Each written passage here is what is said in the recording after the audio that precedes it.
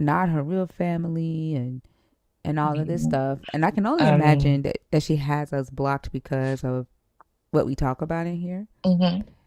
But for me, like for the like her comments are filled with believers say, "Oh, I pray that you be healed." But this is what we be trying to raise awareness to. You know what I'm saying? Right. Hmm. Absolutely right. Because now And then she's there's viral people for in there psychosis. that were like also stating that this could be actually happening to her. And I'm What? like, Yes. I'm like, that is Mm. so fucking dangerous. Like, yes, they She were is agreeing. definitely she is definitely in psychosis. I told you what it sounded like. It reminded me of I told you I like my sister doesn't mind me telling her story. She said I could. But it reminds me of when my sister was in psychosis and everybody was out to get her and people were plotting to kill her kids and um Hmm. like uh it's a very scary thing to see your loved one go through that. And I watched the video of her sister and I completely understand what her sister's Oh, I feeling. didn't see her sister. Yeah, her sister posted a video because they flew out there to check on her. Yeah, She wouldn't let them that part in. I know. If you could send me her sister video, I would love to see that. Yeah, I'll send it to you. But it reminded me of when I had to, like, you know, come to my sister's rescue. The good thing about it, like, so, um, at the time, my sister was staying with my mom, and, of course, they were doing the prayer thing and all of that. And they called me and they was like, she locked her mama in the house. So I had to go out there, and she was outside talking to herself by the trash can, and she was talking like this Jamaican accent, like she was like a completely different person. But she swore she was talking to somebody about a trash can. When I went out there, she was like, "I can't stand by you." Like it was weird, but I just kept a real peaceful attitude towards her, Right. and I got her to go to the hospital with me and my brother, who is the pastor, and where like he wouldn't go in because he was scared. So he Right. stood at the hospital doors, and I walked her into the hospital. The nurses wasn't gonna see her. I went the fuck off. I was like, bring your motherfucking charge nurse out here, because they were gonna send her back. And so they ended up. They finally register her for her to be seen. She's walking through the hospital. Y'all gonna see a show tonight, like doing all of this, like in the waiting room, and Hmm. they're like needing to her to get her like a urine sample and all of this. And like the only thing I knew to do was to like stay calm, Hmm. talk to a real kind, you know, and to get her to do the things that the nurses needed her to do. And then when we got in the room, she was like, man, like you would have thought I was talking to Emily in from The Exorcist. Like I'm sitting there and she's saying all this stuff, and I'm just talking to her, and I'm just like, yeah, yeah. And then she looked at me and she's like, where is my brother? I want my brother. I don't want you. Like doing all of that.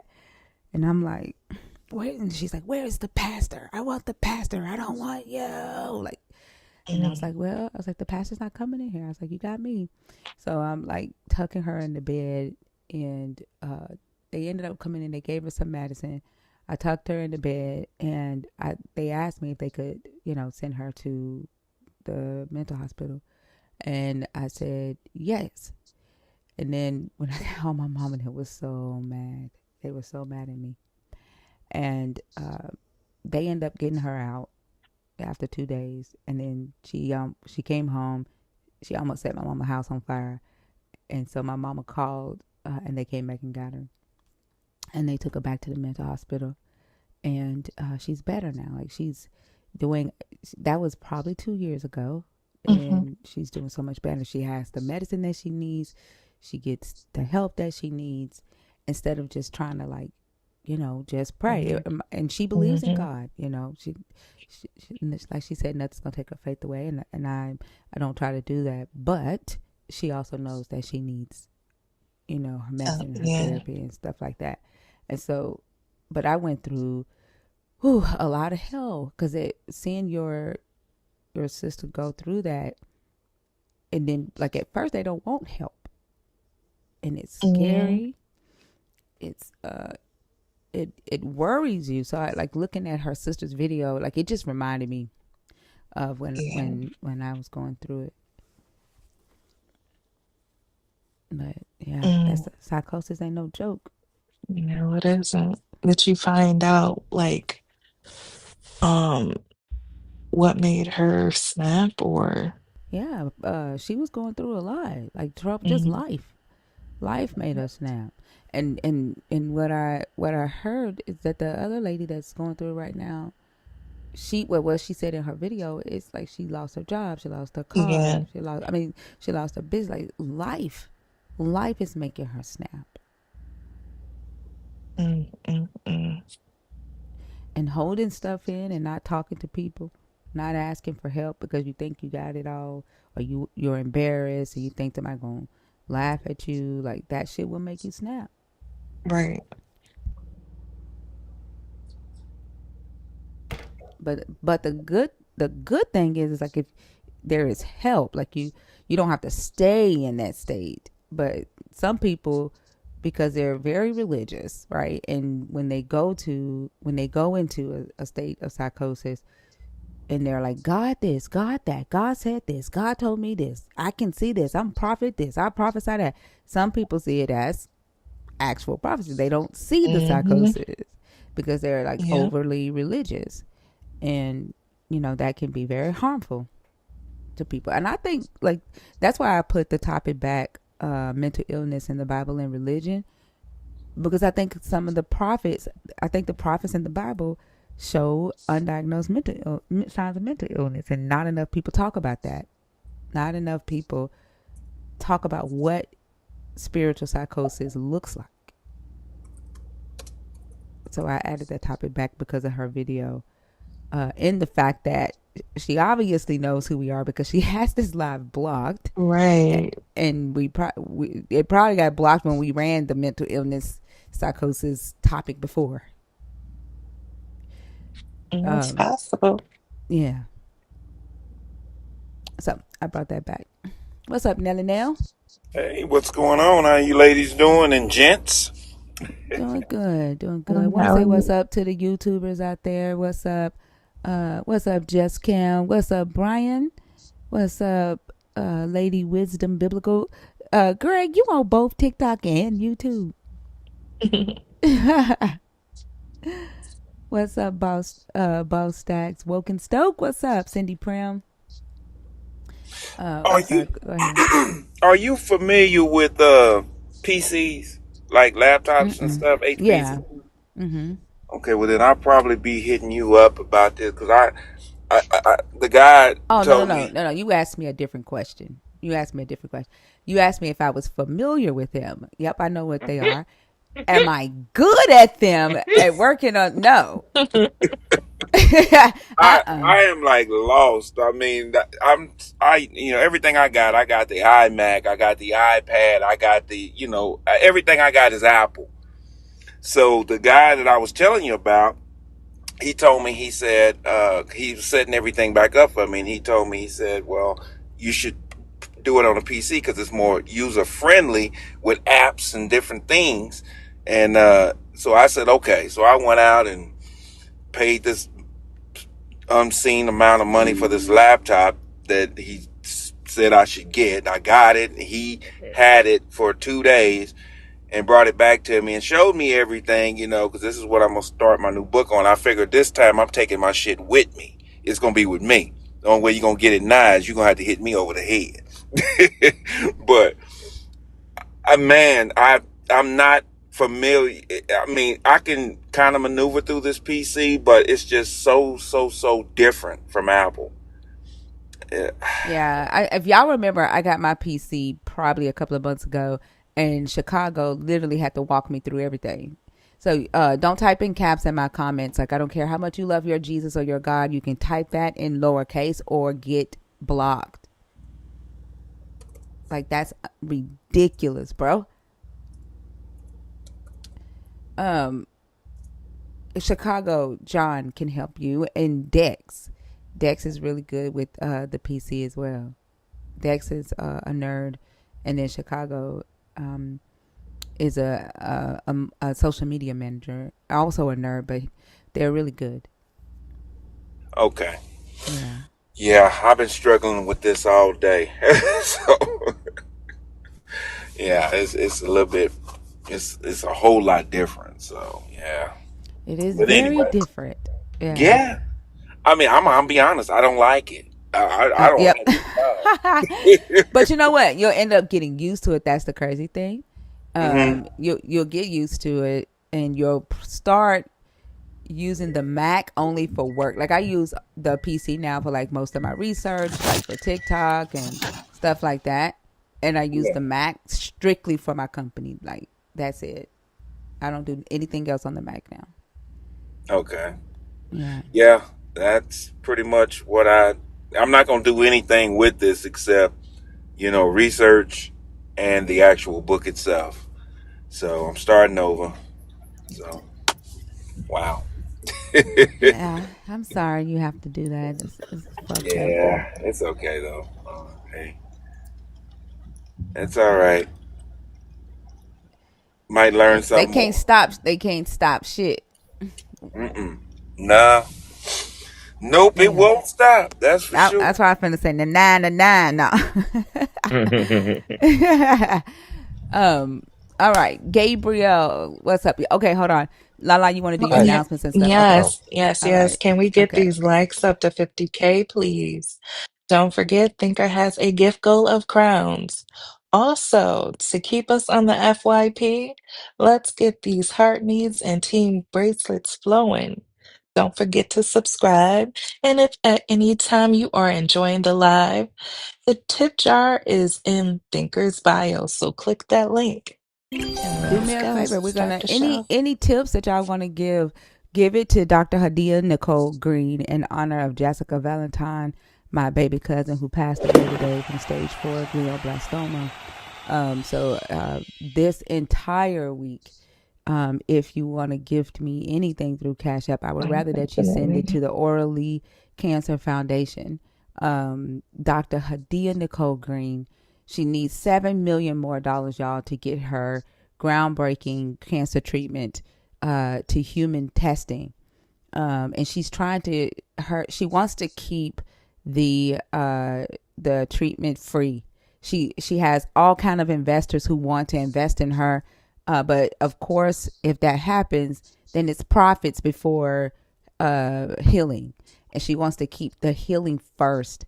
And so Dr. Green needs $7 million to get to human testing. She's already got FDA approval. She's got FDA fast track.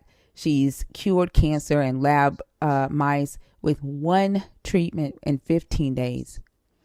And her goal is to keep the treatment free. So this week, instead of sending me anything through Cash App, I'm going to ask it if you want to send it to Dr. Hadia Nicole Green at the Orally Cancer Foundation, orally.org. That's ORALEE.org. I appreciate y'all so much. And then also, let's keep up the good spirits in here, y'all. I want to laugh tonight. I want to have fun tonight. No sadness. Jessica lived a beautiful life. She was a beautiful spirit. So let's have a good night. Gabriel, how are you? Hello, can you hear me? Yes. Hello? Oh, hi. I'm an atheist, and I wanted to ask you a question because I'm also arguing with Christians. Yeah. So How do you deal let with me a Christian? just one second. So I don't answer questions from the chat unless you are a nerd. If I as am an a nerd. atheist, you don't have a nerd badge by your name. Are you a nerd on your backup Oh, account or? never mind. I don't know. I, I, I thought you were talking like if you're a nerd, like with glasses. Oh, like no. I am a nerd. I'm pretty sure you are. I'm pretty sure you are. But no, as one of the benefits of the community, like if they're looking for like research, things like Hmm. that, they can come up and ask questions. Like if they're running their own lives, they can come up and ask questions. But as an atheist, if you come on stage, you still have to pick a topic to discuss. And I don't Okay. know if maybe you can work your question into that topic. Let me see. Maybe number four. What is the purpose of a belief in a God? Okay. No, no, no. I think that would be dishonest if I told you that. Um, I could try, but no, I think it would be very dishonest if I did that. What do you mean dishonest? Why would you be dishonest? Well, it's because my question was, how do you deal with a Christian that believes Christianity was the first religion? And I don't know how. I was gonna say number four, but I don't know how I could work that question into that. Well, Uh, maybe why is deconstructing Christian beliefs a problem? That question at the bottom. oh, You didn't see that? yeah, I just see it. I just saw the one, two, three, four. That's okay. And so I'm assuming you're having the lives, and Christians hate the fact that you're hosting atheist lives. I'm not And hosting, but I actually oh, go okay. to like churches and I talk to like their members, have arguments with them in person. Wait, you do what now? You go to the church and argue with the Christians while they're at church? Yes. Oh my god! Exactly, that's a real word. Okay, any church? Well, usually when I'm traveling, um, depends how bored I am. What? How? I'll It go and depends speak with on the how past. bored you are. Yes, because I do this for fun, and for some reason, it gets me super excited. Oh my gosh! Oh my god! Oh my But I god! have encountered some Christians that ask me some of the strangest questions, like that one, that they believe Christianity was the first religion ever because it's made by their God. So they're like in complete denial that other religions and mythologies existed before Christianity.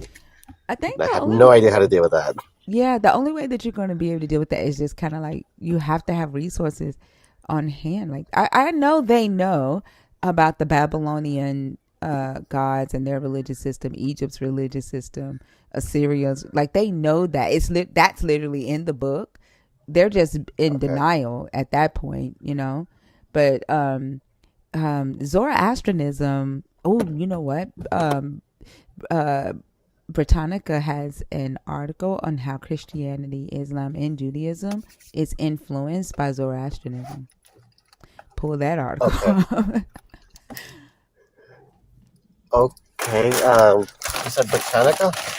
Yeah, the Encyclopedia Britannica Okay. has information about Zoroastrianism and how Christianity, Judaism, and Islam are all influenced by Zoroastrianism, which is one of the oldest, is the oldest, I think, religion. Okay. I'll take a look at that and see. I'm just trying to like brainstorm how I can explain it to them better, but I sometimes I just can't find a response because I mean this question to me was like so too elementary to be able to properly give them a response that would be rational in their worldview. Yeah, I mean, like, honestly, like for them to think that Christianity is the oldest religion when their book literally has other religious systems built in and other gods built in. I mean, it's just denial on their part. And I don't think Okay. you'll be able to get them to see anything like that, other than like throwing out dates and saying Zoroastrianism was created 1,000 years before, right? Even the God of Mm, Israel, the stories of the God of Israel, their creation story is like mm, 1,100 years older than the Genesis narrative, and the Genesis narrative kind of copies the Zoroastrianism narrative, right? Um, right. and so the other than like focusing on dates and facts and data, that's the only thing you can do really with them because they're just in denial because it's in their book. Okay. I appreciate you answering my question, even though I wasn't a nerd. You're Thank you, welcome. though. You're welcome. Have fun. Don't get in trouble out there going to church. 'Cause sometimes they can get crazy. Be They safe. do. I already went to Greg. Greg Huh? Locke's church, and I got into with security. You did? What happened? Yes, I did. Oh my God. Um, yeah, I was just taking a selfie at Greg Locke's church, and then one of the security guards grabbed me by the shirt. It was an old guy, so I just like pushed him down, and I just like ran away. Oh my gosh. Please be safe. Be careful. Oh my Thank you goodness. very much. You're welcome. Have a good day. Have a good night. All right. You don't know who Greg Locke is? He is a complete asshole. Y'all, Lala has up Dr. Oralee's page. The link to her foundation is in her bio, her link tree. Make sure you give her a follow, check out her videos, get the word out. She's trying to get to human trial. She needs $7 million from the people, right? She's not trying to go the pharmaceutical route. She's not trying to make this cure so expensive to where people cannot afford it. She's trying to keep it free or affordable. So, yep. Let's help her out as much as we can. Bash donates money to her every month from his lives. The gifts from his life go to her foundation every month. Let's get up our next guest.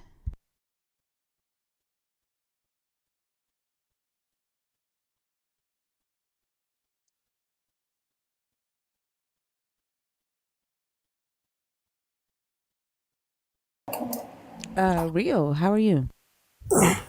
I'm doing fine. How you doing? How you doing? I'm doing good. What topic did you come up to discuss? I think, what is the purpose of belief in a God? Okay, go ahead. Well, for me, the purpose is that, how can I say it? It got to be something more to this life, I believe. And I don't really know how to explain it, to be honest with you, you know. But how can I say it? I'm not in denial, is what I'm saying. Like, all right, I'm gonna say this here. Like, when you look at the human body, you know what I'm saying? Like the organs in your body, is all intelligent. So I can't, I can't be in denial of that, like the intelligent organs in your body, like the kidneys in your body that regulate your blood pressure. It cleans your blood. The heart that pumps blood in your body, that's an intelligent organ. Your adrenal glands that's on top of your kidneys that deals with your hormones. You have a brain to think. You have eyes to see. That's all intelligence. So I can't overlook that. So the only thing that makes sense to me, there must be intelligence somewhere because of the intelligent organs that's in our body. Does that kind of make sense to you? I hear what you're saying, right? But my question isn't what is the purpose of intelligence, right? That intelligence, let's say there was an intelligence that created it, doesn't necessarily mean that it was a God. And it doesn't necessarily mean that it was the God that you believe in, right? Because the God that you believe in left a book with a bunch of claims, right? And a bunch of promises, right?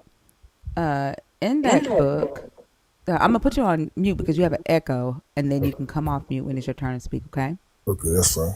All right. In that book, that God claims or told its disciples or patriarchs, prophets, that the kidneys was where your thoughts came from, and that the kidneys is what he judges as the seat of your morality and your conscience.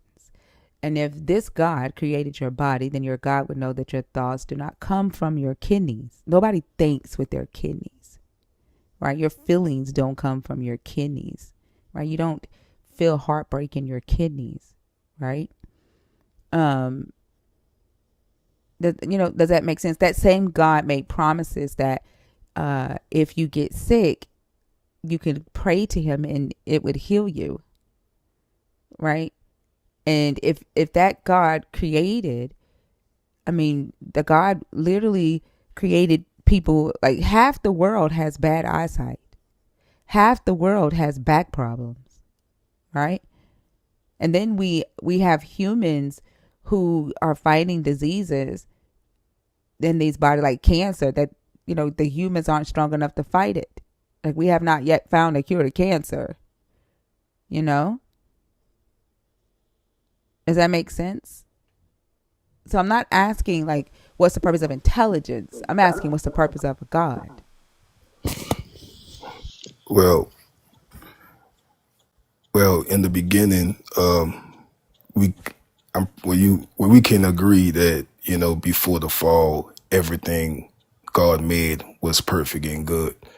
So, I'm sorry, I don't agree on that. oh, you don't? No. Well, I mean, even in the book, right? Even in the story, I'm sorry. Even in the story, we know, like chapter 1, it literally says that the sun, the stars, the water, the moon, the animals, the trees, that was all good, right? It doesn't say perfect. It says good, it was good, right? right? And then when you get to chapter 2, it literally says there is something that is not good, right? But like, if we look at the reason that the God created the man, he created the man because he needed or wanted the man to cultivate the land, to be the groundskeeper. That means that there was a potential for the vegetation in that garden to grow chaotically and not be perfect. And so the human was the instrument to keep it healthy so that the vegetation would grow. That was the purpose of the human. Mm-hmm. And then the God looks down and he's like, this is not good that man, that human is alone.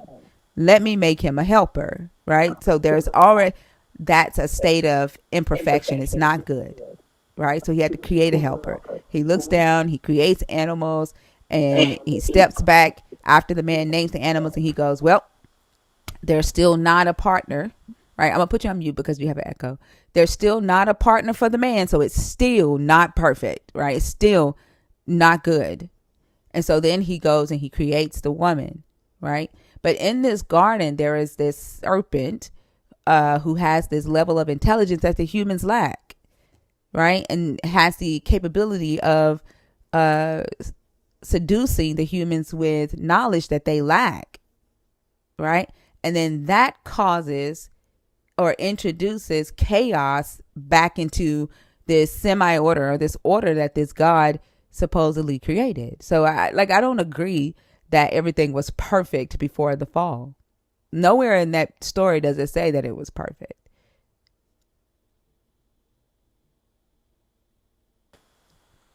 Well, everybody's entitled to their opinion, but can we agree on this at least that the But hold on, did I give an opinion or did I give facts from the story?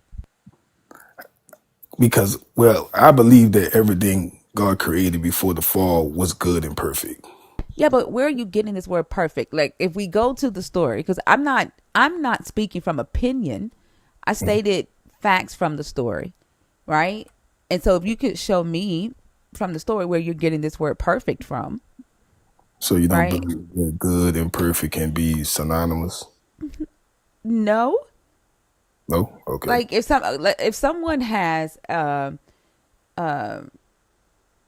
like, I have good eyesight, right?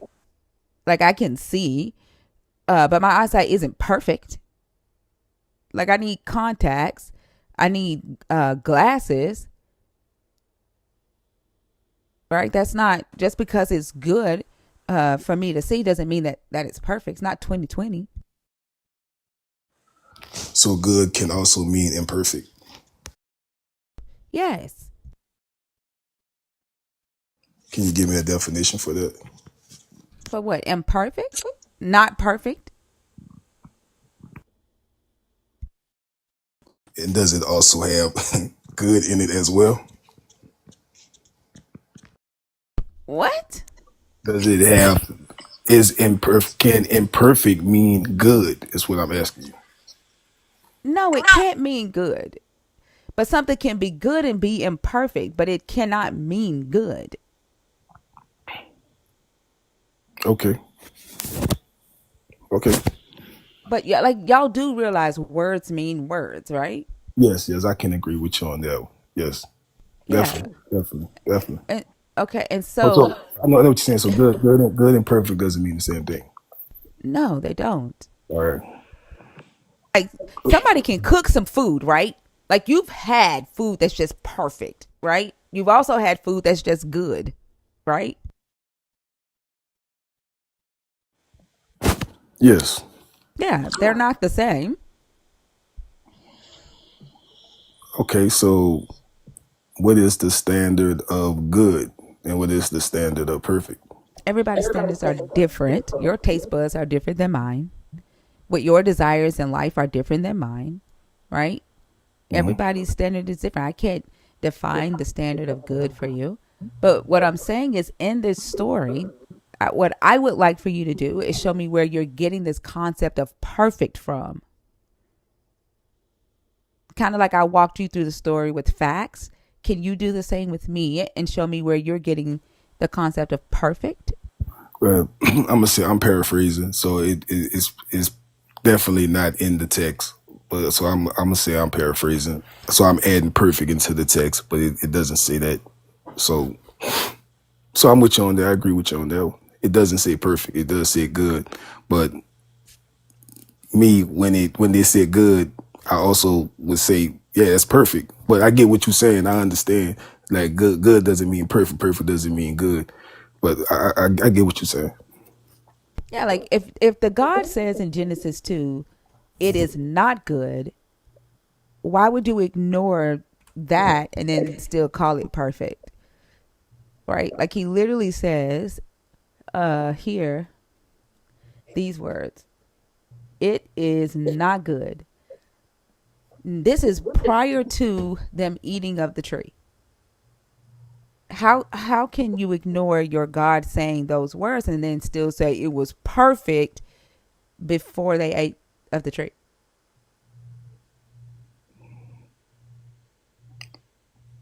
Because he did say that Give me just a second, everything. real. One second, real. Okay. Marcus, I only allow one person on stage at a time. And so, y'all, if you're in the guest request box, please be patient. I will bring you up when it's time to bring up a new guest, but I do not bring multiple guests on stage at a time. So there is no need to keep spamming the chat asking to come up, okay? That's not going to get you to come up any faster. I'm sorry, real. Go ahead.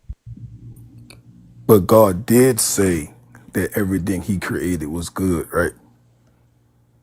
He did say that everything he created was good. He did not say perfect, though.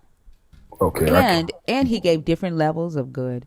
In the Hebrew, he uses a word. The writer uses the Hebrew phrase kitov, which is like a balance, right? The sun was kitov, the moon was kitov, the stars were kitov, like a completeness, right? But he did not use that phrase when he got to the humans. Okay, hold on. Let me look at this up. Let me read it right quick. Gotta cut that everything that he had. Okay, it says in Genesis 1:31, God declared that everything that he had made was very good. So that's including the humans. Because That's included. But do you realize that every thing that he made got its own and it was good, right?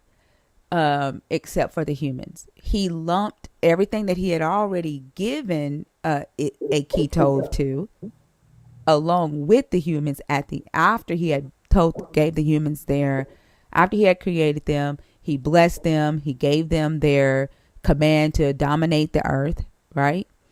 okay, And then it says, and it was so. Then it says God looked at everything as a whole. Then now okay, everything is in place, and he looked at everything and said everything is good. He didn't give the humans their own check mark of being good or being kitov like he did the sun, the moon, the stars, the animals, the plants, the waters, the fish.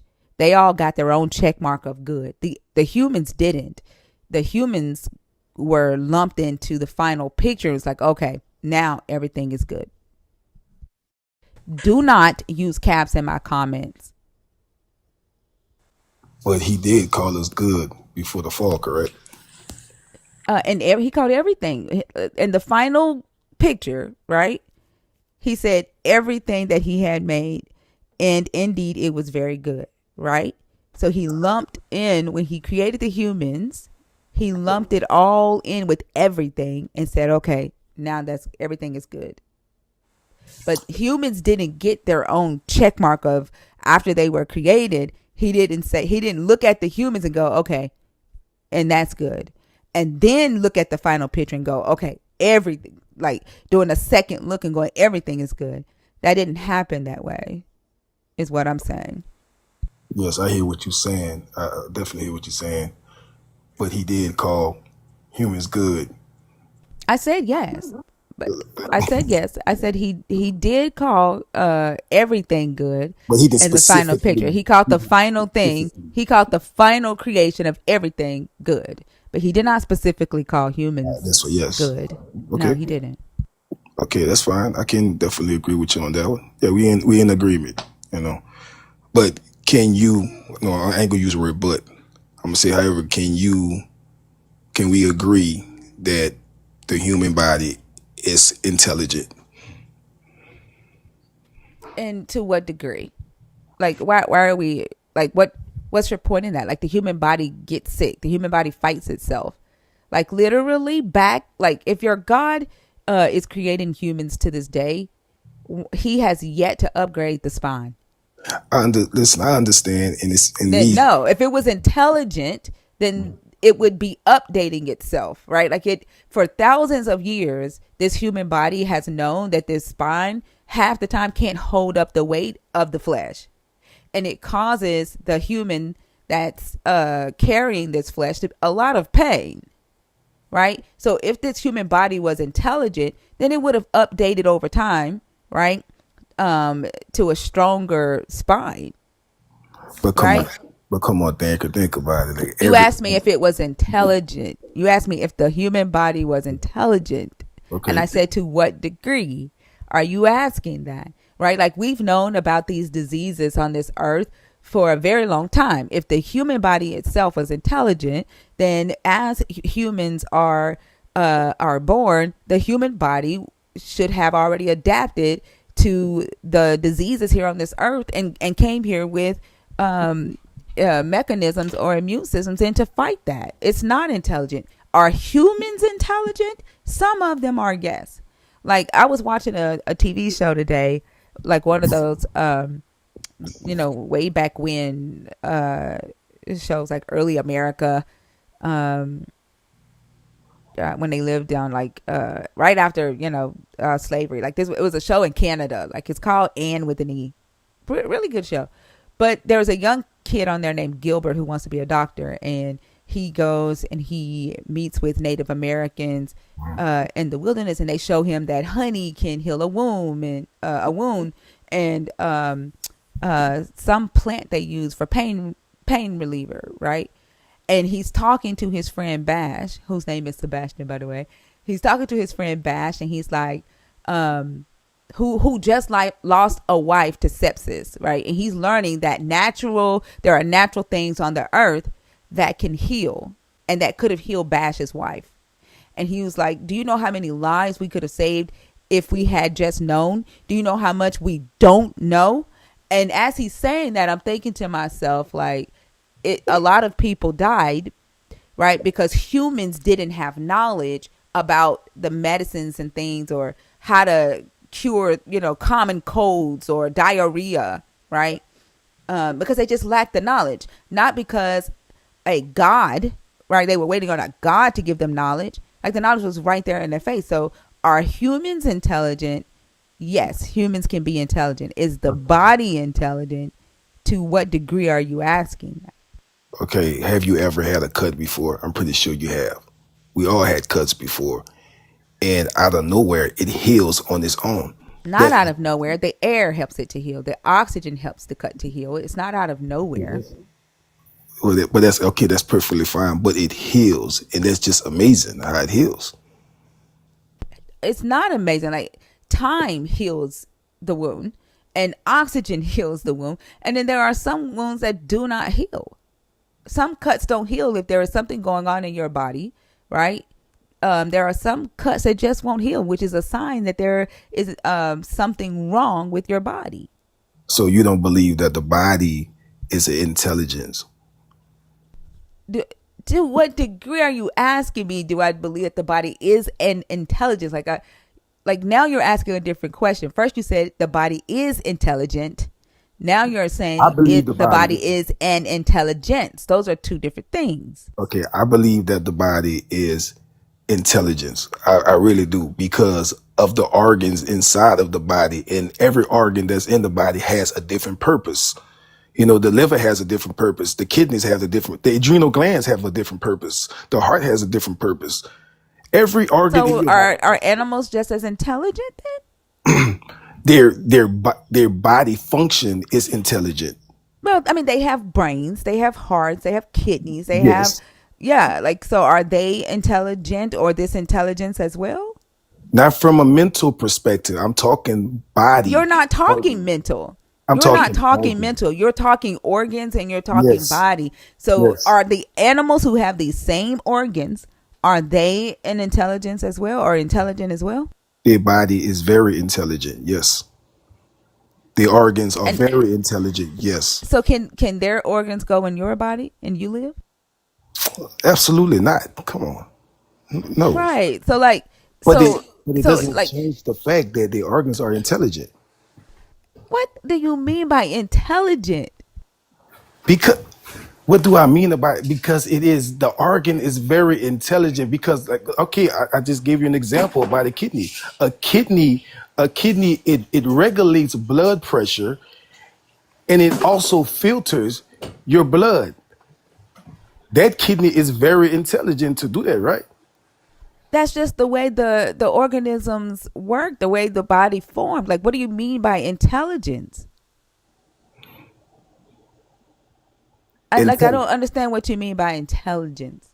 Like that's just the way the body works. Like you would also have to say that water is intelligent because water operates the way it operates, right? And it provides the benefit that it provides. You would have to say that trees are intelligent because they produce their own seeds, right? And they cross pollinate and produce new trees, right? Every you would have to be calling everything on this planet intelligence because it all has a purpose, right? They all grow, they all operate the way they're supposed to operate.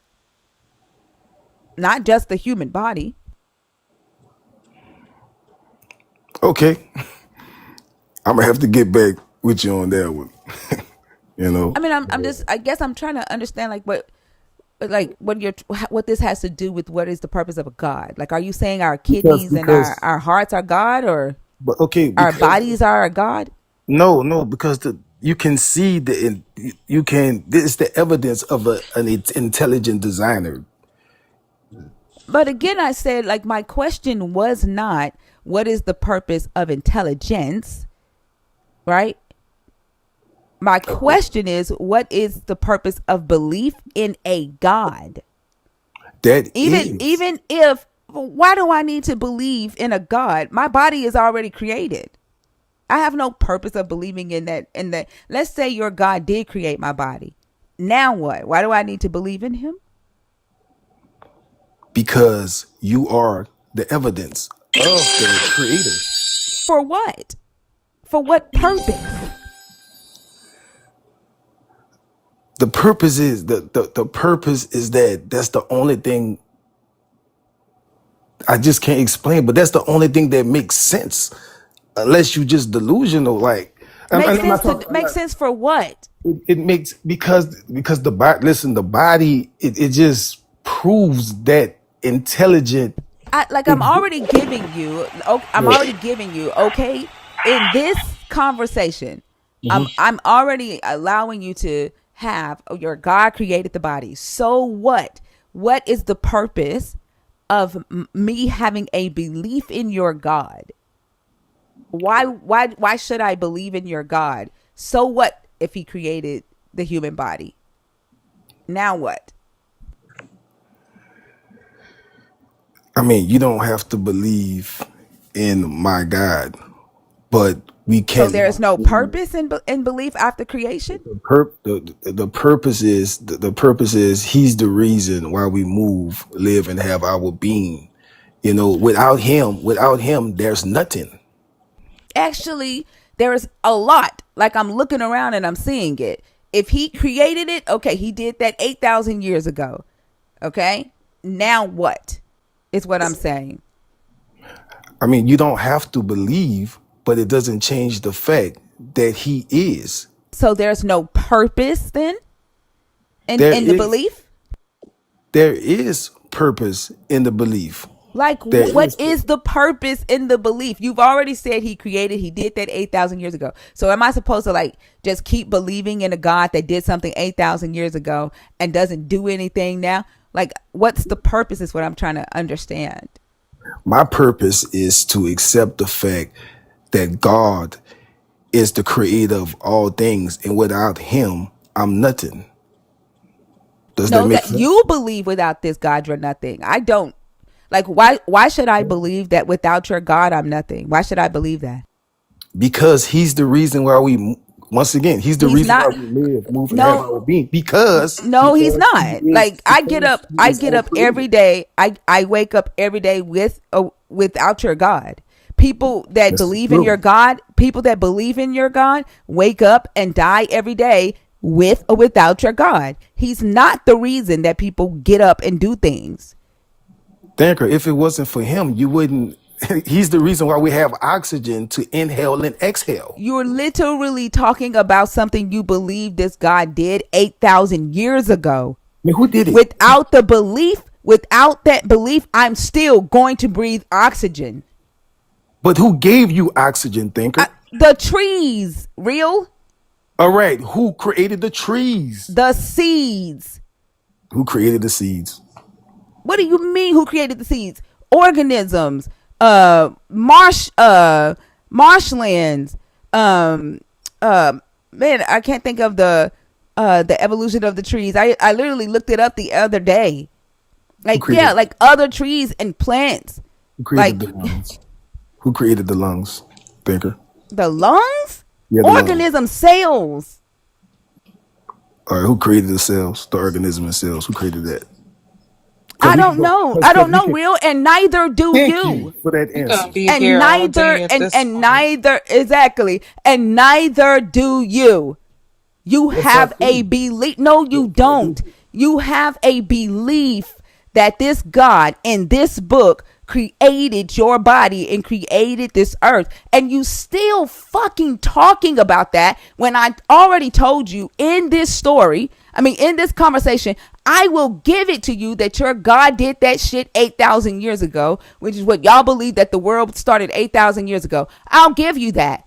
So the fuck what? What does that God do today? What is the purpose of me believing in that God? Because regardless if I believe that God created me or not, my ass is still going to wake up. I'm still going to breathe air. I'm still going to eat. What's the purpose and the belief in the God? Y'all can't ever go anywhere beyond creation or hell. What's the purpose? Wow. I think I gave you the purpose, Thinker. I believe I So did. just creation? The purpose of the belief in the God is to what? Just praise the God, to give the God credit for creating the earth? For creating the sun? Like, because let me tell you what your God created. What you believe your God created, okay? The sun, the moon, the stars, and grass. Food to eat. No. The food that you eat, you kill animals. The food that you eat, human beings grow every day on farms. The food that you eat, other humans cook. I hear what you're saying, but I truly believe we just gonna keep going down this rabbit hole. You are the one who can't get past creation because you can't think of another purpose for your God outside of creating this earth. I'm trying to move you to the middle, but you're stuck at creation. I don't know if you've ever asked yourself the purpose of the belief in your God outside of creation. Because What is the creation is the purpose of? Okay, if that's the only it thing, makes then sense. just say that. Okay, so there is no purpose for your God outside of creation. I said that 5 minutes ago, and you keep saying no, thinker. You don't have anything outside of creation for the purpose of the belief in your God. That's just it. And I think that there's something you probably need to think about, real. You keep saying, you know, because of creation, because of creation. Well, one, there's no evidence for that. That's number one. And number two, you were told that a God created this by a man, by men. You see, Does tigers and lions have the same DNA? that what does that got to do with what I just said? It has a lot to do with what you just said. No, it has nothing to do with what I just said. What I just said to you was that the reason why you believe what you believe is because you were told to believe it. I was told. No, Of course you was. no. You was Nobody taught told me. that. Wasn't you taught that? Nobody told me anything. I So did your the mama and research. dad didn't teach you No, about God. no, not at all. Not at Who all. taught you about God? God? What you mean? I did my own research.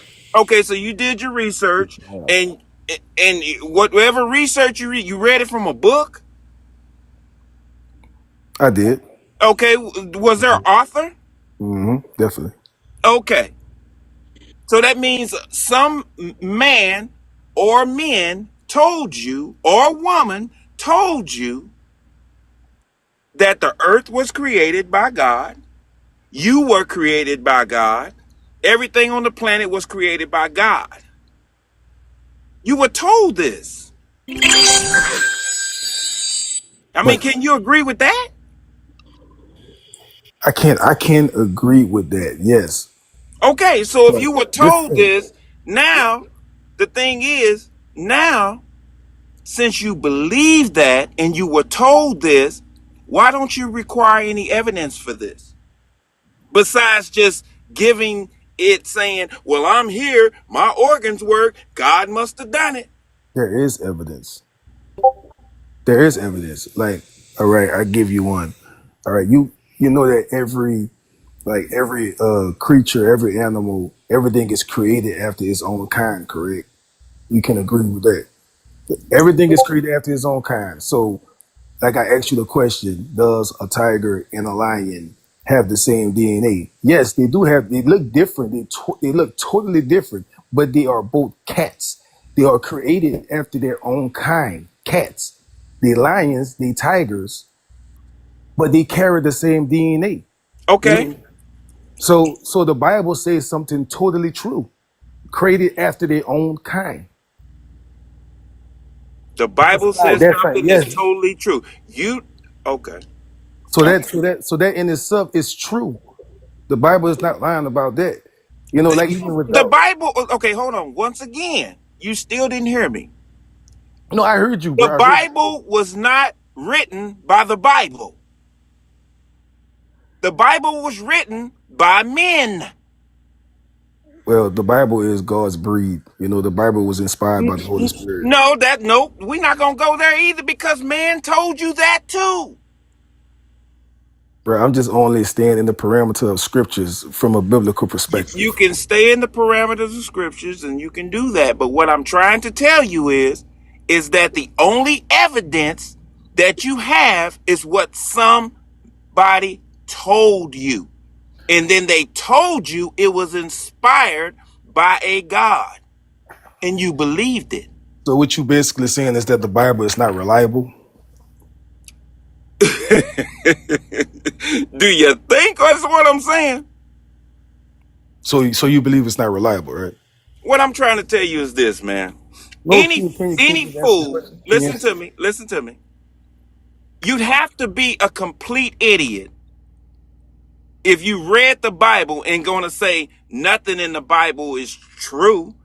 I mean, there's things in the Bible that are true, like thou shalt not kill, thou shalt not. That's stuff that certain people live by. I'm not going to even go into that. Okay? Someone decided to write that down and said these were God's rules.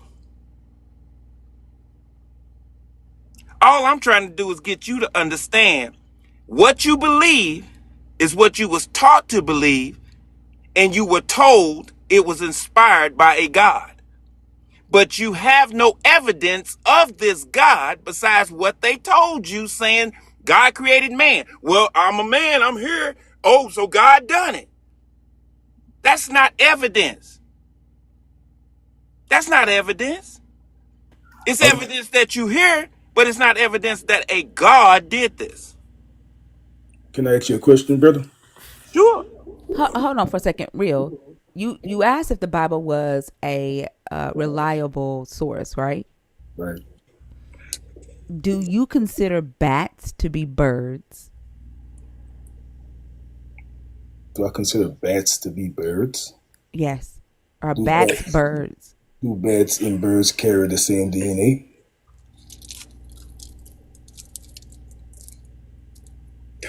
Real. No, When no, you see a real. Can somebody mute Wayne Murphy? When you see a bat, do you say, "Oh, there goes a bird. There go a bird"?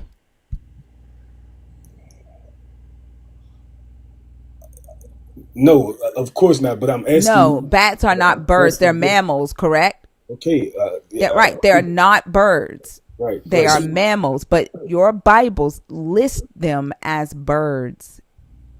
do they carry the same DNA? No. So if they don't Do carry you the think same, do you think birds and bats mate? so if they don't care, like lions and tigers don't mate, and they are both cats. Wow. No, I'm just saying, it is the truth. Lions and tigers do not mate, but they are both cats after their own kind. Let me ask you this. Is it possible that a lion, a leopard, a tiger could have just been all listed as maybe lions or tigers, or just say a tiger? Is it possible? Because see, you keep going to DNA like DNA was a thing in antiquity.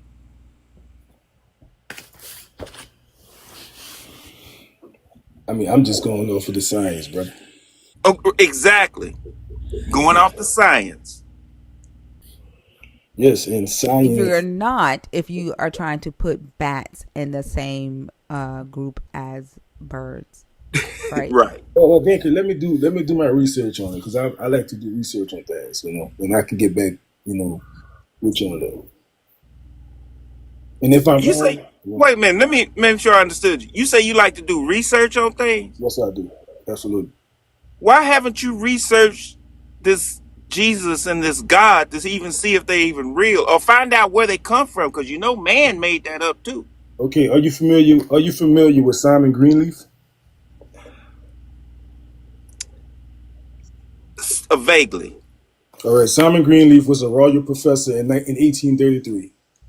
Greenleaf, one of the principal founders of the Harvard Law School, originally set out to disprove the biblical testimony concerning the resurrection of Jesus Christ. He was certain that a careful examination of the eternal witness of the gospel would dispel all the myths at the heart of Christianity. But this legal scholar came to the conclusion that the witnesses were reliable and that the resurrection did in fact happen. Who's talking about the resurrection? Like, who's talking about the resurrection right He now? just he Real? just told the dude just say what you just said, brother. Not that though. Go ahead, man. You did. I'm just gonna be Okay, honest, what did you man. say? Your listening skills is not up there. I'll probably research on how to listen a little bit, but I ain't said nothing like that. I didn't even So, think you would go to the resurrection on what I said. so you didn't say anything about like to prove that Jesus and God is real, exists. You didn't say that. What I said to you was this. I said, why haven't you researched it? And I did research it. Obviously, you didn't, because had you researched it, you would have found out where it comes from, where your religion comes from, how this Jesus came into existence. You would know these things. But that's how I know you haven't researched it. You went off one person, and he claims that he talked to people who witnessed the resurrection in 1800. They had to be some old motherfuckers.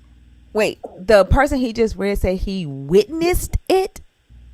That's what he said. Wait, No, you he believe said that person witnessed it? Simon Greenleaf says he came to the conclusion that the witnesses were reliable and that What witnesses? What witnesses? I'm reading it to you. I'm asking you who were these witnesses that he's saying were reliable? The Who full were the gospel. witnesses? He said the full gospels was reliable. But they're not witnesses. There are no firsthand witnesses of this resurrection in that book.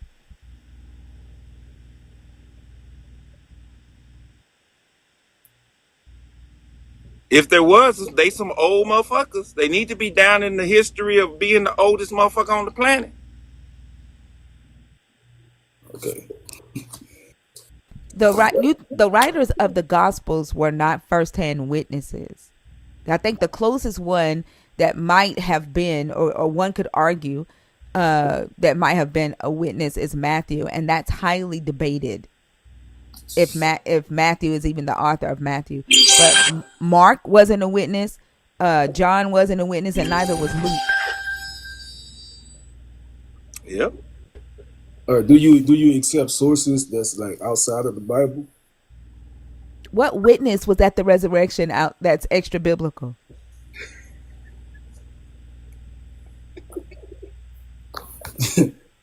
Who are you talking about that was at the Who are you talking about that has written an account for the resurrection that was there that's not in the Bible? Well, you ever heard of his name is Tacitus? Tacitus wasn't at the resurrection. He wasn't. He was a senator of Rome. He wasn't a believer. He wasn't a witness either. Tacitus was writing from secondhand, thirdhand information. Yep. I'm asking about a witness that was at the resurrection, that like this person the person that you just read, this Greenleaf guy, saying the witnesses are reliable. What witnesses is he talking about?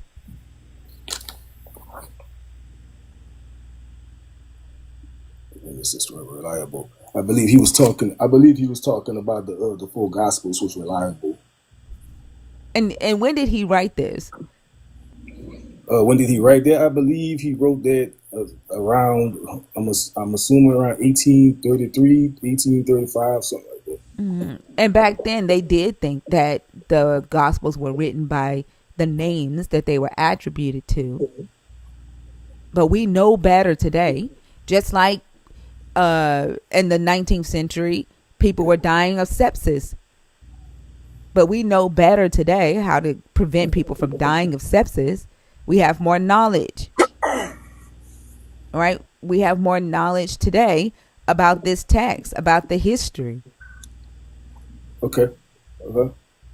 What about Pliny? I believe Pliny the Younger. Pliny the Younger? Yeah, what about him? He reported that Christians gathered before dawn. That's not him being a witness to the resurrection. That's him saying that there were people who followed, that called themselves Christians and followed somebody named Christ. That's not him being a witness to a resurrection. I understand that, but Christianity been around for centuries. Who's arguing about whether Christianity exists? This dude can't be real. Like, nobody is saying Christianity doesn't exist. Okay. Like, and you went like, I don't know how we got on Yeah, I this don't know. I don't know how we when got in when there. when I the don't know. topic is what is the Yeah, purpose yeah, of belief in a God, right. and the only thing that you can account for is creation, and on top of that, that's a belief. And I don't need to believe that your God created me. That I don't need that. I'm gonna wake up. I'm gonna breathe. I'm going to eat. I'm going to die, regardless if I believe your God created me or not. So there's no purpose in the belief in your God for me. Gotcha, gotcha. But the Bible, I believe, to me, is reliable because they have a lot of historical and observation evidence. So that's why I believe that the Bible is reliable. Let me do Your one. as I just stated, your Bible says that your God judges your kidneys as the seat of morality and your thoughts and feelings. It wasn't until later, like 18th century, in the English translation, that they changed that to heart and mind. Your Bible says that bats are birds. Your Bible says that insects have 4 legs when they actually have 6. Your Bible says that procreation happens just by looking at something, right? Let's not let's not forget about the talking animals. And that's just biological um, misinformation that's in that book, or lack of understanding. Like, I don't even want to call it misinformation, because that's what the people who wrote it at that time, that's what they believed, that's what they understood, that's what they thought they knew. And I think, like, the one thing about humans, right, is that we are ever evolving. Our level of understanding, our knowledge is forever evolving. But the one thing that does not evolve is your God's book. Now, you want me to believe that a God that has been stagnant for 8,000 years is responsible for creating humans that have changed more than the God, that have evolved more than the God. I don't see a purpose in that.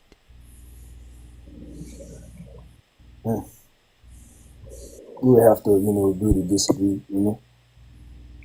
But I guess. once again, like I said, I definitely, enjoy your live and everything like that. But definitely, you gotta agree to disagree on that. You know, What is it that you're disagreeing on? Just help me before you leave. Are you disagreeing on the fact that your God's word has not changed and humans have?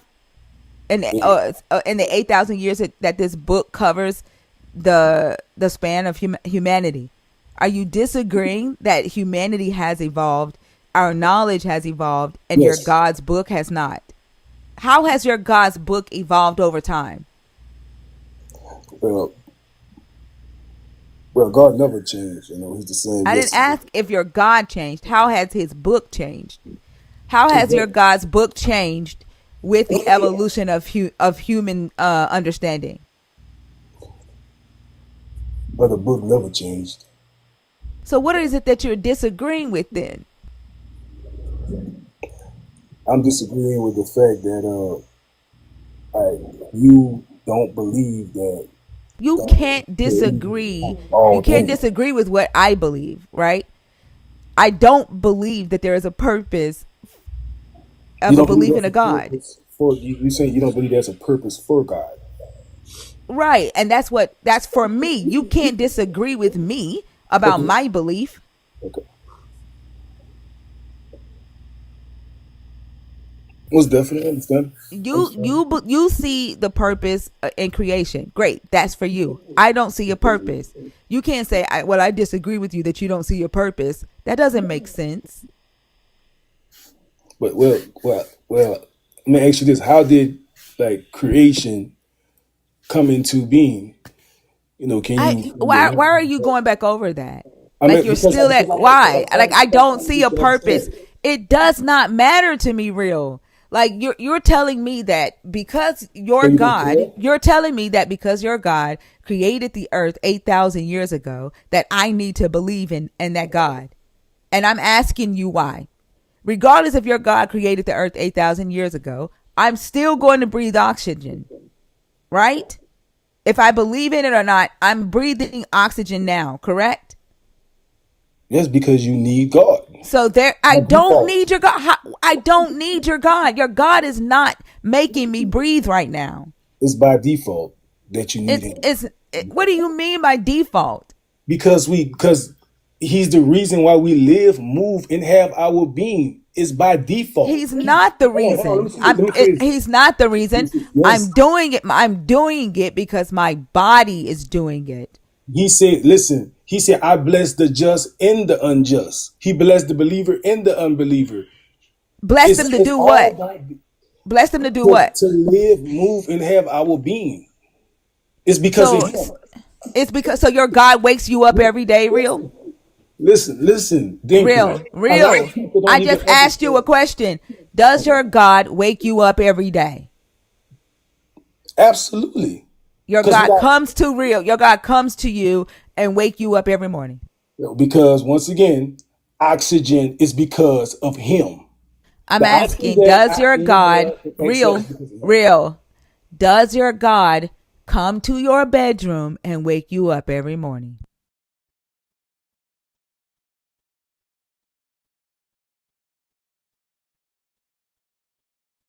Real.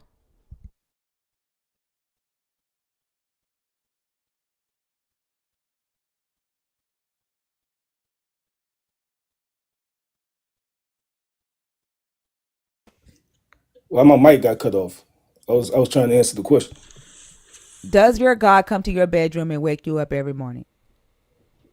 Like what you talking from a literal like him come and tap me on my shoulder to wake me up? However you believe he wakes you up, is it him that wakes you up every day? Because this is how I'm gonna answer the question. Because he provides me oxygen. Yes, yes, he wakes me up every morning because How does he provide you provides me. oxygen? How? Because he's the creator Y'all, of I don't all do things. galaxies in here. Remember that. I don't do galaxies. How does Because he provide you oxygen? because I just told you he's the creator of all things, Okay, including. so you back to that. So just because your God created trees 8,000 years ago, right? Then I need to believe in him so I can breathe oxygen?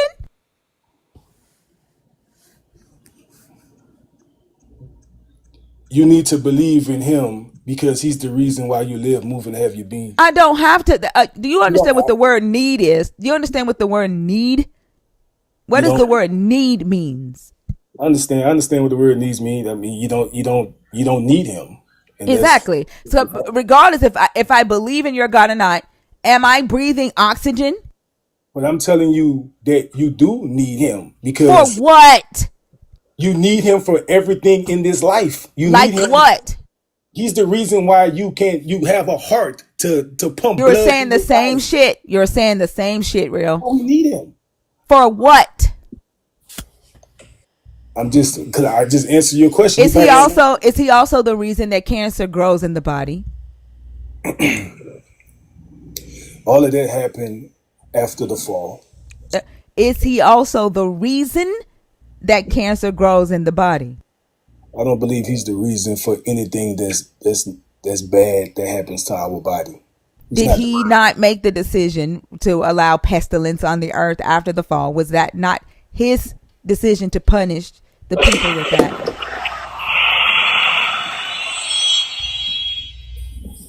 Well, to answer your question,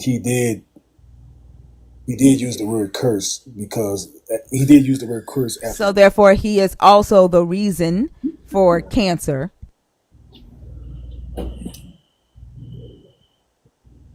I can't really answer that question. Yes, you can. You just being dishonest about it. If your God made the decision to punish humans after this fall, and he chose the punishments, and one of the punishments was to allow cancer to dominate humanity to the point to where humanity can't fight it, then your God is the reason for cancer. Just like you keep trying to push your God on me and say that your God is the reason that my heart pumps, or your God is the reason that I breathe oxygen. Your God is also the reason that cancer dominates the human body. Yes. Okay. Exactly. And That's and and your God is allowing cancer to kick humanity's ass, is he not? it's all because of what happened. I don't care what it's because. Is he not allowing cancer to kick humanity's ass?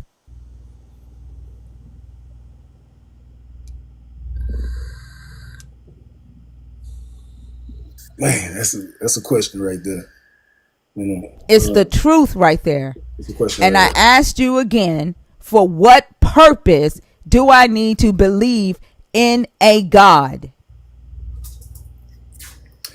You don't. You really. I mean, you really don't have to believe in God. You don't have to. But once again, we need Him. We need Him. Even the unbeliever need Him. No, you need him. That's, yeah, I do need Him. There you go. Absolutely. You Don't just Absolutely. say keep we. saying the same thing. We need him. We need him. And then when I ask you for what? Because he created us. Okay? And what? Regardless if he created everything and everybody on this planet, I don't need him. I wake up without him. I eat without him. I work without him. Right? I die without him. Y'all die with him. You live with him. You work with him. You eat with him.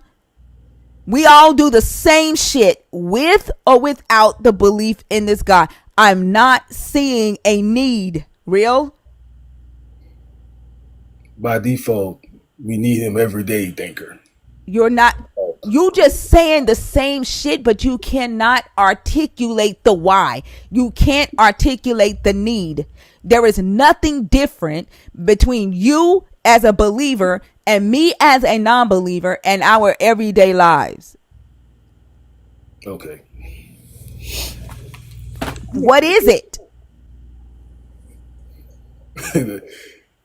I tell you tomorrow. We're gonna talk about it tomorrow. Thank you. I gotta be up for like 4:30 in the morning. I enjoyed the conversation though. I hope you think on it and come back and be honest. Yeah, we'll talk about it tomorrow. Mm-hmm. And don't come back with this creation stuff again. Check out. Yeah, we're All good. right. You too.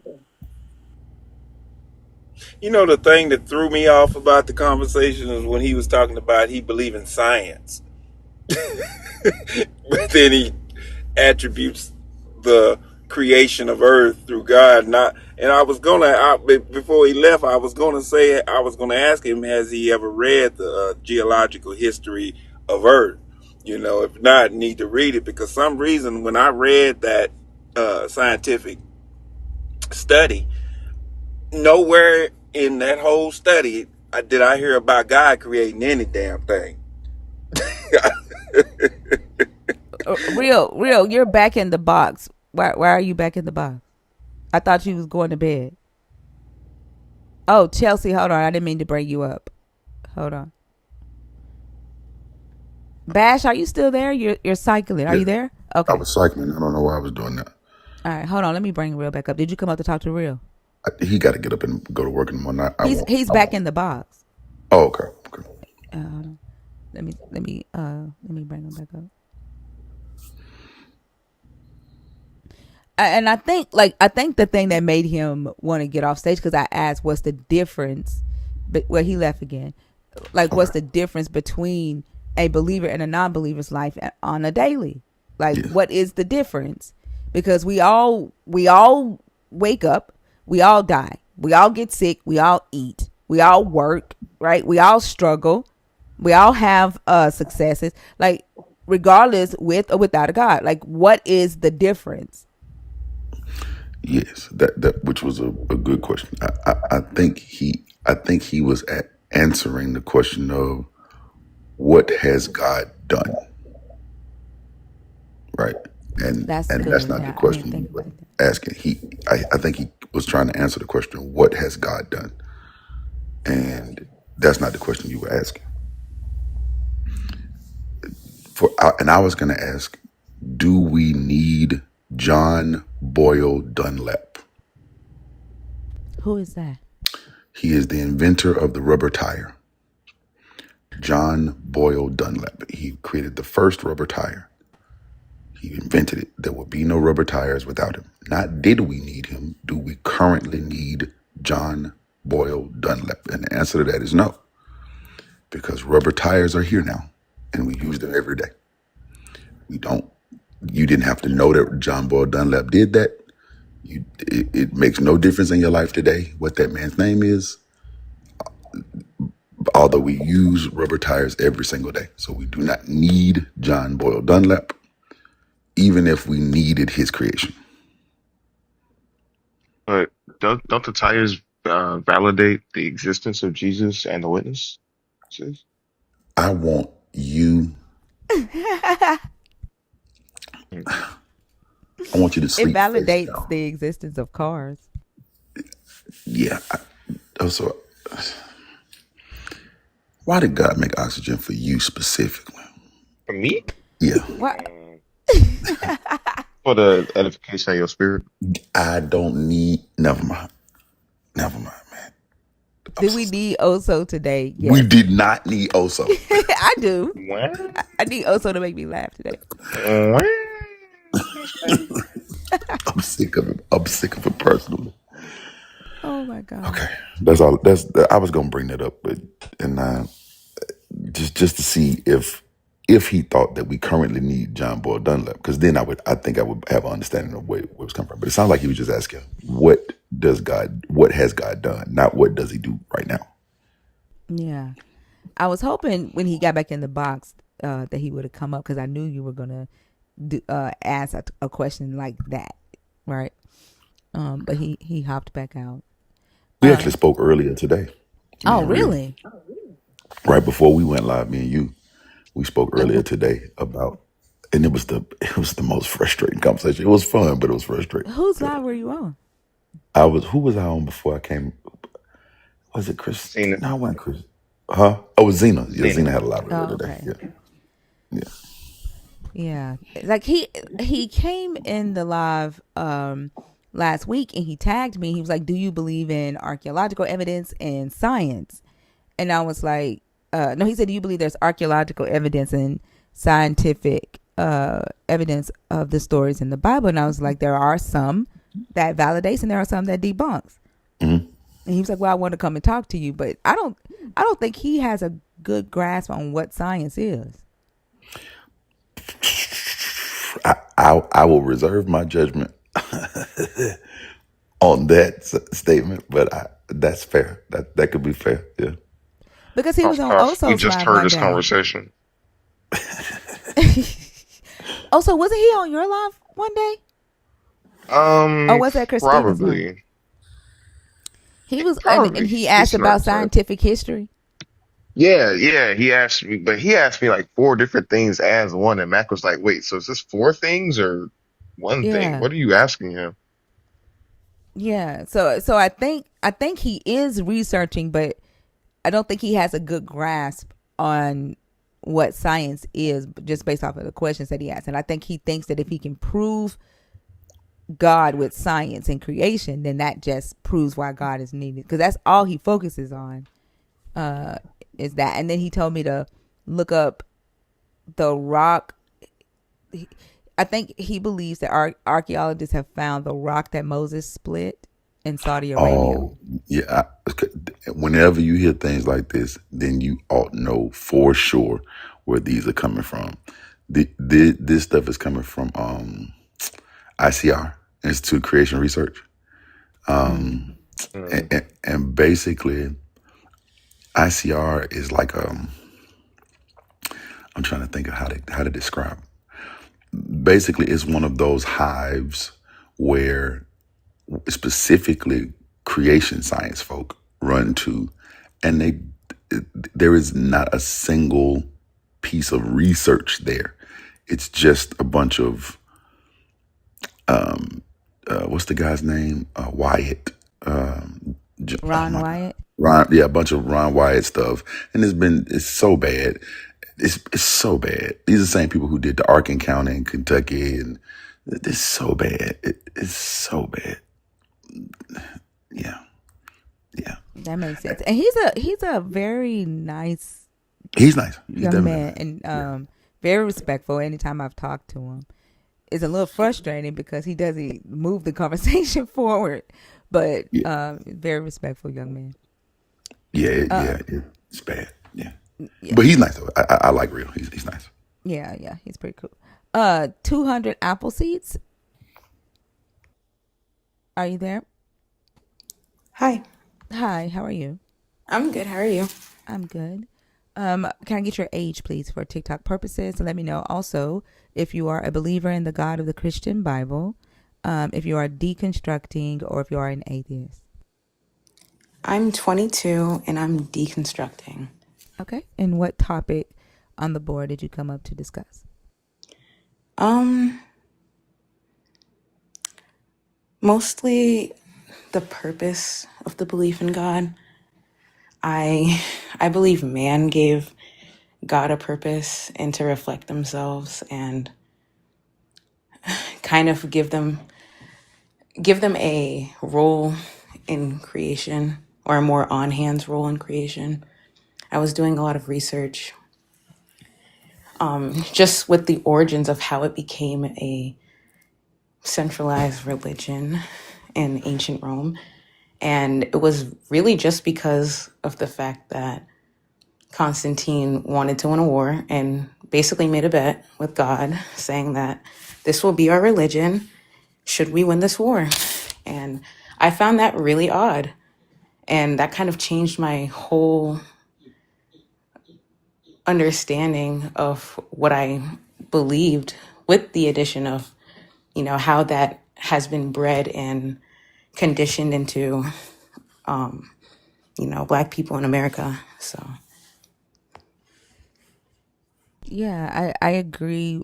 Like I do think that man created God to give themselves uh, a sense of status and power over other humans in order to make it easier for them to control as humans started to create societies and live closer together and on top of each other.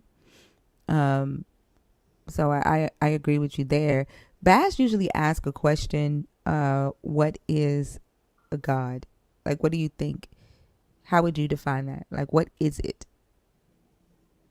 well, my understanding is God's whole identity is based on creation in itself and having the ability to create. So I believe that we are all divine in that way because we have dominion over our own reality and our own lives. I believe that we are both God and the devil at the same time. We have the choice to make a decision. We have the choice to think about it before it affects us and think in the long term and plan out how we want things to go. It may not go that way, but we still have the ability to take what we are given and make it better. You mind me asking a follow up question to that? Go ahead. Are you saying that God is the choice You itself? You cutting out, saying Bash? Can you ask that your? this is what a God You're does? cutting out. Okay, hold on one second. I got bad reception right All here. right. I'm sorry. Are you asking? Are you answering? Well, no, that's not what I'm saying. I'm saying, are you saying that God is the choice itself, or are you saying that that's what a God does, I'm like the choice saying, to create? the choice to create, or the action of creation. I believe That's that what the God action does. of creation is an action, yeah, of God. Okay. But if I were to say like what God is in belief, it would have to be energy, because to exist within something means that you are of that same thing and that you cannot be created outside of it or of any other thing. So you would have to be a part of that that thing, if that makes sense.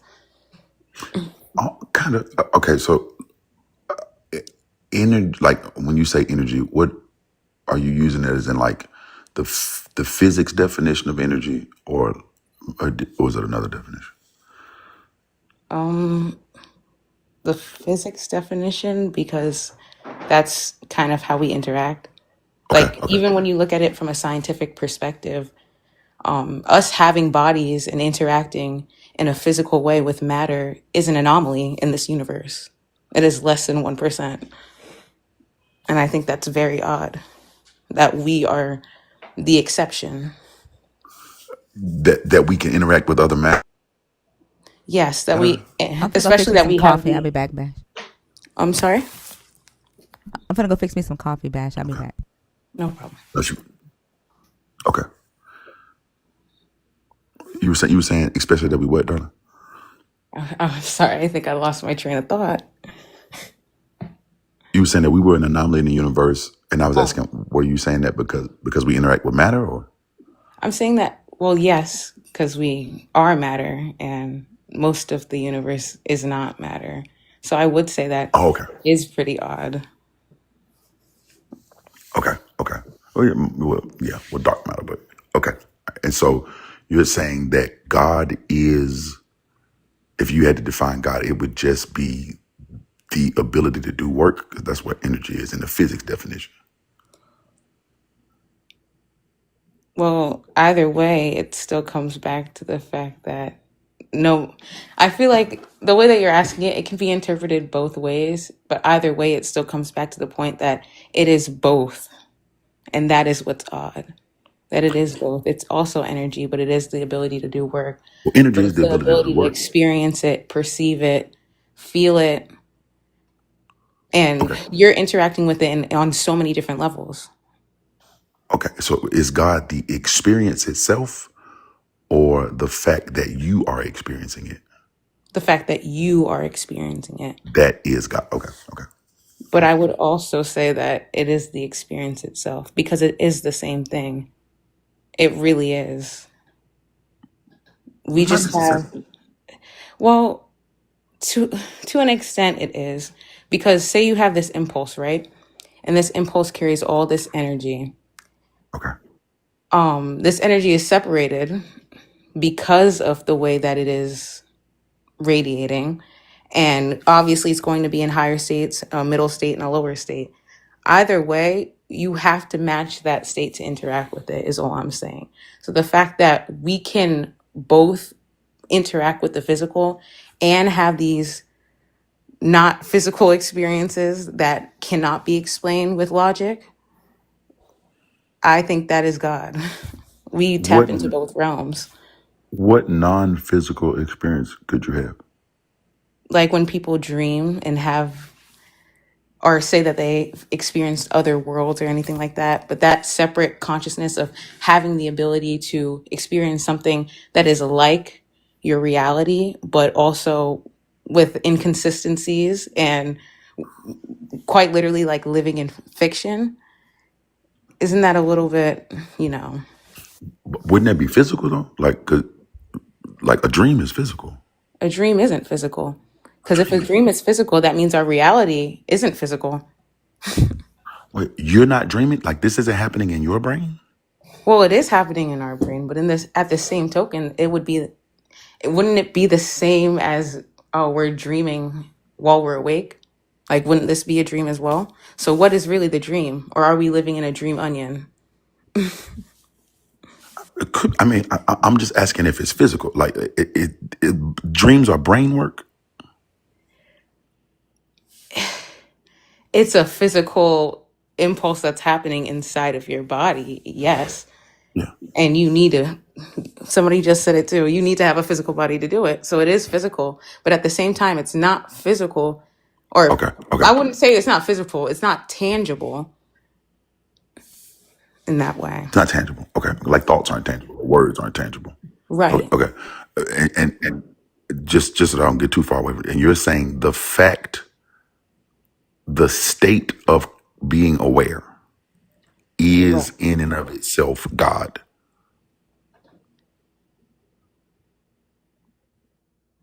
I could say that, yeah. Okay. So this state of being aware, are you saying that that is an entity, or I'm trying to see how to ask this question. Well, would you say you're an entity? I am an entity, yes. Then yes. But I am not a state. I exist But in you're in state. a state of being. And Yeah, that's but what I mean. When I talk about a state, I'm only talking about the physical, meaning that you have to match that in order to interact with it. Because we can have interaction with light, yes, but still it can pass through and interact in ways that still are not what we deem as logical or in a way that we can understand.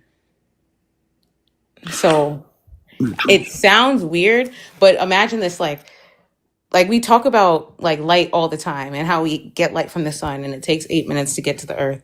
But a lot of what we receive, we're not seeing already. Does that yeah, make yeah, sense? you only see about one octave of the 80, like 80, 60 some odd octaves of light that are available, right? True. I'm asking, okay, the reason I'm asking this is, again, just to focus on exactly what the thing is. So are we saying that God is the fact that we are aware? I say God is awareness, yes, in itself. Okay, so to a child that doesn't know math, 2 + 2 = 4 equals 4 is God to that person, because now they are aware that of that thing. But information isn't God. You're having an But no, awareness of a thing, but I think you're trying to be too literal with it. I'm asking for a little definition. I'm trying to Like, understand. for example, with all of this, like, do you have a are you deconstructing or are you a believer? I'm I call myself an ichthyist. Okay. So what I am referring to is the state of being aware and having the awareness and I guess the perception to not only create but experience it, Mhm. view it. That's why I was asking about 2 + 2. Okay, Right. in the And two like plus two two plus sense. two is like, okay, I have information. I have this awareness. I have this new thing, but it's not something that I created. So once again, it is just something that I am coming in to interact with.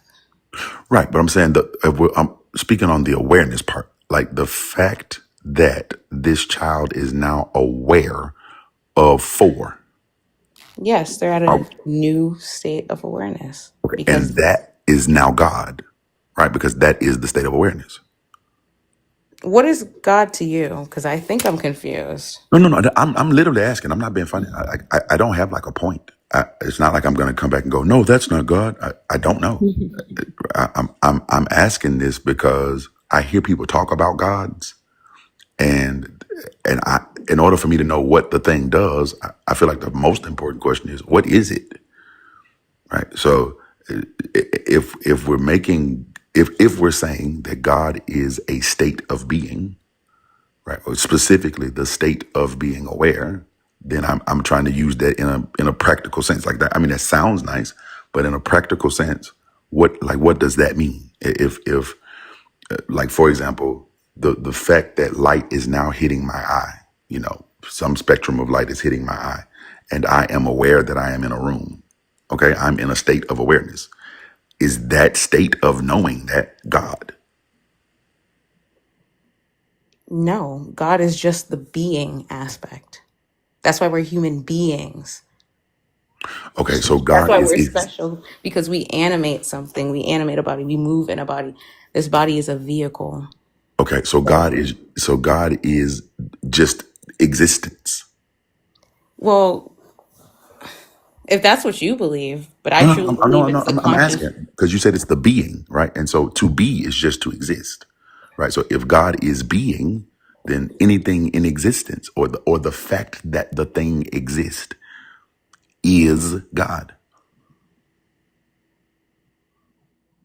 Yeah. Okay, okay, I appreciate that. So that would mean animals, trees, all that, or just humans? Animals, trees, all of that, because it's it's not like those things aren't living.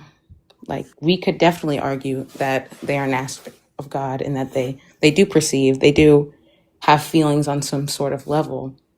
But because we are in different states of being in awareness, we would not really be able, we're not at that point yet. Some people are, where they can just understand it or they have some kind of connection with animals. But I truly believe it's a sort of like receiving and sending signal kind of thing, as well as animating and being. So I did just want to emphasize that the awareness of, as well as the embodiment. So, So is there a purpose in identifying that state as God? Did you say, is there a purpose? Uh,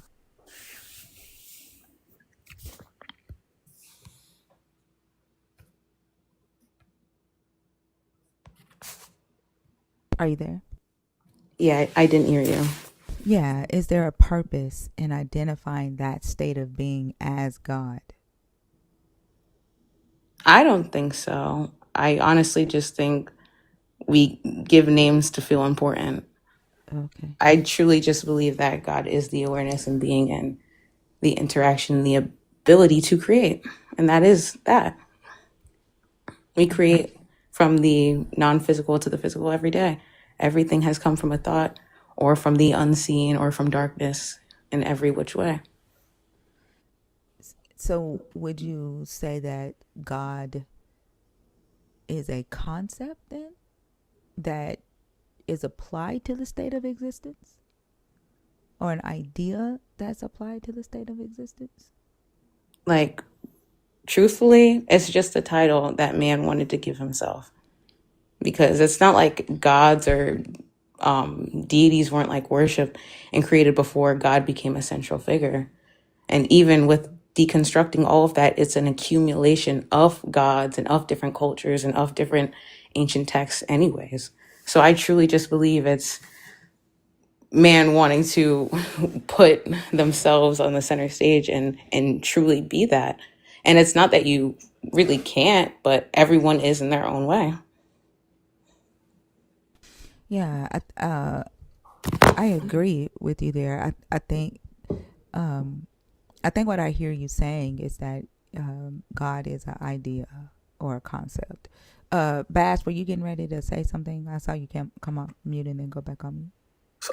sometimes when I have these kinds of conversations, and I like having this as a question, but sometimes I think that I get into like this mesh of like not being able to separate like in concept the difference between the fact that a thing is right. Like I don't even know how But to I even say like the it. way you get deep on it and you don't let it go. So Yeah, like just the fact that things are, and when this kind of happened in the last conversation, but like the fact that oxygen exists, is that fact, or the fact that I know that oxygen exists, is that fact God itself? Or are we saying that God, I get so meshy right here. Like, is God a being that animates things? Or is God the animation in itself? Why can't God be both? Because if it is both, then it is nothing, right? Like for example, I can run, but I am not the state of running, right? One of these is a verb. One of these is an entity doing the verb, right? I can run, but I can't be running.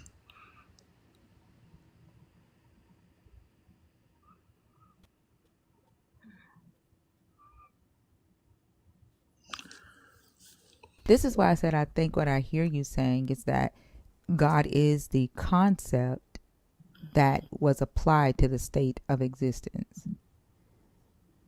Does that make sense?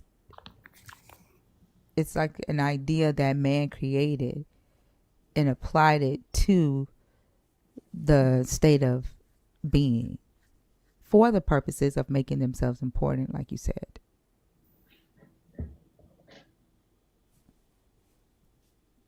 Yeah, I definitely agree with that. Does that make sense, Bash? Does that solve the... Yeah, that sound like I like that as a concept. The reason I ask other people about it is because I want to see, like, in their minds, what do they think that this is. Now I can agree that, like, but it's almost a concept that sits on top of, like, everything, and so even as a concept it doesn't quite work, like, unless I just use the word everything, right? No, Like, I'm if saying for her, like for what she's trying to say. I guess that's the, like, that just, but it still kind of sits on top of everything, because it's like God is the concept that we made up for existence. Okay, then what did it do? Like, you get, like, if it's just everything, then we got a word for that, and it's everything, right? And everything is actually a bit more descriptive than, like, at least I can understand everything. Like, I mean, like, okay, everything, every single thing that exists ever is everything. Okay. But to say that every single thing that exists ever is God, well, I haven't really added any new information to it. I don't know anything more about everything. But isn't that what they do anyway with this omnipresent property? Yeah. And that's why I be asking about, like, I'm like, what does that even mean? I mean, it sounds nice. It's poetic to hear, but it's like, when you break it down, what does that mean? Kind of like that metaphorical victory we heard today. What does that mean? Yeah. Like, I get that you said that, and that's pretty to say, but what is that? And that's why I brought up, like, God being within everyone, because to me, like, growing up, nobody could answer that to me. And nobody could answer that to me of why that was the case. So I kind of just was like, well, if everyone is alive and we're all here experiencing life, then wouldn't God have to be in everyone for God to be omnipresent? Like, to me, it just felt logical in that understanding. Yeah, but to be omnipresent, like, technically would mean that there is no separation between this existence, this entity, and any atom on the anywhere, right? This thing would have to literally be everything in order for it to be omnipresent. And then, if it's omnipresent, it cannot move, right? It couldn't do anything, right? Like, it, to be, because in order to move, there has to be a place where you are not, right? So a lot of these thoughts, they come, like, they sound nice, but if you think about them, it's like, well, no, it's not that. But if God is omnipresent, then God would have to be literally everything, because there would be no separation between him and every quark, atom, blah, blah, blah, blah, in the entire universe. And that would be weird, because, again, that would make God cancer. And God would have to be AIDS in, right, in everything. Otherwise, there is a place where he is not, and then he can't be omnipresent.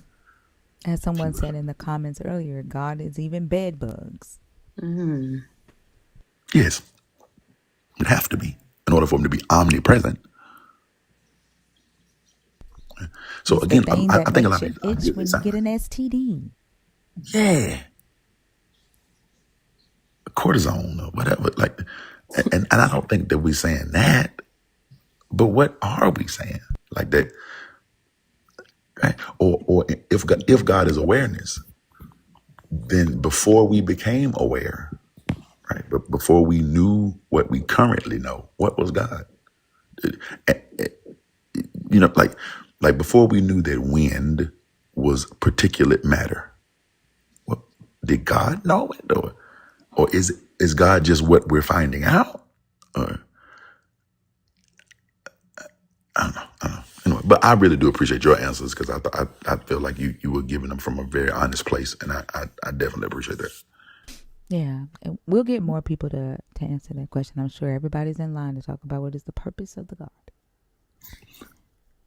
But 200 applesauce, 200 apple seeds. Thank you for coming up. I appreciate you. Do you have anything else before I drop you down?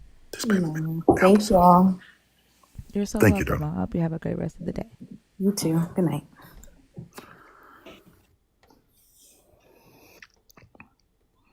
You done called that baby applesauce. It just came out. I meant to say seeds. It just came out. Apple.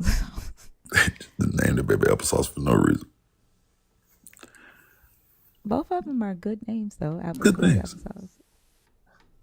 I'd rather have applesauce than apple seeds.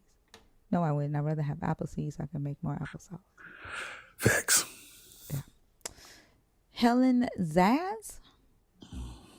Hi, Hi, how are you? I'm good. How are you? I'm good. Can I get your age? Let me know if you are a believer in the God of the Christian Bible. If you are a Yes, deconstructor, I'm you are a believer. 39 and I was baptized Christian Greek Orthodox. So are you an existing believer in the God of the Bible? No. Okay, so this is why I need you to let me finish saying what I'm saying. I'm And then sorry, you can, my son, I'm trying to put him to sleep. I couldn't be able to hear everything you said. I'm sorry. okay. So what I'm asking is if you are a believer in the God of the Bible, if you are deconstructing, or if you are an atheist.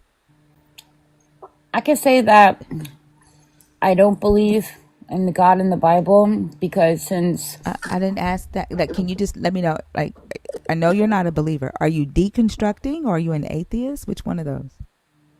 I'm deprogramming since 2011, I guess I could say. So you're deconstructing. Yeah.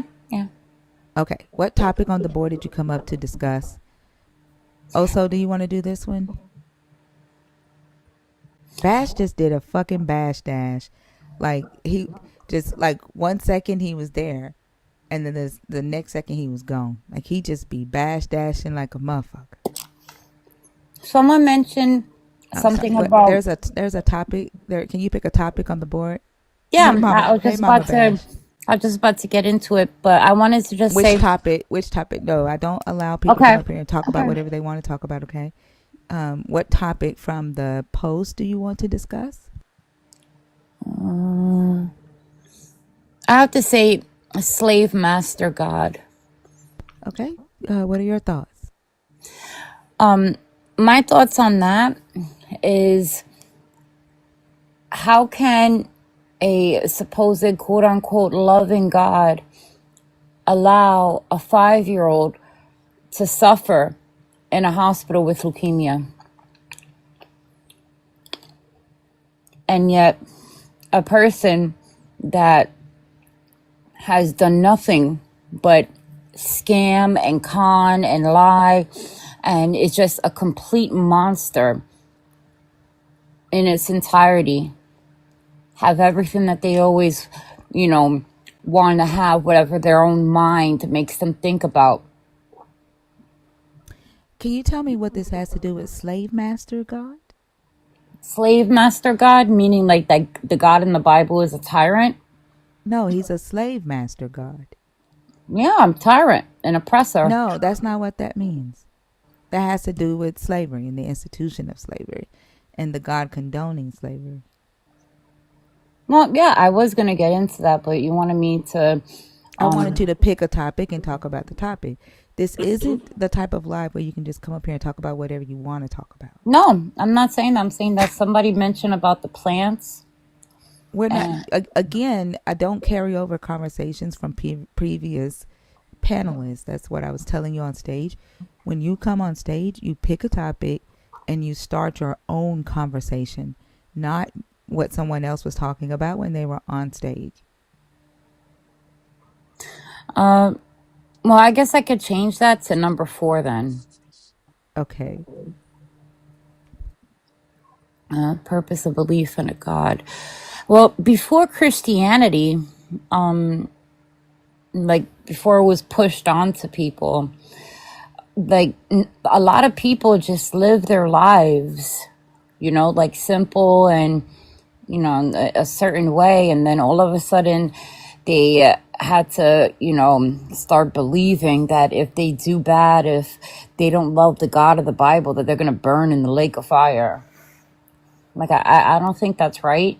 You're trying to take a person's, I can't say free will, but you're trying to take a person's mindset that they have to just live a peaceful, simple life, to like right away follow, someone that people say in the Bible is a loving, good God, but like I said, allowing a 5-year-old to suffer and to let a cruel individual live their life all special and grand and with glamour and glitz.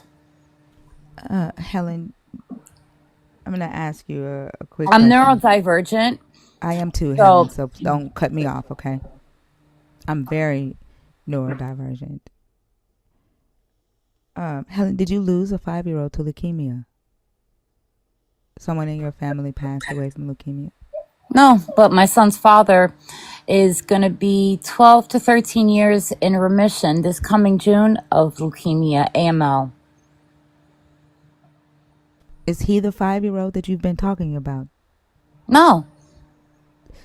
Because I'm just giving an example. You keep bringing up this 5-year-old, right? And it has nothing to do with the topic, okay?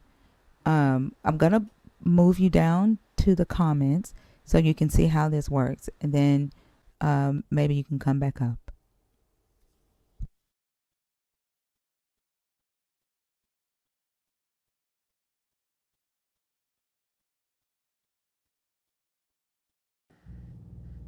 Okay, that was different.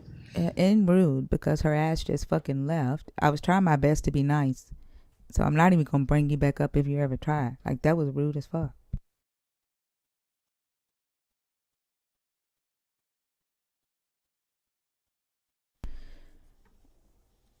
Okay, Carmelo is not connecting.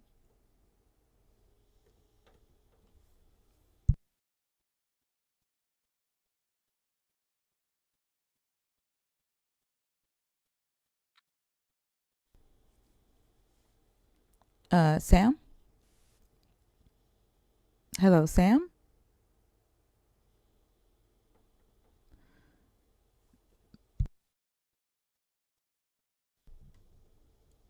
Well, that was a fun conversation with Sam.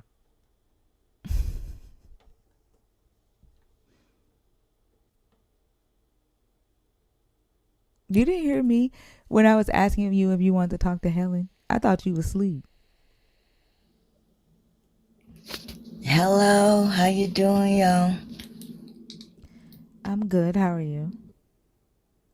I'm alive, and that's a good start. What topic did you come up to discuss today? Keep in mind, I know the last time you came up, you got into like spirituality, because I know that you're, spiritual. Just keep in mind that on this live, we only discuss the God of the Christian Bible, okay? Got it. Okay. I definitely understand. All right. And what topic did you come up to discuss? You have a lot of wonderful topics out here. Like, I just, The Devil Works Hard, that's a great one. I wanted to go to the fourth one today. Okay. Because what is the purpose of belief in a God?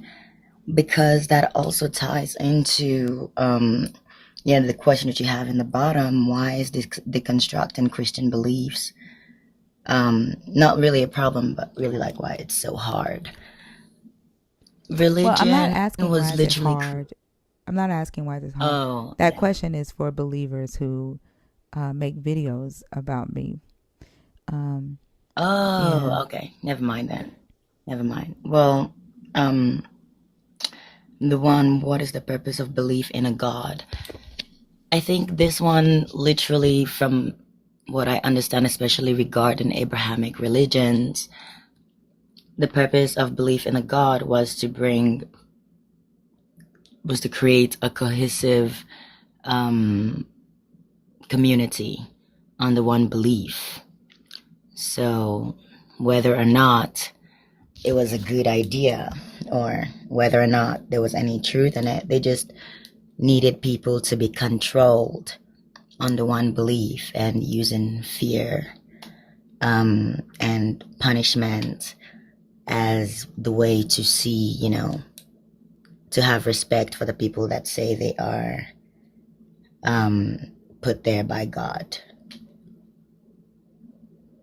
Okay, so you're saying the purpose of a God, a belief in a God, is for control. Because that's like the question isn't what is the purpose of a God, it's what is the purpose of the belief in a God. So you're saying the purpose of the belief is control? Yes, I feel the people that created the religions needed to have people believe in the idea of the God so they could control them through fear. And so by that you're saying there is no purpose for a individual to have a belief in a God? Not really, no. And, Okay. especially with what we've been seeing, yeah. I don't really think there's any, especially with how it's not really helping anyone in any way come together. We've really, especially with the Abrahamic religions, just been against, it's really just been a division that is created. It's created more division even in our own selves, where we're always just battling our thoughts. And yeah, so I don't think it has any great purpose other than the fear control. Okay. Well, I don't have any other questions. Thank you so much for coming up.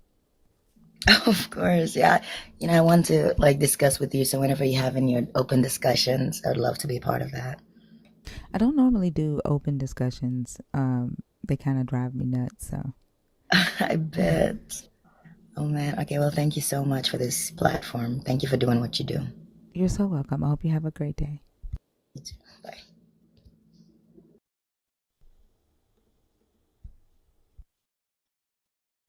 Do that. Be nice.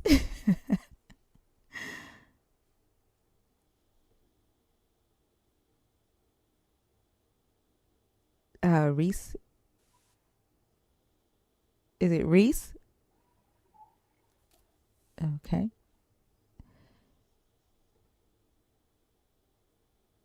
I was trying to bring up Jess Cam.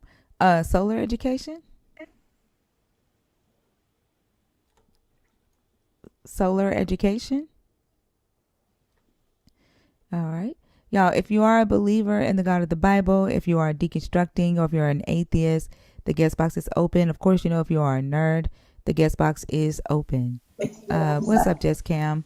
You can restore the shade network across the entire. Hello, Jess Cam? I'll send a team to assist Maya in retrieving. Okay, I don't think he knows he's up.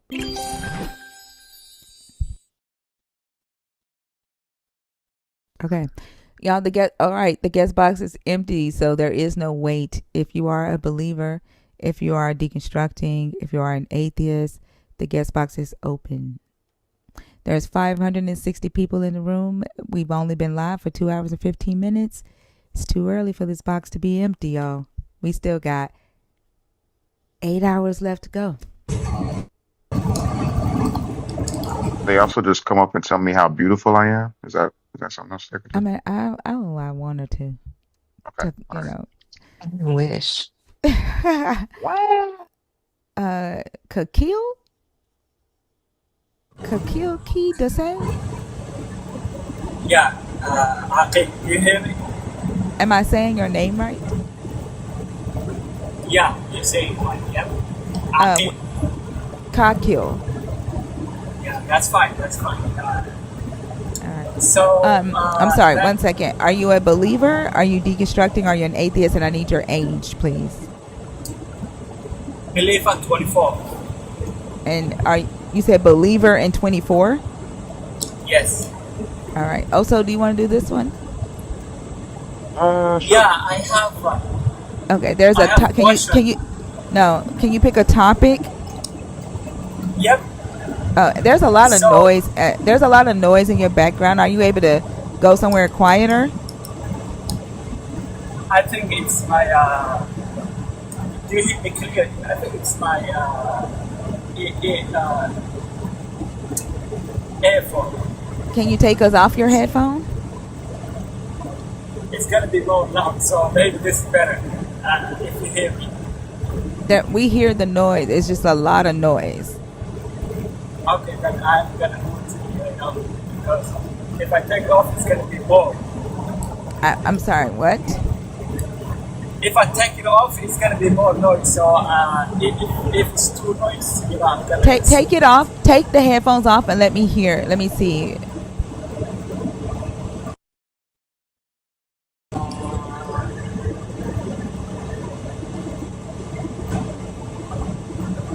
How about that? It's no different. It's Now too noisy. that's something changed. That's better. Well, something. No, Yeah, something I That's got noisy, changed. worse. right? That's noisy, Yeah, right? yeah. Either Yeah, there, that's like literally nothing changed. okay. Fine. Thank you for picking me up. I had a question, so if you don't hear me, that's fine. I'm just gonna drop. No, I'm gonna drop you. I can't keep you up here with all that noise. Okay. All right. Thank you. All right. Have a good day. Bye. Ooh, Wasn't that so stimulating? man, that was a lot. Mm. What's up, Hector?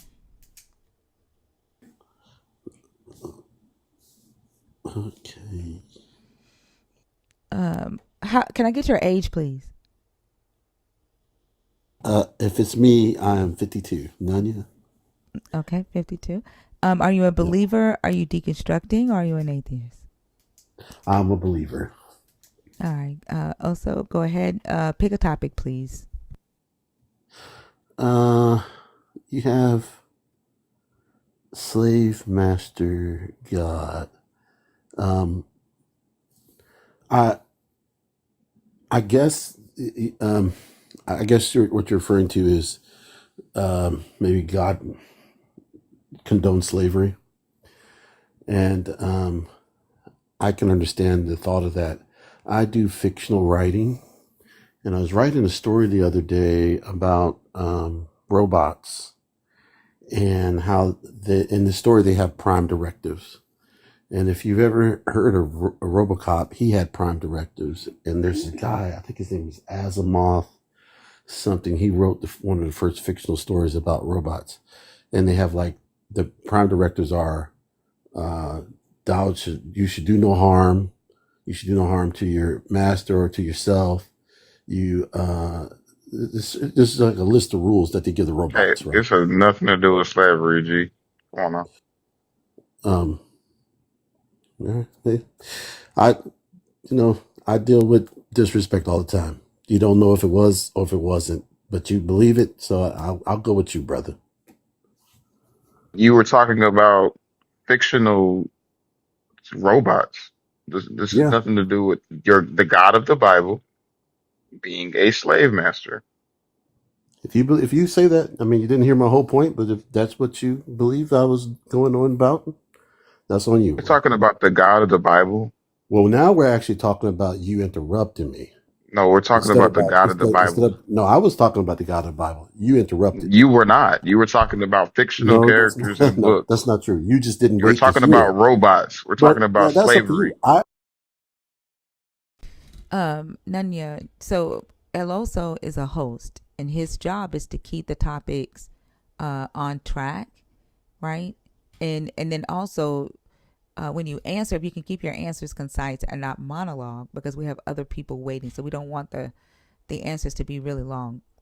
It's taking too long for you to get to your point and what we understand how you see the God condoning slavery in the Bible. Okay.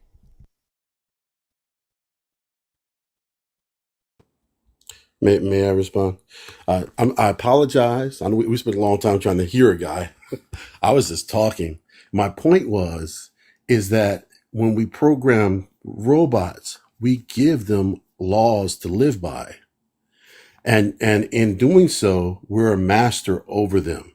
And when I was writing it, I realized, man, God gave us laws to live by. Thou shalt have no other God before me. Thou shalt not commit What harm. is the Thou shalt not do definition of that, a right? slave? So it's programming. And so What is through the that, definition of a slave, though? I don't know. I believe someone that works for you. What do you believe the You definition of believe slave is? slave is just someone who works for you? Well, slavery can be interpreted in many different ways. So, I mean, what's the Not definition that you want to really. bring? What is slavery? You don't know what the word slavery means? Yeah, it's someone that works for you. So an employee at McDonald's is a slave? Depending on the terminology of the The day, president yeah. of the United States, are they a slave? To the Constitution, to the public, they're meant to service us, right? So These are you have public. you They're actually literally have no called idea what slavery they're is. Is they're that, like for literally real? You called really like don't public have any servants. idea what the word slavery is? Well, is slavery the same in every country? Yeah, actually, slavery is slavery. That is why it's called slavery. Did you know that? No, I thought it was called indentured servitude in some countries. I thought you can join the clan. It's What's the the tribe. difference between chattel slavery and indentured servitude? Well, cattle slavery is that you never get freedom. Chattel, Chattel chattel, chattel slavery chattel. is that you never get freedom, and it goes down through your generations. So Is that that form what of slavery chattel slavery means? that's the type of slavery we had in the United States. That's That's totally not what I different than asked you though, is slavery. it? I asked you what's the difference between chattel slavery and indentured servitude. That's what I asked you. Indentured servitude is it's a form of slavery where you work for a certain amount of time and you gain your freedom. Is that what indentured servitude is? Yep. What was the question I asked you?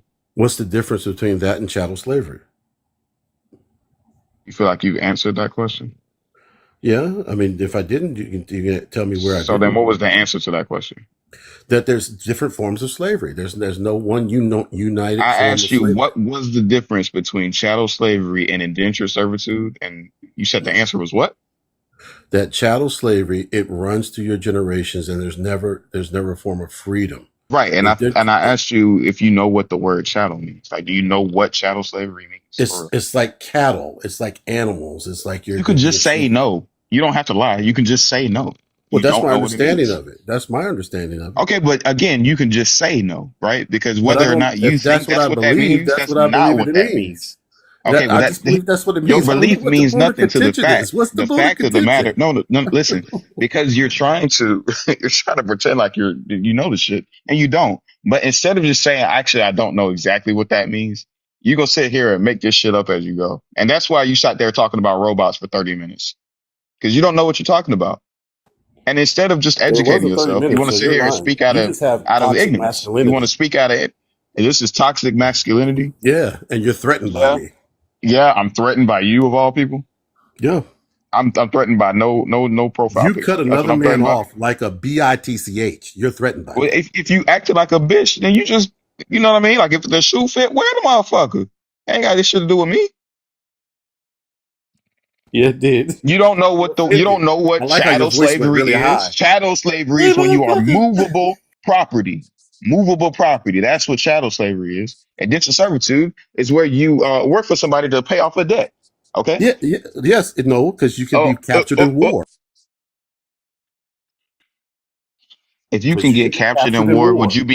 It's not debtor's slavery. if you get captured in So there's war, different would forms of you become slavery. You're movable proving my property? point. If you got High captured in pitched war, would you voice. become movable property? Excuse me. Yeah.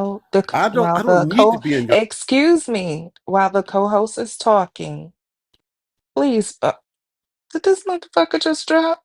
Absolutely, he Hold on, did. That's hold that on. toxic No, Donna, masculinity. do that took him down. Okay. Yeah, do that took him down. Yeah, but keep in mind, like we don't have a lot of people in the guest box. Um, so like I know do that be making decisions, but like it says you took him down. It says do that removed by do that. That's what it said. I don't know. I know on Christina's live it kept removing Bash, saying removed by the host, but it said removed by Dudette. Oh, I don't know. Maybe he had a robot do it for him. I don't know. Maybe it's a glitch. Yeah. It kept saying that Christina was taking Bash down on her live and she wasn't doing it. So I don't know if TikTok got another glitch. I guess they have another glitch because Dudette said she didn't take him down. Mm. Everett. Hey, Oh, you muted him. Oh, I thought he was already muted while Lala was talking. Everett. hey, Hi. How old are you? hey, I'm 30. What Hello? year were you born? 94. Okay. Are you a believer? Are you deconstructing? Or are you an atheist? Um, would you consider agnostic deconstructing? Yes. Are you deconstructing from the God of the Christian Bible? Yeah, yeah, for sure. Yeah. Mm-hmm. What topic did you come up to discuss? I like topic number 2. Okay. What are your thoughts? Um, I I mull over what is like in our nature versus what is our top potential. So when I see the devil works harder than your God, that makes me think. Hold on. So you do see that is a question, right? That's believers Mhm, say God works hard, but the devil works harder. mhm. And so my question is like, really? The devil works harder than your God? Like that's a question, not a statement. I got you. What if the devil working is just like nature? And what if God working is nurture? Like if it's I some don't believe in God. evolving. I don't believe in God ever. So that might be something that you may need to discuss with a Christian. I don't believe in a God at all. Oh, I don't either. That's cool. I'm just. Do you think it's feasible to just like imagine a devil being nature and God being nurture? I mean, like I would have to believe in either character in order for me to imagine that, Okay. right? Yeah, I don't believe in either character. So there would be no reason for me to imagine that. That's why I said that might be something that you would need to ask a believer. Okay. Right. Yeah. Got you. Um, I have always really, really struggled to pull all of this together. I'm the son of a reverend, but it it's always just been like like mythology. Like, are you asking if those characters represent that in the story? Is that what you're asking? Like that, like character wise? For example, somebody in the comments just asked me the question: if you don't believe in God, then how does God make your head hurt? Right? And so the concept of God and the manifestation of it from its believers is what makes my head hurt. Not that I actually believe a God exists, right? The stories Mhm, that they indoctrinated us with from this Bible makes my head hurt. The things mhm, that its believers say and do um, and believe make my head hurt, right? mhm, The way they try to force their beliefs on me um, when I'm on social media, when I'm out in the world, just shopping, right? Just speaking to somebody, um, in the laws, right? In our everyday mhm. activities, this God, this belief system is everywhere I fucking go, Yeah. right? And that makes my head hurt. Not that I believe the God actually exists. So are you asking me if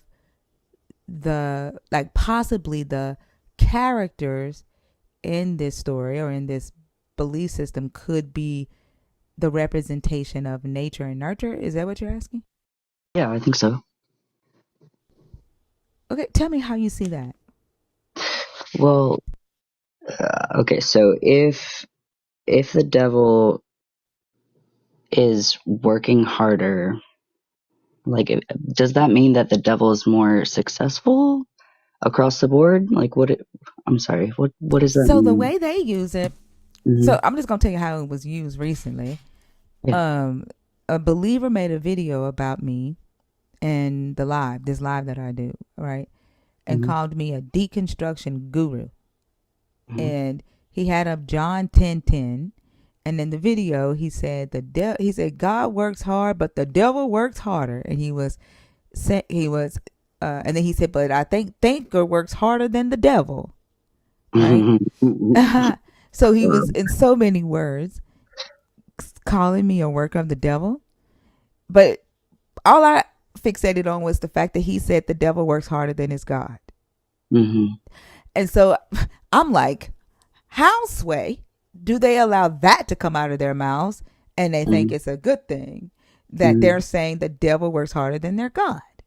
Like, all I could do is sit there and wonder, like, how the fuck does that come out of a believer's mouth and they think that's good? Unless it's like, oh my God, doesn't even have to try. I mean, if he doesn't have to try, then what the devil does shouldn't matter, right? Yeah. Yeah. So then they're like, they get the way that he looked in the video, he looked very scared and worried that I Hmm. host the Deconstruction Live. So it didn't look like he was confident in his God. He, like, literally he said, she has a lot of followers and a lot of people listen to her. And so he was like, Christians, beware. Like, that sounds like somebody who doesn't have confidence that their God doesn't really have to try Hmm. to win people or to keep the ones he got. He seemed scared that his God was going to lose the ones he got Hmm. because I work harder than the devil. Like, it just doesn't. So basically, what he was saying is, I work harder than the devil, who already works harder than his God. So he basically said that his God is worried about me. Oh, You know, like, it okay. just, yeah, like, I don't get it. It didn't sound like somebody with confidence in a God to me. So, like, just the phrase to work hard. It, are we talking about like hustling? Like, who is a I don't successful? know. That question is for Christians because they say it. I just need to understand how they say something like that with the belief in an all powerful God and think that that's a good thing. I just need to understand it. Like, I don't know the answer to it. I don't know why some Christians say what they say. Yeah, I don't, because like, if you're posing that to suggest that like your God doesn't have to do work in order to be God, like, and then there's the devil, and the devil has to work really hard, and then there's you. You're awesome. I like you a lot. I just found you tonight. You're Thank you. doing the thing. Like, yeah, as if the God that's not doing work is going to lose applicability or like importance because it's not doing work. It's not like fighting the fight, or however it is that, is it talking to populations and getting ideas out? What is doing I don't know. I want to know. Like, I work? have no idea. I wish one of them would come up and pick that topic because I definitely want to know. Mhm. It just doesn't make sense to me. Yeah, It's like I feel that. God works hard, but the devil works harder. Sometimes I think they believe in the devil more than they believe in their God. Like, Mhm. and a lot of them don't realize that the devil is theirs too, right? Because Mhm. if if I don't believe in their God, I have no reason to believe in their devil, Mhm. right? Yeah. But they talk about this devil character all the time, and they assign things to this devil character the same way they assign things to their God. But Mm-hmm. they put the word harder, like the ER, right? Sometimes you would think that the devil character is stronger than their God. The devil character has more power than their God, you know? Mm-hmm. And why They are they even definitely thrown have belief in together? this devil character. Yeah. I'm sorry, what were Yeah. you saying? Oh, I was just and like, why would they even place them in the same league? Right. um, I Well, was they actually I, didn't put him in the same league. They put the devil character in a higher league than their God when they say he works harder. I don't think they realize that. mm, ah, man, I think it also plays into like what is easy, like what comes naturally to either God or the devil. Like if it does go against the nature of the devil to summon all of these people to do the bidding, like maybe that is hard work rather than it being as far as like if God is doing work. Well, let's No, let's no, let's flush that out. Let's flush that out. yeah, yeah, Does the devil have churches? yeah. What church does the devil have? Well, I mean, there's like Satanism. Is that what you mean? No, churches. Does the devil have churches around the United States? So I guess they're not called churches. Mm, no. Does the devil take up an offering every week, every time the church doors are open? I really don't know that much about Satanism. Are you talking about like the Satanic Temple and all of that? Yes. They're not. They don't believe in the devil. That's something different. They don't believe in the God or the devil, so they're not. They wouldn't be in this running. Oh, Yeah. yeah. You do realize that the word Satan just means adversary, and the Satanic Temple just fights against anything that harms mankind. They are the adversary to things that harm mankind.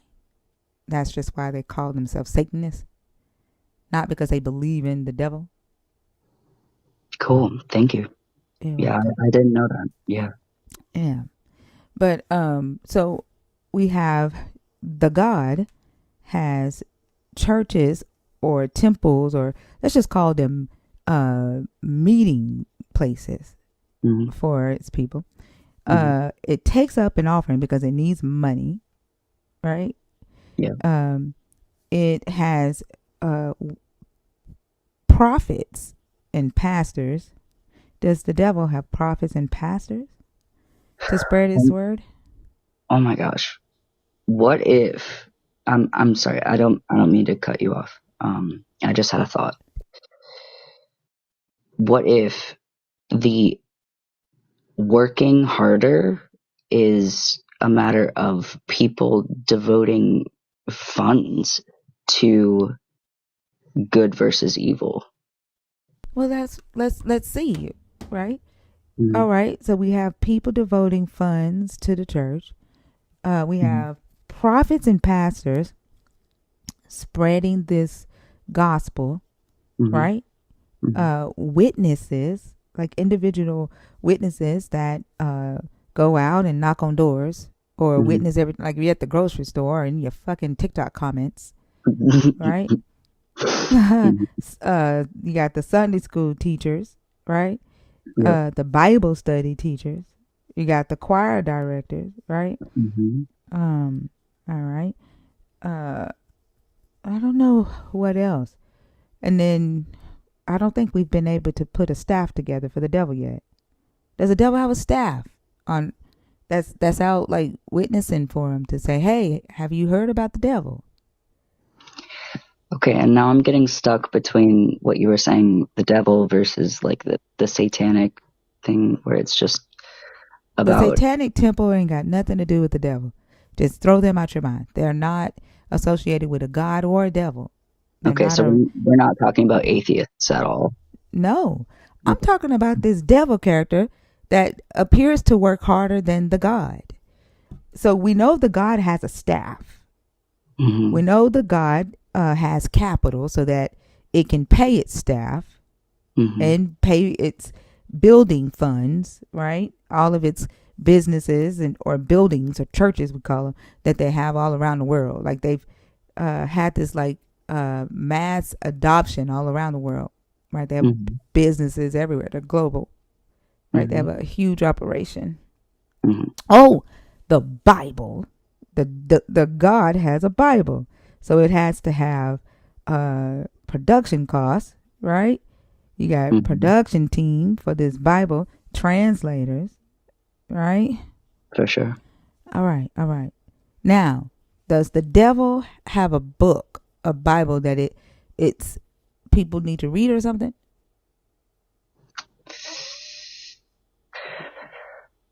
No, the devil's just like temptation, right?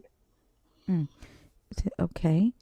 Mm-hmm. So that he has no capital, not taking Mm-hmm. up a capital. Mm-hmm.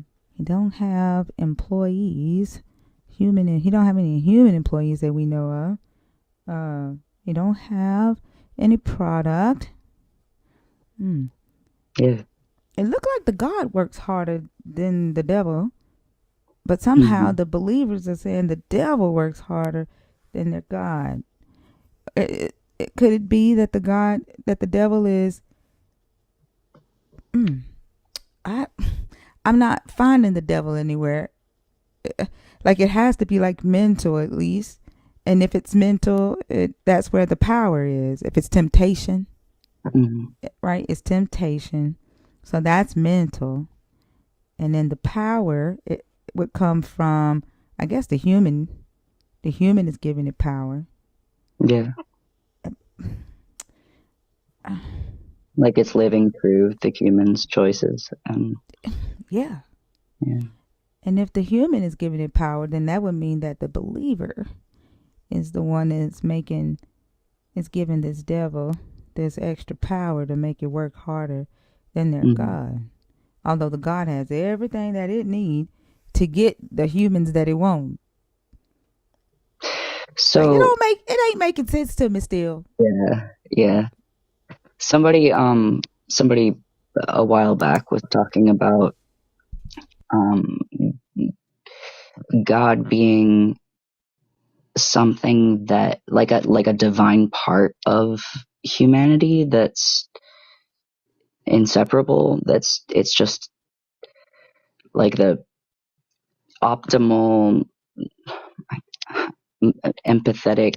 I don't know if this is actually where they're coming from, but it's like a developing consciousness that evolves with humanity. I Like don't know. They a lot of times they come up here and they can't explain the God. But the weird thing is they can all explain the devil the exact same way. They got a different understanding, a different explanation for the God, but they all explain this devil the exact same way when they come on my stage. They tend to know the devil more than they know their God. It sounds like. I don't know. Nobody's singing rock and roll. Huh? What's going on? I said nobody's singing rock and roll. What's going on? I don't know what you mean by that. I mean, like, sex, drugs, and rock and roll is like the unholy trinity. Oh. Like, I don't know. It's weird that it's weird that there is so much of a definition of the devil, and yet socially, culturally, there is the like unholy, or not even unholy, just a secular, and that there is that much connection between secular and the devil. Is that something that you think is actually like substantial? Well, uh, it would be the humans that are connecting that, right? Mm-hmm. Yeah, the believers connect secular things with the devil. Mm-hmm. But did the devil have to like commission people to do that for him? Like the odd thing is that it's the believers that built the kingdom of God, and it's also the believers that built the kingdom of the devil. Mm-hmm. You'll find that odd. True that. Yeah. One time I told my older sister that I didn't actually, I don't think I actually believe in the devil, and she like cried. Is Like she a that was, believer in God? yeah. Yeah. Now, why would that make her cry? Maybe she Yeah. thinks Like it that if you invalidated the don't whole believe thing. in the devil, that the devil will get you for not believing in it. I don't know. Oh, okay. I don't Yeah, know. I felt like it was like invalidating the whole thing of Christianity. Like, if I don't believe in the devil, how can I believe in the God? And that makes sense because the devil belongs to believers. Like Mm-hmm. you have to have the devil in order Oof. for a person to even want the God. You Yeah. know, you got to have the thing that scares you, right? The thing that says, if you don't believe in the God, then this thing is gonna get you. Mm-hmm. Yeah, to get you to see the light. Mm. I got you. But if that's the case, then the devil just works for the God. Like the whole purpose of the devil is for you to be able to see why you need this God. Hmm. And the devil, according to believers, the devil does a good job because he works harder than the God to Mm-hmm. make sure that you see the light and end up needing the God. So, to doing a good job versus working harder, I think there is a possibility that maybe like,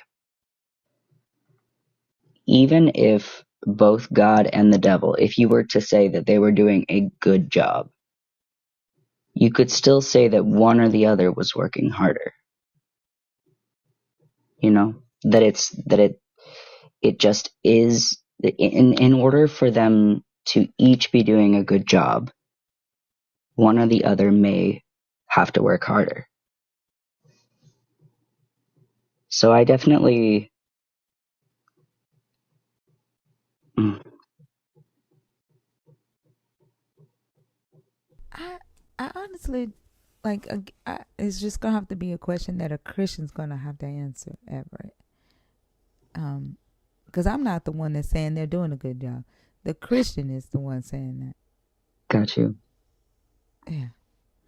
So I mean, maybe we'll get a believer up here that can answer that specific question for us. Yeah. Okay. I think my main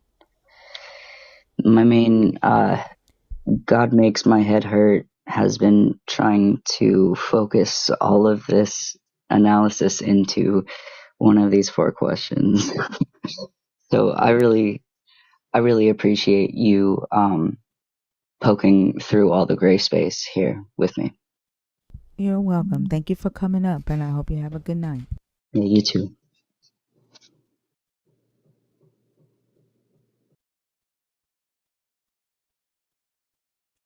And tap the screen, you guys. Let's get these likes up. Get to 200,000. There is 600 people in here. I'm sure we could get there within the next 25 minutes.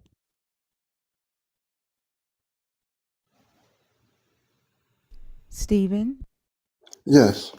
hi. How are you? How you doing? I'm doing good. Age, please, and let me know if you are deconstructing, if you are an atheist, or if you are a believer. I'm a believer, follower of Christ. What topic did you come up to discuss?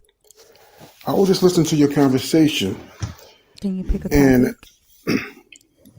the topic is because you said a lot of things that's not true. Can you pick a topic, please? Can you pick a Well, topic on the board? God is Satan working harder than God. Read the topic, please. That's the topic you were just talking about. What does the topic say? What does it say? It said God makes my head hurt. No. Read number 2 that you want to do. Read the entire thing. I'm on my phone, so I can't see these small words. You can't see it, but you picked that one. I can't. I heard what you was talking about, and that's what I was responding Okay. to. The topic is Go ahead. the devil works harder than your God? Question mark. I said that. Now tell me why I'm asking that question. You said you want a Christian to answer the question. No. Tell me why I'm asking. Why are you asking it? No. You sat there and you listened to the conversation that I had with the last gentleman. Right. And instead of you having your own conversation, you want to talk about what I talked about with somebody else on stage. Oh, so so you I want want me- you, oh. Stephen, don't talk while I'm talking, okay? What I want you to do, right? So I don't have to repeat myself. Since you want to carry on that person's conversation, tell me what I told him for why I'm asking that question. All you have to do is tell me what you're talking about. No. You want to talk about what I talked about with the young man that was on stage. So answer my question. No, because you came up. It sounds like you're afraid. Shut the fuck up. Because I asked you to pick your own topic. You want to talk about what I talked about with the last person, right? So tell me about that conversation. What is the reason I'm asking that question? What did I tell him?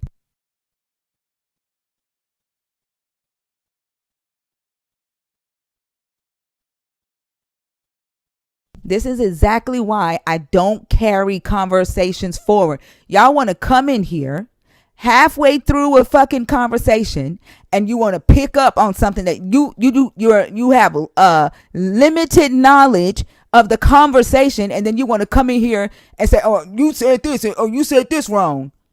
When you come on stage, pick your own topic and start your own conversation. I do not carry conversations forward from previous guests.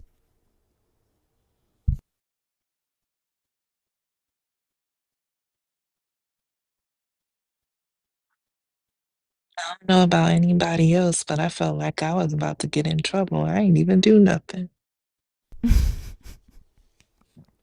Like, that's crazy.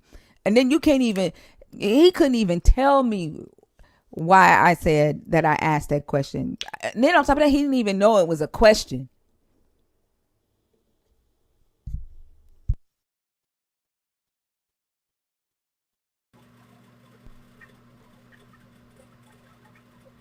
Heather. Hello, Heather.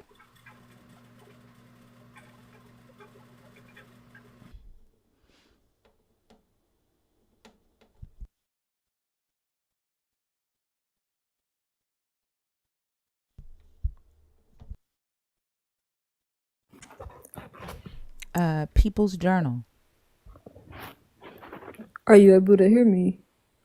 I'm sorry. Okay, I just wanted to make sure that you could hear me. Yes, I can hear you. How are you? I'm doing fine. How about yourself? I'm doing good.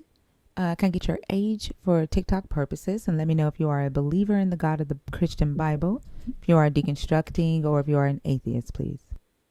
I am 25. I am deconstructing, and I believe that I am a believer as well of some things, but I don't know necessarily of a Bible specific.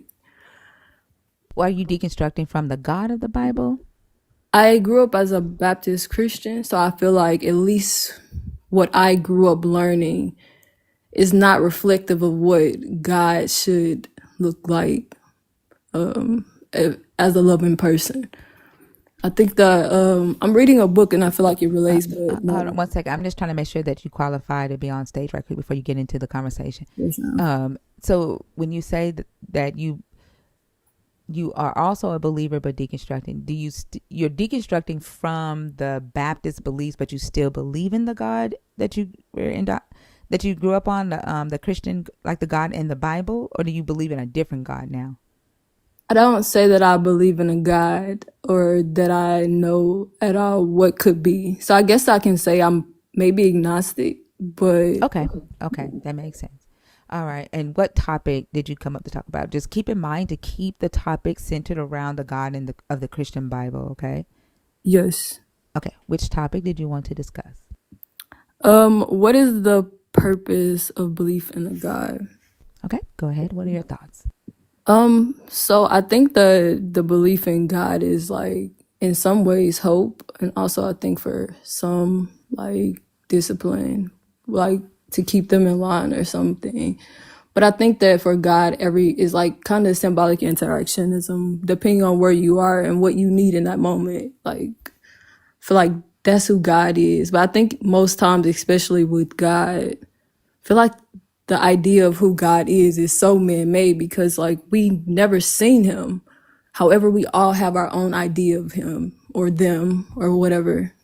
And I feel like even that is like very subjective. Like it's whoever we have created God to be in our mind. Even if we get the like Bible version, we still create what God looks like for us in some ways, or whoever agrees, I suppose, with him. But and also the people who gave us the book probably had an idea of who they thought he was. I mean, I I feel like if you read the Christian Bible specifically, you notice that each person has a different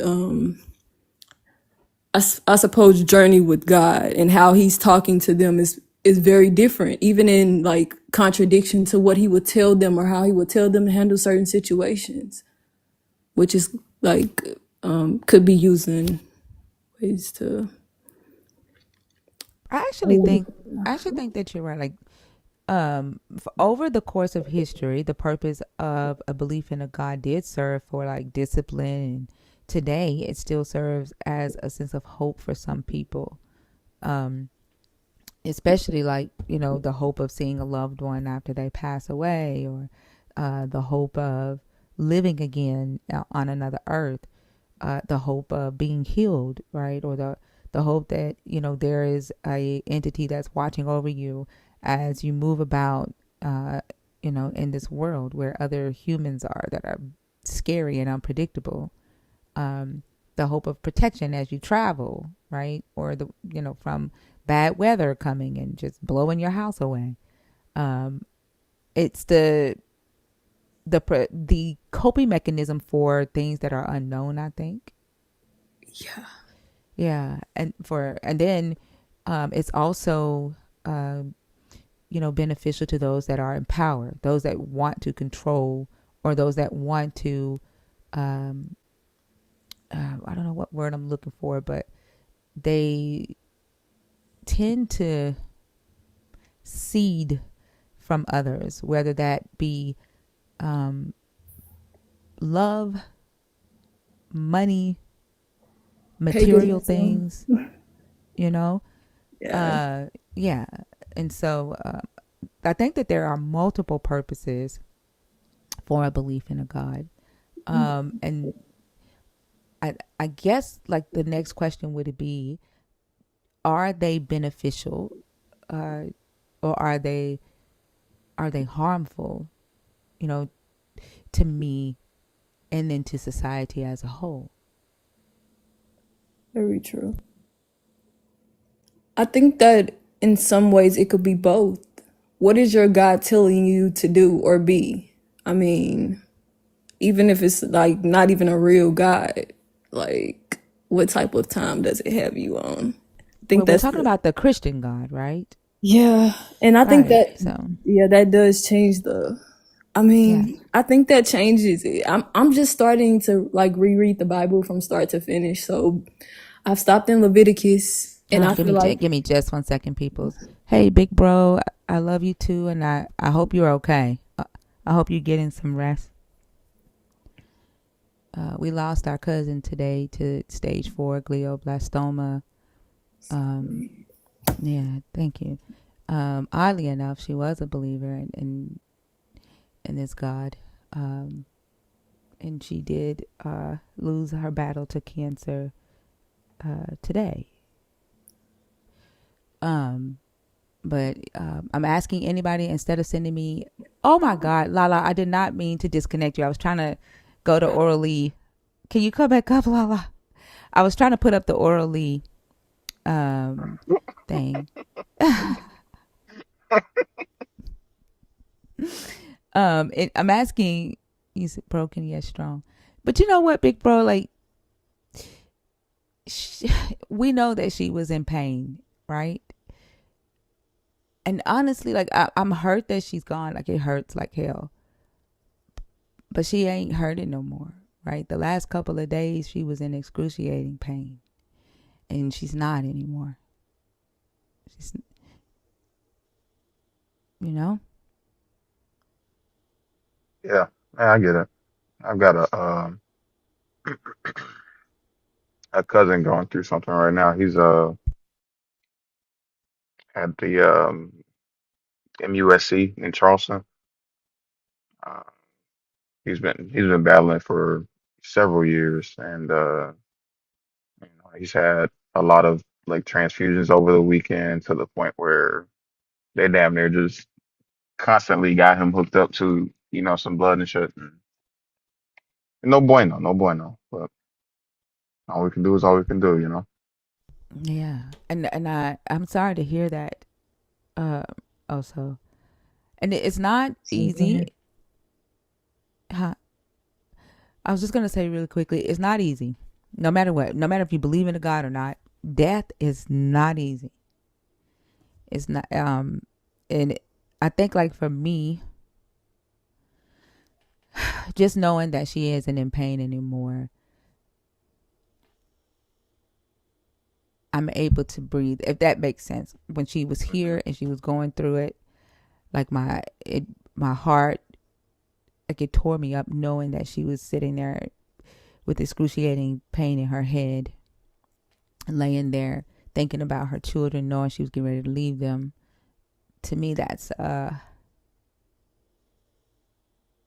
it adds to it, if that makes sense. Yeah, I get you. But yeah, it has unlocked 1,001 more questions. I'm not gonna lie.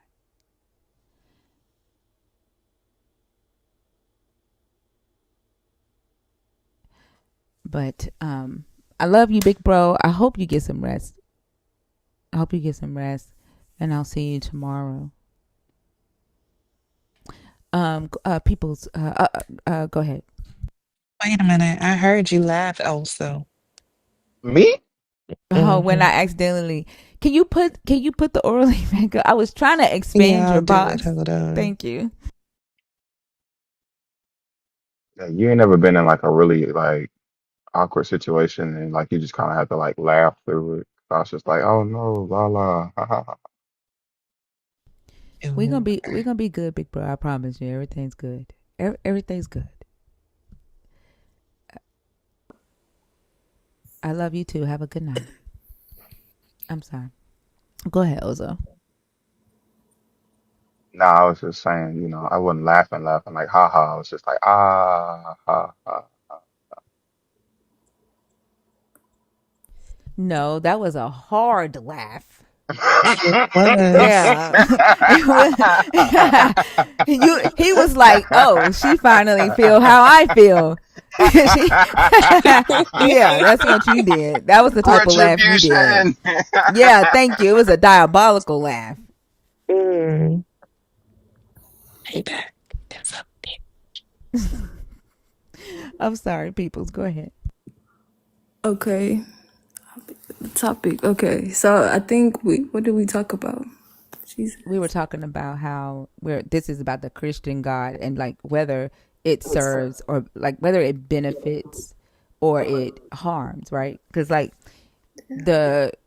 I agree with you that believers have a different makeup of this God, and their own independent relationships, right? Because they always say it's not about religion, it's about relationship. It's personal, it's individual. And so they create their own idea of who this God is to them. I agree 100%. And a lot of the gods that I've met with from the believers that I've talked to are very dangerous. And they're very indifferent to humanity. And it tends to match a lot of the personality of the God in the Bible, which told the humans to do some very dangerous shit. True. Yeah. I feel like, I don't know. So, mind you, I feel like I don't really have a good representation. I feel like a lot of early Christianism we were forced into, like when we got over here. But like eventually we made this into our own little thing. And I won't say that it necessarily helps people, but have you ever heard of a placebo? It's like a placebo effect. Yeah. You know, you really take the pill and like you believe that it's the pill, but it's really just like it's already in you. I think it's kind of like that. Like they believe that it's working because they think that it's working. I mean, like I think it's good things from this. I don't think people even read the Bible much either, because like if you would read it, then I feel like if people would really read it, I don't think that they would believe in it as much as they say that they do. Cause I'm like, it's incest from start to finish. Do you believe in incest? And it's okay. I mean, it's not okay, but like, that's okay to talk about. But I think we have to address how like the behaviors that exist in that book, whether like we peeled the guide from the book and still used it to our advantage. I think at sometimes it could also disadvantage us if we don't understand the power that is playing in our community. But I also like we can internalize it to change it, to fix, to make it become our own. I think people have taken it that way, but it still reflects something different in society. So that makes Absolutely. Absolutely. There was somebody on Reels Live Saturday night who said that the incest in the Bible is not the same incest today. And I'm like, how, Sway?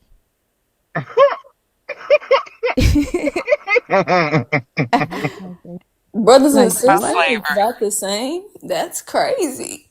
I, It's just like like, what? it's like talking about robots when we asking about slavery. Exactly. And like, there was another guy on my stage who said that the God winked at the incest between Abraham and Sarah What? and Jochebed and his auntie who had Moses. Wink? Yeah, he said the God winked at the incest. He said the God always hated incest, but when it was the Israelites, he just winked at it because it was necessary. That just made me shiver a little bit. I don't know. I see what y'all got going on. Okay, I see Also, you. but that is how it sounds. Y'all freaky. Okay, I see y'all.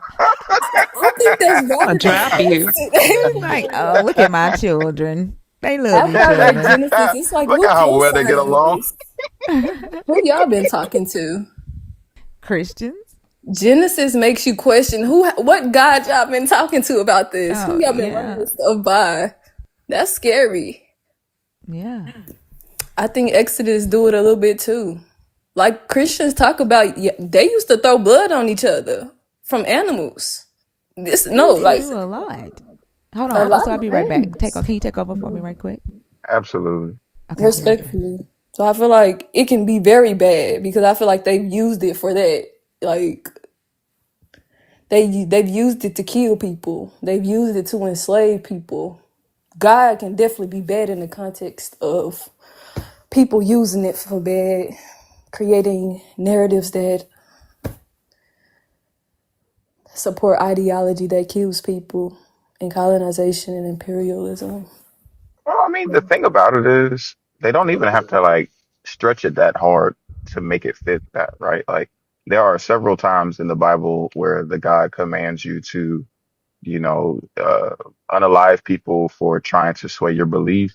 There are instances in the Bible where God commands you to go out and enslave people that are not, neighbors to you. Very true. You know what I mean? Like there's a lot of commands in the Bible that they don't necessarily have to twist super hard for them to be like, nah, this is a direct command from God. You know what I mean? Like at least in relation to the God of the Christian Bible. I don't think that people in the Christian faith actually. I feel like my grandma has read it so many times, but like she's never said nothing. But like most people in the church, they get them clips. They get clips from the pastor on Sunday. That's their church. Like, and they can skip that whole section and believe the God that exists based off those few scriptures. That's God to them. They ain't even read the book for real. And I think like also if you like it seemed like in the Bible, even the people who were writing the book, they believed in a different God from each other too. Like, I don't know. The God that each of them was talking about was like in Genesis, God was angry and killing people. Like he was on that. Then the next few, he was like, okay, maybe I'm gonna get cool. Maybe I'm gonna let y'all out. But it's like you get a different season of God depending on who writing the story. And I mean, I don't know how many people wrote this story, how many people put this book together. I say I believe some moving the strings upstairs. I don't know what's going on. I never seen it, but I do feel like whoever giving us the script is like they can make up whatever they want to. Like, this is a game of telephone. I mean, yeah. And if you read the Bible, like if you just take it, chapter by chapter, going through this, supposed genealogy of life or whatever, you'll start to see the fact that different people have different opinions on what God is and what God can do and things of that nature. Like, for instance, in the Old Testament, they say that God told them that he's so jealous, his name is jealous. But then later in the book, you read that like jealousy is not in love. Like you know what I mean? Like it's not a part of love. So, and and in that person's perspective, of course, they don't think God is actually jealous because they wouldn't have put that in the book if that were the case. You know what I mean? Like it's a bunch of people having a bunch of different perspectives of what they think God is. And, the book makes a lot more sense when you read it from that perspective. Yeah, and when you really read it, like, oh, don't just skim through this giant. Not the verse of the day. You really need to like read it for yourself. I feel like it has a lot of truths. Every book has a truth. I would say I do like the Baha'i faith. They find truths in every book. I feel like you can find truth in every book, but won't believe any book because in school taught me that the books were so similar, but they was always holding something out. You could tell. Like, I think truth in every book. Everybody know a little piece. Everybody a philosopher, but do I believe every philosopher? That's the question. Cause like what your God telling you to do and he telling you to kill a lot of people is crazy. I need to be questioning what type of God is you listening to that got you on it. Cause that's scary for me and my kids. And if we don't address that piece of it, then I think that becomes dangerous because we don't I know think it's who. already dangerous, right? Yeah, it's So, already there, but I don't think we acknowledge it as that because it's religion. You know what I'm saying? It's not a weapon right now, but it really is, like, it is. figuratively. I think it is a weapon, but we are afraid to acknowledge it as such. We see what the religion has done, is doing, and will continue to do if we don't bring awareness to it, right? Like right now, there's a young lady going viral on TikTok. She's in spiritual psychosis. And we see what a belief in a God, what a belief in angels, demons, prophets reincarnated has done to the psyche of the person who believes in it. But yet all we have done as a society is either ignore it, or within the Christian community, we just call it demonic. Instead of seeing that, okay, there is an illness happening here, and then getting to the root of it, like what is causing the illness, right? And then addressing that, and then talking about it amongst the community. One, so that we can recognize the symptoms, right? And we can approach it the right way so that we can get our family members, our friends, our loved ones the proper help. But if we just keep calling it a spiritual thing, then it just keeps, perpetuating. It just keeps getting worse and worse and worse. And it is a weapon against us. Yeah. I don't think right now we have the we have the ability to say that the Christian Bible is not a weapon against us. I think that it was a very intentional weapon. I figured out that the slave Bible was not the same as the King James, but even the slave Bible had Genesis. So like, yeah, I mean, it was the same. It was the same as the King James. They just took out a few different. pieces. Yeah. So Um. that's even scary. Like, what type of message were y'all trying to get through in that time? Who was King James? What did King James do? Like, when it gets to that point, like, I really want to know what's your intention behind the manufacturing of all of these books. Why is that so important? And if you don't want these people to read, why would you give them a book? You Well, know the, what the I'm saying? irony in the slave Bible is the slave Bible didn't come onto the scene until like I think the last 70 years of slavery.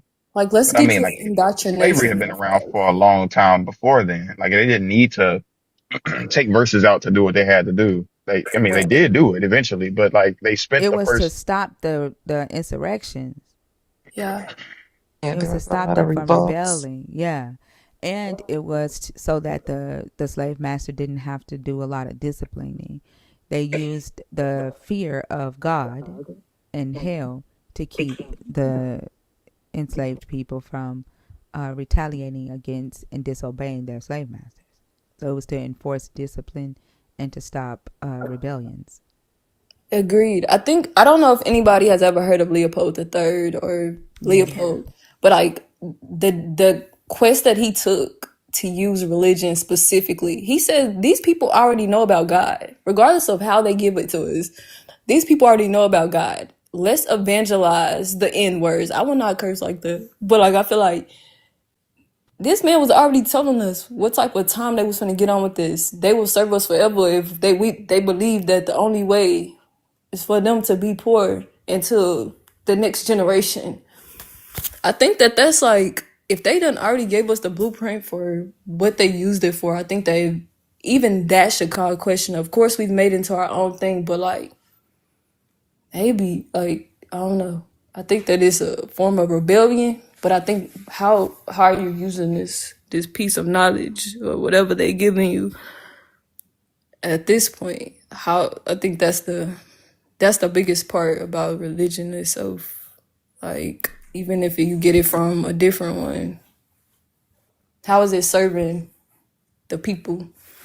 I feel like looking at, like, let's talk about the black community, the black church community for a second.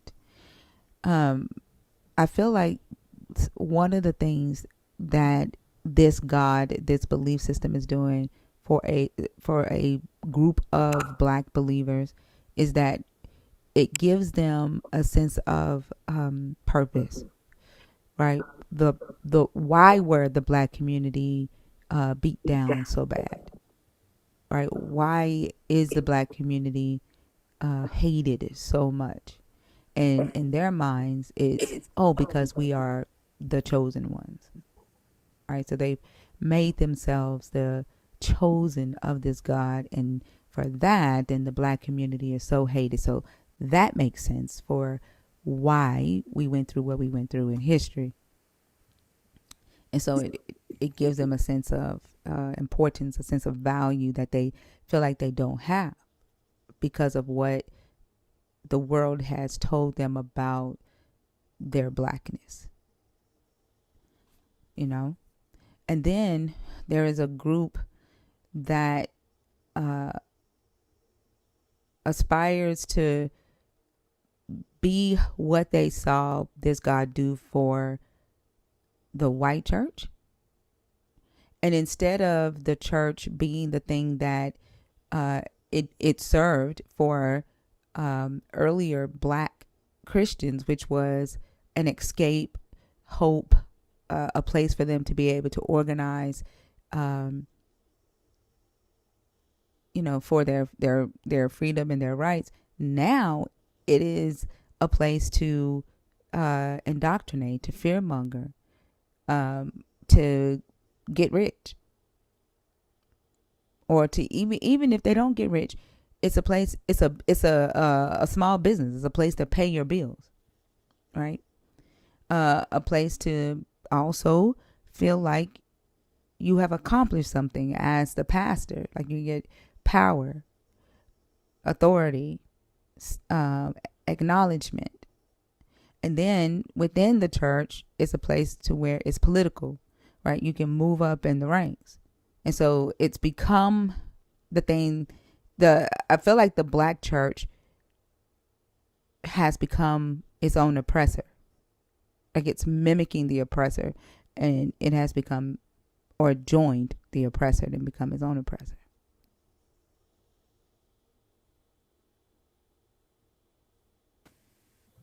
I can see that. Just imagine you getting your inner monologue from an angry person, like in the Bible. Or like people who were just crashing out in a moment and they just start writing.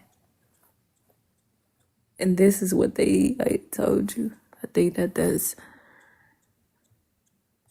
getting more critical of like our books and taking it a grain of salt. But that's basically my thought. Every word is very strategic. Not usually, not always, but especially when used by powerful people. They gave us a book when they didn't want us to read.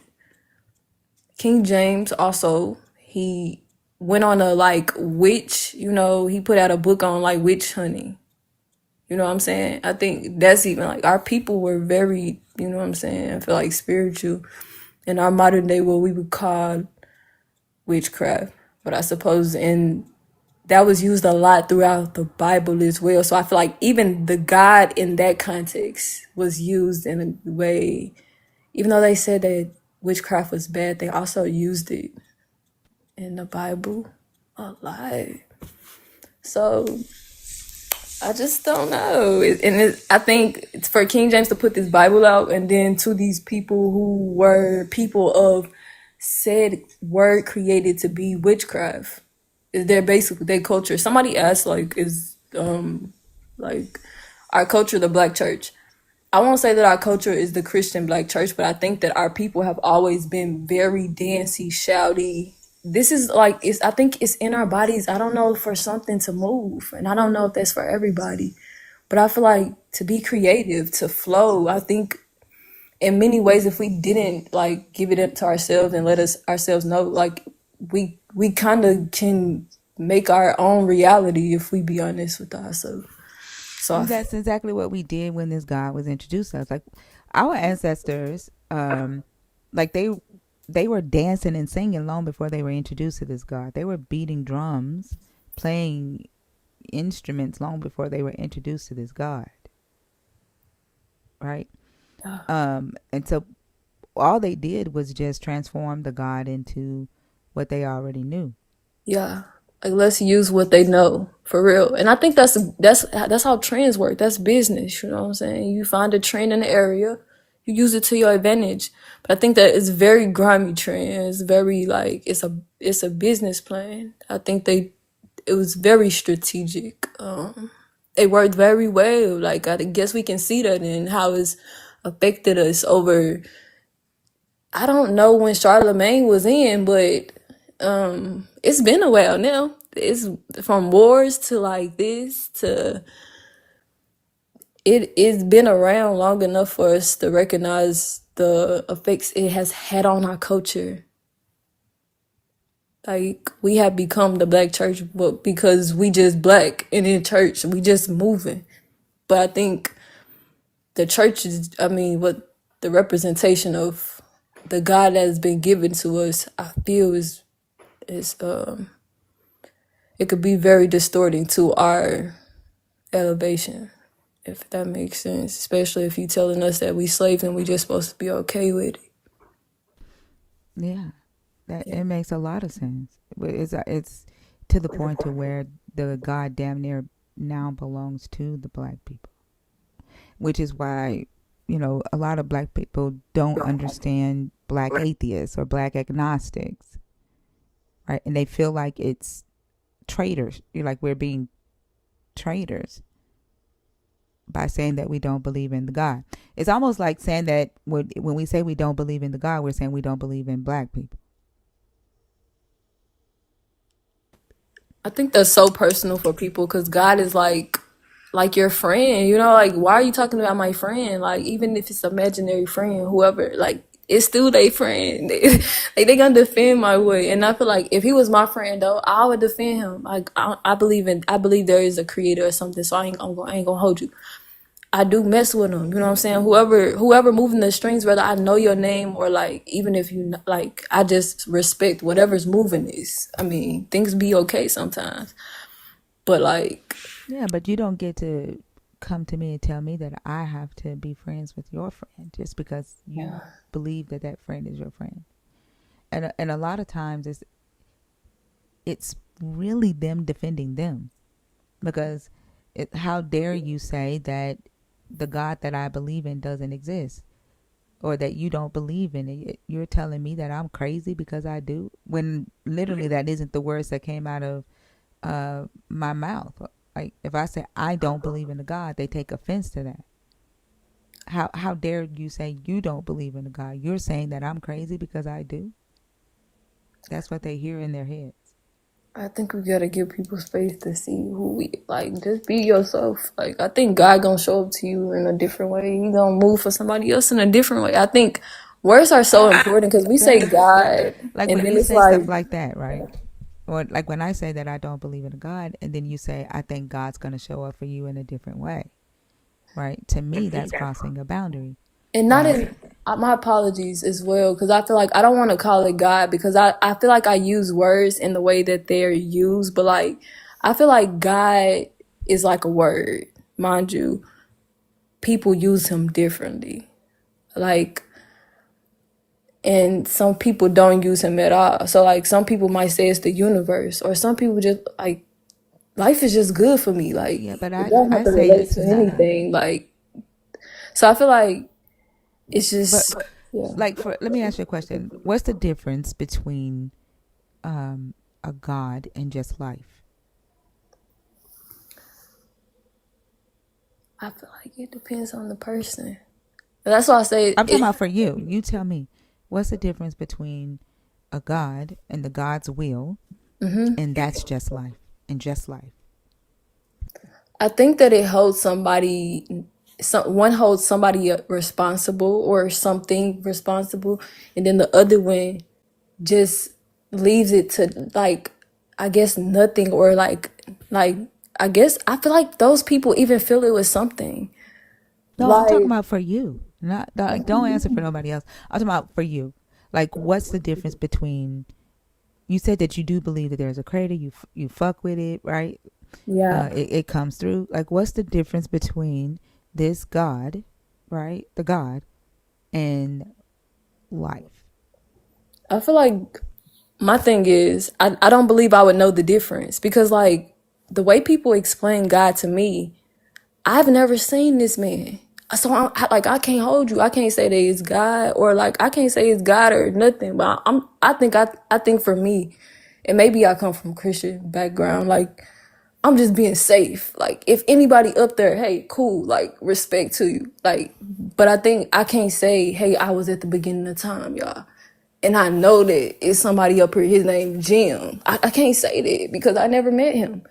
But I will give like if somebody is respect, like I mean, especially if I'm doing well, it's somewhat like a gratefulness journal. Like, shall anybody hear me or not? Like, I mean, I think for me, at least, if I ain't got no friend, I don't mind creating my own friend. Cause like I think in a world that's so cruel, sometimes people just need somebody to say, "Oh, I know somebody's moving." You know what I'm saying? I think But something like that. here's the thing. Like, right, life is life, Very true. Yeah. right? That's one thing that is consistent, right, and that is dependable, right? Life is life, right? And then, like when you say, if you don't have a friend, you'll create a friend. Does that friend have to be imaginary, right? Here I am going through, a very difficult time. I could have, and I was going to cancel the live tonight.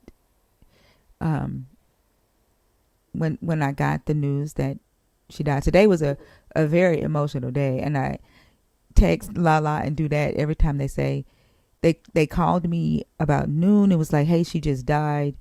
Everybody's leaving church. They're on their way to the hospice. Then they called back and was like, nope, it was a mistake. It was a miscommunication. Then I got a text at 6:51. Hey, she's about to leave. She's transitioning. And then they said it's going to be a day or two. And then 10 minutes later, she was gone. Right? Very emotional day, all day today. And I texted Lala and do that. I was like, I'm on edge because I keep getting messages. She's gone. No, she's not. She's gone. No, she's not. And the roller coaster like was pissing me off because I'm like, I can't keep taking the wait, no, she's not. Wait, no, she's not thing. Right? And then, so I was going to cancel the live, I started typing out, hey, can somebody else host tonight? And I just chill on the panel because I was like, I don't want to be by myself, right? I don't want to sit here and just be in my thoughts when I can be with my friends, right? And then I remembered that Oso and Rhea got their asses suspended. So I was like, who's crazy enough like me to go live all night? And I was like, you know what? I'm just gonna go live because, like, I would rather be sitting here talking to y'all, right, chilling and talking with y'all, friends that I have created, right, that are human, that have shown me that they care for me and I care for them, right? Voices that I can hear, that have gone through losing somebody before. They know what the grieving process feels like. Like, I don't have to make it up. Right? I don't have to make up an imaginary friend. I don't have to talk to the sky. I don't have to talk to myself. I don't have to imagine the love or the comfort. Right? A community that we've built online. That's what the community's for. There is no need for me to be sitting here by myself while I grieve my cousin. We built this here.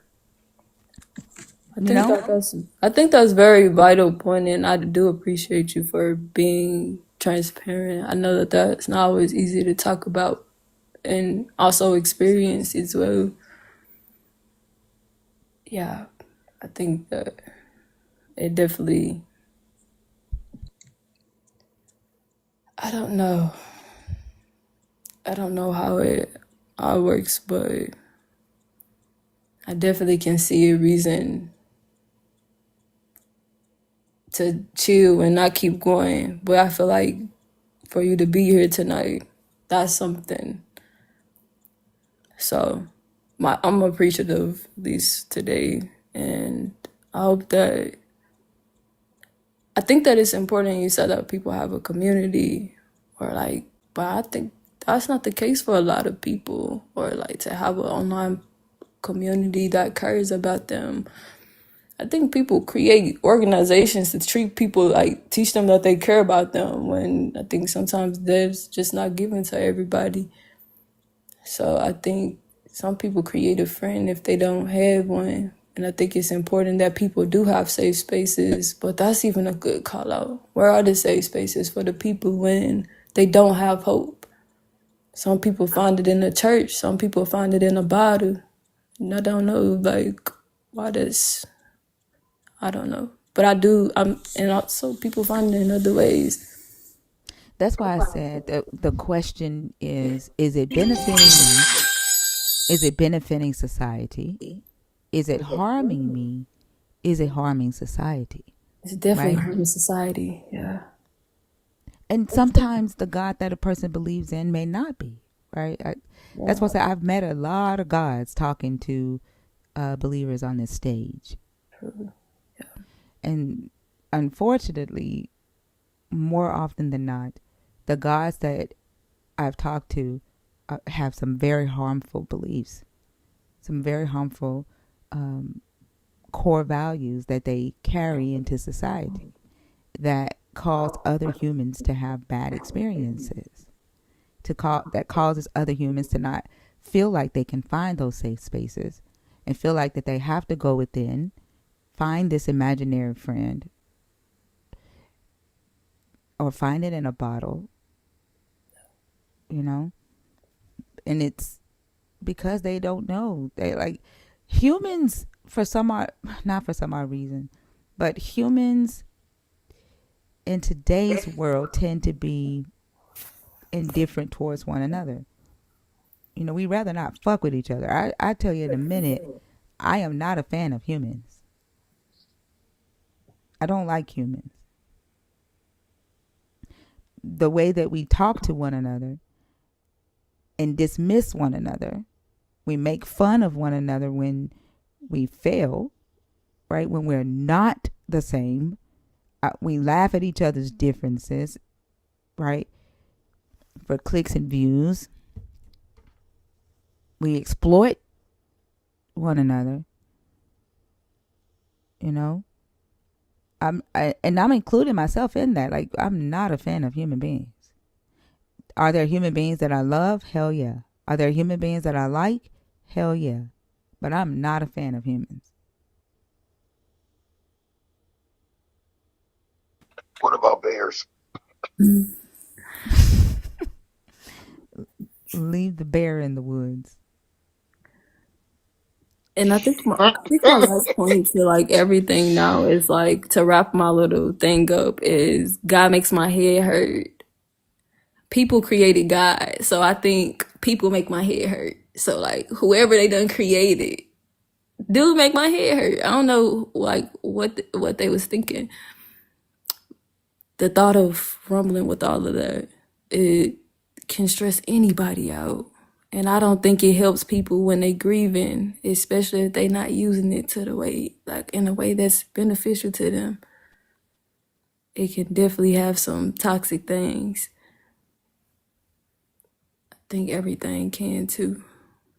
And yeah. hope And then just realizing that we are human. Just Huh? I feel like for me, just like whatever people are doing, whether it be secular or non-secular, just care for yourself. Hopefully your God is teaching you to care for yourself, and it's not, we don't have to hate each other to live. And I think that whatever has taught us that we have to, that's even questionable. So Yeah. Like, it teaches us that everybody's supposed to be the same. This religion, this Christian God, to me, if you're not like this mode, then you are an outsider. Like, there's a scripture in the Bible where Jesus says, if you're not with me, then you are against me. Right? So it teaches that type of mentality, right? And then if you don't love like me, or dress like me, or pray like me, or believe like me, then you are against me. whoa. I think that's And a then, deep conversation too. yeah, because he also says that he came not to bring peace, but a sword, right? To turn mother against daughter, Yeah. son against father, like divide, right? He is his mission, like he is division. And what he's saying when he says that is what he wants, his mission, what he's teaching. If your son or your daughter can accept it, right, then that is going to cause a divide, because you have to put him, his daddy, and what he's teaching before them. And so that results in families disowning children who are LGBTQIA, non-binary, trans. But oddly enough, they don't disown the P3DOs, right? Because there isn't anything in this Bible that says don't sleep with a child. It is an abomination. That's not a divide. Like, if you don't believe in a God, then that you get disowned, you get excommunicated, you get ostracized. Very true. They make you seem crazy. Real crazy. That's crazy. While at the same time, someone who's suffering from spiritual psychosis is close to the God, right? Yeah. I don't It's know. I don't understand spiritual psychosis even as a counselor. I don't get, like, it sounds like Christian nationalism on steroids. A little actually bit. it's just a person that's sick. They're Yeah. just sick, you But to know. know God, I feel like sometimes that's somebody given. Like maybe they create the God for themselves in that way. Suppose. Yeah, you remember when you said like when a person is going through something, if they don't have friends, and they have to create that friend. Yeah. Even if they don't have enemies, like they don't have the enemies that can account for why they're going through what they're going through in life. They have to create the enemy, right? And so when they're going through it, they're experiencing life. Life is hard, and anybody can be subject to a break. Life is fucking hard, Very. or can be, right? And a person can get pushed to that point, especially if they're holding everything in. They're trying to be everything for everybody, trying to, be this picture that society says that you have to be, right? And you're not comfortable saying, hey, I fucked up. Hey, I failed. I made a mistake. Hey, I don't know what I'm doing. Or, hey, I need help. Then that break happens. And then you're used to creating or imagining in your head. And then your imagination just goes wild. And it's a illness. But people will call it a demon instead of, Ooh. addressing the illness. I feel like I've seen one of these in hyperdrive. I don't think that they noticed it, but yeah, I don't I don't know. It's not a pretty sight, I'll tell you that. It's scary to see your loved one when they're in a state of psychosis, especially when you don't even know how to label what you see them going through. I understand what it means for them. They Right. have a world of their own now. Mm-hmm.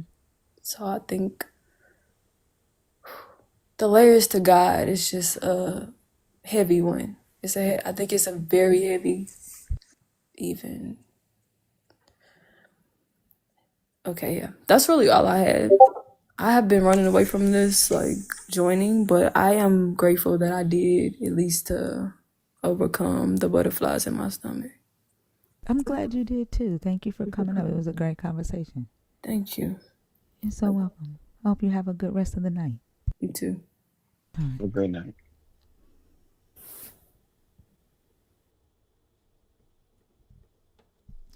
Yay for butterflies gone.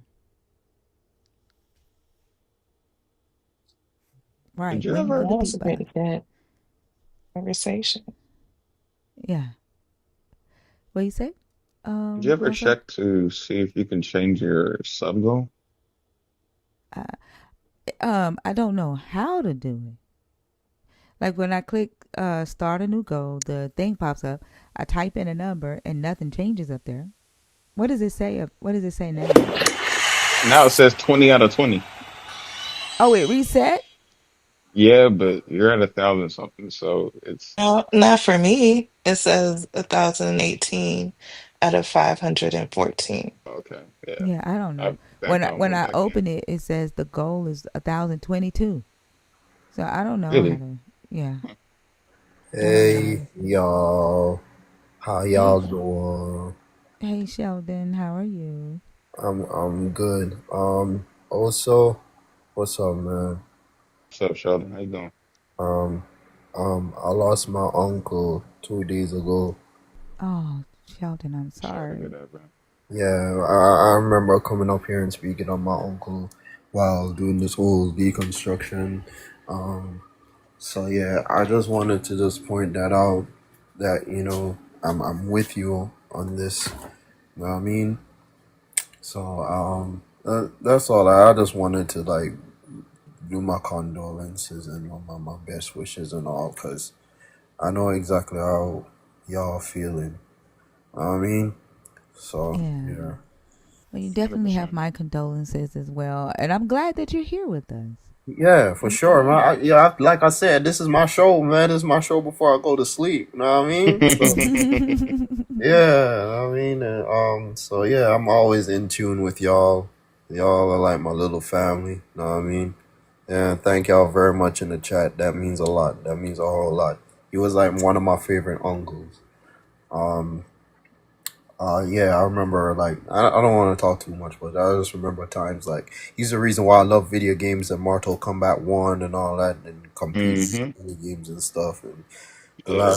the last Mortal Kombat is the one that goes, you can. Is that no, Mortal Kombat? no, that's Street No, that's Fighter. Street Fighter. Oh, that's Street Fighter. Oh, Mortal I Kombat's don't the know. one that's like fatality. Yeah, that's that one. Oh, okay, okay. Yeah. So yeah, he had a Super Nintendo.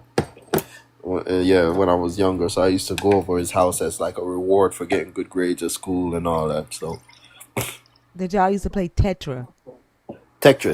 Tetris, yeah, that's what it's called. Yeah, Tetris. Tetris was more of a Game Boy thing. Oh, okay. I can't remember.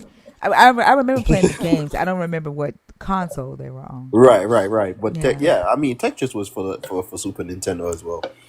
If you want to get technical, but yeah. So yeah, so I play till this day. I play Mortal Kombat 1. If y'all want to fight me, you know what I mean. Well, so it's all right. So but yeah, just just giving my love, my condolences, and like I'm gonna stay in tune and thing. So just know y'all mean a lot to me, and I just want to thank y'all for this platform.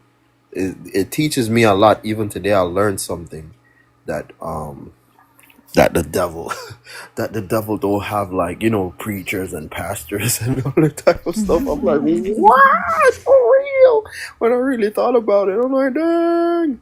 So yeah, that made perfect sense. I learned something tonight as well, you know what I mean? So yeah, I just wanted to say all that. And I'm gonna choose a topic next time when I'm brave enough to speak about it. Okay. Sounds good. Yeah. Thank you My for coming up. condolences. Yes. Well, thank you so much, Lala. I hope you have a good night. And of course, that we're here for. If you need anything, just reach out, okay? Most definitely. Thank you. You're welcome. Have a good night. Y'all too. What's up, bro?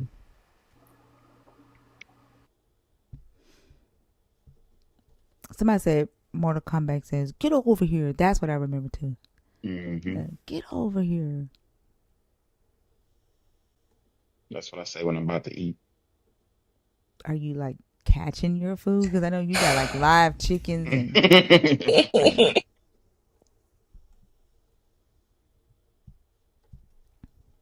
the chickens be running around the farm talking about Xena, and also be like, "Get over here." Yeah, something like that.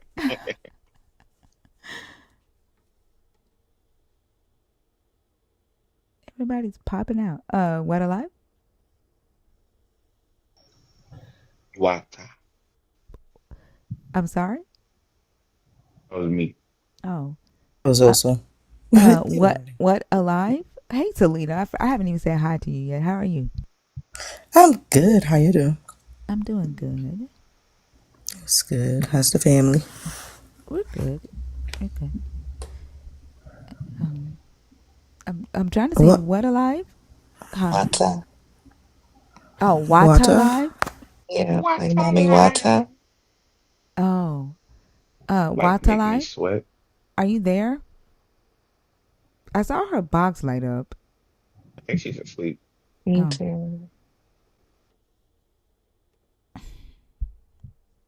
All right, y'all. If you are a believer, if you're deconstructing, or if you are an atheist, the guest box is open. We do take one guest at a time, and I ask that you be patient while you're in the guest request box. The purpose of taking one guest at a time is so that we can hear what you're saying, hopefully have a good conversation. I don't like full panels, so please be patient. Vanessa Rose. Okay. Uncle Ronald, are you in the box on purpose?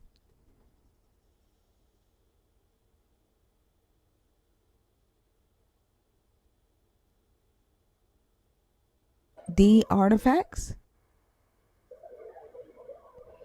Hello, D Artifacts. Spelled artifacts wrong. I don't think Uncle Ronald's in there on purpose.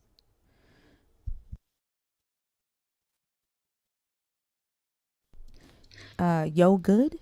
No good, yes. Hello, Hi, how are you? I'm okay.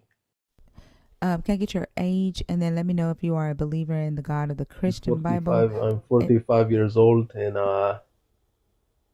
back and are you? forth a little, back and I, forth.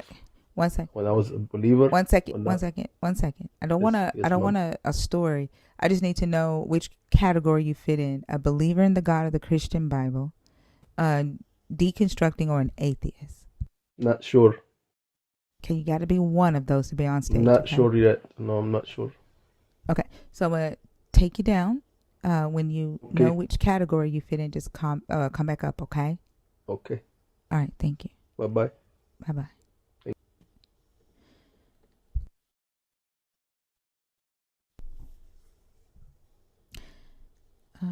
Let's see. Sweet bees. Yeah. Can you turn your music down, please? Oh, I'm sorry. Sound like a PlayStation 1 startup menu. Sound like No, Disney World. it's called Weightless to help you sleep at night. Oh, it It's reminds me like of a like when 10-hour the track. Disney movie would come on, like ooh, like the Disney Yeah, chimes or no. something. It's supposed to help you sleep. Oh, did that offend you? No, As I'm just trying to let y'all know what it is. I'm not oh, offended. It okay, take more okay. than that to offend me. Oh, okay, okay, Don't cool. don't tempt me with a good time now. No, you be Oh, okay. so I'm just playing. I'm just playing. Uncle Ronald, you're back in the box again. Can you let me know if you're in there on purpose? If you're requesting on purpose, please, so I can make sure that I bring you up next. Sweet beats, can I get your age? And then let me know if you are a believer, if you are deconstructing, or if you are an atheist. I'm 53, and I would say deconstructing. And this is my first time ever clicking on a live and asking to come up, but I saw your title and I thought it was very interesting. So please Hey, forgive me if I do something wrong. okay, no worries. Okay, so we can't say words like RAPE. Okay, You would have to say grape. You can't say like self-extermination, like if when somebody does the self-exterminating, okay, right? You would use that type of phrase like self-extermination. If it's like child essay, right? You right. would say like P3DO or something like that. Um, I think those are the only three words that you can't say on this stage. And so and D-rugs, like D-Rose. Oh, yeah, Mhm. hmm Including naming them. yeah, including naming them. We can't name any D-rugs if you know what I mean. DRUGS. okay. Yeah. Yes. So just use TikTok friendly language. You can say kill. You can say murder, death, things like that. Okay. Okay. All right. Um, what topic did you want to discuss? Me? You said you? No, you said you're asking me what I Oh, want to talk yes. about? Uh-huh. Yeah, Yeah. there's some topics on the post, on the red Okay. post. Which All one of right. those did you want to discuss? Well, oh Lord, my eyes. Can you read them to me? I'm so sorry. I can't hardly see that. Yeah, no worries. The overall topic is God makes my head hurt. And then there are several reasons. Um, what kind of example does the God of the Bible set? Uh, slave master God, mental illness in the Bible and religion. The devil works harder than your God. That's a question. What is the purpose or belief in a God? And why is deconstructing Christian beliefs a problem? Which one of those did you want to do? I think probably the deconstructing Christian beliefs is a problem. Okay, go ahead. What are your thoughts on why it's a problem? I think people don't want to really educate themselves on who the true God of the Bible is. I was just sharing with a friend earlier that about one of the stories in the Bible was about how they were starved out and they were consuming their own children. And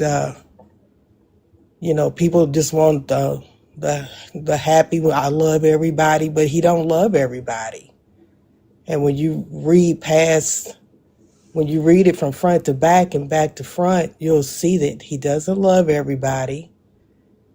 He and he punishes the people that he says that he loves. And the punishments are harsh. And I think it's hard for believers, Christian believers, because I was once in the Christian church. And, it's just all about feel good and make me happy, make me dance all over the church.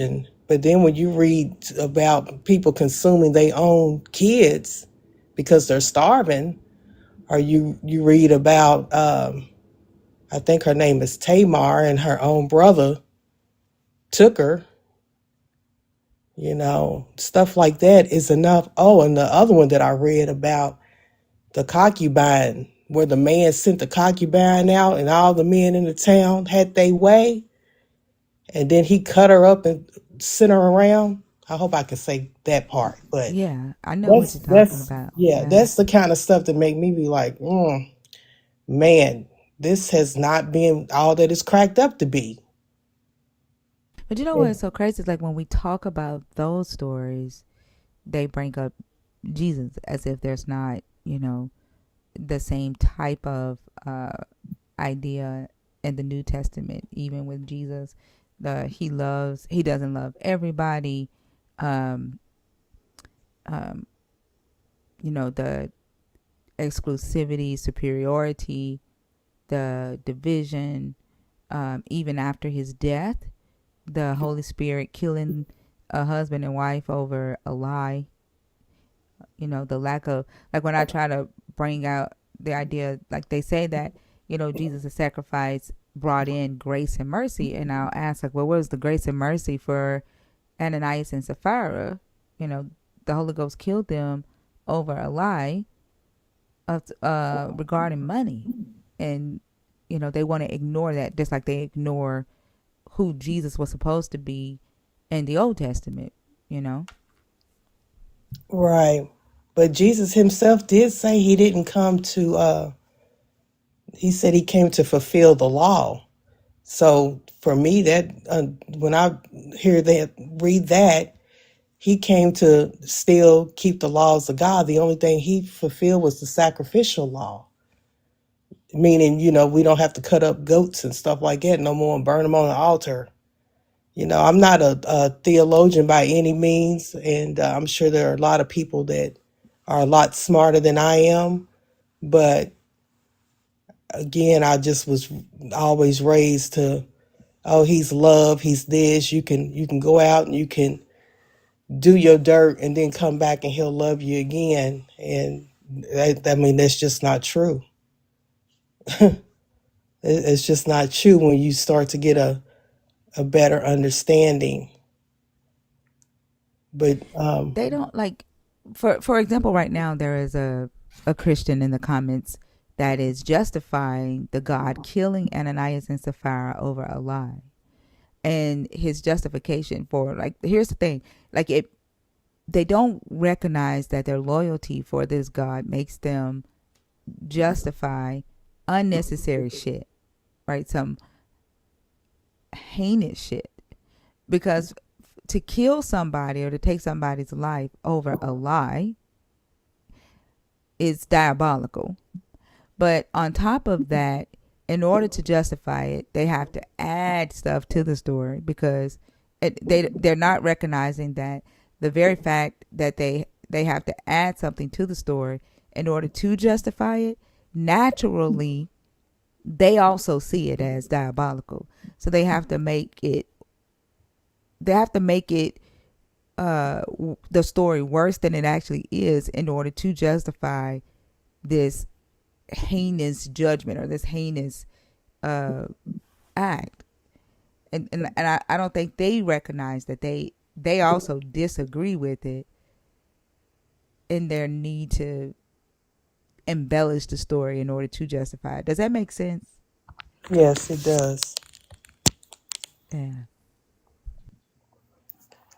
Yeah, it does. But it's a lot. It's a lot of it's a lot of I guess I want to say wicked stories in there about our Creator.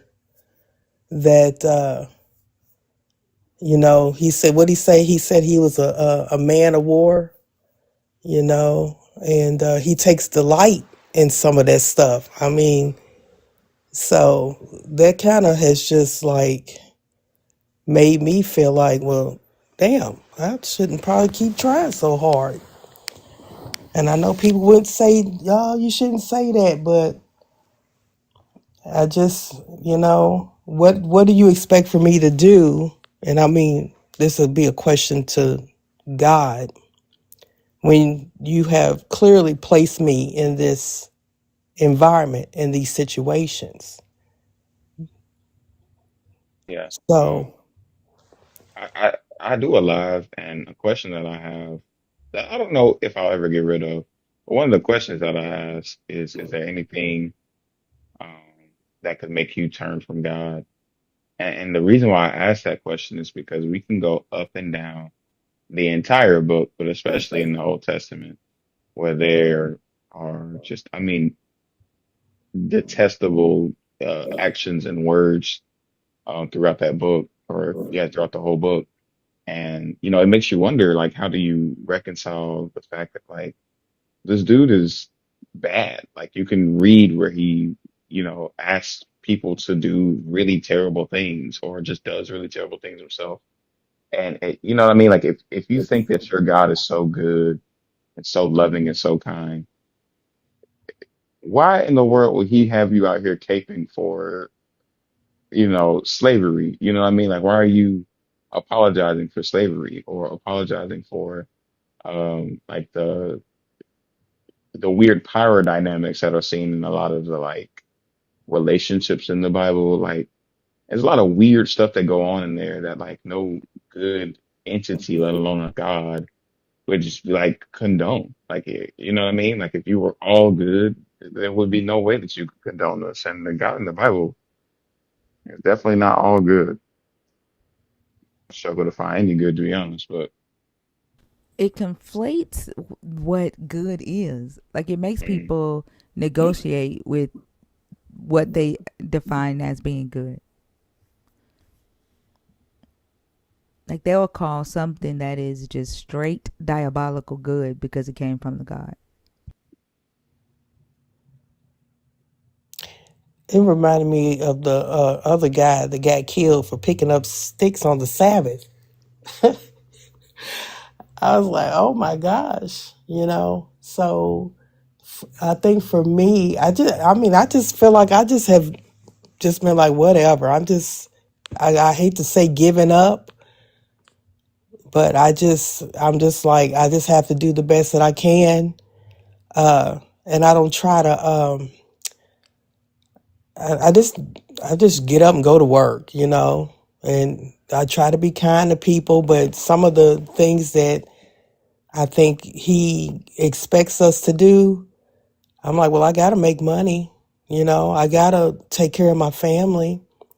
So for you to say that, for example, don't work on the Sabbath, whatever Sabbath you believe, and I'm not here to talk about what Sabbath is, but there's something in there about not working on the Sabbath. Well, I mean, sometimes I feel like we have to. We have to do certain things just to be in this predicament that you put us here.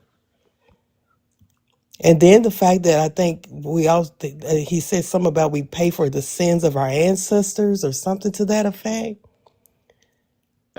You know, so he punished us to the, what is 6 and 7 generations. I'm like, In man. Deuteronomy, I forget where, I want to say 20, but I might be off. But it says something, or I think actually it might be 23. But it says something to the effect of if you are the product of your parents not being married, he won't accept you or your line until the 10th generation.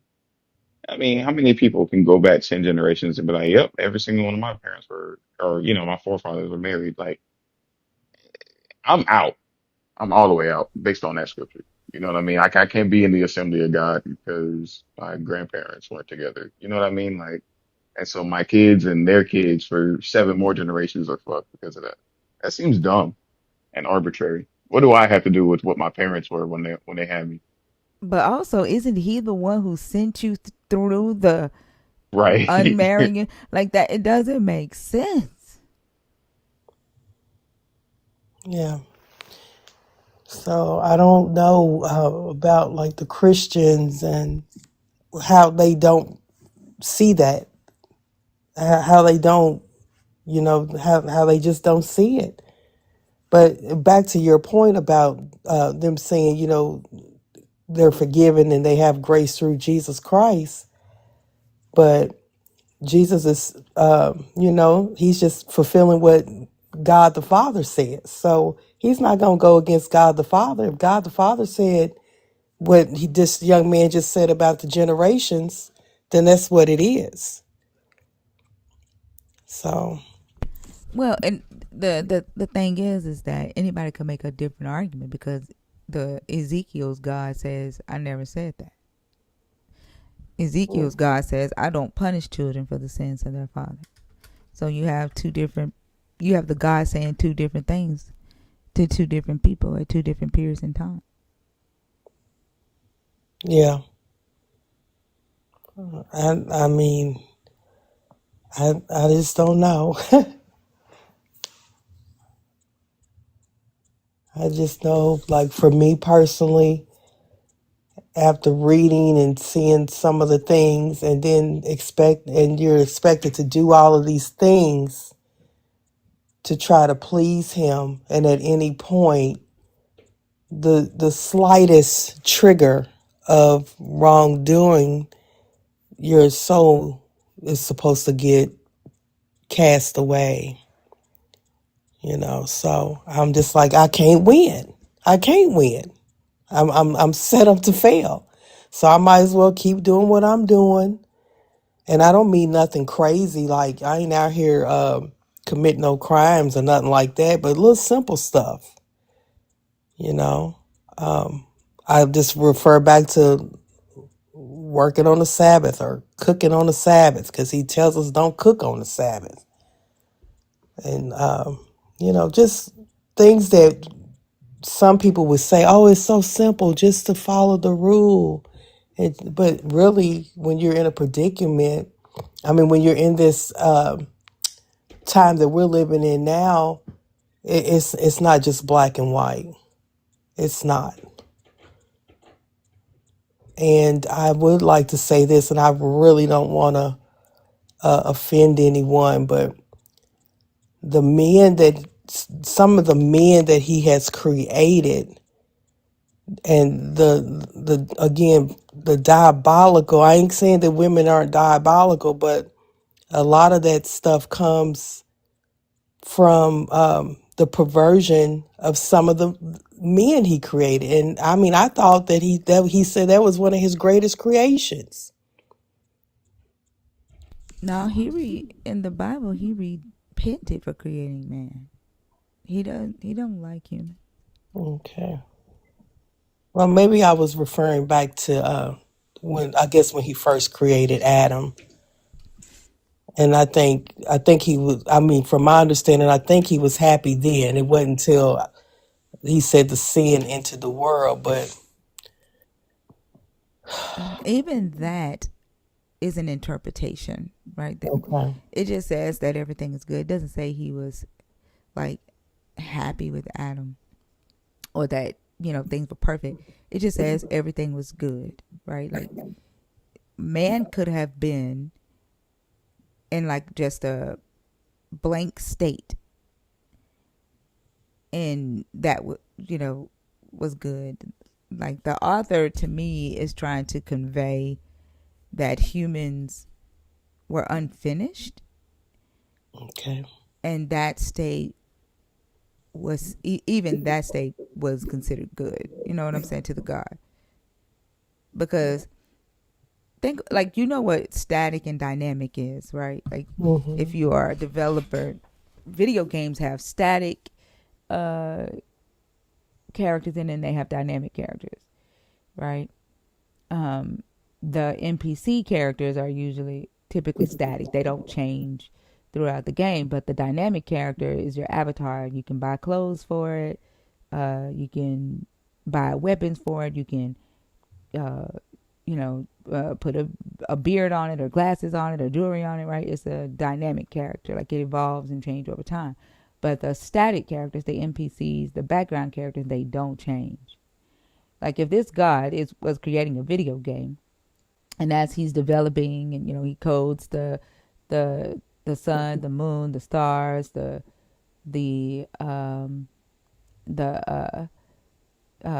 waters, the earth, the vegetation, everything that he's developing, he's like, all right, bet this is good. Like there's nothing else that needs to be done to these. And then he creates the players, and he's creating multiple versions of the players. And when he's done, takes a look at the whole game. He's like, all right, everything's good. Because the players, like you don't know, the characters, you don't know what they're going to do, right? In the game, you have no idea how they're going to turn out, right? You don't know what moves they're going to make because they're dynamic, right? And so if that's the way the game is supposed to be played, then it's good. Doesn't mean that the players are good. You know what I'm saying? Yeah. Yeah. Yeah, I do. And to me, that's a very human thought. Like we know that humans are unpredictable. We don't, like when we have children, we have no idea how our children are going to turn out. We don't know what type of parent we're going to be to each child. We don't know if the decisions that we make for our children, the parenting that we do, we don't even know if that is going to affect them in a good way or a bad way. A lot of times parents don't find out about how well or how bad of a parent they were until their child is older and their child comes to them. You think you've done an amazing job, right? Your child is, graduated, they're in college, they got a good job, and then they come back and they say, you fucked me up mentally. And you like, what? Yeah. We just don't know. Like, and so that's what I feel like the author is trying to convey, like the unpredictability of humans. When the author doesn't give that check mark of good to the creation of the humans, the same way he gave the check mark of good to the sun, the stars, the moon. And then when he just, looked at the final picture, it was like, okay, he looked and everything was good. It's like that's the way it's supposed to be because humans are just unpredictable. But because Christianity says that the God is all knowing, then to them that means that the God is saying that humans were perfect, right? And I just feel like it puts this standard that's unreachable on humans because they're trying to get back to that non-existent perfect state, and it's like something that just can't happen. You know what I'm saying? Like I was reading this weekend about Deborah, Mary Magdalene, and Jael and Eve. And so the scholar was saying that the early Catholic Church compared Eve Mary Magdalene, and the Virgin Mary. And the Virgin Mary is seen as the goal for women because she was a virgin. She was a perpetual virgin and not associated with sexuality, yet she brought Jesus Christ in the world as a virgin. And that is the goal that every woman should aim for, is to be the Virgin Mary. And I'm reading this and I'm like, they said Eve is associated with sexuality, and that Adam and Eve didn't have sex until after the fall, after they were out of the garden, and they didn't have lust for each other. The punishment was for Adam to lust after Eve, right? And I'm like, that's fucking nuts, because that's like saying they were never supposed to have sex, right? They were never supposed to be together if that's the case. If you listen, I said the early Catholic Church. Then they said Mary Magdalene would be the active woman, right? She's associated with sex. Although the Bible never ever explicitly states that Mary Magdalene was a prostitute, but the common belief, right, is that Mary Magdalene was a prostitute. And so she's the sexually active character, right? And the Virgin Mary is who women are being compared to and who they're supposed to aim to be. That's unrealistic as fuck, because how the fuck does a perpetual virgin produce life? Like, how does a perpetual virgin have children? How do you hold this idea that your God said to be fruitful and multiply, but at the same time women are supposed to be reach to be like the Virgin Mary? That doesn't make sense. It's a unrealistic goal, an unrealistic standard put on women.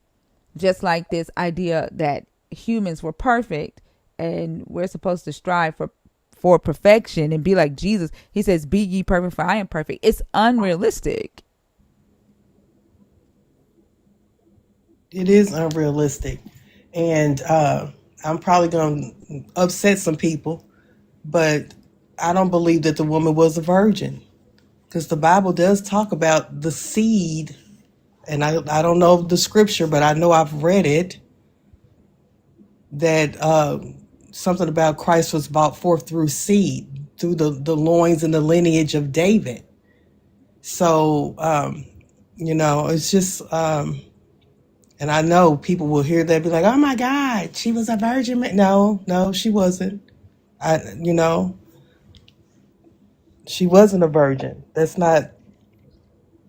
And again, like I said, I'm not a theologian, but for those people, it's somebody I'm sure that knows exactly what I'm talking about. Because I think the term virgin during that time wasn't like what we know it as today. As I guess someone that hasn't had relations. Yeah, I've heard that argument before. I mean, of course, I hope. Well, I don't even know why I was trying to say that. There's a lot of people that believe this, that a woman could have a child without having sex. Yeah, but I don't typically get into the whole was Mary a virgin thing, because literally, common sense, a woman cannot have a baby without having sex. But it's a intricate part of their belief system. Like, he had to come through something that had never been touched, right? She had to be unclean in order for him to be this savior. I think that's that person who I've blocked several times from my life, but they're on the backup now. But like B just put in the comments, that's why it's divine. Like, it's the most illogical thing in the world for grown adults today to be believing that a human being came through a virgin. Mm-hmm. Yeah. They might as well believe that the Ugly Betty show is true. Or the No, Santa well, it's Claus not group. Ugly Betty. What No, what's that show? Something Virgin. The Latino girl played it. Oh God, I can't remember the Jane the name. Virgin. Jane the Virgin. Yeah, they might as well believe Jane the Virgin is true. Well, that was just my little 2 cents. And thank you for having me up on the stage. Again, I had never done that before, but I thought your topic was very interesting. And You're very welcome. Thank you for coming up. all right. Hope you have a good night. Thank you. You too.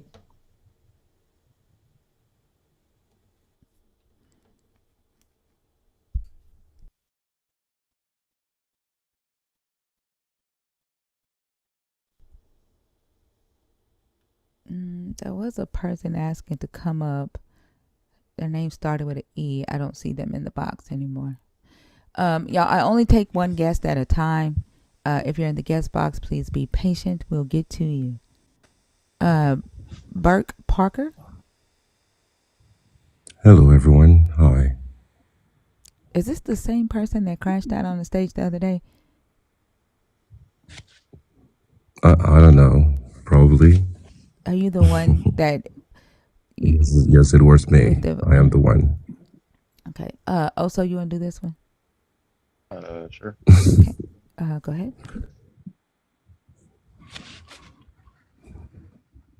Yeah, go ahead and pick a topic, Bert. Yes, I will. I think I'll take number 4. Okay. What is the purpose of belief in God? Well, I do believe, my take on this is that as human beings, again, we could be rational and irrational.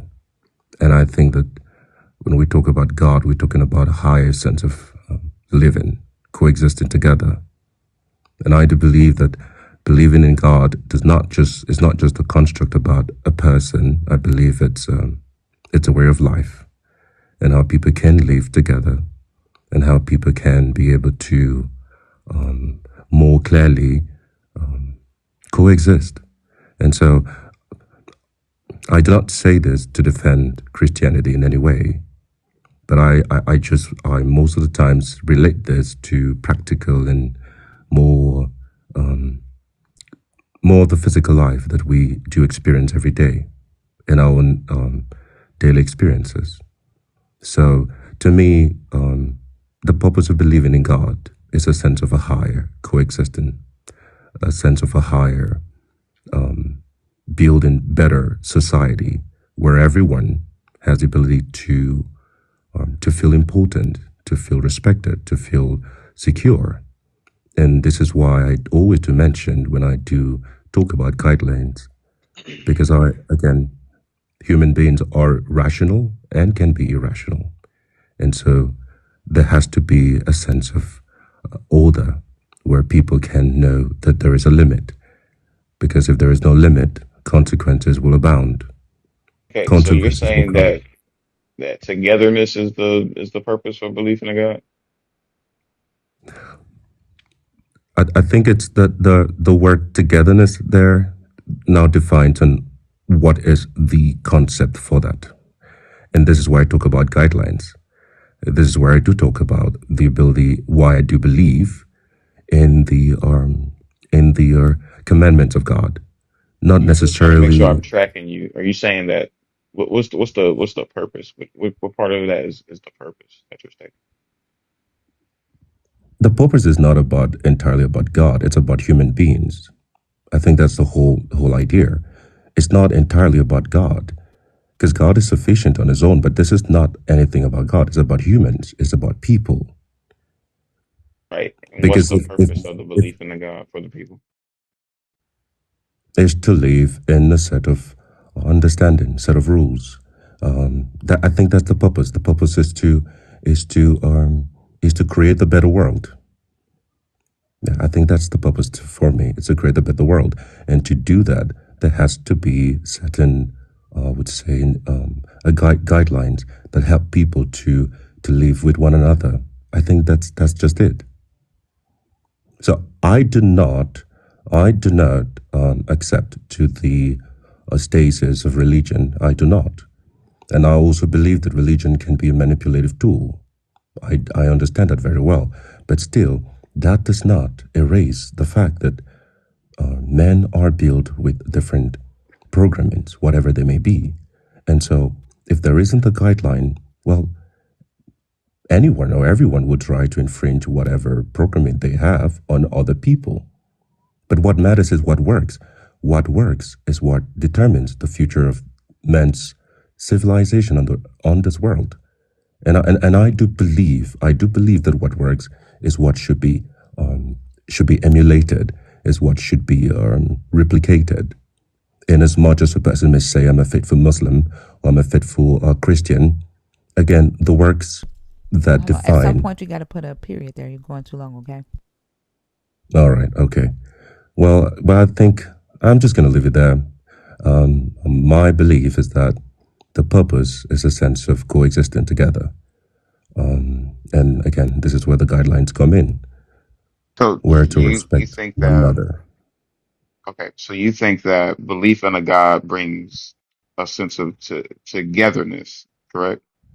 Or Believe in it. guidelines that put people on the same path? Yes, the guidelines to me reveal what kind of God is.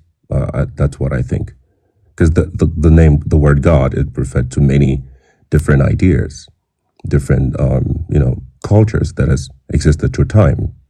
Some of these things technically had devastating consequences. So to me, I would select, or I would choose that which has worked for men through time. So yes, So I mean, I guess you could boil it down to the purpose being control. control. Um, if I think that's a very hard word, control. Um, that's a very hard word, control. I don't think any human can be controlled. I think everything is still by choices, though. I Every think human has humans the can ability be for free controlled. will.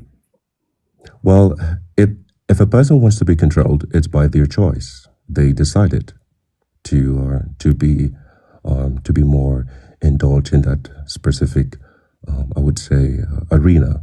I don't think human beings are designed in a way to be controlled. I think it's by choice. I believe it's by choice. But So you control, but you said that this was used for order, though, right? yeah, order means, human nature basically means as to what habitat we do live in, we live by. And I'm not just speaking based on some imaginary stuff. No, this is real. These are practical things we see every day. And so that order is necessary, which is a base of agreement between a people, where they have to come to an agreement on how they have to live Would that to not be be them able. submitting to control, though? So okay, let me get this. So irrespective to what all there is, I don't know why, but I don't think all there is control. Irrespective to what all there is, does free will, as to refer us to men, does that really warrant a more guaranteed society? You said you don't think order is control. No, I don't think all there is control. What I is don't order think. then? Order, again, it applies to guidelines. Again, it applies to guidelines. Order is the ability to institute or to bring forth a certain level of mature reasoning, where it can help others, that they may be able to align as to what works and what I doesn't think work. I I don't think think that's just order what it means is. mature reasoning. I think order comes with maturity. If that's, like, again, these things can be quite complex, but again, I'm trying to be more basic as I can be. I don't want to go hyper educative about this, but I'm just trying to be very simple. Again, it's about a mother or a father knowing that they have to look after their child, that they may Also, not can I ask a fall question and right hurt quick? themselves. Because Yeah, because I just want to know, like Okay, you said, that the God is order and guidelines, right? For a right. society, right? To make the world a better place, right? That's the hmm purpose for the belief in God. Would you say that the God has failed at that multiple times? I don't believe he has. Maybe Like, men so have. when he first created the earth, and Adam and Eve uh, created chaos, according to y'all's hmm belief, that wasn't his plan, right? Like, he put order in place. Um,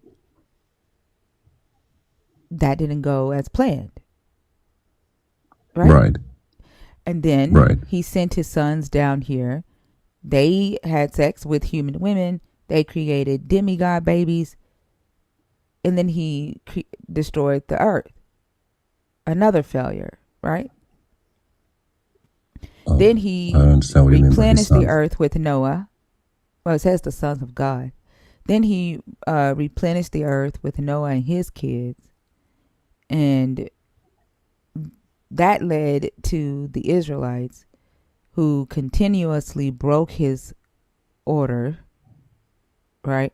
Which led him to put himself in the body of a virgin, birth himself, kill himself on the cross so that he can create order again, yet there's still disorder, right? Like, are you Um, saying that, this God has made the world a better place? Like, the belief in this it's a God has succeeded in making the world a better place? Is that what you're saying? um, j- I would think I would answer to that, but just a little bit. No, You has did it mention has right it that succeeded? sons. Like you said, that the purpose of the belief in this God is order, uh, Right. and guidelines for hmm living as a society and making the world a better place, right? And Right. I said, well, the God has obviously failed at that with the many attempts that he's tried since the beginning of time to do that. Yet it has not succeeded.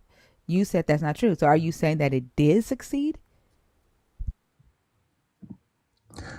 I think it did succeed because if it did succeed, but again, it still warrants down to what people decide to do, what they choose to believe in.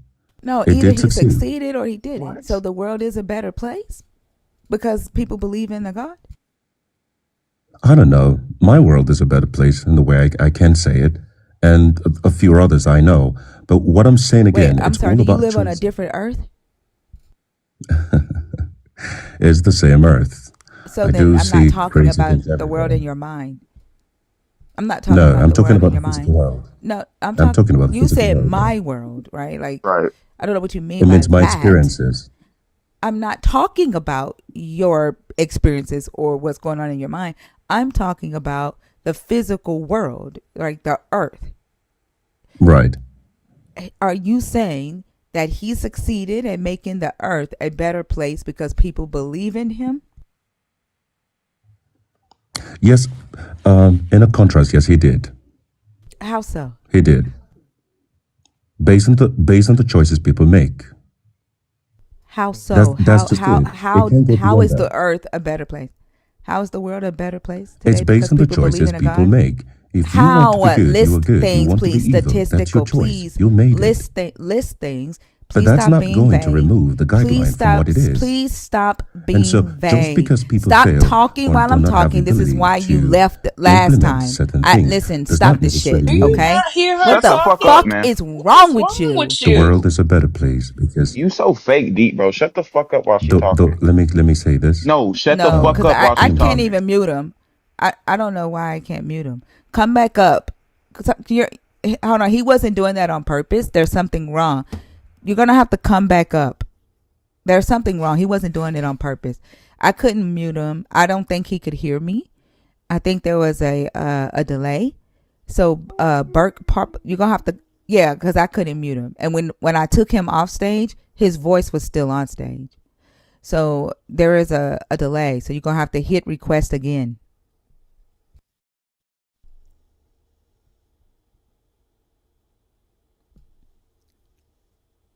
If you're still there, hit request again. Ooh, shit. Thinking nicer than me, bro.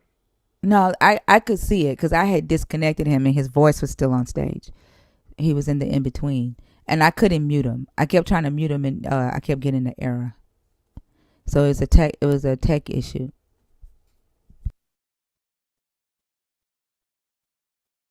By tech issue, you mean the neurons in his brain.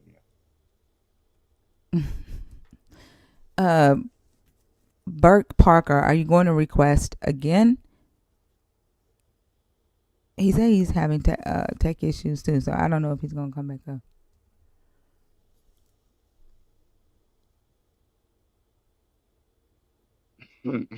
Thank God for those guidelines that saved his tech issues.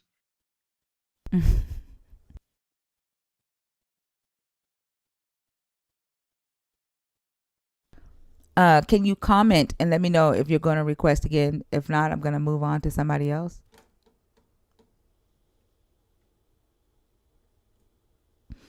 I don't know if he had to reset or what.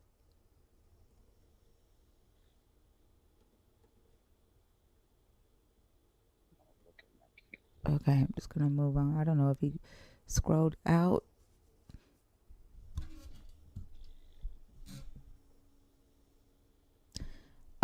Ronald Smith, are you in the box on purpose? Because I keep asking and you're not saying anything, and every time I take you out, you request again.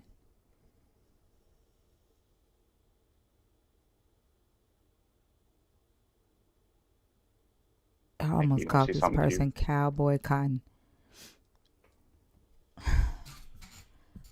You said he gonna say what? So you want to see something cute? What?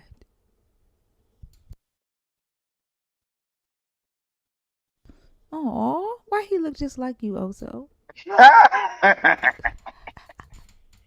Genetics is strong. He do. He look just like you. Wasn't Yo Good already on stage? Didn't I already talk to him? Didn't they drop or something? I can't remember. God. Are you gonna dance or something? I'm sorry, you come on stage like that, you got to go. Like, what the fuck? I don't remember what did we talk about with Yo Good? Oh. Huh? I do remember them being up, but I don't remember how it went. Huh? I do remember them being up, but I don't. Damn pressure. Burke Parker, are you going to request again? There were technical issues on the stage. I don't know what you're talking about. You have seen real nasty people, but you still chill. What does that? Why are you telling us that? What does that have to do with anything? Hey y'all, can y'all please help with the host's gift goal of I Love TikTok Live? And please get these likes up to 200,000. Thank you. I remember talking to this person, but I don't remember the conversation. I am deconstructing. Oh, they from couldn't figure out if they Christianity. were Christian or not. That's what it was. Right. Oh, Yes, okay. deconstructing. Okay. Okay. All right. From what? I Christianity? the mental illness in the Bible. Hold on. What are you deconstructing from? Christianity. Hold on, give me just a second. Burke Parker, you said it still shows you on stage, but you can't hear anything? You're not on stage anymore. You're gonna have to like close the app and come back. There's a technical issue. You're in the in between somewhere. I don't know if somebody can like message him tell him to like close out No, and he come puts back? it on private. He doesn't like nobody to. You know that nigga or something? I don't even think he's Christian. I think this person is lying about being a Christian. I can't all the way disagree with you. Huh?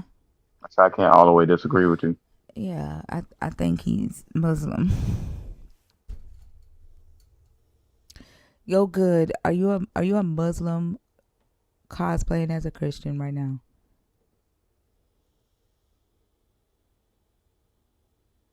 Yo, good. You on mute, bruh.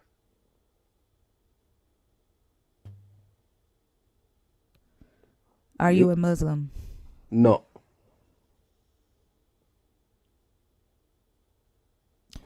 Not a Muslim, no. I am Christian.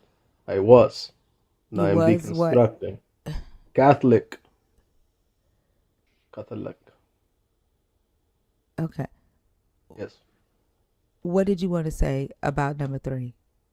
Oh, number 3, yes. I believe that now when, problem with religion is the feeling of guilt.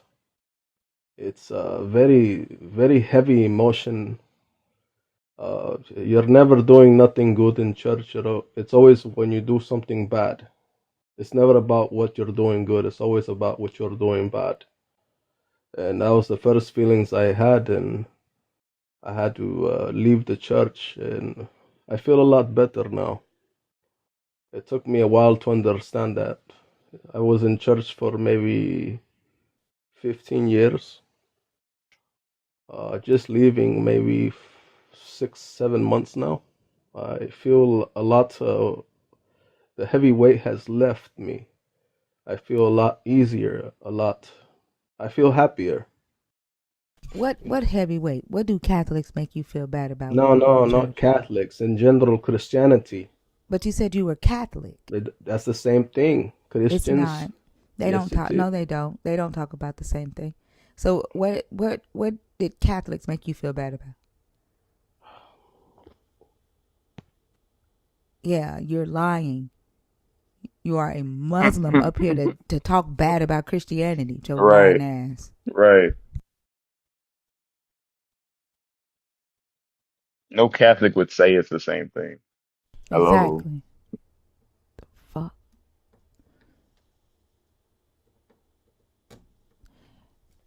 If you are a Christian, if you are deconstructing, if you are an atheist, the guest box is open.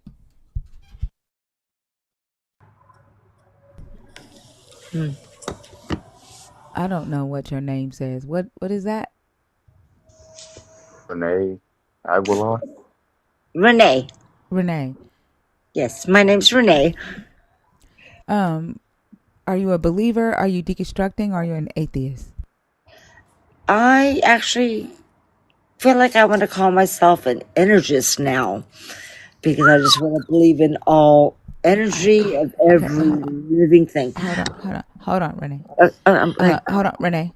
Yes. I only allow Christians, like people who identify as a Christian or believe in the God of the Christian Bible, or people who are deconstructing from that God or thinking about it, or atheists on stage. I don't get into the spirituality stuff or that other like different types of gods or anything. I was baptized Catholic.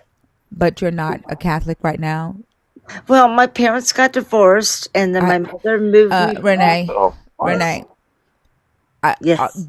Do you believe in the God of the Christian Bible right now, today? I do believe in Jesus. I do. And that's the weirdest thing for me because I still do believe in the stuff that I have been. My family is. I don't want a story. Okay. Okay. I'm sorry. I don't need a story. I just needed to know if you believe in the God that we are talking about. If so, pick a topic from the board. Okay. But I don't want to get into energy, spirituality, any of that. I don't get into that on. Okay. Which topic did you come up to discuss? Number four. Okay, go ahead. Well, actually, I have no idea how to start. I really don't. And maybe I'm just wasting my time with, or wasting your time. I'm sorry. Maybe you should just bring someone else up. And when I can collect my thoughts, I'll come back up here. Okay? Okay, thank All you. right. Well, thank you so much. I appreciate everything you do. And I'll come back up later. Okay? Thank Okay, you. you're All right. welcome. Bye All right, bye. bye bye.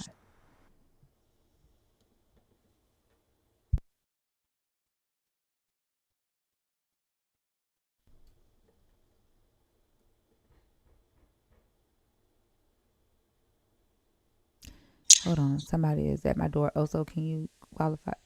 Selena or Lala, can one of y'all qualify her? Somebody's beating at my door at 3:47 in the morning. Okay. Thank you. I'll be right back. Hi, the fun. Hi. Hi, are you a Christian, atheist, or are you deconstructing? And how old are you? Okay, I'm 39 and I'm deconstructing from Christianity. Okay. Um yeah. Would you like to pick a topic, please? Number 3, mental illness in the Bible and religion. I do see that it is a mental illness in the Bible. It's kind of delusional to me. A lot of things, especially the Jesus being dead for 3 days, like nobody, you know, can die for 3 days and come back to life. That's never happened. And also, like a virgin birth, that's delusional. I agree. It's like a mental illness, like, just certain things that Christianity is about is mentally ill. And people just need to kind of think,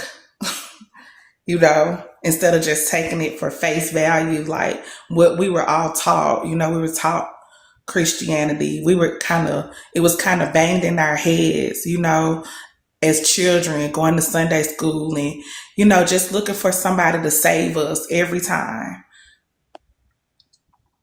Oh, I'm reading comments too. Oh, Oh don't yeah, worry you don't about have the to do that. comments. Yeah. Oh, Um, okay. are you familiar with Ezekiel? Ezekiel, like the book, the Bible book. The person in the Bible, but yeah, in the book Ezekiel. Um, yeah, yeah, Remember what Ezekiel bread was made of? yeah. Sprouted. Hmm? No, it was just bread that they cooked over cow poop. But I think that one of the most obvious displays of mental illness in the Bible is Ezekiel thought that God told him that he had to walk around town naked for 3 years. He had to lay on his side for like a fuck ton of days and then lay on his other side for the rest of the amount of time. He thought that God told him to cook bread over human shit, and he negotiated with the God to get it knocked down to cow shit because I guess that's better in some way. Like, there are so many people in this book that if you took what they said and applied it to today, you would commit them, right? Like these are people that are touted for their faith and for their loyalty in the book, but if you brought them to real world, like to the real world, you would call that person insane. Jephthah is another guy in the Bible that is touted for his faith and how much he believed in God. But the man sacrificed his daughter to God because God helped him win a battle. Uh, and he thought that would be honoring to God. Today, you know what I mean? Like if you were like, God, I'll sacrifice the first thing that walks through my door if I get this promotion. And your kid walks out and you sacrifice your child to God because you got that promotion. Well, first of all, they lock you up, but any sane person would realize this person has completely lost their mind. Like, why would you do that? You know what I mean? Like, there's a lot of examples that you can look at in the book where it's just people that are saying and doing things that can only be attributed to someone with some kind of like you know, deficiency going on, I would say. That's true. It's true. And just like thinking about the times that I like prayed and all of that stuff, trying to make things happen when all I had to do was work towards it. Mental. That was just mental.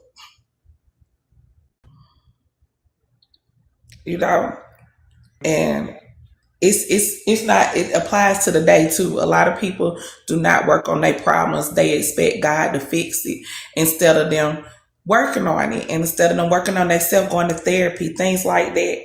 Like they're expecting God to heal them when they need to heal themselves. I agree.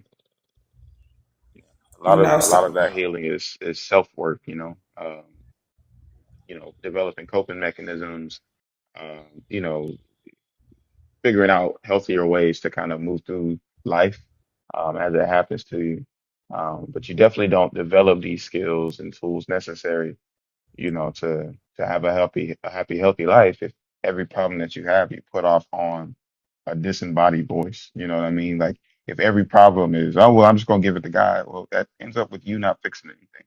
You're just kind of hoping stuff works out.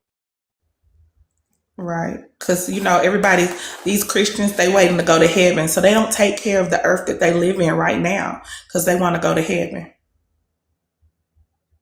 So they're not making things great on this earth because they feel like there's something waiting for them outside of what they have going on now. And it's kind of annoying. Yeah, no, I agree with you. I do think that it sets the stage for people to disassociate. And I mean, you can look at the country, the state that the country's in right now, and it's obvious, like you can ask a bunch of people that claim to be Christian if they um, think that this is God's will for, the country to be the way it is right now. And a lot of them will say no. But this is an ideology pushed by Christian nationalism, right? Like your complacency within your own people group has led to, you know, all these laws that are being implemented where, we can have things like segregation again and stripping DEI and demonizing black and brown people, trying to, minimize the role that they play in the world, let alone the country. You know what I mean? Like it's things like that, you slowly start disassociating enough to the point where these people who you claim are religious, extremists are still flying the same flag as you, and you can't figure out how it got to where we are. Yeah, I'm glad I don't subscribe anymore. But everybody, when people found out that I stopped doing the Christian thing, it's like they still like, let's pray.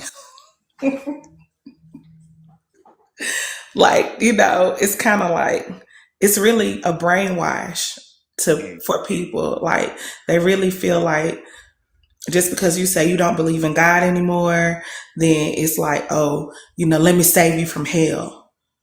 But what if hell was not on the table? Would you still believe in God? Would you still try to be good and be right? Also, did you see Gifted Protection's video today? Mm-mm. Somebody, a Christian, had commented in his comments in all caps, was praying that God remove a demon out of him, right? Oh. So he responded to that video and said, ah, blah, blah, blah.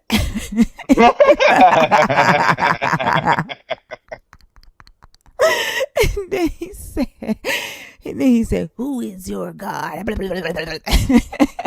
was like, And the silly thing is, like, that is silly as fuck. But like, motherfuckers would be like, "See, I told you, it's real." yeah, yeah, yeah. Did you have anything else to fun, Auntie? No, no. Thank you for inviting me up. I appreciate it. You're welcome. Thank you for coming up. Have a good night. Have a You good night. too. You too. I probably watched Gifted's video maybe 5 times because the shit is funny. And then he got on all white doing it too. Mm.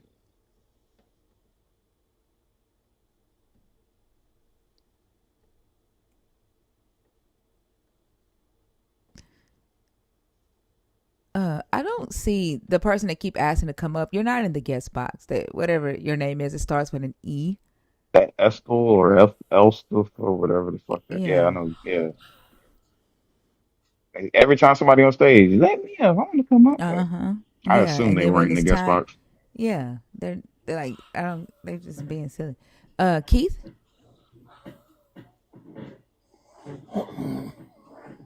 Oh goodness, Keith. Man, if Keith had one of those apps that record you while you sleep, like what the fuck, Keith, are you doing in your sleep, You fighting demons for man? real. I was waiting for a fart to come up because like you could tell that he was like stretching and like yeah, like the way that it was sounding. All you needed was a, and then that would have been perfect. A nice little. That's what it sounded like was coming, like one of those sleeves.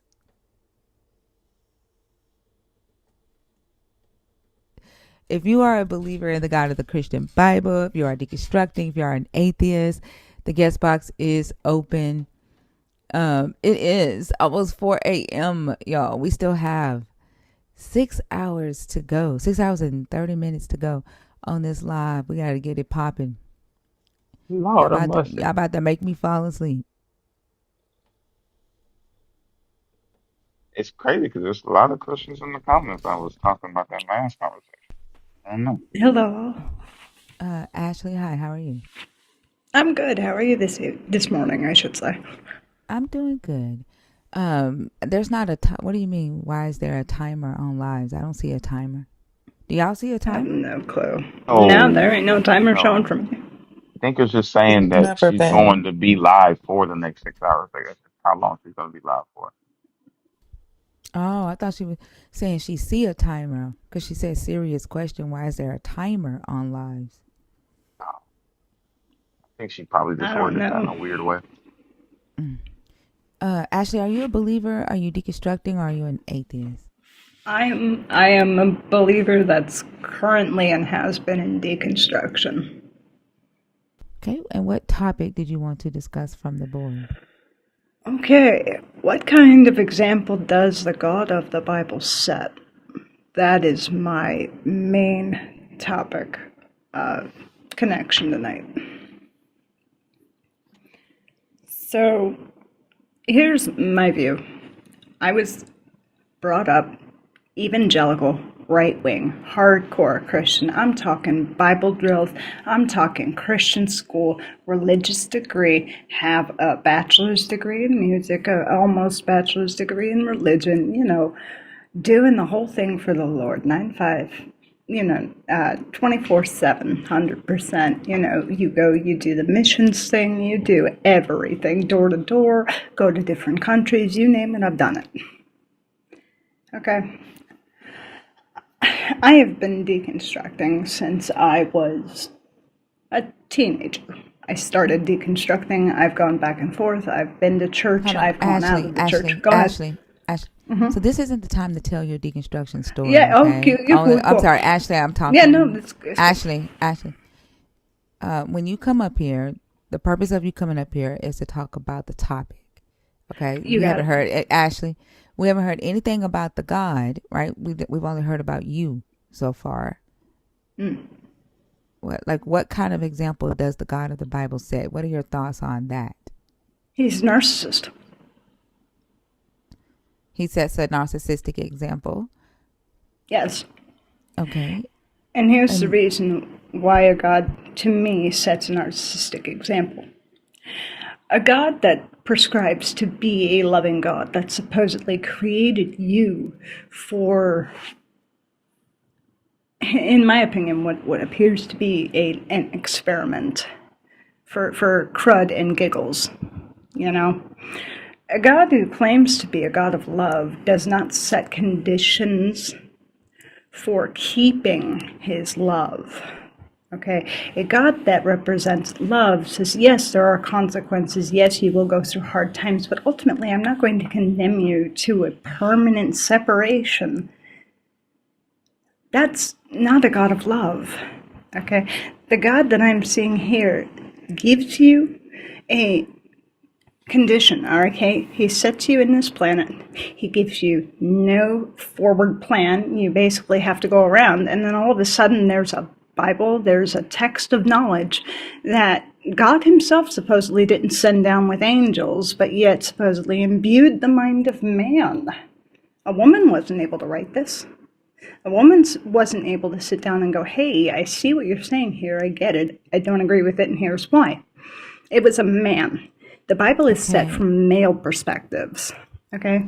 Okay, and that sets, how do you see that as in mankind, right? Like, because the question is asking about what kind of example does it say? So I get the narcissistic, I get that. Control and Ashley, power. Ashley, do you see how I was quiet while you were talking?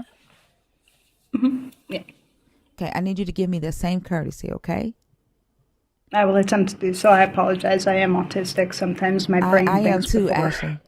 I am too, Ashley. And when you do that, right, it triggers me. And then I start stimming. So I need you to not do that, okay? I will respect your space. You got it. Thank you. Love 4377, you have been warned about typing in caps in my comments with your disrespectful ass, and you just keep doing it.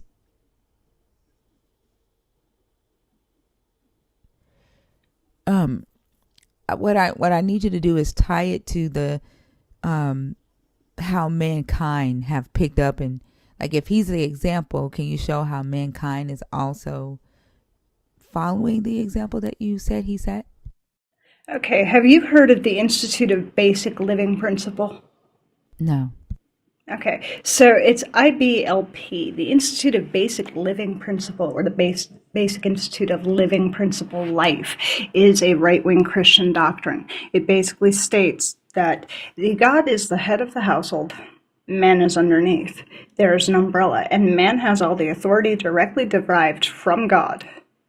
Women have no power. Women have no authority. They answer only to the man, who then is the one that speaks for God to the rest of the household. That is the experience I grew up. You don't question God. If your father has a question, he goes to the pastor. You as a woman, you are to sit here and listen to what I have to say. So IBLP states that when God says something to the husband, or when God deems something as good for the husband to tell the family, it is the husband's job to enact that for the family. The family doesn't get a vote. The family doesn't get a say. The family does what the husband tells them. And they say that this is direct authority divinely given from God. In my church, women are not allowed to speak. We are not allowed to give advice. We are not allowed to be pastors. And this is the church I grew up in. If you have a question on biblical doctrine, you are to go to men. You're able to sit there and read it, but men are the ones that parse it. Men are the ones that deliver everything to you, and you are to sit there, learn about it, digest it, and then regurgitate it to your children. That's a horrible belief system and way to live. Well, I will say that that sounds more like the biblical guidelines, right? Which we talk about those all the time. I agree, they are in there, and they're horrible. This inequality. And God sets taught, that biblical example. Ashley. Mm-hmm. I need you to do me a huge favor and go on mute. Like when it's my turn to talk, just do me a favor and go on mute. If you feel like you need to say something, just say it on mute until I'm done, okay? That way. While I do agree that those guidelines are in the Bible, because like with this women being silent, right, and not listening, and like the man being the head, those are guidelines that are taught by the men in the Bible. Can you think of an example in the Bible where this God teaches that? Because like the topic is, what kind of example does the God of the Bible set? So where in the Bible, if you could think of one, is this God? Corinthians. I'm sorry.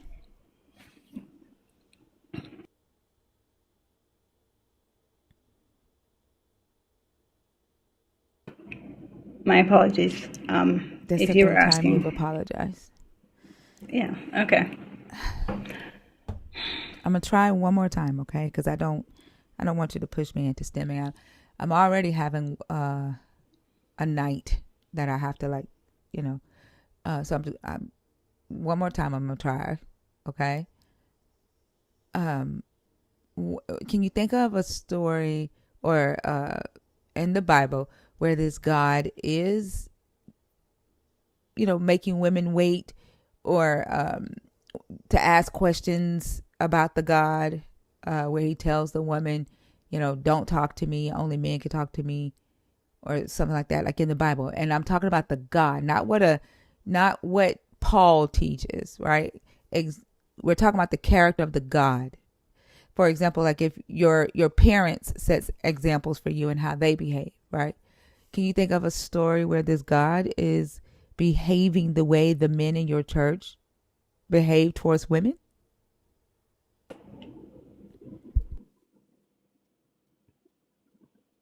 Yes. Okay. Conquest is directly stated in the book of Leviticus. The men are to go into the town, liberate the town, conquest it for God. God says, you can have the spoils of the women and children, convert them into my house, to my religion, and they're your property. They're spoils. Women are treated as spoils directly because God commanded them to say that you can go into a village, you can take people who know nothing about you, innocent women and children, and make them your property. This is directly where they get it from. And if you want the verse, I can get you the verse. But I don't know how people feel about direct sharing of verses and quotations, so I I'll know leave it what to verse you. you're talking about. You're talking about Deuteronomy 21. But like we're talking about marriage here, right? No. No, you were talking about marriage when you said the women are to ask their husbands at home, right? For Okay. example, In I'm trying to keep you on topic, right? This is what I'm trying to do, because I know, like, it sounds like there are a lot of things that we could talk about horrible about this God with the subjugation of women, right? But the topic that you chose is, what kind of example does the God of the Bible set, not what horrible commands does the God give. Does that make sense? Those are two different topics. So I'm trying to help you put what you want to talk about in the topic. So I'm trying to guide you a little bit towards that. So for example, I would say that, the God sets an example of dishonesty, right? Like, he excuses the dishonesty of the Israelites on several times because they are his chosen, right? He, a lot of his plans he accomplishes through dishonesty, right? And so because of okay. because he knows that he's loyal, he commands his people to be loyal to him, and they are afraid of him. Today, people excuse dishonesty in the name of this God, or in the name of faith, right? They excuse it. They don't see dishonesty as dishonesty when it's attached to faith. And the God set that example by excusing dishonesty in the name of his chosen, right? So, like, can you do that with what you brought up, like with the women having to ask their husbands questions about God at home, or how the men in the church today, the church that you grew up in, how they treated women? Can you show like an example of how the God did the same thing? And God excused David's treatment of Bathsheba. Okay. God excused David in his taking another man's wife, sending him to the front lines, allowing that man to be unalived, and then going and telling a woman, hey, you're to come to my palace or my area of control. You are to obey me. You really don't have a choice.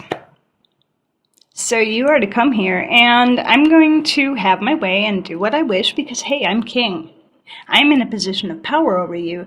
And then God went and excused it. Even though they both supposedly were married, they both committed it, and that whole thing in Leviticus and Deuteronomy and the judgments of God states that when two people get together and they commit a sin of having relations outside of their respective marriage, they're supposed to be stoned. But yet, God goes, hey, that's cool, that's okay. I'm just going to take Bathsheba's child from you, and you're going to sit there and do the whole repenting and crying thing because, hey, it's one of your future children. But you know what? You'll still get Bathsheba. I'm going to take your kid. You'll still get Bathsheba. And hey, guess what? I'm going to give you even more. I'm going to give you King Solomon the Wise from Bathsheba. How is that a good example?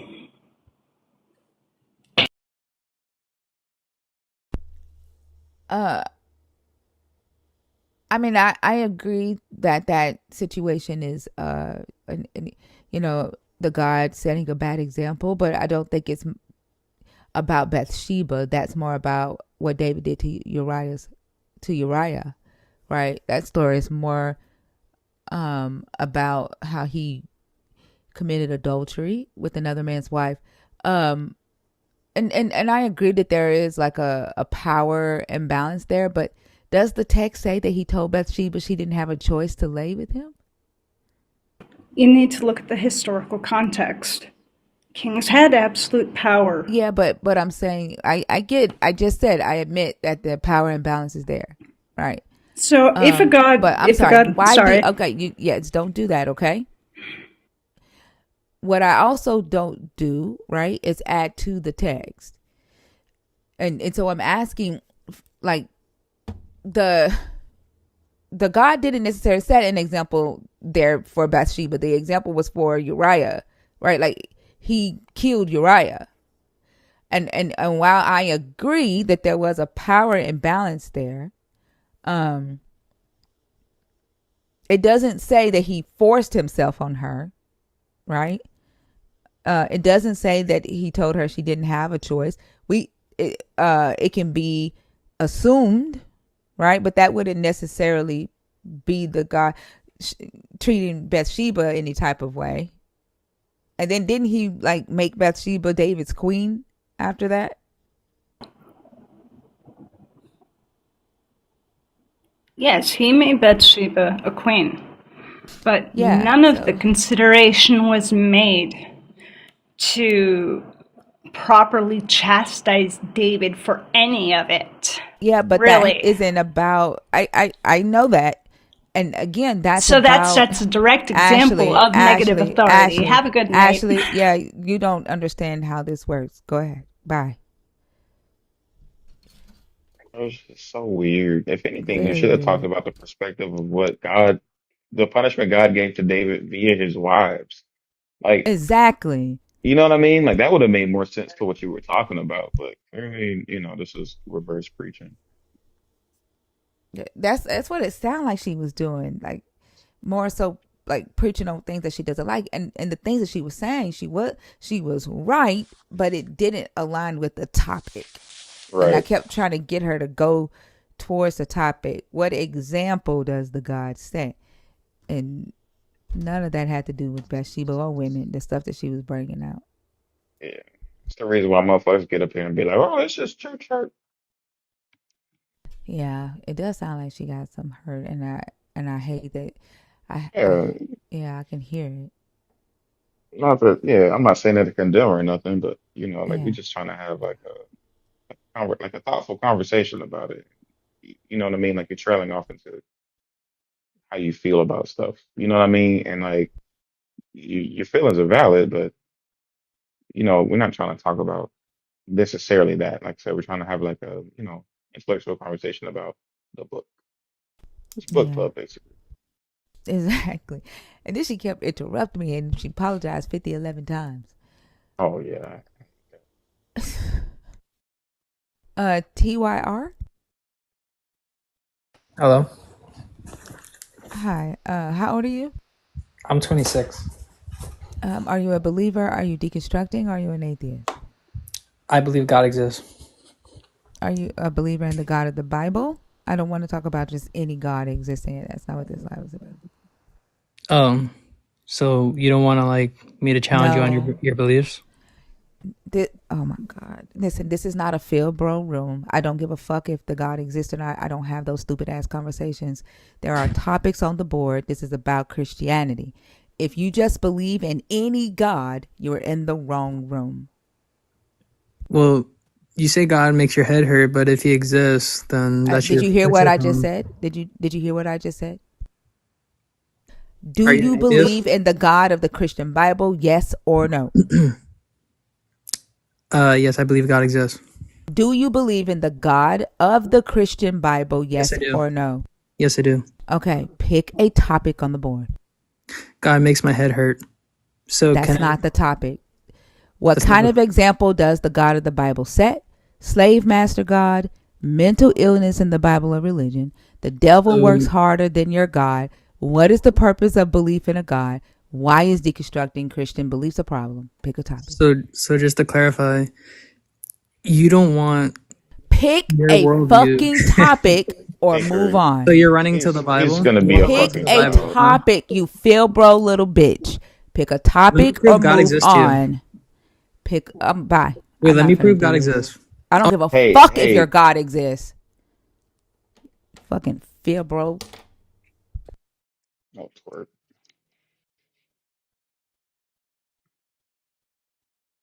I swear feel bros are they're the worst creation this God ever made.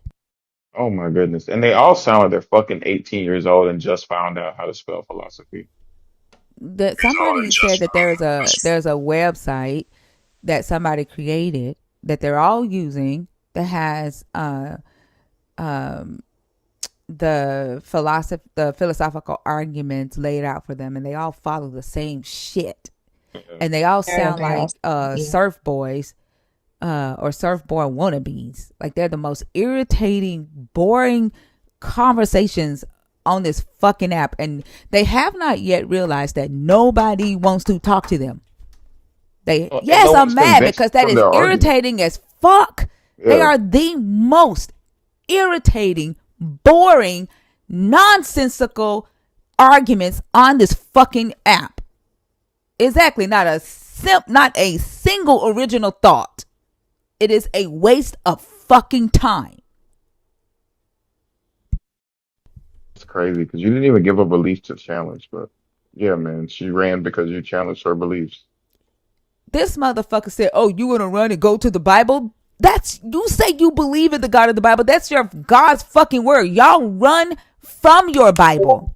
Because he the fucking the lied. reason the reason why y'all run to philosophy is because you know that your Bible has holes in it. Like literally, none of you sat in church and your God pulled out the cosmological argument for God. Your God has never preached the first mover argument. Your pastor preaches from the Bible, but y'all know damn well that this book is full of shit. Not necessarily. Yes, necessarily. And hold on, I'm not talking to you. And that's why y'all want to do philosophical arguments. And that's why you want to say, I just believe in a God. Let me prove to you a God exists. Who gives a fuck?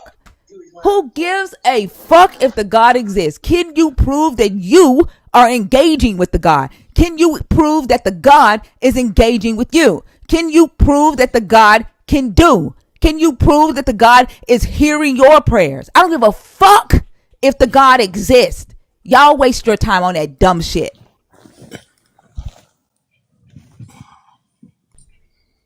Marty, how are you? I'm pretty good.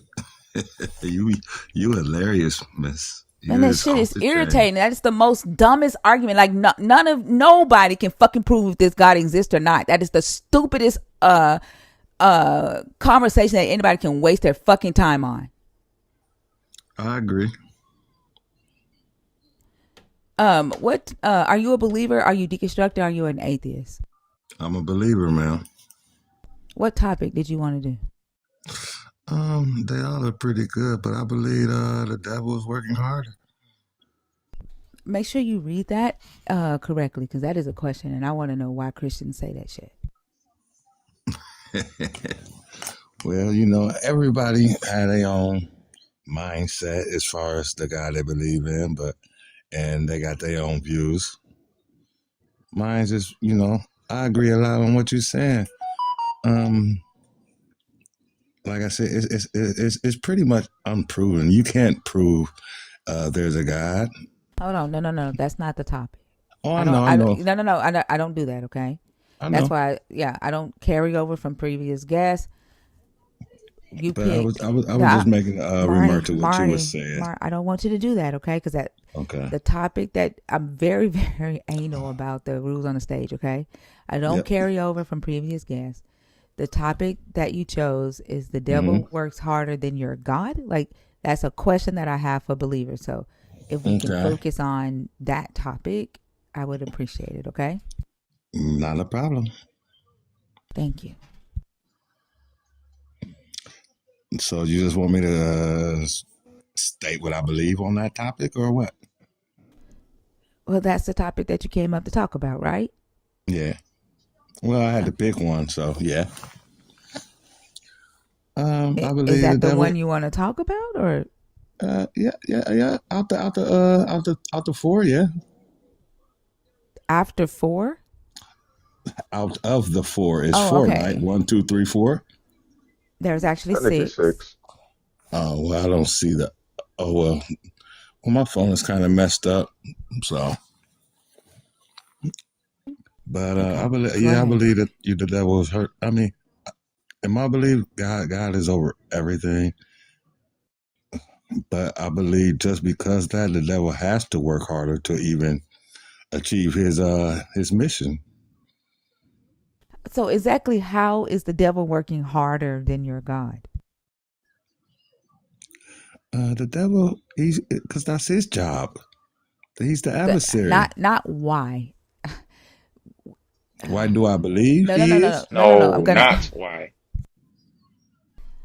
I said, exactly how is the devil working harder than your God? Not why is he working harder? How? Oh, how is he? Okay. Because he's the God of this earth. He is the prince of this earth. Hold the on, Bible says Marty. that. Do you realize that when you start a statement with because, you are answering a why question and not a how? A why? When I say how is the devil working harder than your God, and you say because, you're answering as if I said why is the devil working harder than your God. Like, that's the second time you've answered it as if I asked you why and not how. Okay, well, I'm going to just listen then. How about that, if that's okay? Oh, wow. What? I'm sorry. You don't understand. Like, hold on. Apparently Selena, I don't. Okay, hold on. I'm going to give you an example. Selena. How do you get ready in the morning? I get up, I wash my face, I brush my teeth, I choose my outfit, and then I put on any undergarments that I need to put on. I put on my shirt, my pants. Okay, my socks, think I understand. My shoes. I think I understand. How Here, is the devil working? I disagree. I disagree. Ask me the same question. He's working through. Hold on, Marty. 1 second. Also, why do you brush your teeth in the morning? Oh, wow, you switch up the question. That's crazy. Well, I thought that you would be slick enough to be like, for sure. Yeah, I was gonna say that. Yeah, I put toothpaste on my toothbrush, and then I put water on top of the toothpaste on top of my toothbrush, and then I kind of look at myself in the mirror for a couple of minutes, just because, like, I don't know, it's not how, but why Mm. do you brush your teeth in the morning is what I asked Oh, you. why? Yeah, no. So then after I get finished looking at myself in the mirror, I apply the toothpaste to my teeth via the toothbrush That that is the, how. I'm huh? asking you why. I didn't ask you how. I'm asking you why do you brush your teeth in the morning? This is too Well, confusing. God bless y'all. You did that. You do realize that, right? What the hell? What? That was too confused. I just did what you did.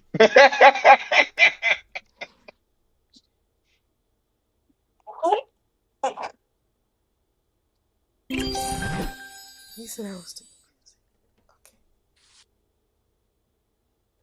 That's crazy. That's Yeah. crazy.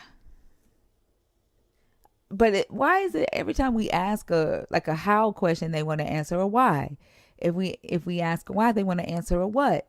If we ask a what they want to answer a who? Like why? Right. Oh, you want to know why? No, I want to know what. First of all, oh.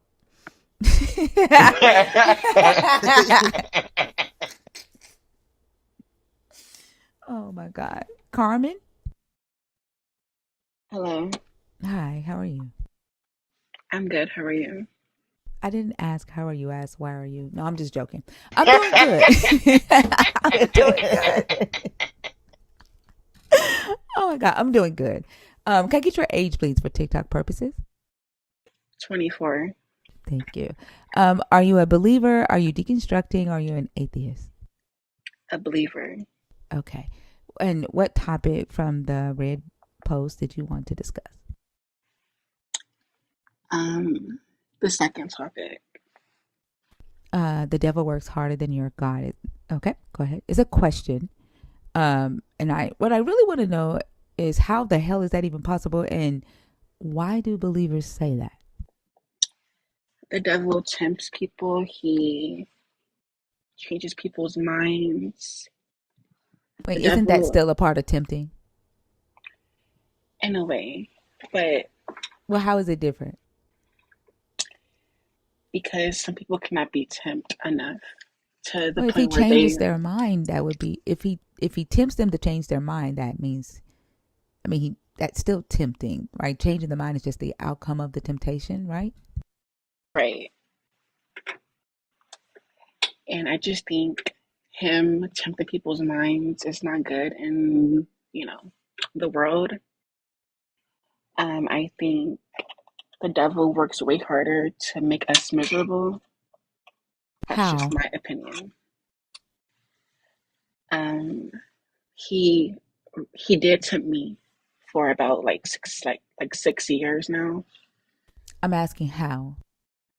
Because um, I didn't come out to my family, but I did have relations with men, and my family didn't like know, and the devil tempted me into being with men, if that makes sense. I'm sorry, but you already said the devil tempts, right? Um, and so you're saying that the devil works harder to make your life miserable. I mean, at some point, there is accountability in there for you, right? You had sex with men because you wanted to. That's what you like. No, that is not the case. Did you I have wasn't sex with myself men in the moment. I did, but it wasn't me when you were possessed by a mentally. demon? Correct. So you take no accountability for your actions. Well, I So can then, say so that then, my physical hold on. So body, why isn't your God working harder then? If the devil can possess your body and make you sleep with men that you don't want to, like literally your God is sitting back and watching the devil make you go and do things that you don't want to do. Why doesn't the God send an angel to possess your body and kick the demon out? Why well, isn't your he God did because like? I Why am now isn't your straight. God? No, you're not. Why isn't your God working harder than the devil? He did because I am now straight. No, you're not. Yes, I am. No, you're not. That remind me of I'm that one testimony. I'm just a little feminine, but I do love women, if that makes Mm-hmm. sense. Sure. You delivered. I don't want to wear makeup no more. I was delivered. Thank you for noticing that. Sure. So then that would Don't mean play that with the God works harder this. than the devil then, right? I mean, it did take 6, 7 years. So So he but did the work God harder for works 6, 7 years. yeah, so the God worked harder than the devil. That would be a lie that the devil works harder than your God. If the God worked for 6 years, right, to make you straight, then the God works harder than the devil. He doesn't because he recently got me into liking women, if that makes sense. That means the God works harder than the devil. That's what I said. No, Yeah, like that doesn't make any sense. It if took the him way God longer. if the God worked for 6 years to make you like women, the God was putting in extra work, right? Like if he's all powerful and it took him 6 years to make you like women, that he had to he had to 6 times his all power to make you like women. So the God worked harder than the devil because all the devil had to do was tempt your ass. The devil does not always work on me all the time. He You did don't take a even break make from sense. me. Thinker. Why are you up here Thinker. lying? Thinker. I know who this is. Thinker. Why Okay. I know who this is. Why are you up here lying? Who are you? We've had this person Yeah, I know way who too this many is. times. Mm-hmm. I'm Why are you up confused. here lying? What do you? Like What why do are you? you up here lying? What are you? What are you talking about? I'm Why are confused. you up here lying? I'm not lying. Yes, you are. Like something is seriously wrong with you. Do you know that? What are you talking about? Like first off, you're fucking obsessed. Like you're Obsessed obsessed. because You are obsessed with me. What the fuck is this wrong with is you? this is my And second then and time then being in and your then life. I no the fuck it's not. This is And then my second I time being think in you your like life. do this shit to like you're like trying to self harm yourself every time you This is join my this second fucking time in your live. life. No, the fuck it's not. You do this shit once a motherfucking month. You do this shit once a month. And then on top of that, you made your PFP a white boy? For fucking what? You think that I wouldn't recognize your goddamn voice? Like, what the fuck is wrong with you? Again, I don't know You are who you think upset. You I are obsessed. am, But but I am. here's the crazy part.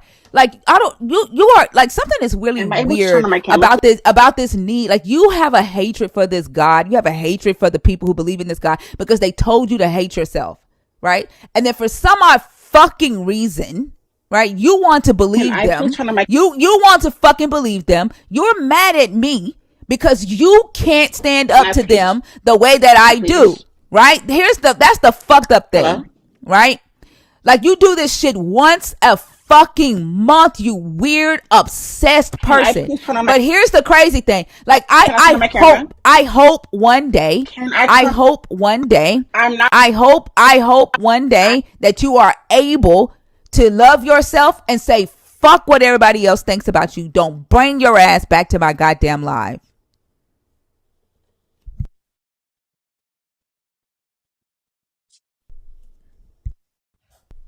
Oh my gosh. Wasn't She he do that on here shit like a every yes. fucking month. I thought I recognized his voice, but I wasn't sure because Mm-hmm. I saw the profile and then I went to his page and there was But every nothing time he there. comes in here, his PFP is a black person. Mm-hmm. Mm-hmm. I don't think I'm familiar with that person. You're not. Mm-hmm. They unfortunately they hate themselves because of Mm-hmm. whatever believers are in their family. They've made them not be happy with themselves. They do this Yeah. shit once a fucking month.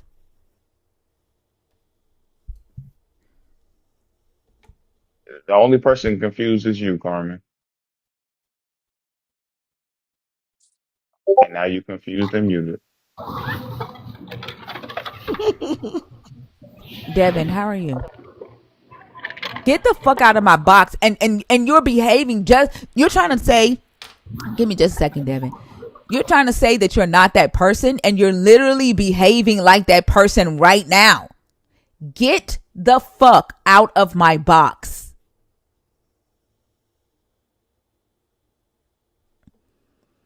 Devin, how are you?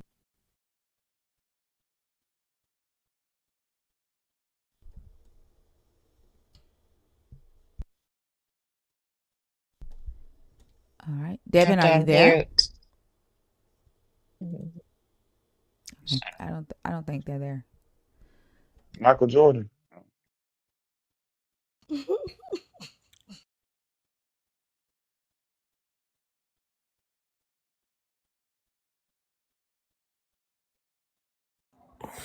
Let's go. What we How talking old are about? you? How old are you? I'm 49. Are you gonna act 49 while you're on the stage? I might act 49, depending on how you act now. Oh God. Oh, that's a no. Uh, I'm just playing. Yeah, I'm 49. are you gonna act your age while you're on the stage? I don't know what we're talking about. Okay, That's then a that's a no. no.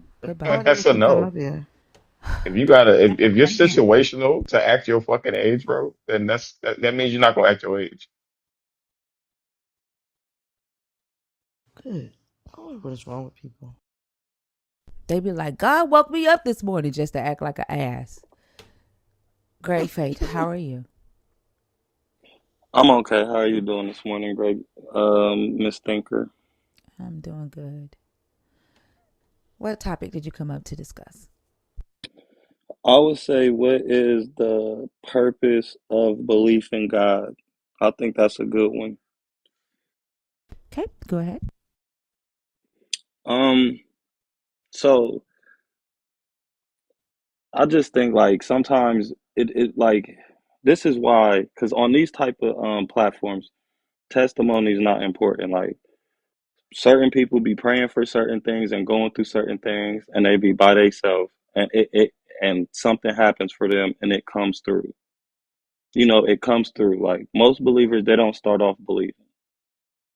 Then they get put in a situation, then they get introduced to certain things, and then, it gets a little better and they start to believe.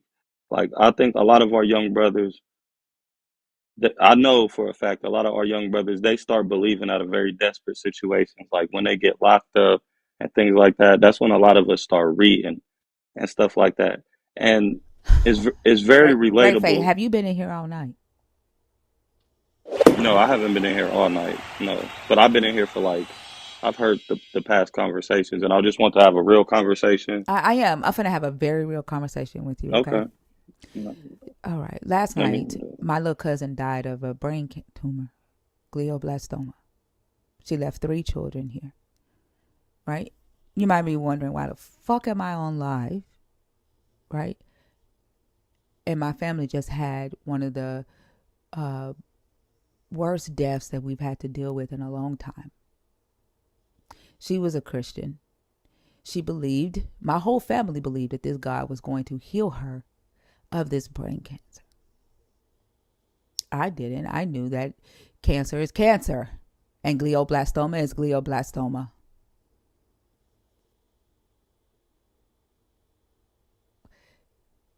Saying that testimonies matter, right?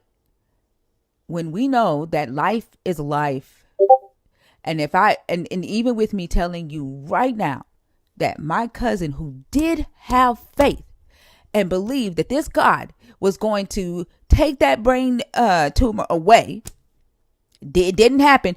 The only thing y'all going to tell me is that it was not this God's will. And that's the same thing that y'all would tell somebody else that didn't get whatever they needed this God to do for them. When it's good and it happens, the God did it. When it doesn't happen, oh, the answer was just no. And the reality is, that's just life.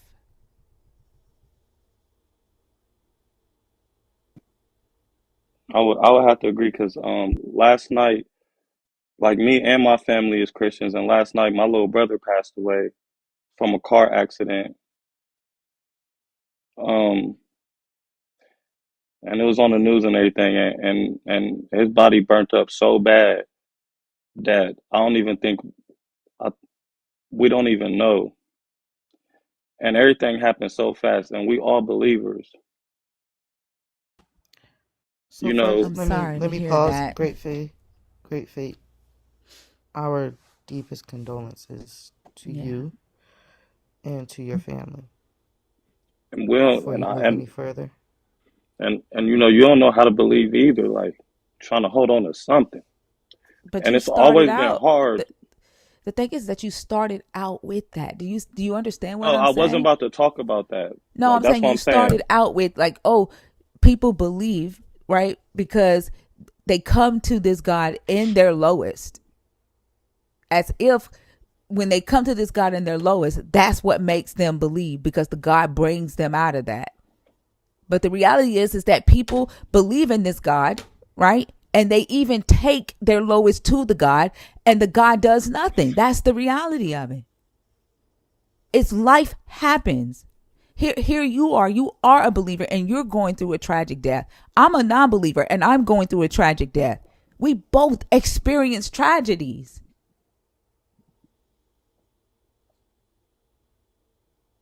That's what I'm saying.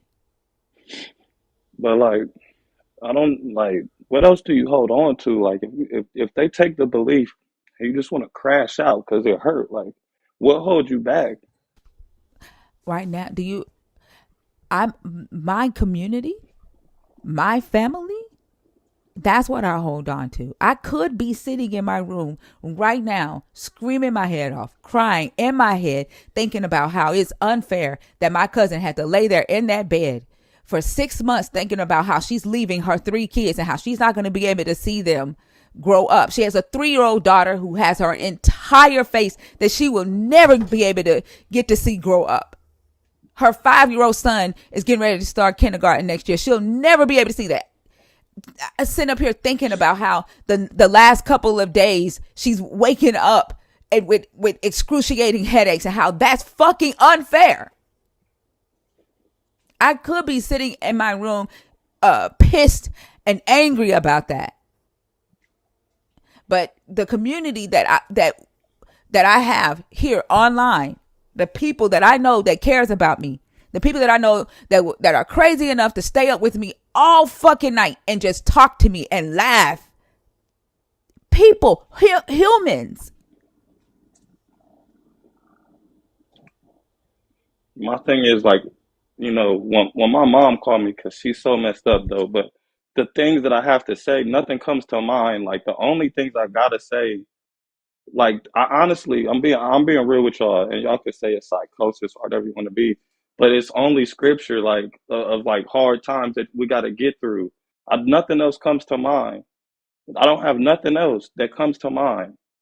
You know what I'm saying? Nothing is coming to my mind, like, because I can't get through it. I know she can't get through it.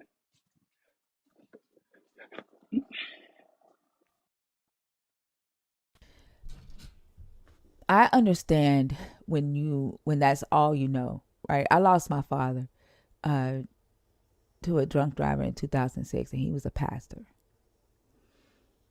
And the night that he died, I looked up at the sky and I asked this God, what about the promise that he made to my father?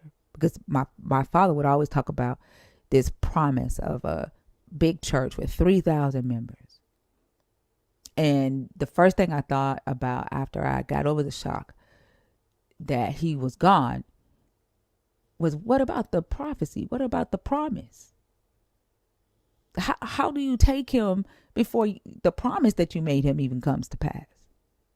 And then you let him die on the side of the road? Like, how does that work? But even with that, because of how I was raised, right? I was still in church. I was still believing that God had the plan. But it wasn't my belief in a God that finally helped me heal. Because you know what? It was the women in the church who told me that I was wrong for crying at my daddy's casket. And that I had to be strong for my mama. It took me 14 years. My daddy been gone now for 17 years. It took me 14 years to grieve him because I believing that I had to be strong in God. It wasn't until I started deconstructing that I could actually grieve my dad, and I could see the fact that my dad lived a good life, and there was no need to hold in all that hurt. There was no need to hang on to this unfulfilled promise that this God made to him.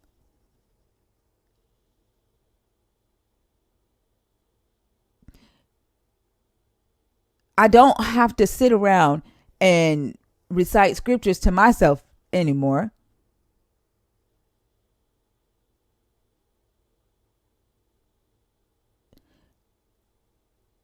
A part of deconstructing for me, right? I can only talk about me. A part of deconstructing for me is teaching myself how to go through life, how to accept the things that I can change, and then be the most powerful and impactful in places that I can, and then be with other people, recognize the humanity in other humans,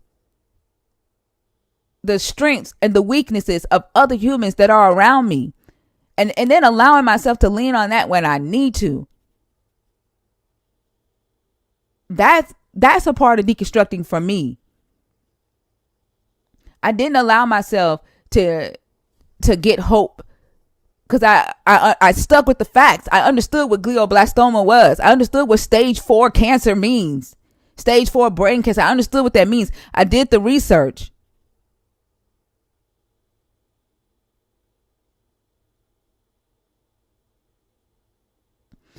I didn't allow myself to go into that.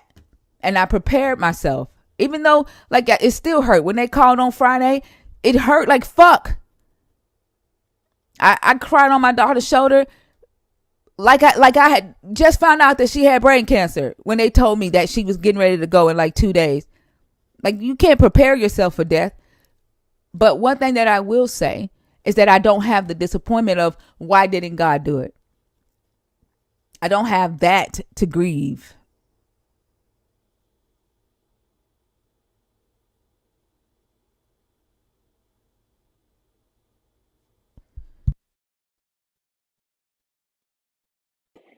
I hear what you're saying. I'll be listening in live, and I've been commenting. I don't really come up much, but I understand what you're saying. I'm just want to say, like, it is hard, but and it is like a psychosis because just to keep my head up in the last day and a half, I've just is the thought that he might be in heaven.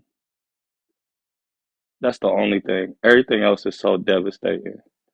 So sometimes when you read scripture, you got to answer for things that you don't know the answer for. It's some people like it's just a certain type of hope or something that you may not have had, and you're dealing with a lot of loss. And it may not be the right doctrine. It may not, but like trying to tell yourself that some of the bad things that you went through is going to be for the good of you. You know, it's not a whole lot of different places or communities that you can find that, or maybe you can turn like the things that happen the worst for you can help somebody else and feel good about it. Like feel good about the pain. Like it's only a couple things I know to think about them that could possibly make you feel good about some pain. And then sometimes it's overwhelming. So I don't hear healing the pain. Like you want to feel good about the pain. You want to hold on to your pain. So your or pain move defines from it, you. move from it or something because No, you can't. heal it. Deal with it and heal it. I understand, like, but like it's not like when you healing, it's not a silence. Like it's a certain thing. It's a certain thing that builds you back up. Like it makes you feel a certain type of way about it. Like okay, Right. Your pain like is your pain is your because crutch. every Like single you want to hold individual be on to it. no individuals. They be like you know we can't make we just. I don't know why we need a reason. You know how people be saying I need closure, or I need a reason, or I need like you know, and it's just like when you go through it, like having the thought of even if it don't have to be scripture, but somebody else that also went through something like that and made it through, like it help you in the moment. Like it don't help That you. don't mean I like literally great faith. Like what I hear you Nah, saying, right? And I don't know if you think that like you're saying that you have to hang on to your faith. You can't heal it because you got to remember it because it makes you a better person, right? Like literally, you can heal, right? You don't have to sit there with that pain, and you can still use your experiences to help people that you may run into in life who are dealing with the same thing. No, I'm saying that just the way that I came up and how I don't believe that in that Benny Hinn and touching somebody and they just fainting and everything, like being a very doubter and watching and learning and doing it. Like, just like, I'm not somebody that just about to go all in. I'm not that type of person. But then there's certain things that like happen and I leaned on certain things because I could not lean on anything else. And I'm telling you, like at the darkest time, like, and my mind is going everywhere. It may seem crazy because everybody not quoting the Bible like y'all quoting the Bible, but it's just certain things, like certain sayings. I don't know how, like, I just tried to believe until I had to believe. Like, I was believing before tragedy struck. But I'm just saying, like, some of that stuff is literally the only reason I'm not crashing out. Literally. That's what I'm saying. And I'm not saying it's right. I do think something got to replace that hope. If it's not the scripture, like, I don't know what it should be. I'm not saying my way is the best way, but it kept me and some of my homies, like, this the only thing that kept them literally devouring everything around them. What I hear you saying is you don't want to deal like with the trauma, right? And Gotta deal with the trauma. This belief in this God, right, is the thing that helps you escape it. Right? The scriptures that you say to yourself. And I get it. I get it, but you're not dealing with it. I am though. It don't sound like it. Okay. Because all you're telling me is that you're using it for like motivation. Right. Is that a bad thing? I mean, you can listen to a motivational speaker. Like, there's personal development books for that. No, I do that, but they usually the best motivational speakers, they reference in a part of the Bible. No, they don't. Yes, they do. No, they don't. I'm a motivational speaker, and I don't talk about your God. I'm not saying. Look, okay. That's why it hurts me so much because my family is motivational speakers too. We got billboards. My pops is actually executive director of the John Maxwell organization and all of that. And I know that, and he trains some of the best motivational speakers. I've been there. Like he's one of the executive directors for the Grant Cardone thing because he's about to do his last 10X joint. They do that. They're referencing the Bible. I don't know if y'all know they got leadership Bibles. Who's referencing the Bible? Because Grant Cardone does not write speeches for all of his speakers. Grant Cardone, they write the speakers. Hold on, Great Faith. The speakers write their own speech, their own keynotes. Right? Grant Cardone he teaches people how to sell. Right? Oh, man. Trust me, right? John Maxwell does not write speeches for everybody that does their key. Who's talking to Yes, he does. If you get him to write a speech, you have to pay them, and it ain't him himself. It would be a speech writer. And then you have to give them the outline of your keynote and the topic. They don't just pick a topic for you and say, hey, you're going to be this type of keynote speaker. I know, ma'am. I'm in the organization. So you know daggone well they're not telling people to talk about no God. Like, hold on, because I don't want. John Maxwell. Hold on, I don't care. That ain't got nothing to do with what you're saying. Like, you're not telling the truth. You know damn well John Maxwell is not having everybody out here writing speeches for people to talk about this God. That's not true. That's not what I said. I said he preaches on his leadership principles. His principles. That's not what you said. You said motivation. You said every motivational speaker speaks on this God. That's what you said. When I listen to motivational speakers, some of their points not what you said, ma'am. Okay, I promise you, I don't got no reason to lie. Like, I'll come up right this second with a John Maxwell leadership autographed Bible. Literally, you said. And I can go on the website. I don't care if John Maxwell believes in a God. You said motivation. Every motivational speaker talks about this God. They come to him, and his leadership principles are biblical, and he outlines them. Like, he started a leadership organization, and he outlined that has nothing to do with motivational speeches. That has jack shit to do with motivational speeches. Great Faith. Motivational speeches are given by keynote speakers based off of their experiences and the individual messages that they want to He to has a push. huge organization training motivational speakers, and the top motivational That speakers does go not through his mean that the program. keynotes that they give are about this God. His principles I that he didn't. The keynotes they give. If you want okay. to be motivated, listen to motivational speeches. Like what I'm not hearing any reason, right, that you can't deal with whatever pain it is that you're going through. Oh, I'm dealing right? with my pain Without this God. Your God does nothing extra than what a motivational speaker does. That's what I hear you telling me. And I'm telling you, I'm part of the #1 leadership I don't organization give that a produced. I know, damn. I can tell. That ain't got nothing. What the fuck does that have to do with a God? That's what his principles are based off of. His principles that So he's your doing God's his whole principle. So your God is a motivational speaker. Great fate. Your God is a motivational speaker. Okay, you don't want to hear it, man. Is your God Is he a motivational speaker? Great fate. And then give me just a second. Did you say you said your brother passed away last night? Last night, and we can look up. Yeah, I'm on here talking straight. Hold on, and so Xavier you said that. Faith. Hold on, and you said that you've been going through this for a day and a half. Yeah, it happened last night. Xavier Faith, Liverpool, Ohio. But why have you been grieving for a day and a half? No, I'm still grieving. Like I'm in. But it happened last night, right? Yeah, I've been grieving the whole time. I don't know what that means. Like I got the call and I've been grieving the whole time. So did it happen the night before last? His name is Xavier Faith. It happened in like a week. Like it happened last night. Like just happened. Yeah, I'm trying to figure out what last night you're talking about. Yesterday or like Sunday night or Saturday night. Yeah, Sunday night. Sunday night.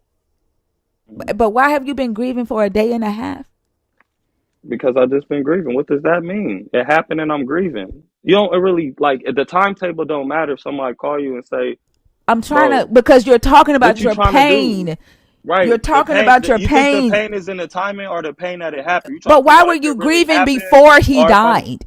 No, I'm That's what I'm asking. No, I've been grieving before and after. That was just some more cherries on top. Why? Why?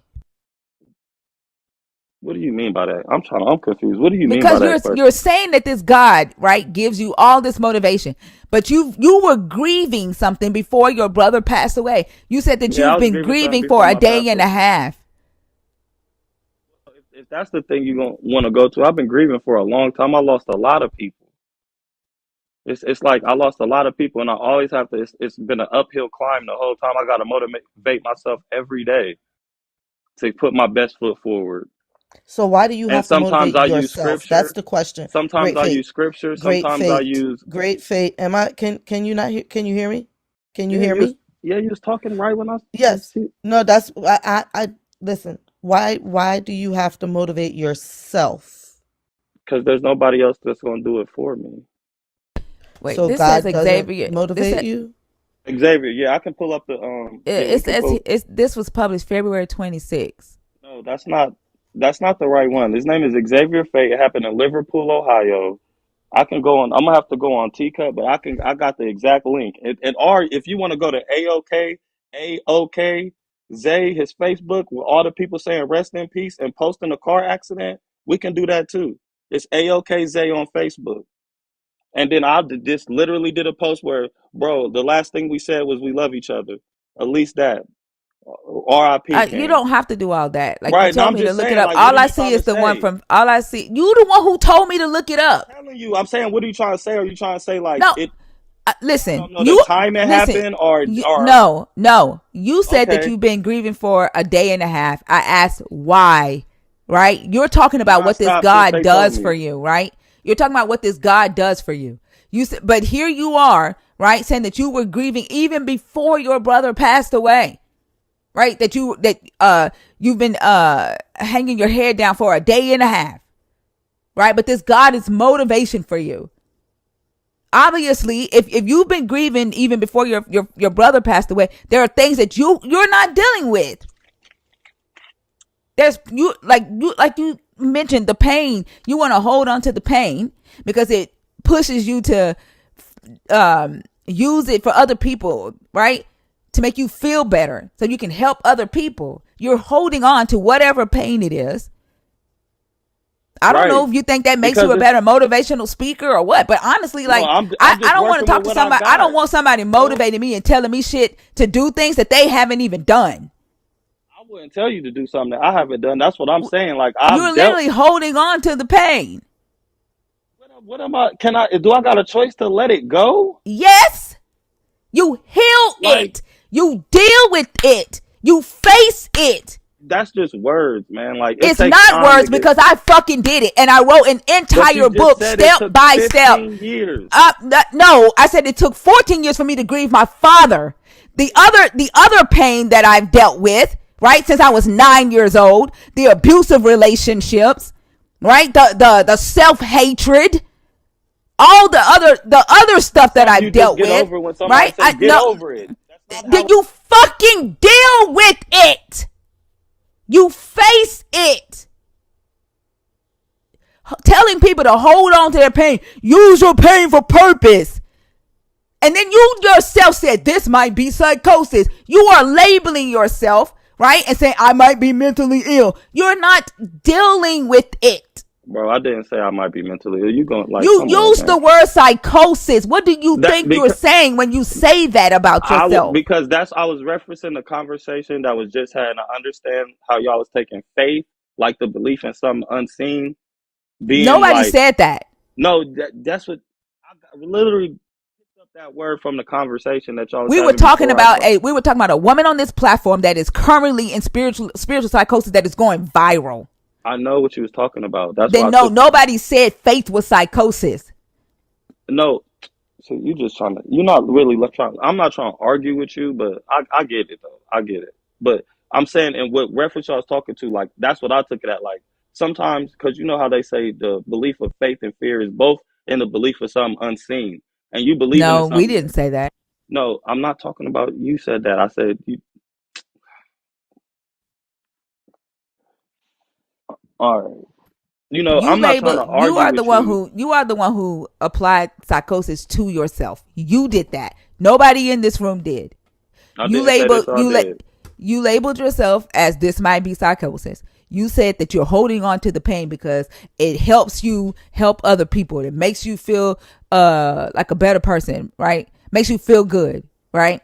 You So are the one I'm trying to say who that, told us that in you're my not experience. that you're using the God as motivation. You're quoting scriptures, right, to yourself. You're using the God as motivation. That's what you're telling me. I can get that from a motivational coach. All I hear is that your God is a motivational coach or a motivational speaker. Okay, if that's what you got from it, I understand. And I appreciate your time. I really wasn't trying to argue. And then I think most of the conversation was actually good. And I wasn't even trying to take it there because I'll be listening to y'all, I'll be liking and doing little gifts and stuff. Even though I disagree with some of the stuff y'all be saying, I think it could be respectful. And I'm just, I was trying to bring a certain perspective. And I know you can't monologue for too long up here either. So, but I understand what you're saying for sure. But like, I just want to say this though: a lot of motivational speakers, like some of their preferences, some of their like principles and foundational steps, they are biblically rooted. Okay. Like, but they're not taking the whole Bible, just like I y'all can say. tell They're you not I've not taking. ever sat through a keynote where they brought up the Bible. Are you Ever. serious? Yes. Have you ever heard of the John Like the literally number one who goes leadership through who hold organization on, in the let world? me ask you this. So how many business seminars have you gone to, right? So many. That hold on, right. And the seminars about sales. What and they talk about the Bible. So many. Oh my God. Literally, so many. Like we Okay. coach so many people That to. is so crazy. No, That it's is so not. You crazy. want me to? Yeah, You want me to show especially you? when I have investors telling me that the reason why Black women are the highest in entrepreneurship, but their businesses don't make any money because God is their business plan. God is a business plan. Yeah, like I've I thought never you talk sat. about a I've motivational never speech, sat right? in I'm talking literally. Business and God ain't got nothing to do with each other. Like I've never gone to a business conference and the keynote speakers are talking about God ever. Okay, so you telling me that right now the number one leadership organization in the world does not have an actual leadership Bible? That's what you telling me. Oh my God. Is that what the Is fuck I is that said? what she Is that said? what the I No, because cannot, like, the y'all with people are this, coming. y'all with the way y'all like the way y'all just misconstrue words, right? And then y'all try to sow seeds of doubt in people's minds. Like it's so fucking wild. And then the Christians in my comments lying, talking about, oh yes they do. Like what do they tell you to do for sales when they're motivating you to motivate your sales team? What Bible verses are they throwing out at you, Camille, when you're at a business conference?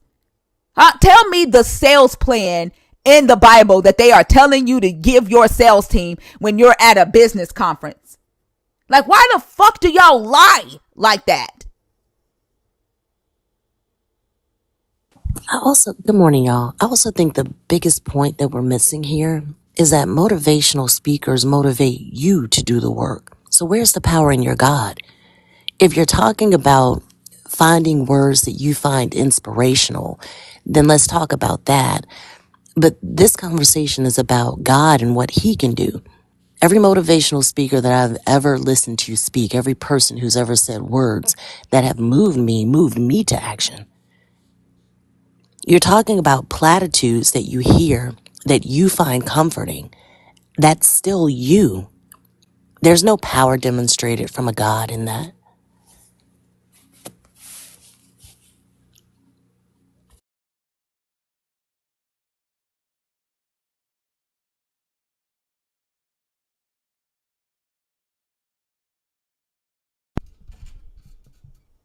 Like, it doesn't make sense. It doesn't make sense. Like, your whole purpose of this guy, and then you're like throwing up John Maxwell and Grant Cardone. Like, what? And we're talking about your God. I what? I'm talking about God too, and how they be using the leadership principles and doing these conferences that I actually been through with the people. And I'm trying to tell you, and you just don't want to believe me. And I Like, just was trying to tell you. It's cool. what You can say is that your I'm God lying, about bro, but business success? Is your God only oh about my business God, success? that's what I'm saying. No, he's Is not he only. is your God? Then what the fuck does John Maxwell and Grant Cardone have to do with your God? It's talking about how certain principles can help you through certain times, and how how they teach it is like different from what you're saying. But it in certain ways where you talk about how they be cherry picking, it is. But certain believers are believing from their point because they're like there's certain things that have happened and they got their testimony, and this is how they're doing it. I'm telling you this from I've been there. I'm not just I'm not just talking. Like can show you, man. I got the whole library. They invite me. I've been to multiple business conferences, the 10X, all the I don't give joints, a damn. and they I got biblical and principles. so have I. And the fucked up thing about it is a lot of these people are But you fucking saying it don't scams. happen. You saying Like, it no, don't you like, happen. I know the fuck I did it. They're not talking about your God in these damn conferences. They're talking about sales. They're talking about marketing. And then on top of that, they're talking about getting you to get more people to buy their fucking programs. No, they're not. They're Yes, talking the about fuck they are. no. The principle of it is like whatever you provide to provide 10 times more than what you're asking for. Like give more than Oh my what gosh, shut up. Cause you and you talk about shut up. honestly, yes, because you up here talking about these rich ass men, right? Because that's God to you, Great Fate. That's God to you. That is God to you. And again, if that is God to you, I don't need your God.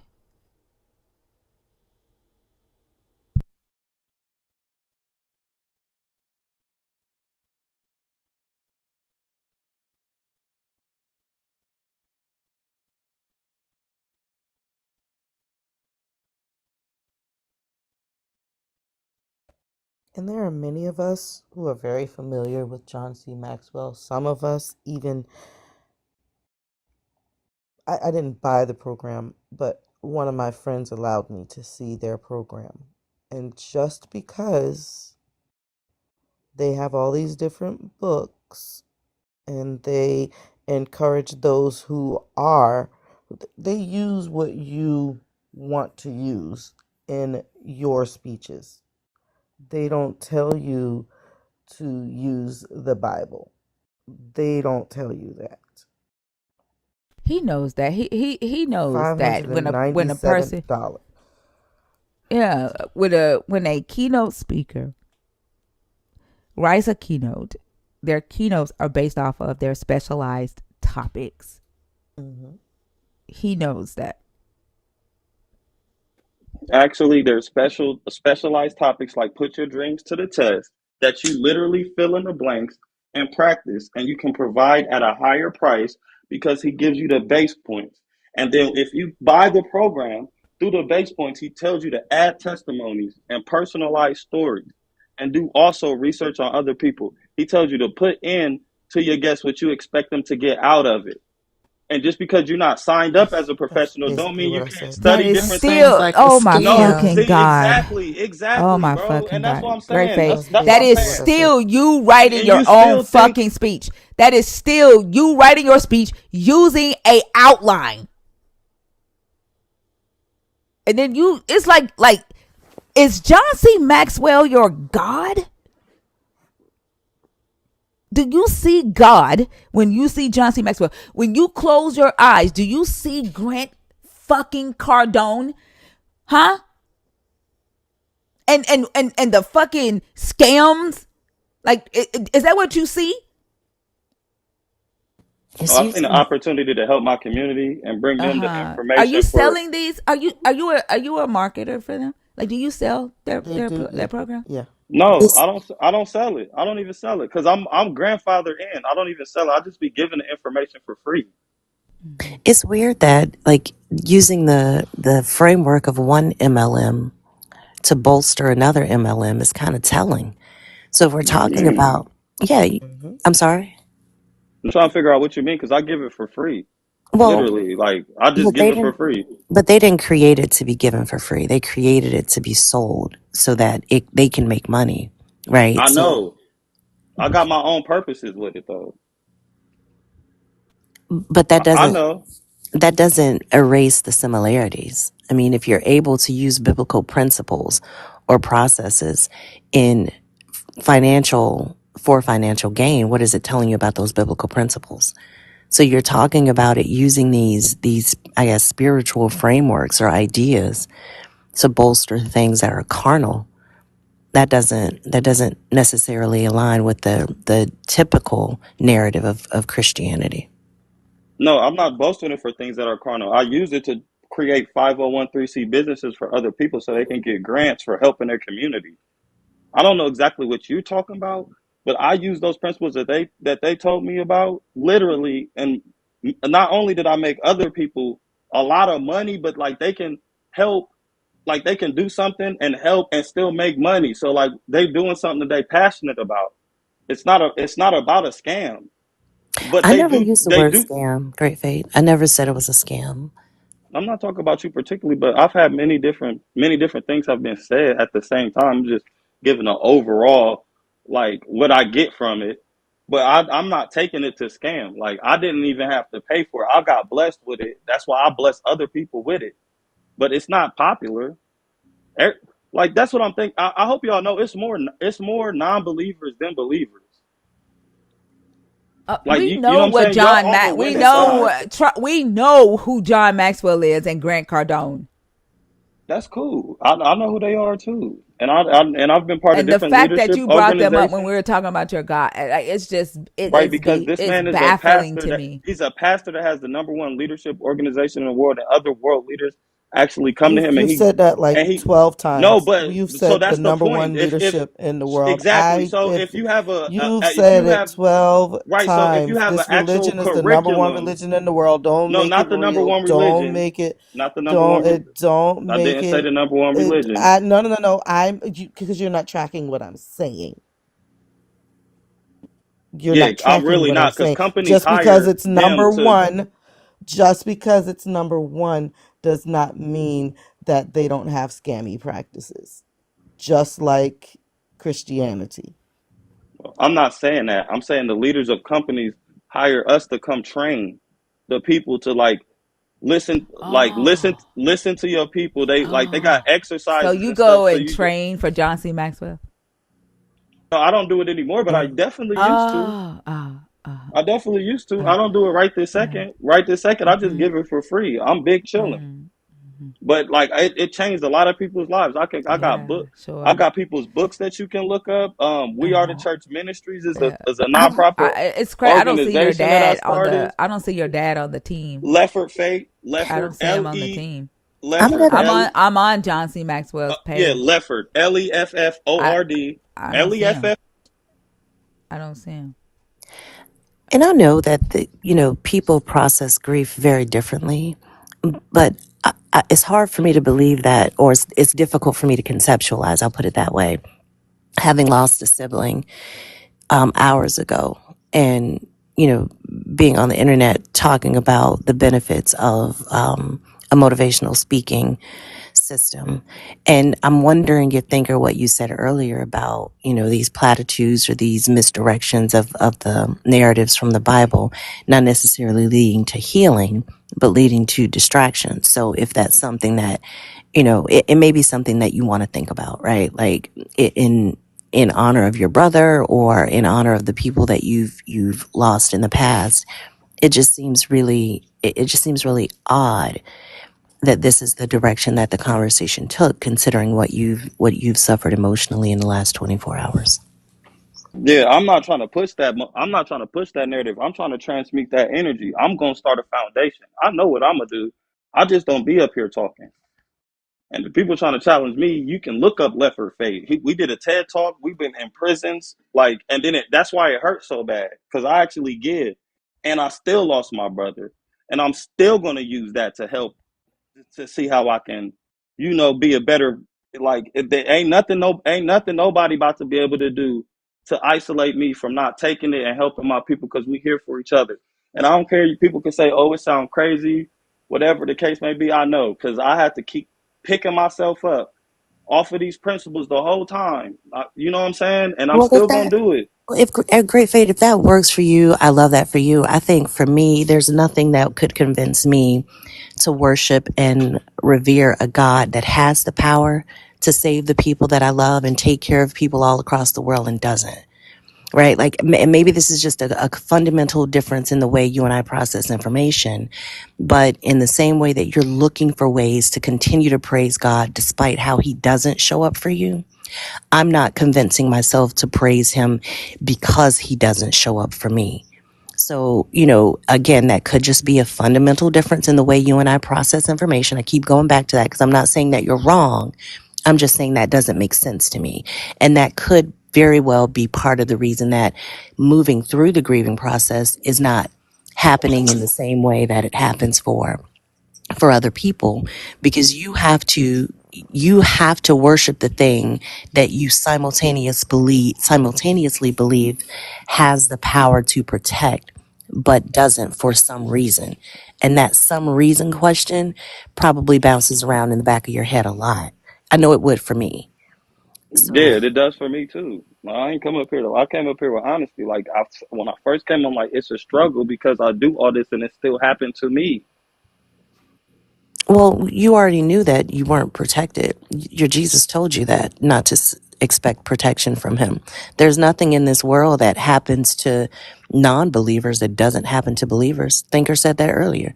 You experience the same losses we experience. You get hungry like we get hungry. Like there's literally no difference. The only difference is that you believe that you worship a God that has the power to stop, protect, prevent all of this. We don't. And the difference is like some of the difference is faith too, because some people don't believe in unless they see it. But like the most important things, they was presented in the mind first before they like anybody could see it. And that's the approach that's the approach that they take Are you with. talking about this foundation again? Because I'm Yep. not. I wasn't. Yep. Am He I is. talking about what again? This motivational speaking foundation. So I'm talking about any prince, like if you're going through a situation and Who you're was the in this. they? Who was the they that you were just referring to? Anybody that's maybe going through a similar situation. You're saying they present something. Who is it that's presenting, and what are they presenting? Oh, so somebody that's trying to coach somebody through a situation, or somebody going through a situation. Yeah, so you're talking about this motivational speaking setup. Like, Oh, I'm okay. So when y'all go through something, who helps you through it? You just helping yourself through it? That you don't call nobody? Thinker Like, just Thinker just like answered that question for People. you. no, it's not like I'm trying to get like. So Well, y'all yeah, just Thinker. y'all divisive in places you don't got to be divisive. Where I think like we can come together and get some common No, we ground and some don't. We don't have to understanding. just believe what everybody say. Like No, I'm literally, not I asking. looked up your dad, and I like. There's nothing on here that says he's the executive director at John C. Maxwell. It says he's a certified speaker for John C. Maxwell. That's Thinker, cool. You that's don't that's got it. like that's the levels that they get to But for look up the being TED Talk. Look up the higher TED Talk sellers then. and higher Anybody can do a TED talk in yeah. their city. Anybody can, Yeah. but he did though. Like this is what I'm saying. But that's I not. can't That doesn't believe. mean he's the I cannot executive believe director for John C. I Maxwell, like said you he's said he one of was. the executive You said he directors. was the. No, I said he was one. They have multiple executive Oh my directors, and god. he's definitely one of them. Like, why do I gotta lie, bro? Like, you can okay. This is And cool. what's Like he divisive also though? a multi-millionaire, and we be doing all types of stuff with all types of leaders and setting up all types of stuff. You don't gotta believe me though. But the thing is, right, You Faith, don't like gotta believe me. you Like mentioned, this is crazy. but Great Faith. I got 12. I got like 30 autographed books, and it's still not enough evidence. You won't believe it if they I don't smack you give in the a face fuck if with you it. know John C. Maxwell. Like Like you this is give a fuck about crazy. that. Like Nah, John C. like I You need don't. when you die, you need to go to John C. Maxwell heaven. I I don't don't. give I a give it away fuck. for free. I don't give. Nobody Mm, gives a fuck about John C. Maxwell. I You know. do. I know. You do. Like Like, literally this whole I fucking know. conversation, and then the Christians in the comments that's capping for you, talking about I'm Nah, weird. like Shut up. This conversation was supposed to be about your God. This motherfucker has made it about two motherfucking rich white men, and y'all talking about I'm weird. and Y'all will cap for any fucking thing that says that they are for your God. the crazy part about it is, like, in the words of Kendrick Lamar, I don't give a fuck about who you hang with. Like, it doesn't really matter, right? Like, ultimately, the thing is, this conversation started about God. And you mentioned something a minute ago about being divisive. This isn't about division. It's about you not accepting the fact that one style of motivation is not going to be applicable for everyone. You're in a group, in a room with skeptical thinkers. You're in a room where people question absolutely everything, even ourselves. So when you come in here and you talk about motivational speakers using biblical frameworks, of course we're going to dissect that because that's what we do. I don't have no problem with that. I just got the confidence because I got 100 books that do the same thing, and I can pull them out and we can go through it. And I got references. Like I gotta go Yeah. to work in So, about an hey, so hour, what but I hear, we can do it so what I hear since I'm is not really when connected. you're going to work. So what I hear is there's no need for your God. You got 100 books. You got John C. Maxwell. You got Grant Cardone. You got $1 million. You got your dad. You got everything else. Like there's no purpose for a belief in a God, right? Because your God, right, is all of these motivational speakers. Oh, and the Bible. That's all you need, right? I'll take it. I'll take it, and I'll try to give it to people that have been in This similar motherfucker still talking circumstances. about John C. He No, I'm like not. I'm talking literally the about last thing I me. said was I'm the talking fucking about Bible. me. Cannot. You keep talking, overthinker, and I'm getting sick of that. Well, Now she's instead of I talking. know it was the blood, they need to say I know it was Maxwell. I know it was Maxwell. I know it was Maxwell for me. Oh, I know the keynotes rock, 'cause he got the books on lock. I know it was Maxwell for me. Hallelujah. I mean, it's just odd, honestly. I never want to question someone's grieving process because, again, I know we all process it very, very differently. What you But mean? I do think that there's something very, very telling about the way this conversation is going in light of what you shared occurred to you and your family last night. No, I agree. It's a rough process. And then also the reason I even started doing what I was doing because I lost, there was a young man named Ty Lockett that got, it's a lot of young men that got lost to certain type of violences and stuff like that. And we really got in the community and tried to, give somebody like a different type of product to sell, like in our community. We tried to do it and it's not popular and it's very hard and it's very expensive and it hasn't been honestly it hasn't worked. But I can honestly say that the effort is there and the intentions is there to where like what I'm saying, trying to make our community like instead of like all the gangster rapping and the dealing and everything, like we figure out like credit and some things like that. So our young boys got different options, and it's just not like they just don't gotta act out their environment, you know. And it takes a certain type of person to take their own money that they can just save and do other things with, but they actually spend it to like try to help. I don't I know who can't. did that, but thank I you didn't. because The that's just, advertising is fucking yeah. wild. I fucking can't anymore. I mean, it's I'm like a sorry. capitalizing. If there was a loss, right? It's absolutely capitalizing on that, and that just feels very grimy to me. Yeah, ain't no fucking way. That shit is wild. And thank her. I'm sorry about your cousin. I'm really sorry to hear that. But again, I heard what you were saying earlier. I'm glad she's no longer in pain. Yeah, thank you. That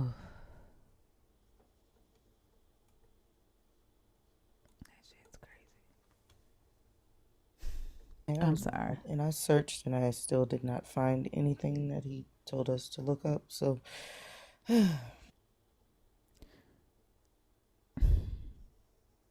And it's so crazy because you don't want to question, like when somebody comes with such a horrible story like that, you don't want to question it. But the Xavier kid that died in February in a car crash that burned up, that happened in February. What would he say last night, though? But he's saying it's a different Xavier. Like, it's he just said he was odd that there grieving is an Xavier. Yeah. for a day and a half, and it's like if it happened last night. So I mean, it was given something very specific for me that I don't necessarily want to say because if I'm wrong, then I want to appear heartless. But it Yeah. just, you know what I'm saying? Yeah. Yeah. It's, I don't know. And then, like, ain't no fucking way, like, to be talking about some John C. Maxwell and Grant Cardone when we were just talking about how to deal with grief as a believer versus a non-believer. Like, that's crazy. And then, like, I think what like irritated me the most is this, which is what always irritates me, is the believers in the comments. Y'all be hearing this shit. Y'all be sitting here capping, and y'all be edging this shit on. And that's the problem. It be smooth talkers like that, right? That be the pastors of these churches and have people giving all their money while they suffering, and then have them in their head talking about this is God's will. This is God's will. I'm holding my pain. Pain. What do they say? Pain for purpose. Purpose pusher. Heal that shit. Ashes. I swear. And like you can still be powerful. With you could be a healed, powerful bitch. Right? And if the Bible is so powerful, why do those two white guys need to write another book to reframe it for you to use it? That doesn't make any sense. Exactly. And like, this is the crazy thing. Like, I honestly never ever, like, when I'm introduced, I don't introduce myself as a motivational speaker. I say transformational. And this is why, because when I do go speak, I'm going to give you actionable steps, because my goal in you listening to me speak is that there is something that you will do that's going to initiate some type of transformation from the information that you get from me. I'm not giving you feel good shit. so that you have to come back and get it again a couple of days later. The same way like with church. The whole goal is for you to learn actionable steps that you can apply, and then you see some type of change, some type of impact. Fuck a feel good. You can get half of that.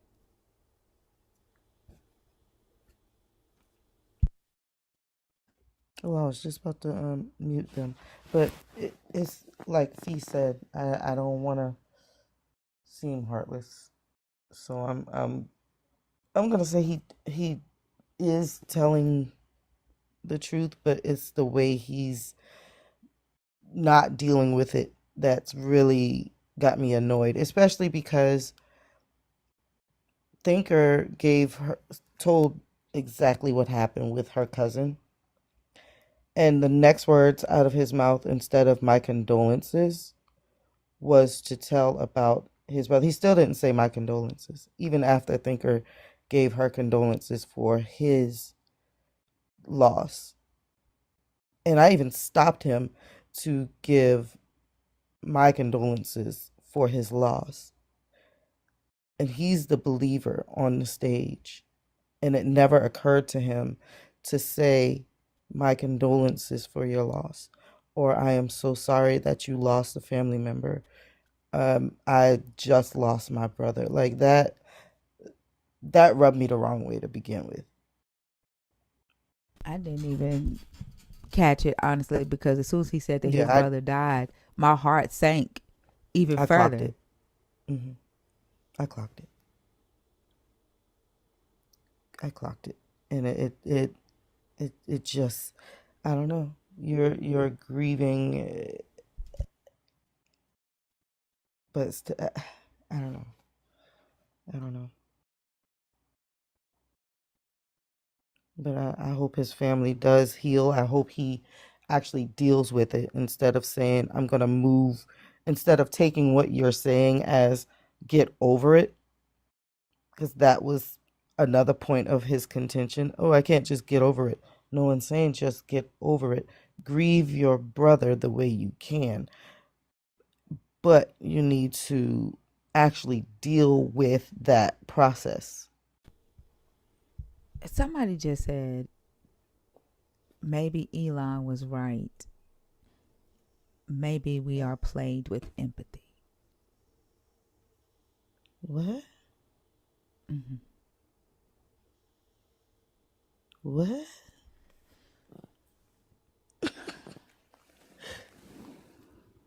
That, oh my God. Okay.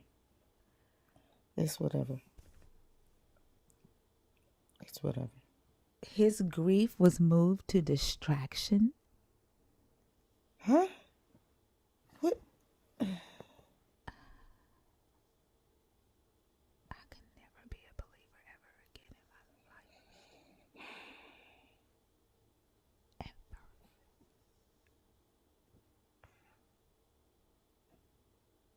Ever. So they have to unplug from humanity. I mean, Elon's walking around looking like he needs sugar water every 5 minutes. They're taking life advice. It's like, what are we doing?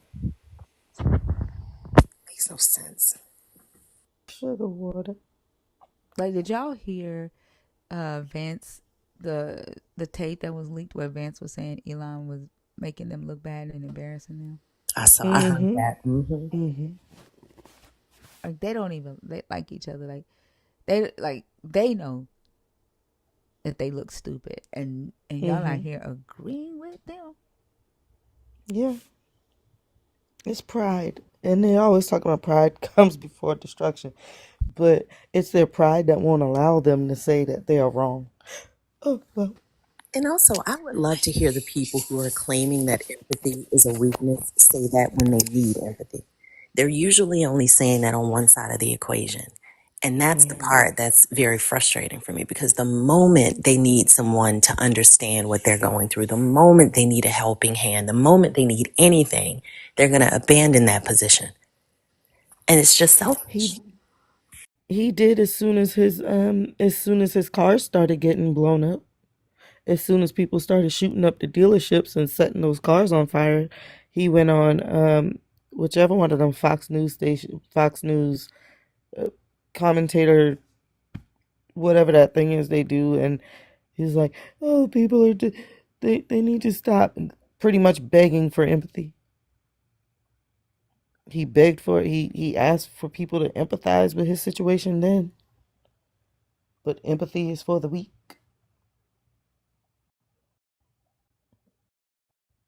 So see, you hit that right on the head.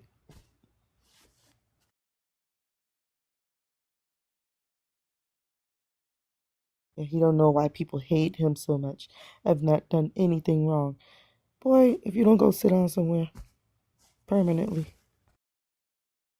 Then he was in the comments just now talking about, I can't believe y'all think I told one lie. He literally said his father was the executive director for John C. Maxwell. Now he's talking about, I said one of. Baby, ain't nobody saying you lying about your brother. And you told us to look it up. I looked, I could not find it. That's what I said. Yeah, you did. You told us to look it up and said that it was on the news last night. We did that, and it didn't come up.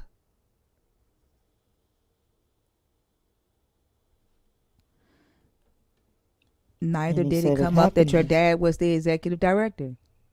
Nope. I even said your dad is not on the company page, and then you just started saying his name instead of you saying, well, he wouldn't be on the company page. Exactly. We don't care about the link, dude. Oh my gosh. Let me stop looking at these comments. And again, if I had lost a sibling, I would be trying to wrap my head around it, not trying to ensure that strangers on the internet wrap theirs around it. It's just something odd about this. Exactly. Exactly. I wasn't even on social media when we lost my brother. The only thing I posted was, "Hey, if y'all want to help or these are his arrangements, blah blah blah. Here you go." I was going to ask somebody else to host, and then I remembered that Oso and Ria got suspended on Sunday, and I was like, I text not Lala, and I was like, I don't want to sit here in silence, so I was like, I'm okay. Mm-hmm. And the reality is that I'm okay. Like, I'm not gonna lie, like I am hurting, but it's not the there's a peace about it at the same time. I don't know how to explain. Like, I think I'm more still grieving the fact that she's young and she had to lay there for all those months knowing that she was leaving her kids. And you can hear that when you speak on it. Like you can hear that pain in Exactly. your voice. Yeah, right. And that is a normal human response to what you're going through. You don't have the added layer of trying to figure out why would God let this happen. You don't have that bouncing around in your head, but you can still hear the emotions of what you're processing right now. I didn't hear any of that. And again, everybody's different. Everybody's different, but there's something a little bit off about that. Yeah. Yep. God is John C. Maxwell. At least we learned that today.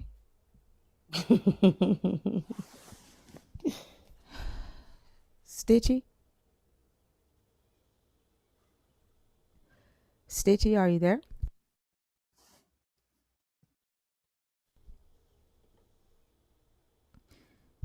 Okay.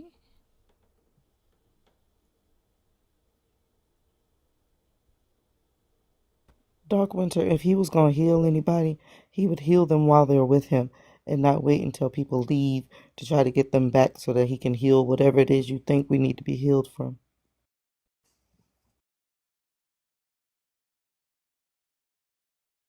They be saying some of the most crazy shit, because didn't Great Fate just say that he puts you in positions so that you would he can heal you and then you can believe in him, right? Or he can fix whatever position you're in, then you can believe in him.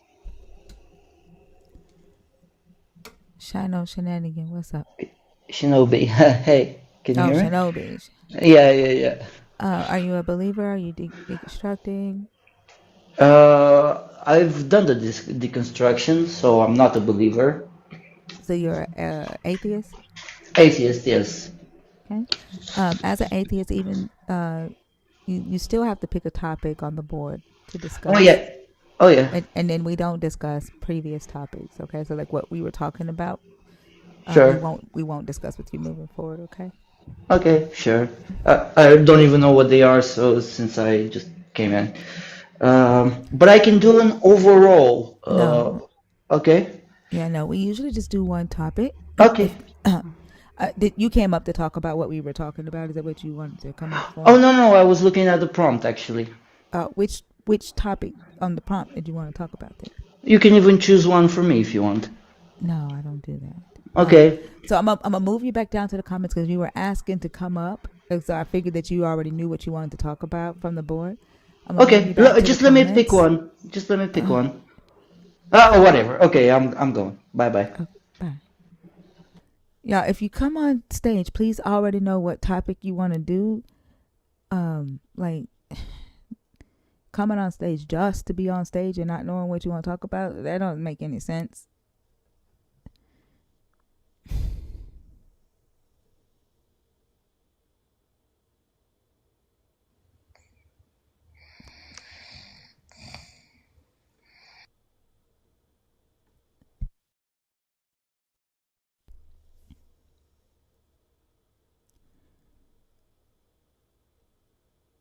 I see the friendlies in the box.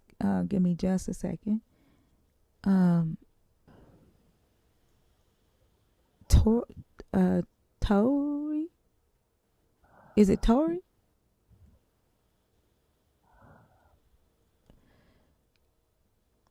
Big Bad, are you in the box on purpose?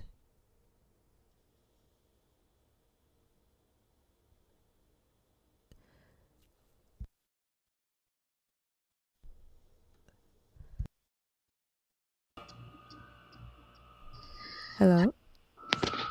Hi, Thinker. Hey, Kate. I So, forgot. I didn't even recognize this account. I'm like, yeah, that's the only reason why. One of the only reason why. My condolences, my dear, sweet love. My condolences. And then also to let you know that my profile looks like this now, because I just been messaging people in the comments, and I'm pretty sure they're like, "Who the hell is this?" so is this is your main account now? Yes, this is my main Okay. account. I was really just trying to change like the little small part of my name, and it ended up changing the whole thing, and I didn't realize it until afterwards. So I was just like, well, what the hell? I'll write it out for 7 days. I've been here for a while though. But yeah, I'll write it out for 7 days. Hey y'all. Hey, Kate. Hey. Okay. Hey. Um, I will say this though before I drop, and there's a reason why. The gentleman that was up here who gave the story that he gave, I believe him. I do. Really? Yeah, absolutely. I believe him 110%. I feel like a shoe's about to drop. Why, Kate? You know me. Yeah. I believe him because as I'm listening to him, and I listen to what he's deflecting from, questions that are being asked, comments that are coming up, I'm listening to him deflect. So I know that and some other things that I won't bring up. I know that individual had a very traumatic childhood.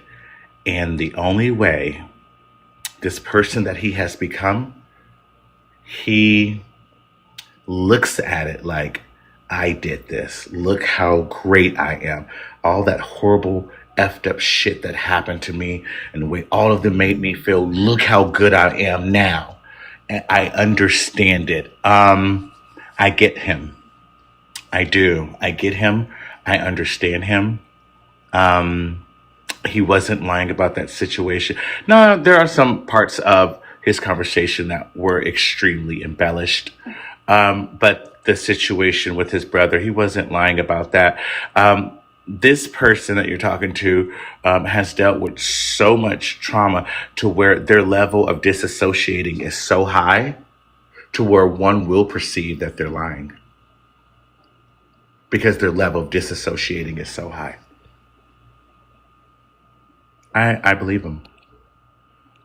I do. Yeah, I believe him. Yeah. I experience people like that who hurt so deep and so hard that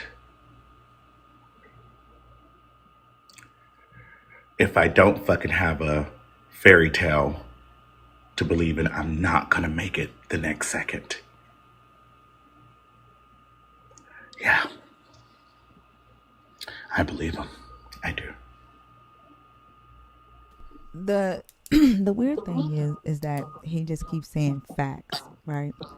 And usually when people disassociate, they don't say facts, I've disassociated, or facts, I've created my own fairy tale. Like, that's the weird thing to me, is that he's agreeing that he's created his own fairy tale. So we're disassociating. Remember, you are able to recognize it. It's the unaware awareness. You are unaware that you are not purposely being aware of a situation. So everything is not it's not a monolith. So we can't look at a situation and say, well, he's agreeing with you. If he was really disassociating the way you said, Kate, why would he be agreeing with you? I mean, I'm saying, like, but he's saying facts, I've created my own fairy tale, but he's also saying that it's true. Yeah. Yep. I don't know. I still don't believe it. Yeah, it gets. I'm gonna say this because I don't want to say too much because it's not healthy. Because the person is still here, it's not healthy for that person to hear it. So I'm just gonna point something out. Remember, he made a comment about psychosis. Keep that in mind as you're thinking about everything all together that I said. You said what? Keep that in mind as you think about everything all together that I said. I know, like, when, so, like, usually when people are in psychosis, like, they don't say I'm in psychosis, though. Like, they're in denial, right? No, some people are aware that they're actively having moments of psychosis. Some people know that they're having audio hallucinations or visual hallucinations or kinetic hallucinations. Some people are indeed aware of it. And some people, it's at a level to where they can't let you know that they're aware of it, but they're just rambling or whatever. So there isn't, MI, mental illness, it's not a monolith. One size does not fit all. That's why diagnoses, are so, that's why so many people are misdiagnosed, because it's very tricky. It's extremely tricky. It's extremely tricky. So when someone is experiencing psychosis, you have to understand, how do I say this? If they were to tell you that their insides are on fire, and if they were to tell me that their insides were on fire right now and they can feel them burning, with the education and knowledge that I have, I will tell them, Yes, you're absolutely right. Let's get you some cold water to put that fire out in your stomach. I would never tell that person that they were not telling the truth, even if I didn't really believe them.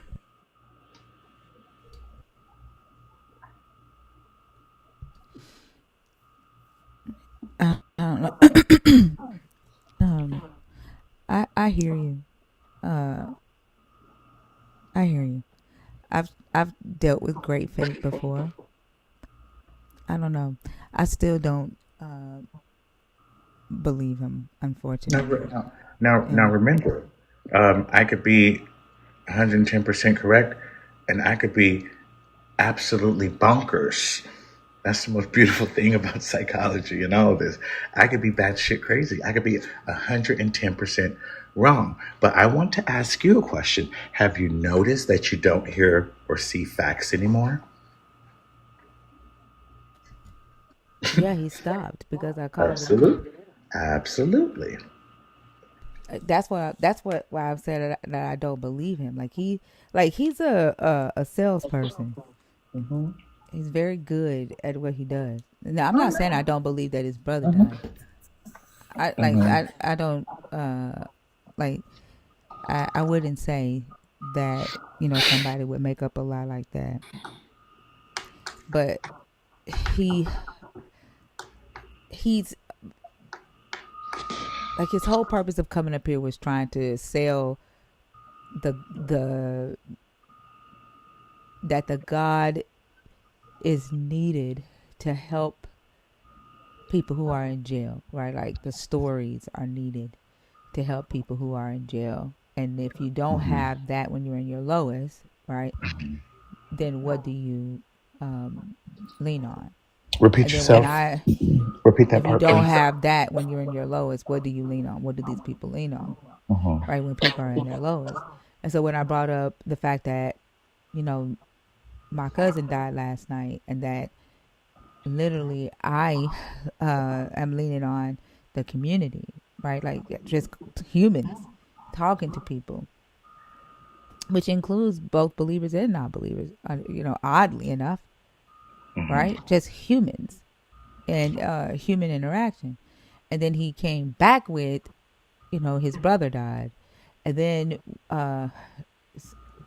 I pointed out the fact that it's he's a believer, I'm a non-believer, and we both have experienced loss, right? Mm-hmm. And Mm-hmm. then he started talking about like inspirational quotes in the Bible, Mm. right? And then I said, so it's motivation. Like I could get that from a motivational speaker.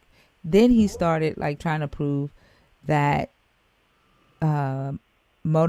every motivational speaker bases their speeches off of the Bible, And and I've then he never heard dug it. in on that. Mm-hmm. No, I know, and he was trying to say that every sales pitch, like keynote speak. I mean, he was trying to say that sales keynote speak. Oh my God, keynote Keynotes. speeches Mm-hmm. has the Bible in it, Which they and don't. and, and You and I know that. right, I know, and he was digging there like he's a one of those salesy fast talker type. Mm-hmm. Like, yeah, like I hear what you're saying, and like I said, I told the story of my sister's psychosis earlier, which, and I say this every time, she gave me permission. Mm-hmm. Um, and like I've dealt, you know, with psychosis before,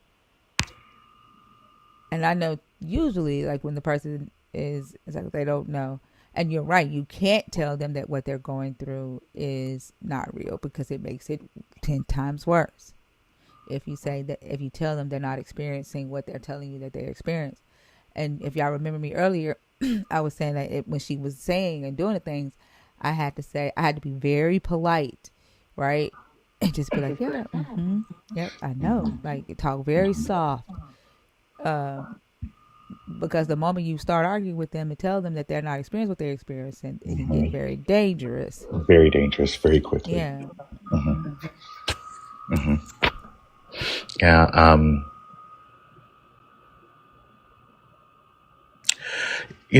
One of the most, I guess,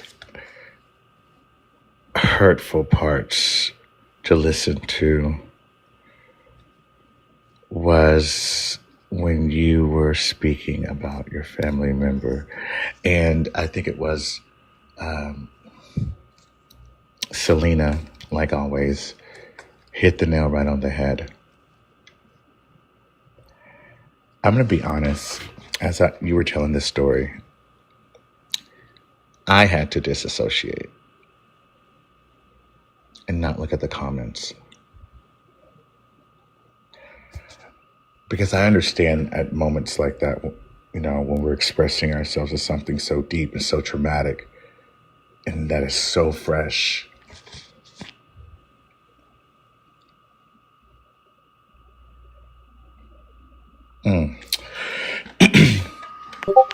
I really wish that I just had a magic button so I could just appear on stage to shut everybody up, including the comments, turn the comments off and shut everyone up.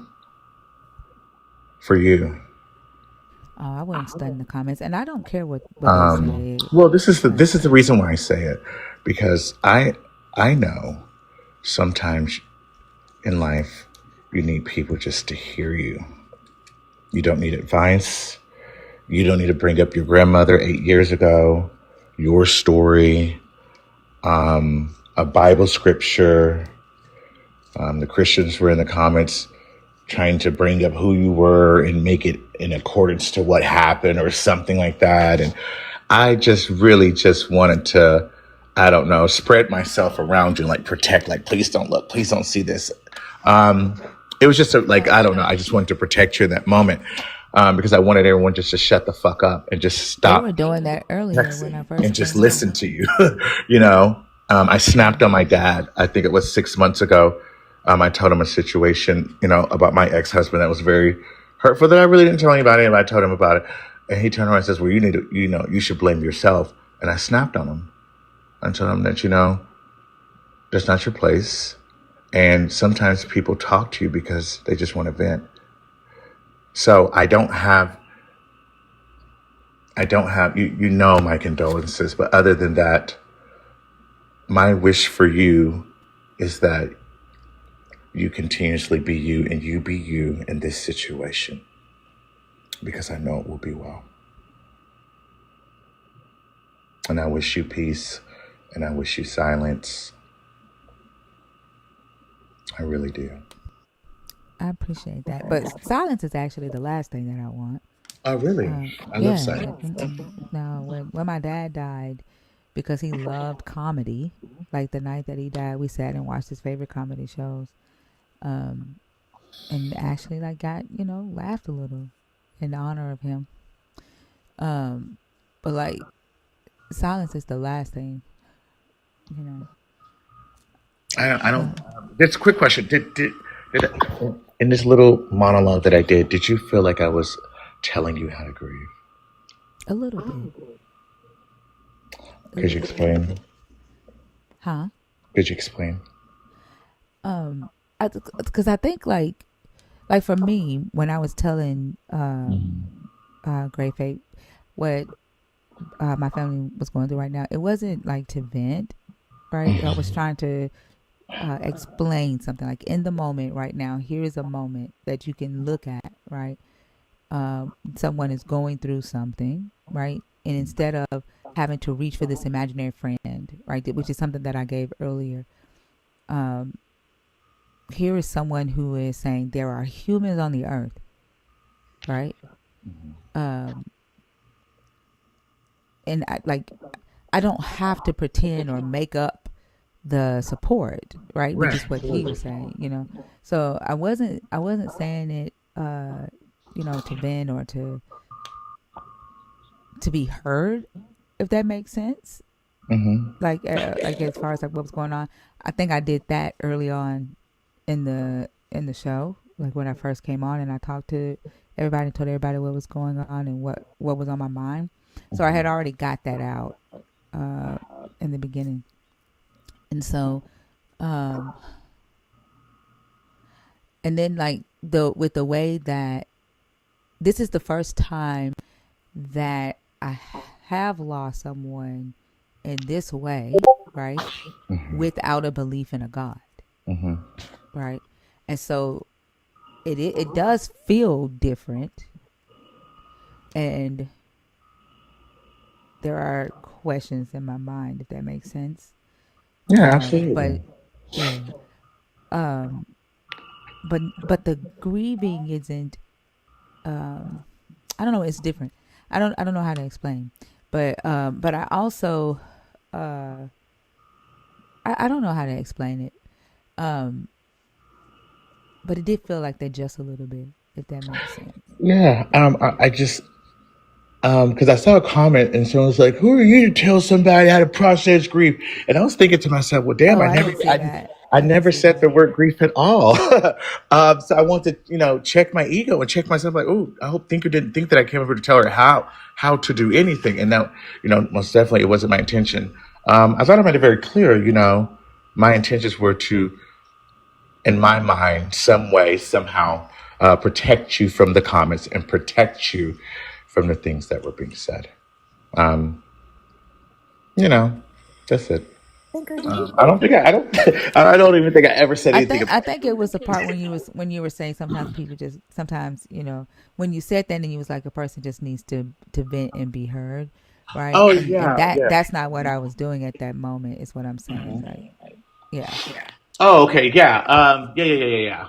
yeah. And okay, then I don't think I was telling you. I think that I just misread what you were doing. Yeah, that's what I thought. I Okay, thought you okay. were, expressing about what happened, and I was like, okay, No, yeah. I was sharing what happened, but as a way to say, okay, here is a moment right now that you can look at, right? Because he was like, what do people lean on if not the Bible, right?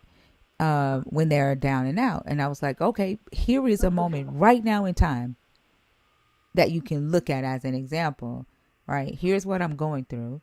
And I chose to surround myself with humans. Like I was using it as like an example, not to vent about that because I had already done that at the beginning of the live.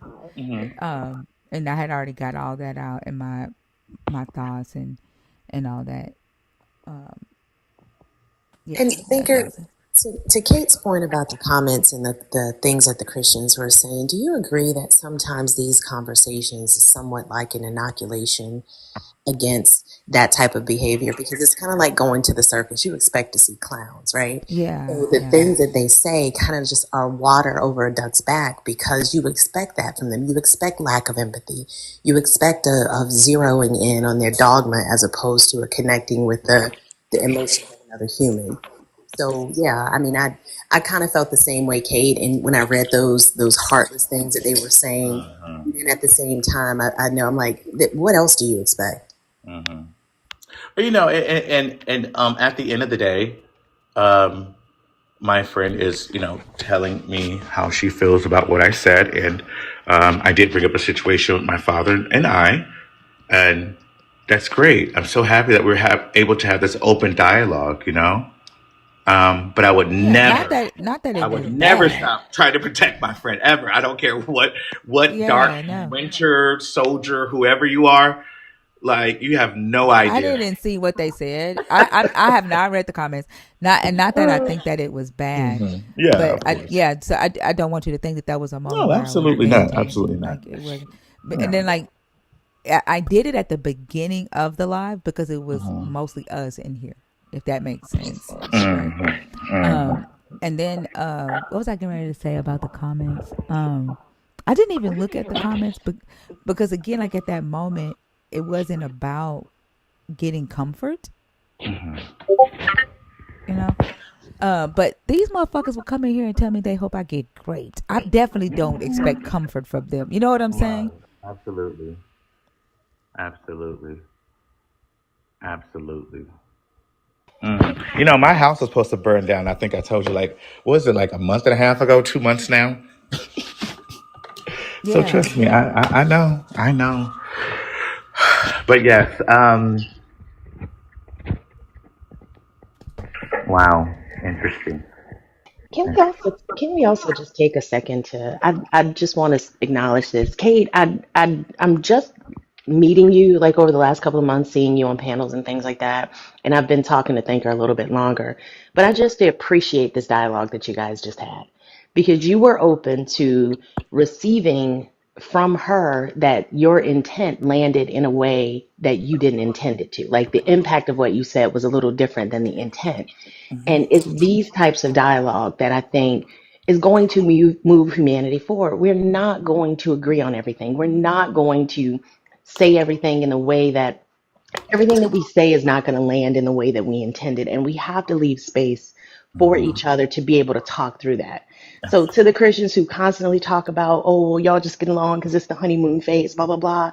No, this community works because we talk. This community works because we accept people for who and what we are, and we're not trying to force them to be something other than what they are. And Thinker was comfortable enough Exactly. to be honest and say, yeah, it kind of did feel that way a little bit. And y'all talked through it and it wasn't contentious. This Right. is possible. And I just wanted to highlight that because I think it's beautiful. And that's what friends do.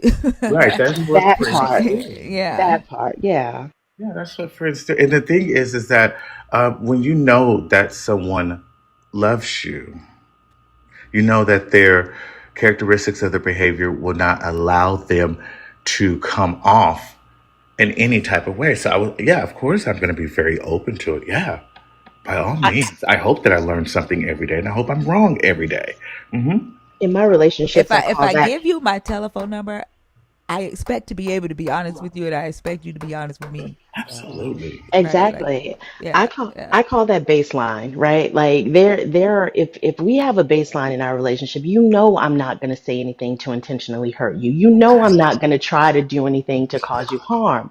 So if Mm-hmm. that happens, default to that baseline and just talk to me about what it is that I could have done differently. But if you don't have that baseline in a friendship or a relationship, then it's always going to be this, oh, well, they said this because, and you're ruled by your insecurities or your fears or all of these other emotions that don't necessarily lead us to connection. So I just think this was a beautiful display of that. Oh, I yeah. agree. Absolutely. I agree. I Hmm. agree. Absolutely. I agree too. Absolutely. I do agree. Great fate. I'm not bringing you back up. I just don't feel like it. I just want you to know that. I know you're in the guest box. I'm not bringing you back up. But I do, for a second time, give wish you condolences for your brother. I just don't feel like it. I said you like the no, no. And truth be told, I started to drop him the first time because it felt like trauma dumping after a while. And then I said, you know what? Nope. I Nope. Let honestly him. didn't feel that. Like It's for me. It started at the. It was at the beginnings of it, and then when he went into Uh-huh. all of this Uh-huh. money stuff, and I'm like, okay, but you know Uh-huh. what you know what it felt like to me? Competition, trauma competition. Mm-hmm. That's what yes, it well, felt like that's to what it me. was. Yeah, that's true. Let Yeah. me one up your trauma. Yeah, Okay, yeah. okay. I don't know if you've seen it or not, Selena. I put it in the comments. I was like, it seems like he wants more pain, or he wants it worse. Like I don't like. I was trying I to. missed it. Yeah, I was just. Well, I mean, of course, like you had no idea it was me, but I'm just like I was really, but I was like really concerned. Like, and I still am. I'm still very much concerned. Um, and I hope they.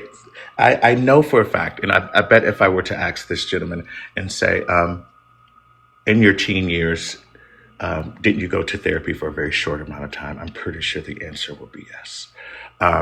Because just certain things that I notice. And I hope that they go back and, seek the help that they need because they're not a bad person. And I'm And off of that gratefully, gentleman. he swears we're saying it didn't happen. We're not saying it didn't happen. We're not saying that. We are not saying that. Please stop taking it as we're saying it didn't happen. It's just where you took it, the conversation, once you said it happened. So please stop saying it happened as if we're saying that it didn't. And then for you to give the detail of the I don't even want to. It was a fiery car, and you gave that detail as another push towards how tragic his accident was. It was just TMI Mhm. after we've said our condolences and we wish your family the best, right? So don't say we didn't. We're saying you're lying about your brother. Now, about your daddy, yeah. About your brother, no. Mm.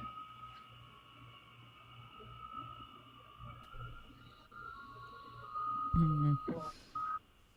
If you are a Christian, if you're deconstructing, the guest box is open. Also, are you still awake or did you fall asleep? Also, go night night. Also, Man, I thought I was off mute. I can't believe you're still awake. Did you go to sleep yesterday? Nah, Why? He sounds so awake, don't he? Oh my gosh. something like that. I was sitting here making little comments and shit. I feel dumb. Don't feel dumb. Wait, you thought you was off mute this whole time? Yeah. I didn't hear peep. Not a dot or tittle. Womp womp. Well, at least you haven't dropped your phone under the bed where you couldn't unmute. Hearing Thinker call your name. Oh, that was funny. I literally cried that morning. I Did said, "I'm you? awake." Yes, I was like, "I'm awake. I can't find my Oh, phone." oh. Because I felt so bad. Because I'm like, she's calling my name. She's like, "Oh, I think Selena the fell asleep." comments was on the off. She Yes, had the turned the comments were comments off, off. Oh wow. and my phone fell under the bed, and I could not get to it. Hey, She was like, last time I "Selena, was up, what's I fell going on?" asleep and I fell asleep on the panel and I woke up and it just had a little thing and the conversation was going. I was like, what the hell? 6 hours? How long was I asleep? I was like, what the fuck? Somehow it let you stay on teacup the whole time too. Normally, if you're on It teacup for like does. 5 minutes, it drop you, but it let Yeah. you stay on teacup the whole time. Really? Yeah. Yeah. Yeah. That's Yeah. You were on crazy. teacup almost the entire Hell, that's probably what's wrong with my TikTok now. It's still on teacup. That's why I can't subscribe to Oso 2-3 times. I don't know where my little coins is going. Child, my account is still on teacup. Shit. Mm, mm, mm, mm. Wait, so this is a different account? You didn't just No, change your this account? is the exact same account. Oh, Uh okay. huh. Okay. Yeah, the exact same one. Oh, and I figured out what the issue was too. So, Oh, yeah. okay. Okay. Cool. Hmm. All right. Well, I'm gonna move you back down to the comments because we have a lot of hosts on stage, and then we have Absolutely. somebody to bring up. Okay. All Thank right. you. I'll talk to you later. All Bye, right. y'all. Bye. Later, Kate. Bye. Hey. Okay.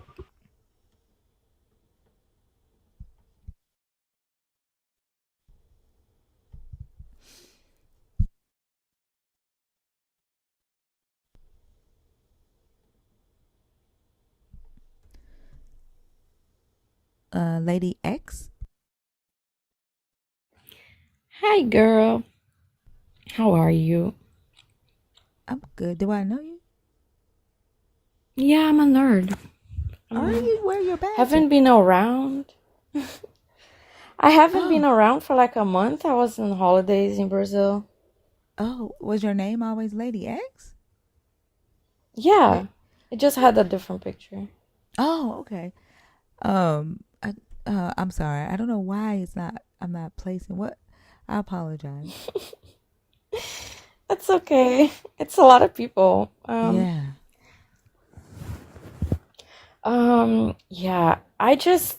I just kind of, I don't know. I just want to be really honest that I think things like, I know this is not for politics, but I think a thing like Project 2025 in 1939 in Germany are only possible through blind faith. And when faith replaces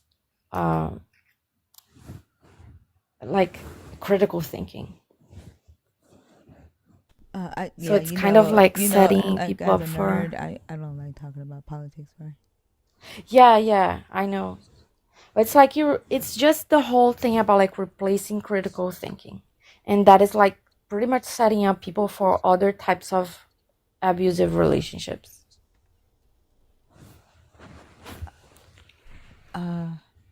Okay. I'm sorry. I'm a little bit confused on what we're talking about right now. Please forgive me. And then if you could let me know. So I don't see that you have your nerd badge right now. And so without the nerd badge, I would need you to pick a topic, so that we can discuss that, because I'm not sure what we're talking about. I should have the nerd apologize. Badge. What month were you in? It says 5. 5 months? Why the hell? What the hell?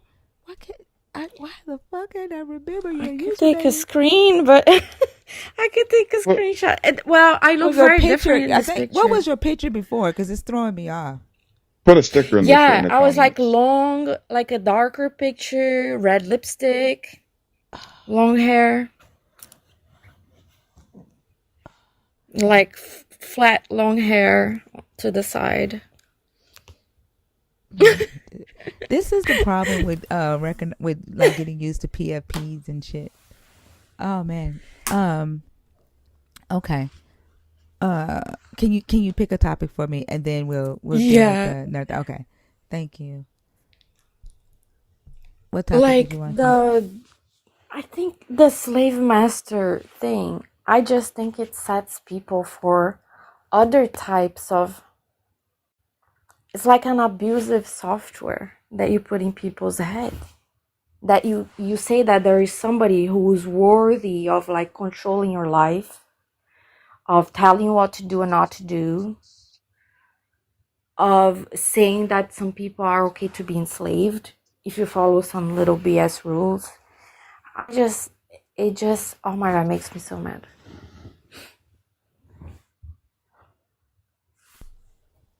And I just wish I could, I don't know.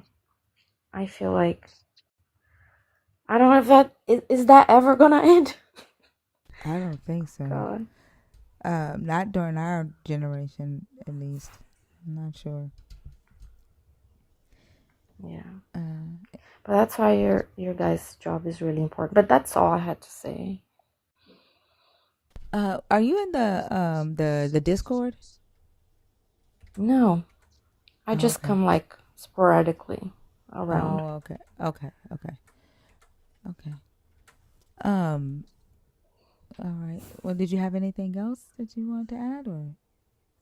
No, not really. I just wanted to say hello too. You're gonna have to come around more often so that I can get used to you. I'm so sorry that I'm not able to play. I feel so horrible right now because I'm like, I don't recognize the name. Oh man. No, don't worry. Don't worry. I'm happy to hear too. Okay, guys. I'm gonna let you do your thing, and I'm gonna just listen. All right. Thank you for coming up. Have a good day. Thank you. Bye-bye. Bye-bye. Have a good one.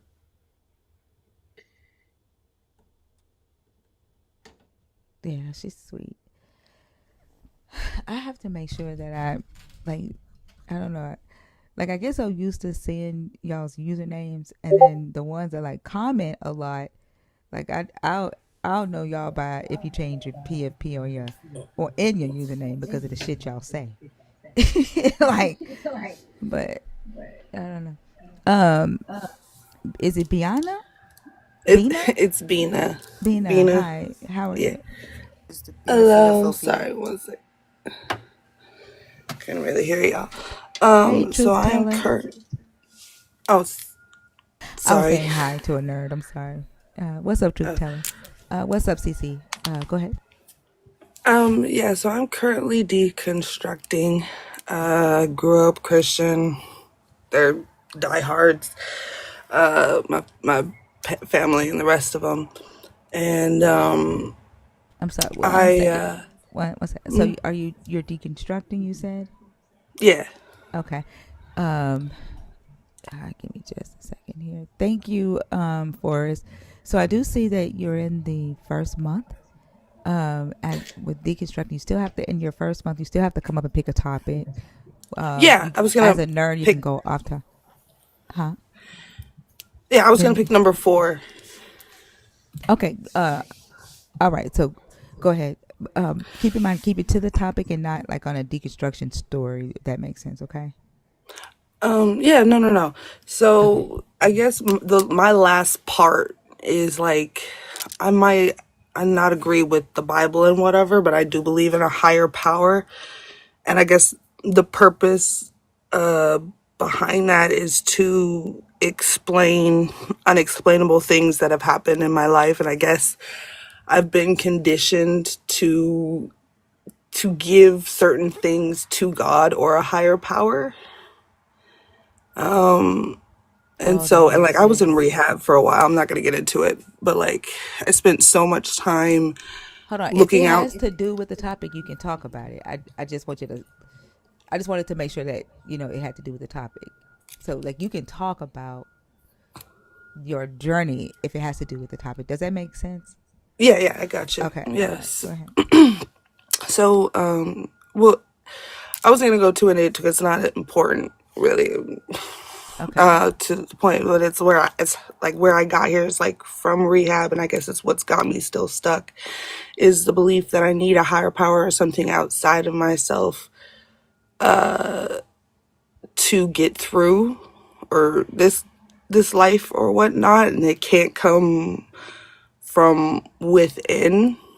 And I guess that's what y'all are teaching me, is that you don't have to look outside, but like that is the purpose of why I have a belief in a higher power or God, is because maybe it's like just conditioning that it can't come from within. And I guess what I want is like, how do I reconcile that? And like also there's another part of me that was taught from a very young age, like if you're not a Christian, that means you're not a good person.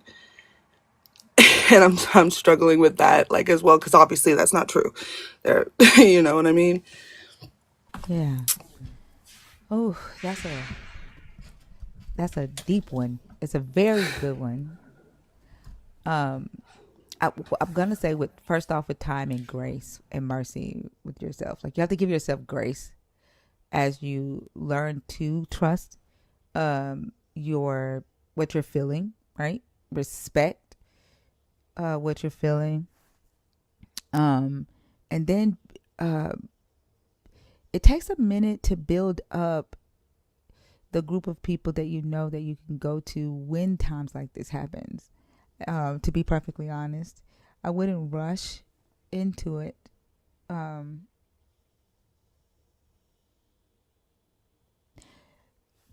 because it takes a second to recognize the people that you can trust, right? Um, and I think it like for me, the it started with me deconstructing what I believed about myself and the core values that I had built up about myself. Right? You know what I'm saying? Like the conversation that I was having with myself in my head. And so I had to start telling myself a new story, um, and trust the decisions that I was making for myself. Does that make sense?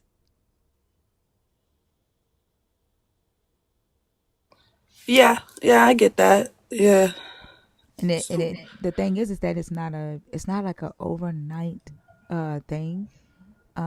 It takes time, um, and it may feel like you're walking a tightrope, because you're letting go of the crutch,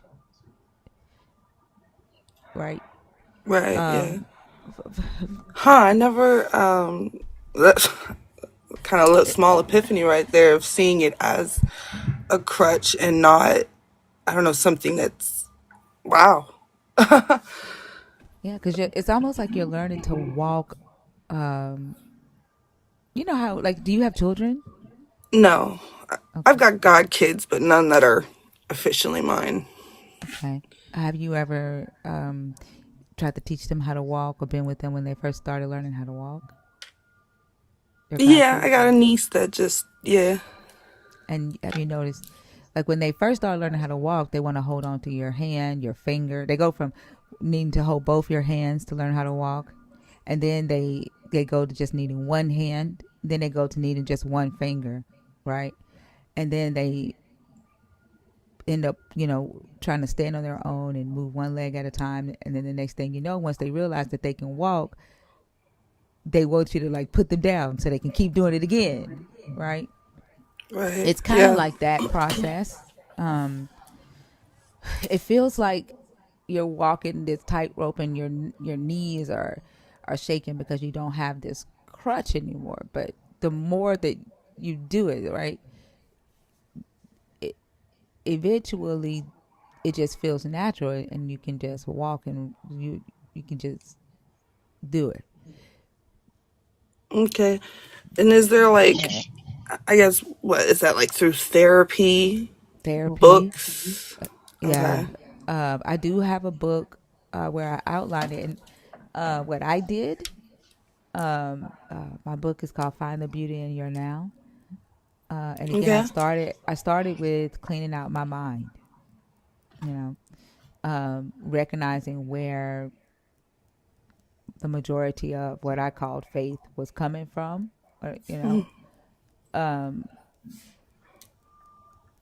and just getting to know me, spending a lot of time with myself. Once I got to the point to where I realized who I was, that I actually loved myself and didn't hate myself, and I I took myself out to dinner a lot. I went to the movies by myself, shopping by myself, and it got to the point to where I didn't need to have somebody else in order to validate that my existence was worthy. Does that make sense? And so, Yeah, I get you. yeah. So when I set the boundaries in my life, and those boundaries didn't suit the people who the boundaries was for, and they decided to no longer be in my life because of the boundaries that I set, I didn't fall apart because I was comfortable with myself. Whereas before, I felt like I needed these people in my life in order for me to breathe. Okay. Yeah, no, that makes sense. But again, it takes a process. Go ahead, P. I'm sorry, thank I didn't mean to cut you off. You want to finish? No, I was just gonna say it's a process. Don't expect that overnight, right? Like it's practice.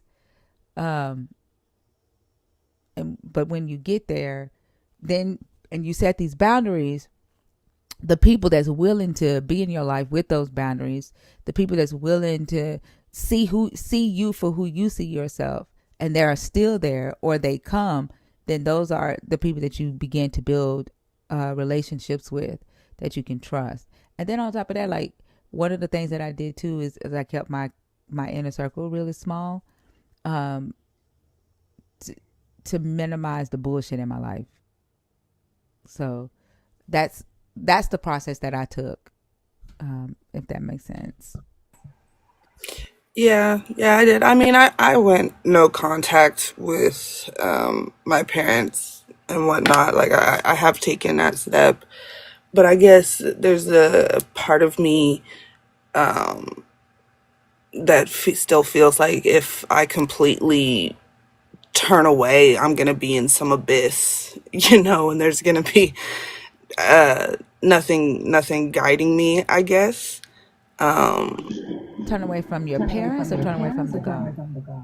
From the God, I guess, like you said, it's a crutch. I'm now realizing that it is, like, I guess, still having training wheels, and I feel like as long as I have the training wheels, I'm not going to fall over.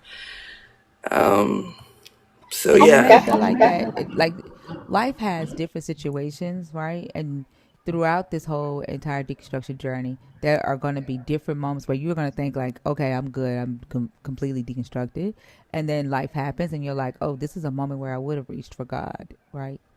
And I was Yes, telling them, yeah. yeah, and so I was telling them like 2 weeks ago or 3 weeks ago, I forgot how long it was. I was on a plane with turbulence, right? And so that was my Right. first Things time. like that. Yeah. And so I had to like teach myself how to get through that turbulence without reaching for the God, right? How to get through that moment and realize that, you know, if the flames gonna go down, what the fuck was I gonna do? How was I gonna stop it, right? Right. Yeah. All I could do is wait, right, and get through the Yeah. turbulence. And then today, dealing with the grief, you know, of my cousin, this is something new, right? Doing that without a belief in a God and leaning on, what everybody say, you can't question God. I don't feel like that. Yeah. You know what Yeah. I'm saying? No. I definitely know where you are. Same thing with my brother. Um, yeah, I think I have more of a problem in giving, in not like reaching for God in times of bad, but giving good things to God. Like, I have this because of God. This happened because of God. Like I got a promotion. Oh, thank God. That's my problem. It's the And I guilt think, because, oh, go ahead, Fee. oh, you go ahead. Thank you. No, I just want to say really quickly that's that guilt that they put on us because all good things come from God, and you have to give God the praise. Don't think too highly of yourself, right? Be humble, right? And then it Yeah. it it creates this sense of guilt when you want to say good job, Bina, good job, and you're like you feel nervous, like you'll get struck down because you're taking credit from the God. Huh. And it takes time to get over that. Like that's one of those muscles you're gonna have to build up over time, and it's okay to, even if you still believed in a God, like it's okay to give yourself credit, right? And You that's what, did the work. Yeah. that's, Like, I definitely don't believe in anything in the Bible. I guess it's just the essence that's holding on to me. Like, I definitely don't believe the book. and I think that's the part that I was going to speak on.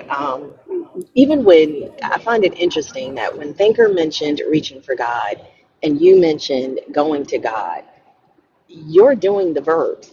It's you doing the work. So when you talk about relying on this higher power, the higher power isn't coming to you to lift your burdens. You've got to pick them up. You've got to take them to the higher power. You've got to put them at the feet of the higher power. It's almost as if the strength of the higher power is the amount of belief that you have in it. So it's still you. So maybe start when you find yourself giving credit to God's or a higher power, split it in half, like divide it immediately. I'll give you 50%. I'm going to keep 50% of it until you can gradually increase that. Because ultimately, all along, you have been doing the work. All of the changes that you've made, you mentioned rehab, that work, the resistance that you've shown, and the tools that you reached out to get you through those difficult moments, you did it. You absolutely did it.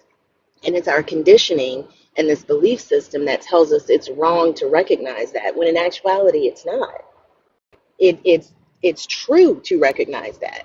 It's more comfortable to not recognize it because, of course, it goes into the control and all the other things that come with religion. But it's you that's doing that work. So, like Thinker was saying, pace yourself. Like said, this month I'm going to give.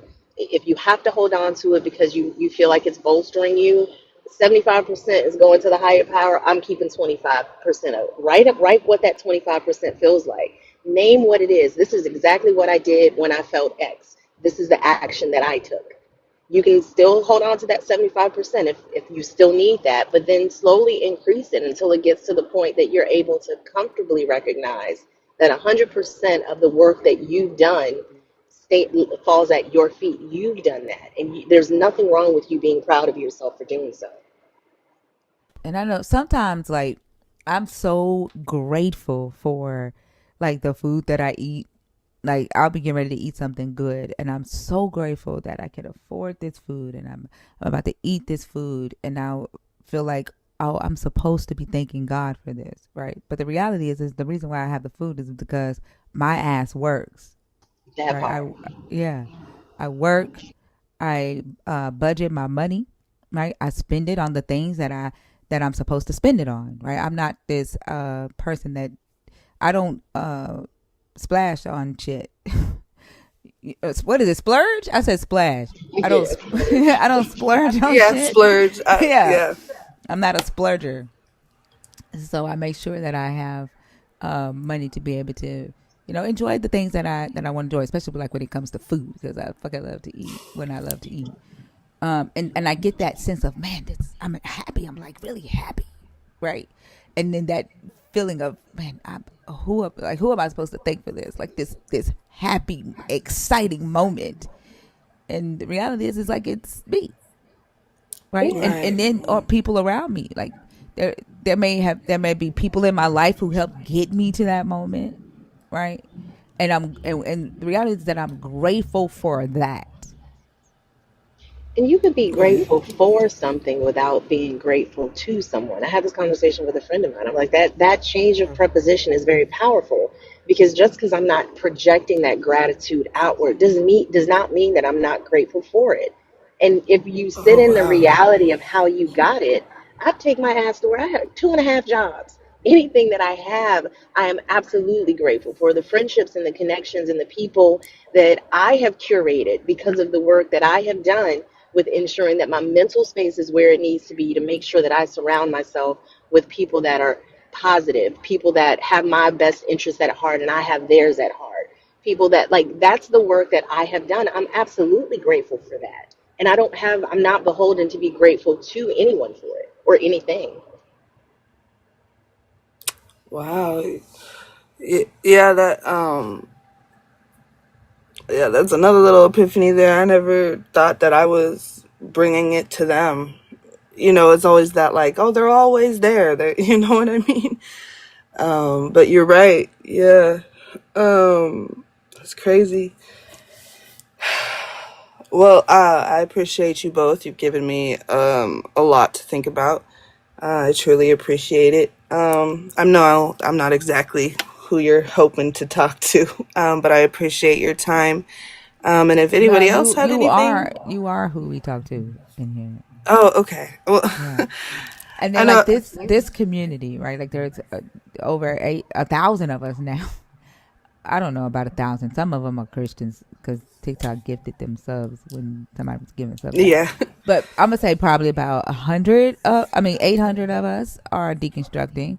Right? It's a community where we support each other in that. Right? There are moments where people are like, "Fuck this! I can't deconstruct no more. This shit is hard.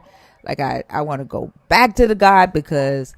Like, what the fuck? Like, I'm going to tell you, one of my friends who is a nerd child, who shall remain nameless, called me and he was like, I'm about to go back and to the, I don't want to say it because, like, what he said was funny, but in so many words, he was about to, pray and ask, the God to let something happen for him. And he said he held out, like, because his parents was like, you need to pray. Like, his parents was like, own him. And the thing that he needed ended up coming the next day without him even praying. And he called me and he was like, ooh, I almost went back because it's like the thing that he needed was taking forever to come. And he was like, had I buckled under the pressure of my mom and prayed thinking that I was being punished and it came today, I would have said that it happened because of the prayer. But it came anyway. Even though he didn't pray, even though he didn't buckle, even though he didn't believe what his mom was telling him that he was being punished. You see what I'm saying? Yeah. So like Yeah, that makes sense. Yeah, things happen in life and we assign or allow people to assign reasons to those things. And we choose to believe it or not believe it and accept it as truth for ourselves. And we give power to what people tell us, like to these beliefs. Okay. Yeah, I hear you. And I also, that's new for me. I never really thought, I guess, even just praying to him, was a big deal. I guess I've never really thought prayer was a big thing. But when you put it that way, it does shine a new light on it. I'm trying to follow everyone. Yeah, but I say that to say, like, this community is support for, like, if you are deconstructing, when those moments come and you're like, hey, I'm at this space and I don't know what to do. There's 9 times out of 10 somebody in the community that's been where you are, and they can say, hey, here's what I did, right? I don't necessarily recommend giving advice, because when people say you should do what XYZ and then you go and do what somebody say you should do, then you can point fingers and say you told me to do such and such. And so what we typically do in here is just be like, hey, when I went through what you're going through, here's what I did and here's how I handled it, right? And you can say, you can be just hearing their experience, right, and their outcome, then you can decide for yourself if there's anything in their experience that is useful to you, right? That way no one is saying to you, do XYZ because that's what I did. Because what they did might not work for you, might not fit for you, right? But Right. hearing Yeah. other experiences can be beneficial. That way, one, when you feel like you're not alone, and you might just learn a strategy or something or information that you didn't know to help you with something that you're going through at that moment. Okay. Yeah, I totally get you. I am new to this. I just found you guys like I want to say 2 weeks ago. I guess I've been. Oh, I feel like I stopped believing like in high school, really. Like at least the Bible and well, at least church. Like I gave up on church a long time ago. Like I was like, this is fake. These people is fake. But I guess I didn't put it on God. I didn't put the pieces together and be like, oh, well, if they fake and they follow God, God must be fake somehow, because how'd he create all these fake people?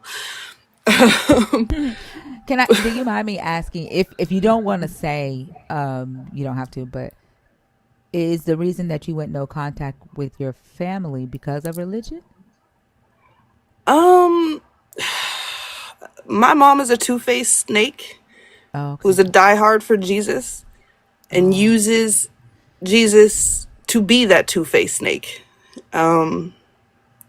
She's one of those people who does bad things, but it's okay because God is on her side. I'm sorry. So yeah, yeah. I'll leave it at that. Yeah, So I get it. Yeah, I'm sorry to hear that. But like the crazy thing is sometimes, family can be, the thing that's causing us from stopping us from healing.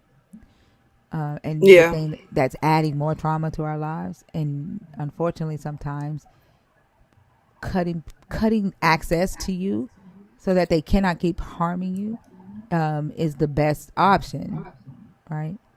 And you never know, and they may end up recognizing that you mean business when it comes to how they have to handle you in the future, and it may cause them to change how they engage with you. And sometimes they don't. Sometimes they don't, but you can't hold out for that. That's the thing. And you can't feel guilty for putting yourself first and protecting yourself and keeping yourself from harm. Because just because somebody gave birth to you does not give them the right or unlimited access to keep harming you. Oh no, I'm adopted. I did not Okay. come out that woman. Oh, okay. So Okay. that adds flame as well. Okay. But like, nah, that woman made me hate myself for 15 years. And the problem I have is like, yeah, I went no contact, but I still have this rage. And there's a lot of things I want to say to her. But I've been through therapy. I went through a lot of therapy as a kid, the whole adoption thing. But I feel like there's a huge part of me that just wants to scream and yell at her and finally tell her everything I've ever felt. But there's another part of me like, that's not, just because you want to say something to someone does not mean they need to hear it or are going to hear it. And so I'm kind of in this limbo of, okay, what do I do to get this anger out? What do I do to move forward? Because I feel like even though she's not in my life, she still got a hold on me. Like, kind of like God. Put it in a book. Write a book. Right about you know what's crazy is I opened up a notepad because I'm not paying for windows right now.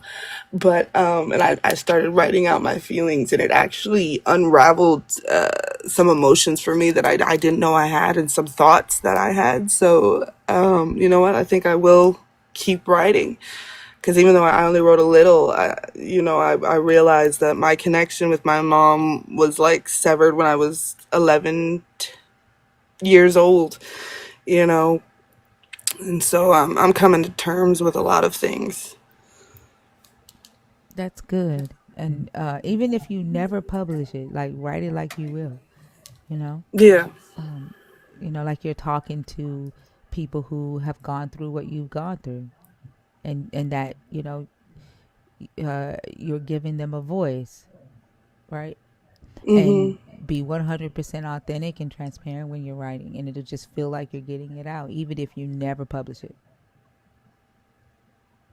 That way you're not carrying it around Yeah. inside of you.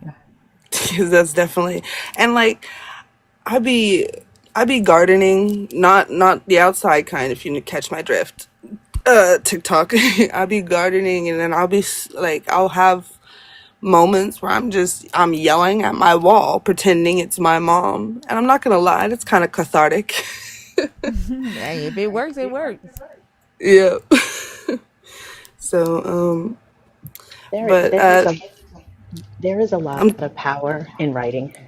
I've never published a book, probably never will, but I do think that I know for a fact that writing out through this process is what got me through it with sanity, the little bit I have left, because it does afford you the opportunity to say the things that you may not necessarily know how to articulate in the moment to the person because of all the emotions that are behind it, but you can just honestly sit with yourself and how you're feeling, because what you're processing is what you feel.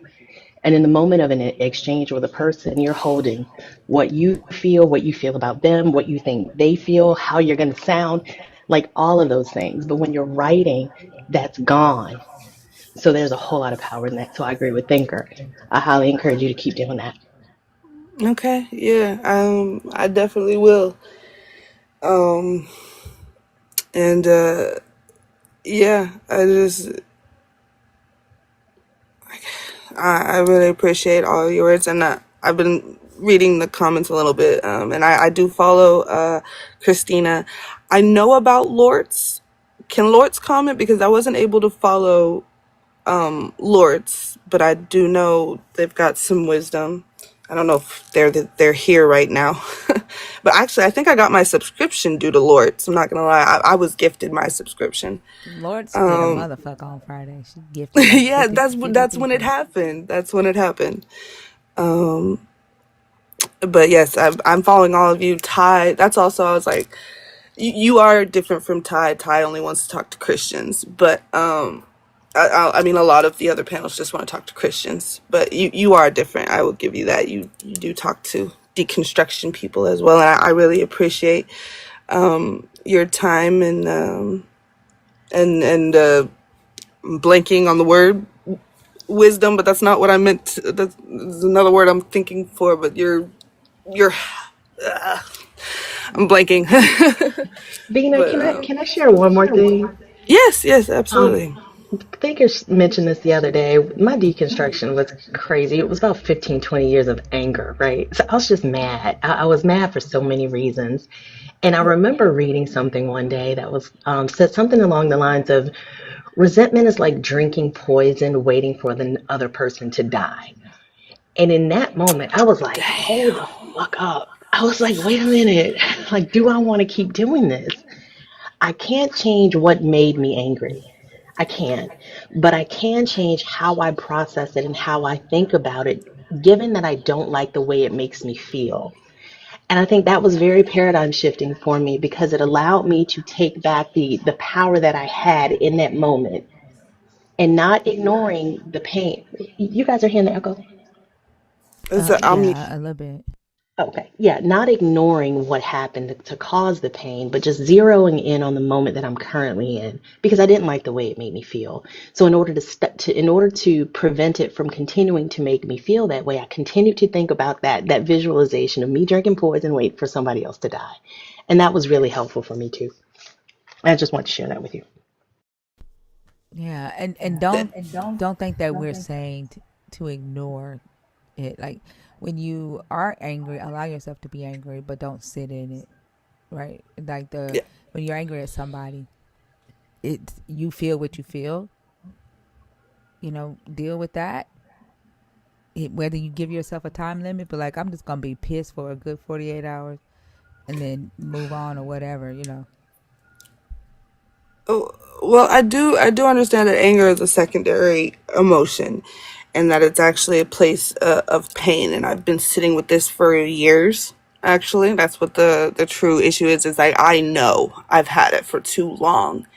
My issue is I don't know how to get past it, but I do know that I want to and I need to, because another thing is she actually is on her deathbed, and I am gonna get to that point where my she gonna go before my resentment does, and I know I can't allow that to happen. I can't let her go, and I'm still trapped in this bullshit she gave me.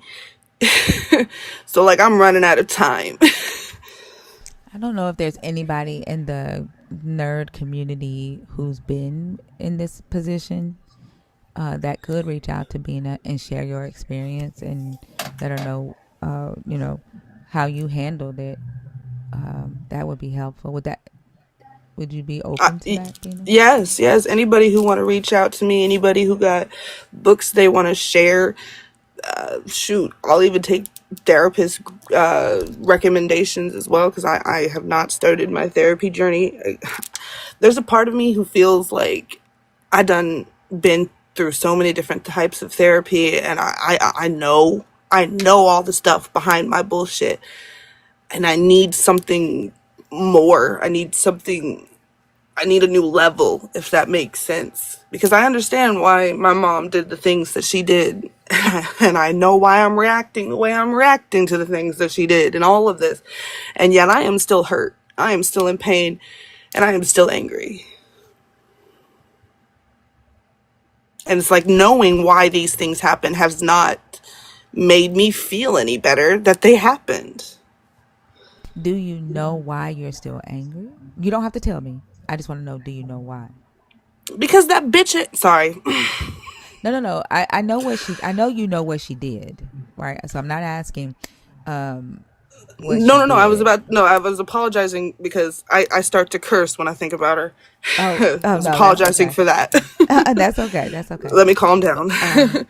But what No, I'm asking is, do you know why you can't get past the because anger? there's a few reasons. One, she's never apologized. I know, and I know I'm probably never gonna get it, but I am stuck on that. Was one thing I need to get past, is that she needs to know what she does. That's another thing. She don't know. She don't know what she did to me. She thinks she caused no harm, and it's all my fault that I feel this way towards her. Is that what she And it's tells? Like all what? on me. So have you? So is that her response to you when you be like, you did? Yes. Okay, so She she has done does nothing know. wrong. She is never wrong. Okay, so she does know. She just chooses not to accept responsibility, right? So Yes. it's not that she doesn't know. Okay, so I do have experience in this. I had to learn, and this came from the guy that I was dating. He told me that I keep crying over the relationship that I wish I had with my mother that I'll never have, because my mother is not who I want her to be. She is who she is. And Yeah. what I wanted her to do was acknowledge the things that she had said and done to me growing up, apologize for those things, even the things that she was doing, like as saying to me as a young adult. I wanted her to acknowledge it and say, I'm sorry, but she never did. It was always that she always would like make herself the victim. Now, granted, me and my mother have a relationship, right? We have a pretty decent relationship. We're not close like mother and daughter, but we do have a decent relationship now. But only after I put up the boundaries and stuff, right? And then I also had to recognize, and this might not be for you, but I had to recognize that what he said was true. I was constantly crying over the what my mother was not, and not just realizing that I will never be able to make her be that, right? I will never be able to make her say, you know what, I'm sorry that I did that to you. Like there, it didn't make sense for me putting myself through all of that emotional pain when at the end of the day she's never gonna do that. Like, but that's not because that's not who she is. She like my mother loves God, right? She Yeah. loves, and I believe Yeah. she, and I believe she loves me. She's never not shown me that she doesn't love me, but she loves God a lot more. And I had to realize that, and then there are several things that she told me, like that's all she knew growing up. She went from her parents to my dad and being a first lady. That's all she knows is God. Like if you call and talk to her, she gonna talk to you about God. She don't talk about nothing else. And I Yeah. had to realize that's who she was. And if I wanted at least some relationship with the woman that gave me birth, the woman that took care of me when I had cancer twice, then I had to also acknowledge and accept her for who she was, with the boundaries in place, and recognize that I was never going to get that apology from her, and I could either continue in life angry at her for that and holding in that grudge, or I could release it. I could forgive her because that's for me.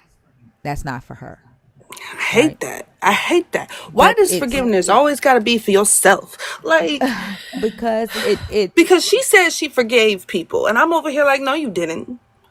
but you No, you can't worry didn't. about Because what if you she had did. actually forgave them, you would not be this way still.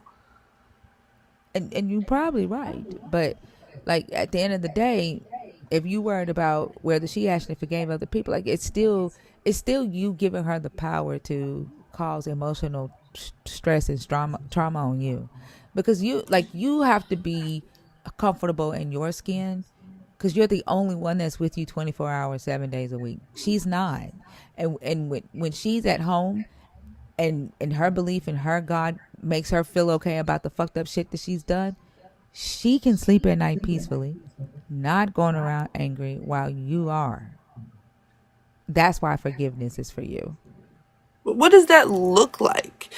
Because I don't feel like I like. What does forgiving her look like? What is letting that go look like? Like how? Because I feel This is like I understand it all, but it's still here and I'm holding tight to it. Like you're saying, you got to let it go. How do you do that? one of the things is you have to write down and get to the core of why you can. And we recognize that one of the reasons is that because she has not apologized. And then so like I like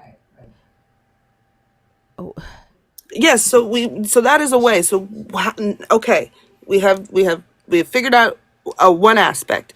Now, how do I let that go? How do I put it down and say, okay, I'm done with it. I'm not going to look at it no do more. a We're do moving a if past. this then that. Do a if this then that. Right? Like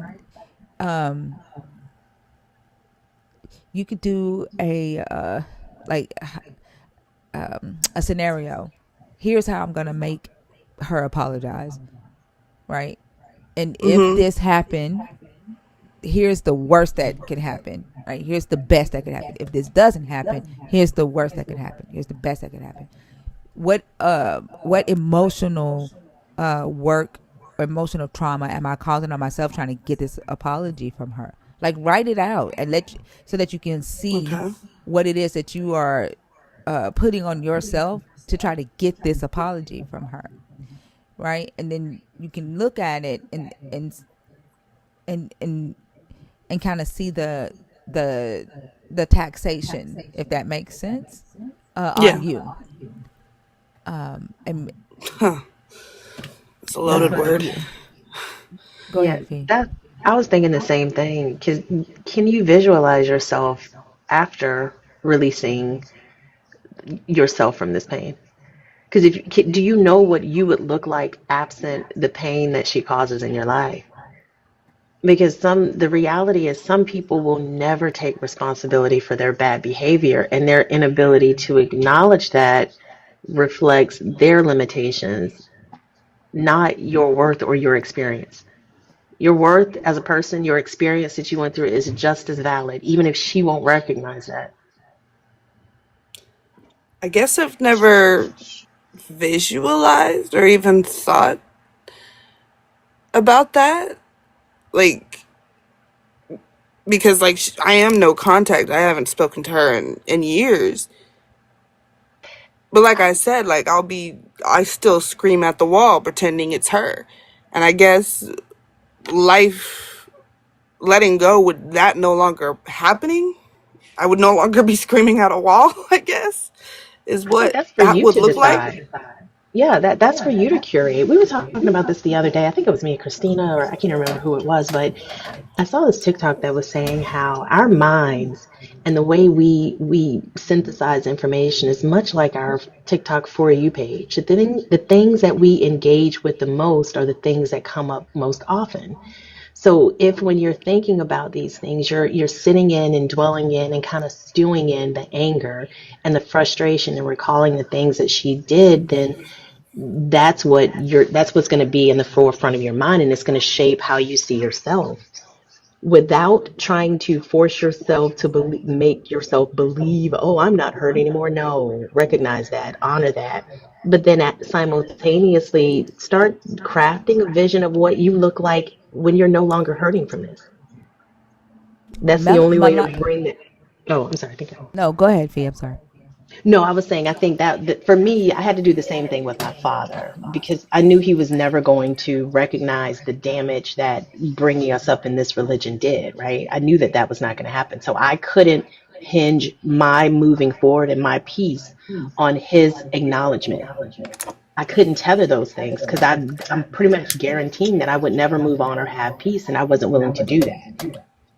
Yeah. Melodic said something too that I think is very powerful. He said that you're associating forgiveness with letting her off the hook, and that's not necessarily what we're saying. Like we're not saying forgive her and then she has a clean slate. She never did these things, right? Damn, you right. Yeah. I absolutely am. Yeah, we're saying Yeah, that is forgive exactly her. what I'm doing. Mm-hmm. And Because then like if if you I forgive her and she doesn't have to do anything, then that means what she did no longer matters and it's No, just that's not okay. true. That doesn't Forgiveness doesn't mean you start calling her, going back around, she gets the access back to you. It doesn't mean any of that. Forgiving her means that you release it. Like you like you're just, look, I forgive the debt. I forgive what you did, and I'm moving on with my life so that I can heal now.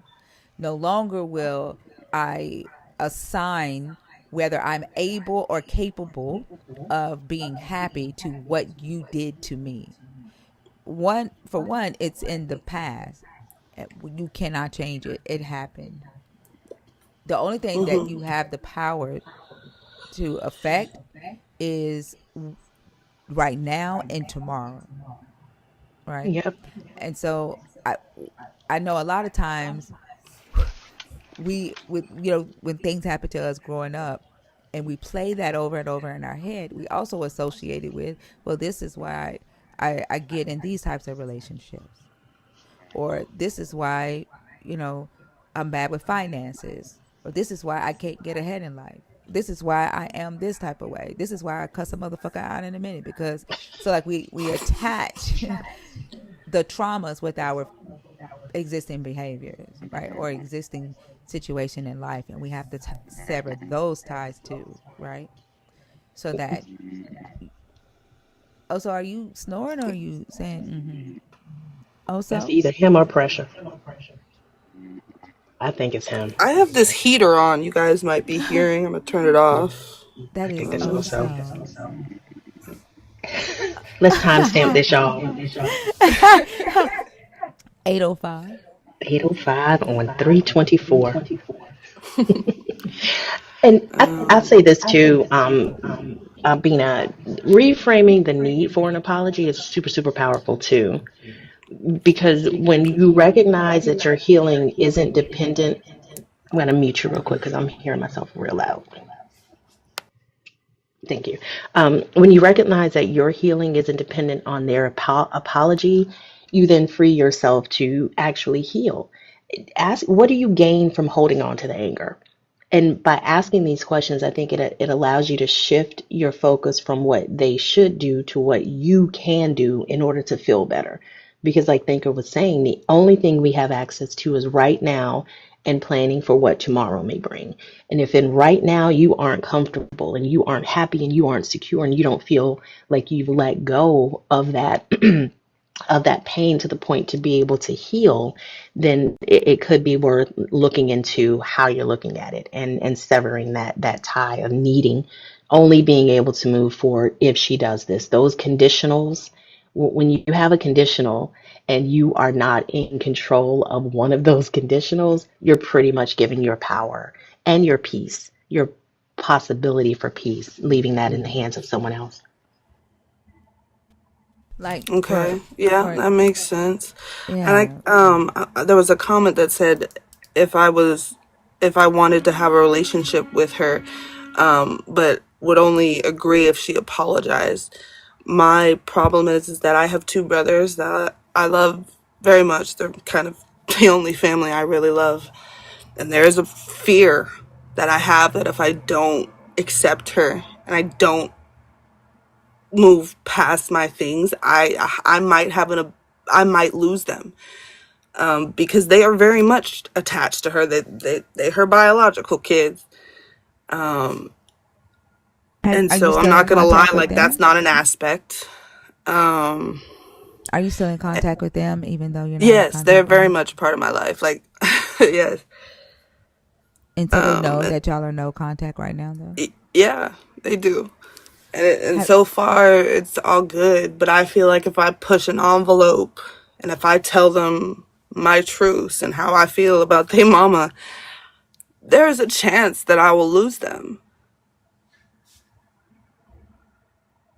And that also hurts a lot too. let me ask you, why do Believing you? they pick her over me and understanding why they would in the end. Is there a reason why you feel like they need to know how you feel about their mom?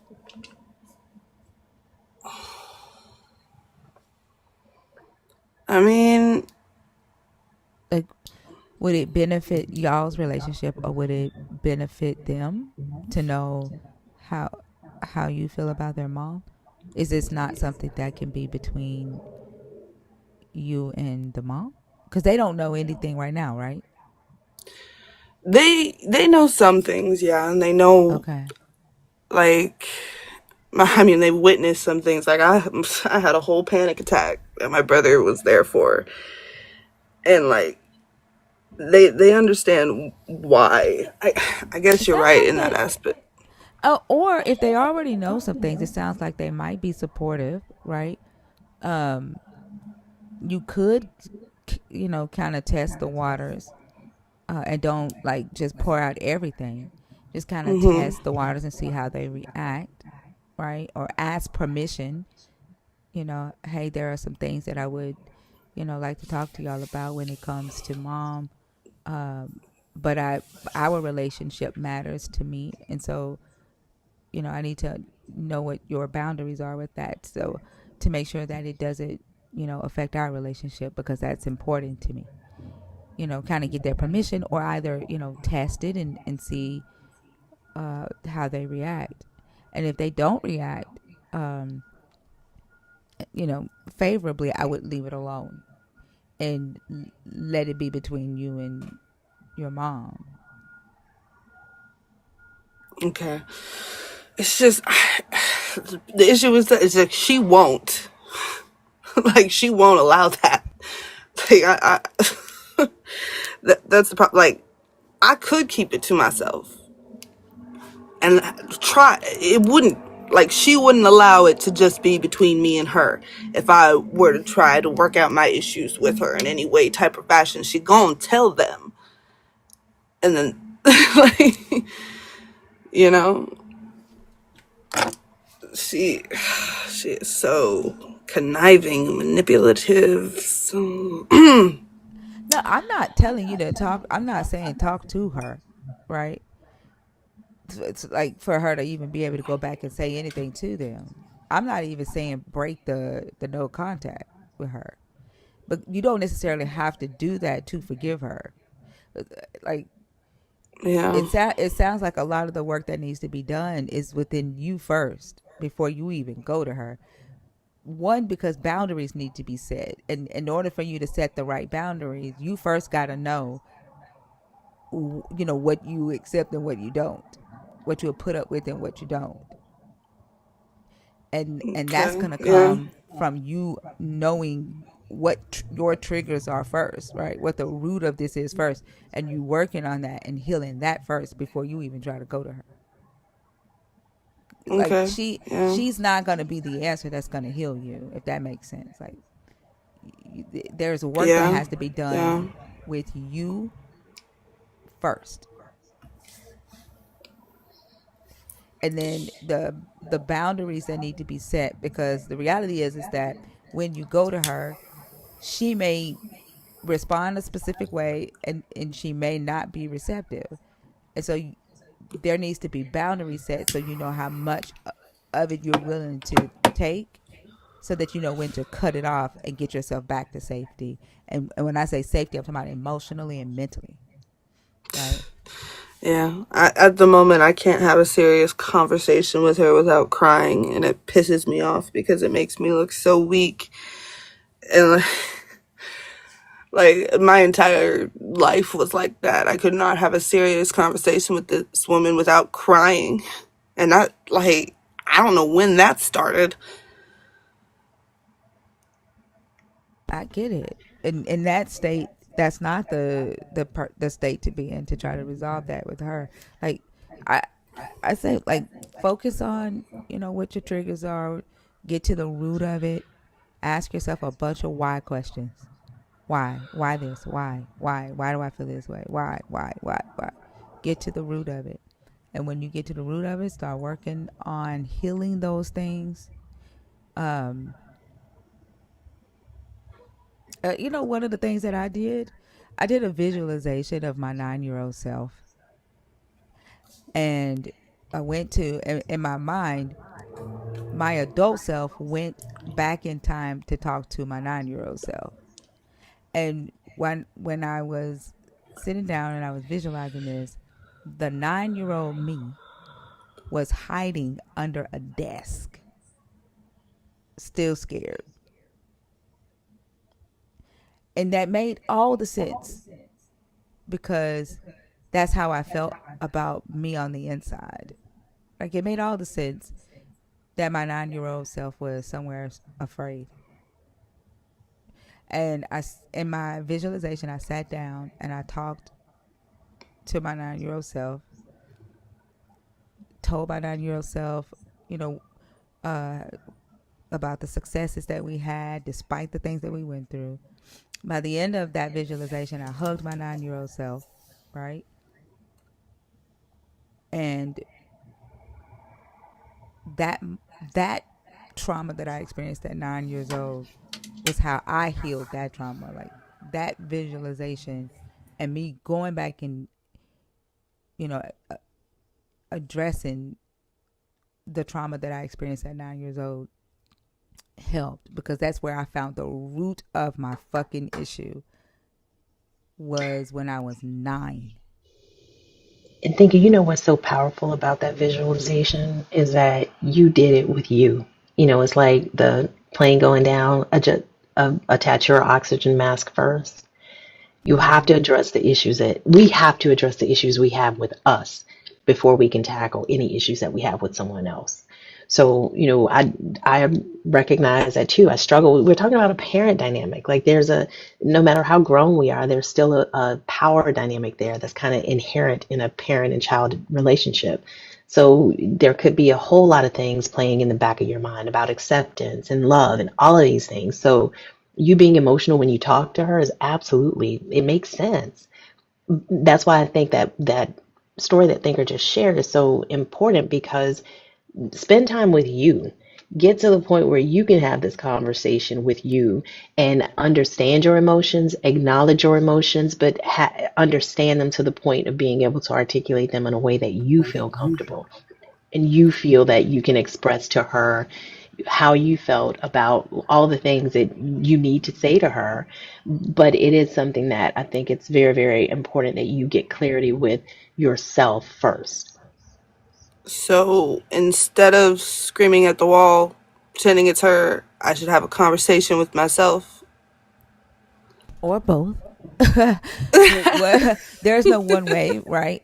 If the screaming at the walls work, keep doing that, but integrate the conversations with yourself. Like, there is a conversation going on in your head about this shit that you're probably not privy of. Like, pay attention to that conversation, right? Take control of it and ask yourself 1,000 why questions. Write them down, read them, get to the root of what the fuck is causing this, what's got me stuck in the cement, right? And what do I need to do to get out, to heal that? And then once you heal that moment, then you can move forward to the next moment and heal that. You'll be surprised how shit just start unraveling. It's like a sweater. Pull one piece of thread and the whole fucking thing comes apart. But I there's get, beauty in that because you're able to sew a garment that is you, not one that was made for you in the image of the people that raised you. So it is definitely an unmaking of self. But to me, that's so much better than a remaking of self on a foundation that's still tethered to who and what you used to be, and not having addressed the things that are truly still bothering you. wow. I mean, I know I have been stuck for a long time, but I also thought, I guess I've put so much belief into thinking that what I needed, like, to do was going to fix everything, and not even trying to look at other paths. Does that make sense? Like, I was so laser focused on, okay, this is gonna make me feel better. Like, I know what's gonna, like, as long as if I can just have this, I can get over everything. And then, so I completely didn't even bother, try to, or even consider that there could be other ways to get to what I wanted. And you guys are showing me and making me look at these other paths that I didn't even know were there. You Yeah. mentioned, The, oh, I'm sorry. I'm gonna say this really quickly. Don't take a suitcase with you and pack them up and start carrying them along with you. Like, that's not the goal, right? We're not going shopping for past trauma. We're emptying them out, right? Because the Yeah. reality is that you probably are carrying them around with you wherever you go any fucking way, and it's probably heavy as fuck. And so the goal is to lighten your load, like to cast them off, right? Yeah. And and so just make sure that when you do go down that path, it's to heal them and leave them where the fuck they are in the past. I get you. Yeah. Yeah. Yeah, that makes sense. And you mentioned still, relying on a higher power to a certain extent. And again, I think that's perfectly fine, because whatever tools work for you, that's perfectly fine. I recommend this book all the time. It's called Until Today by Iyanla Van Zandt. There's a lot of references to a higher power. Sometimes she calls it God in the book, in different it's basically like a daily devotional, if you will. But I think it does such a good job of leading that introspective process, because it's that introspective process is where we find growth. Our ability to grow is directly tied to our willingness to sit in our mistakes and to sit in our discomfort. And that book to me is user friendly in that it's not, too heavy cognitively, it's not too deep, but it does prompt thought. It asks questions. And it's the, like Thinker was saying earlier, ask yourself why. Those whys will get you in rabbit holes that we need to be in, those internal whys. So I can't recommend that book enough. I've sent that book to so many people. If you follow me, Bina, I and shoot did, me a yeah. DM, yeah, okay, shoot me a DM. If you're, I can send you a copy of it, however you feel Mm-hmm. comfortable doing that, because I think it was very, very helpful for me. I still have it. I've read it so many different times. I highlighted different colors, what points stand out to me depending on what's going on in my life at that time or what I'm processing. And that's just one tool. Like there's so many that are beneficial in doing that internal work, because the reality is your healing is not anywhere near your mom. Your healing, the key to your healing is you. And I think these different tools help us to see that in various ways. Yeah, I think I'm starting to realize that. Yeah, and then just keep in mind, that this community is here to support you. You know, it's not an easy thing, and I won't lie to you and say that it is. It's not an overnight thing, but the community is here, right, to be moral support and to, cheer Oh you on yeah, while you do it. yeah. No, I'll be here. I listen to, like, y'all are my. I know you guys aren't technically a podcast, but I call TikTok lives my like NPR, because I first started with the political ones, and I was in the depths of it, and then I was looking for something new, and I came across Ty, because she also does a political live, and I guess at night, I had gone back to her, and she was doing a deconstruction live, and I was like, well, I'm not really a believer, whatever. But then I started listening. I was like, well, it could be interesting, and I realized, wait a minute. Nah. There's still stuff that I put to my God, even though it might not be the Christian God. But I was like, wait a minute, I might still have some beliefs. And then, Ty's not live all the time. And so I followed Christina, and Christina led me to you. And, I've been in Oso's lives too. So I found all of y'all. So, and Rhea, her too. Am I saying that right? I believe I Rhea, am. Rhea. Rhea. Okay, my bad. Um, so yeah, I'm I'm going gonna be I'm going here. I'm going to name her Tough Love Rhea. Tough That luck. Tough Love Rhea. Rhea would Yeah. tell you Man, like it is. I'm telling you, if I had Rhea's insight at 25, Man, oh my goodness. I didn't even know she was that young. I thought she was our age. I did too. I did too. Just listening to her speak, I can see how anyone would make that. I mean, she has such a self-aware confidence that usually I know I didn't find it until like my 40s. Like Right. seriously. Yeah. So I love me some Rhea. Oh yeah. I don't know why. I'm 29. And I just figured all of y'all was older than me. I don't. I Rhea was like, just they're turned pretty much 25. geniuses compared to me.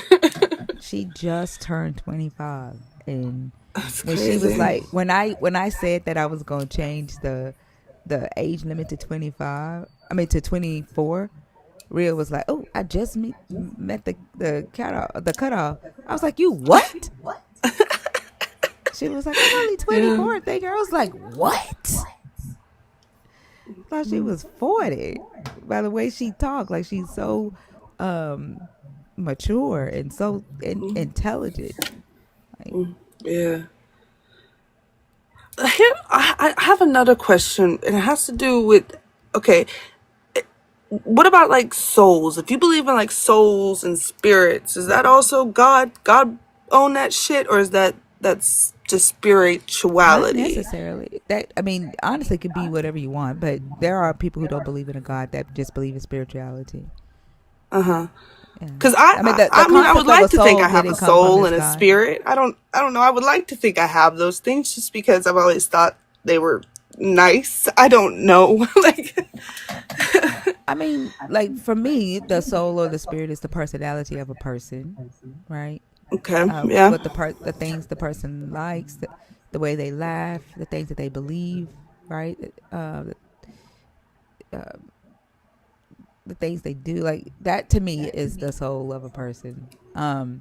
But the concept of soul and spirit came from the Greeks. It didn't even come from this God. Like it came from the oh, Greeks. Yeah. Um, okay. yeah. So like they don't have a patent on it or anything. Good to But know. Good even to if know. they did, like you, your what you believe is your right. Like nobody can tell you what to believe, and because we are all finite humans, we don't fucking have the answer, right? Like we don't know. We're all doing the best we can, right? And we're all filling in the gaps of the unknown, the best that we Yeah. can, right? Some of us are comfortable with just saying, I don't know. Some of us need to fill that gap with something. And if you feel that, you a soul or a spirit feels right for you, who the fuck can tell you that you're wrong, right? That's for you to figure out and journey through, right? Okay, I like that. I can do that. All right, I'll take it. Yeah. um. All right. But again, we Well. are we are here. So Yeah, yeah, and I will definitely be around in the comments. Like this is literally is what I listen to like in the car at work. My friend, my friend be like, she don't even listen to music no more.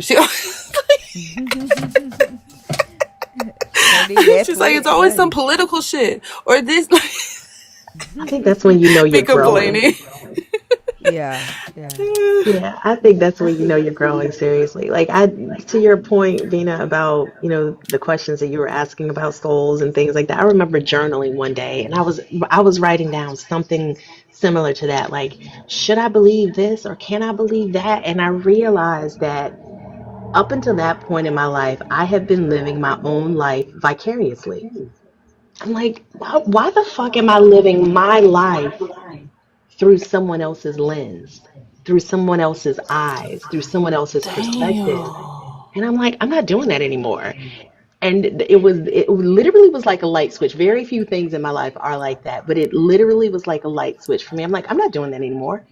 I'm not going through life like a bull in a china shop, not, in recognizing the impact of my actions on others, but in terms of what makes sense to me, I'm the only one who Yeah. has access to my mind, to my brain. It doesn't have to make sense to anybody else. It just needs to make sense to me. And I then adopt the responsibility to make sure it's not harmful to myself or anyone else. But it doesn't have to be approved by anyone else. Damn. And Cause like to I. piggyback off of what Fee said, when the approval comes in is when you try to say, this is what you should do because I have figured it out. This is the truth. Then you open it up to scrutiny. Like if somebody and this is what I think a lot of Christians or Muslims don't understand. Like when they go and they try to tell people that, they have the truth, and they tell people, you need what I have. My God is the truth. My God is the only one. Then you open it up to scrutiny, and I'm going to question the fuck out of you. And if you tell me that your God can do X, Y, Z, and I don't see the God doing X, Y, Z, I'm going to question the shit out of it. Don't try to sell it to me and expect me not to make sure the shit work. But when it's your belief and you have it for yourself, you're the only one that needs to approve it. And like Fee said, adopting the responsibility of making sure that it's not harmful to you or anyone else. Yeah, I mean, I guess I had applied that to other aspects in my life, like just like basic shit, like I don't know, like fashion or like, and I've never understood bullying. I've never understood why people honestly care what other people think about them when in all reality everybody's just thinking about themselves and also worrying about what everybody else is thinking about them. And also, like, just because somebody says something to you doesn't automatically mean it's true. And even if it is true, what's that gonna change? Is something gonna change in their life? Is something gonna change in your life? Like, okay, there's one thing I've never understood. Like, I've never had that problem, but I guess I never thought to put that same thought into what I believed was okay to believe. That's because we've always been taught that there's only one truth, and while at the same time being taught to ignore that there's 50 million truths because everybody believes something different. Like, we've just been taught to pretend that all of these variations of the truth is the same truth. That's why. And I didn't recognize that until I started talking to Christians and realized that none of them actually see their God or their Jesus the same. And then Bash pointed out that Christians Bible their beliefs and that they all have a different God. And I'm like, you know what? You're right. They do. Yeah, that's very true. They always talk about their own personal relationship with him, and that's all that matters. So, that's one thing I never understood. So we all got different relationships with the same God? He doing different stuff for different people? What he Look doing the for you same that he ain't doing for me? showing up different. Like, there's one lady that used to come in here. She said Jesus came to her and he didn't have any legs. And then the next person come on stage, Jesus came to them and he was black and muscular with dreads. Oh my God. Yeah.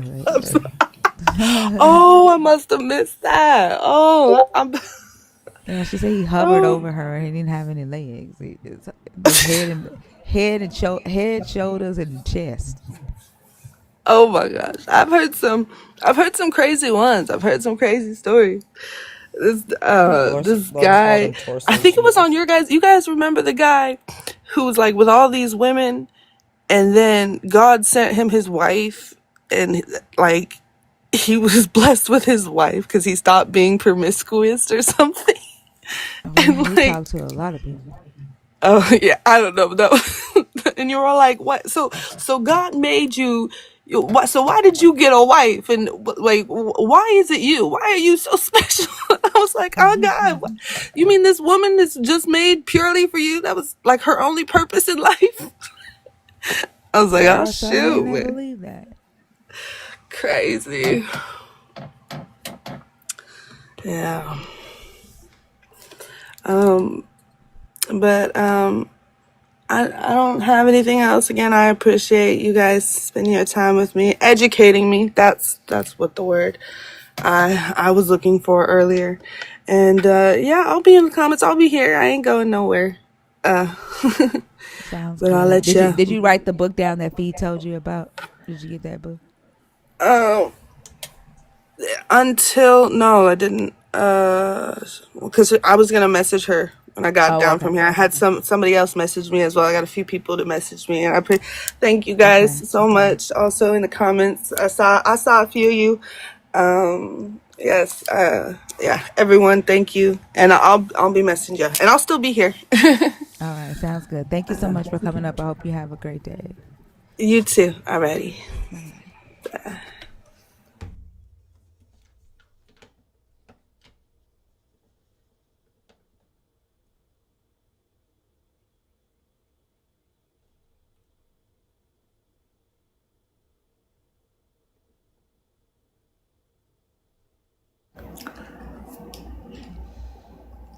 Hey, Stoic. How are you? I am well. Good morning, everyone. Good morning.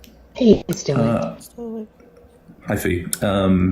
So I had a couple quick things. What I forgot to say on Friday, and maybe I didn't. It was all a blur. But I talked to my mother Friday, and this really relates to the last message or the last guest. So shout out to Bina for doing all the hard work. That was a great conversation.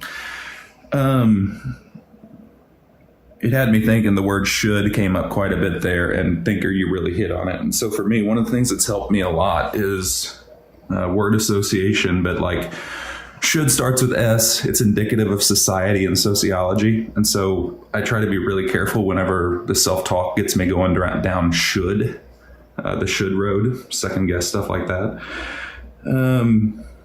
But I also called and thanked my mom Friday morning for not raising me to follow men or believe that men have all of this figured out. And that had her crying a little bit. We were both, she and I, she was married in a Pentecostal church. I was married in the same Pentecostal church years later. And so there's a lot to unpack around there, but she never took vows to my father to follow him and all of that stuff. And so I knew that from a little boy. And I just told her, like, I can only imagine the deficit I'd be working from if you had raised me to believe that women were inferior. Like, what a thing to have to overcome. So I definitely thanked her for that. And then I wish, Fee, what was that book called? It's Until Today by Iyanla Van Zant. Let me see. It has a subtitle to it also. Let me see if I can find it. Yeah, it's Until Today, Daily Devotionals for Spiritual Growth and Peace of Mind. I always give a caveat because I know this isn't a deconstructing line. There is a spiritual component to it, right? So there is there's a little woo-woo in it, but I think the content of it and the guidance that it provides is pretty powerful. At least it was for me. Okay, thank you. And one last question, Fee. You'd mentioned weeks ago now when I'd heard you talk about a book that you had read several times over the course of your life, and you always went through with a different highlighter. Is that this book? Yep, this is it. It's like a different message per day, right? So, gotcha. And the way it's framed is like, until today, I believed this. And then it kind of challenges those beliefs. And it's broad enough to be applicable to so many different situations in your life. And I think that's why for me, it was so impactful. Okay, thank you so much. Is there, last question, seriously, do you go through any other books like that? I've never been, I'm working through another couple books that I have that are daily devotionals, just like you said, and I've been going through them now for the second year in a row, but I'm on a Kindle because of my visual disability. Doesn't really lend its way to highlighting with multiple colors, but it certainly is an interesting thing. Is that the only book you do that with? No, I do that with a lot of them. I've got one. Excellent. It's another one. I'm not at my house right now, but there's a Brene Brown book that I use, and I know it's about the power. Is it the power of vulnerability? And it really just depends on what topic we're talking about. When we're looking at personal growth, that is one of my biggest go-tos. There's another one that I use not quite as frequently, and that's why I can't remember the name of it. But if you shoot me a message when I get home this evening, I'll send it to you. I'll DM it to you. Okay. Thank you so much. I do, again, as always, thank you all so much. I'd like to throw Osip some shade, but he's probably sleeping. But no, I greatly appreciate all this. And, like the last caller, this is this serves such a big part of my day anymore between learning and entertainment. And I've been trying to listen to music less often, believe it or not, less mindlessly. I have a habit of throwing on Spotify or whatever and just listening and to that point, not really hearing it. So getting into these conversations and hearing the back and forth and hearing the true study that obviously goes into what you all do is, it's a really good reminder that we hold a lot of power. And so I'm grateful for the opportunity to listen and learn. So thank you all so much. Well, we love having you here, Stoic. Thank you for coming up. Okay, have a great day. Bye, Stoic. Stoic always his voice reminds me of like a television announcer. Yeah. Yeah, it has such a great voice.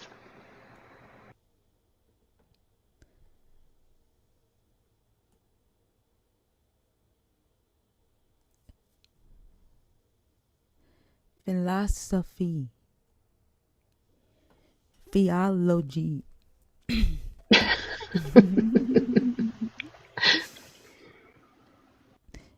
Vilky? I feel like the name's like Vilky. Vilky? Is that Vicky? Is it Vicky? I think it's Vicky. Oh, why the fuck does that look like an L? One thing Think is gonna do is Oh add some my L's to a name. god. That's what it look like. Vilky. What the fuck? Oh my god.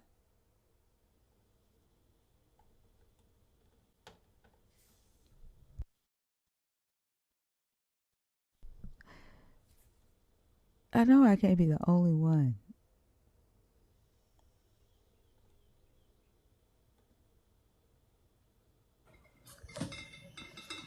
What's up, Bishop? How are you? My head hurts. How are you? What's wrong with your head? I just got out of a live, right? I'm not gonna be up here too long, and then we're gonna play the guess the number 1 through 24.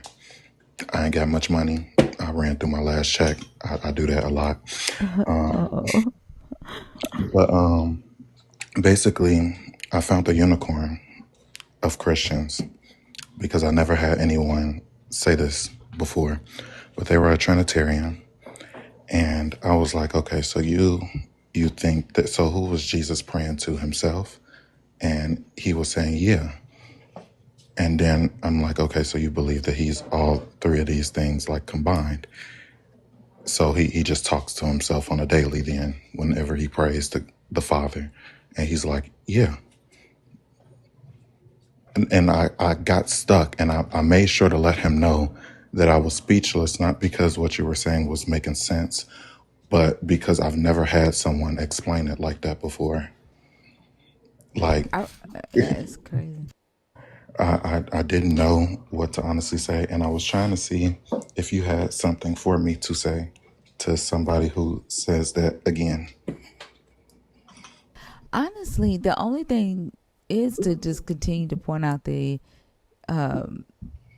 like that's just illogical, right? Like but again, it's a part of their God logic. The first time I ever heard it put that way, I was at a church, this bishop named Bishop Walker, and I went to visit his church, and he was preaching about Jesus in the Garden of Gethsemane, and he was like, get this. He was like, he's praying to himself. And then he was like doing the motion, like the upward motion, as like, it's going up, coming down, going up, coming down. And I sat there and I watched him as he talked about, Jesus in the garden crying and begging, but it's him talking to himself, and he's saying it's like it's a good thing. And like it dawned on me, like, what the fuck? Like I remember the first time that a preacher put it that way, and it was like, so this is some going within type stuff. Like that's how I took it. Like, oh, so this what that really means is that Jesus just went within. Like, but like the only thing you can do is just point out keep talking about how illogical it is, because they're really like the concept of the Trinity isn't in the Bible. It's an extra biblical theology that was created by early theologians, and so I don't even really get into the Trinity with them, because like one time I just kept getting into going into a loop with a guy and be like, is Jesus the Father? I mean, is Jesus God? Yes. Is he the Father? No. So Jesus is not God? He is God. Okay, but he is the Father? No. Like just keep going. They ain't gonna never like come off of it, because to them it makes sense. Like it's God logic. It's Right. God logic. And he tried to also explain it like he's a father, he's a son, and he's a husband. And I'm like, okay, so you talk to yourself? And he said, yes, when I try to correct myself. And I'm like, okay. Like, What? Those are not three different people. Those are just three different titles. That analogy doesn't work at all. that's what I was Right. trying to see. But he was just really like, it was just somewhat of accepting the idiotic principles of it. And I've never, I mean, all Christians, like, have some type of idiocy to it, but this one was like a special breed right there. Like, I was like, huh? Like, everything that he tried to explain was making my head hurt. So, Yeah, like if we look at John 10:10, right? Like this is his analogy of him being a father. I mean John 10. His analogy of him being a father, a son, and what did he say? A dentist? A husband. I don't know where the fuck I got dentist She from. said a dentist. I don't know where the fuck I got that from.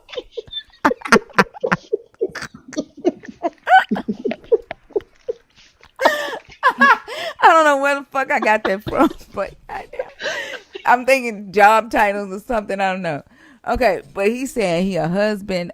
He's a father, a husband, and a son, right? But here in Jesus talks about how the father chose him because hold on, my father my father in regard to what he has given me is greater than all. Hold on, that's not what I want. Wait, which one?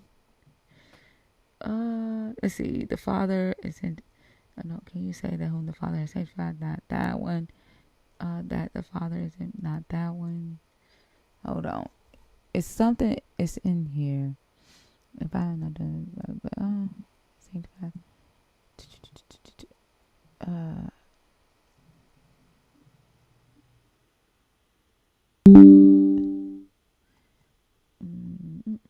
Oh, the works that I do in my Father. Nope, not that one. Shit. Hold on. It's in here. I was reading it yesterday. For this reason, okay? So, verse 17. He says, "For this reason the Father loves me," right? Because I lay down my life in order to take it up again.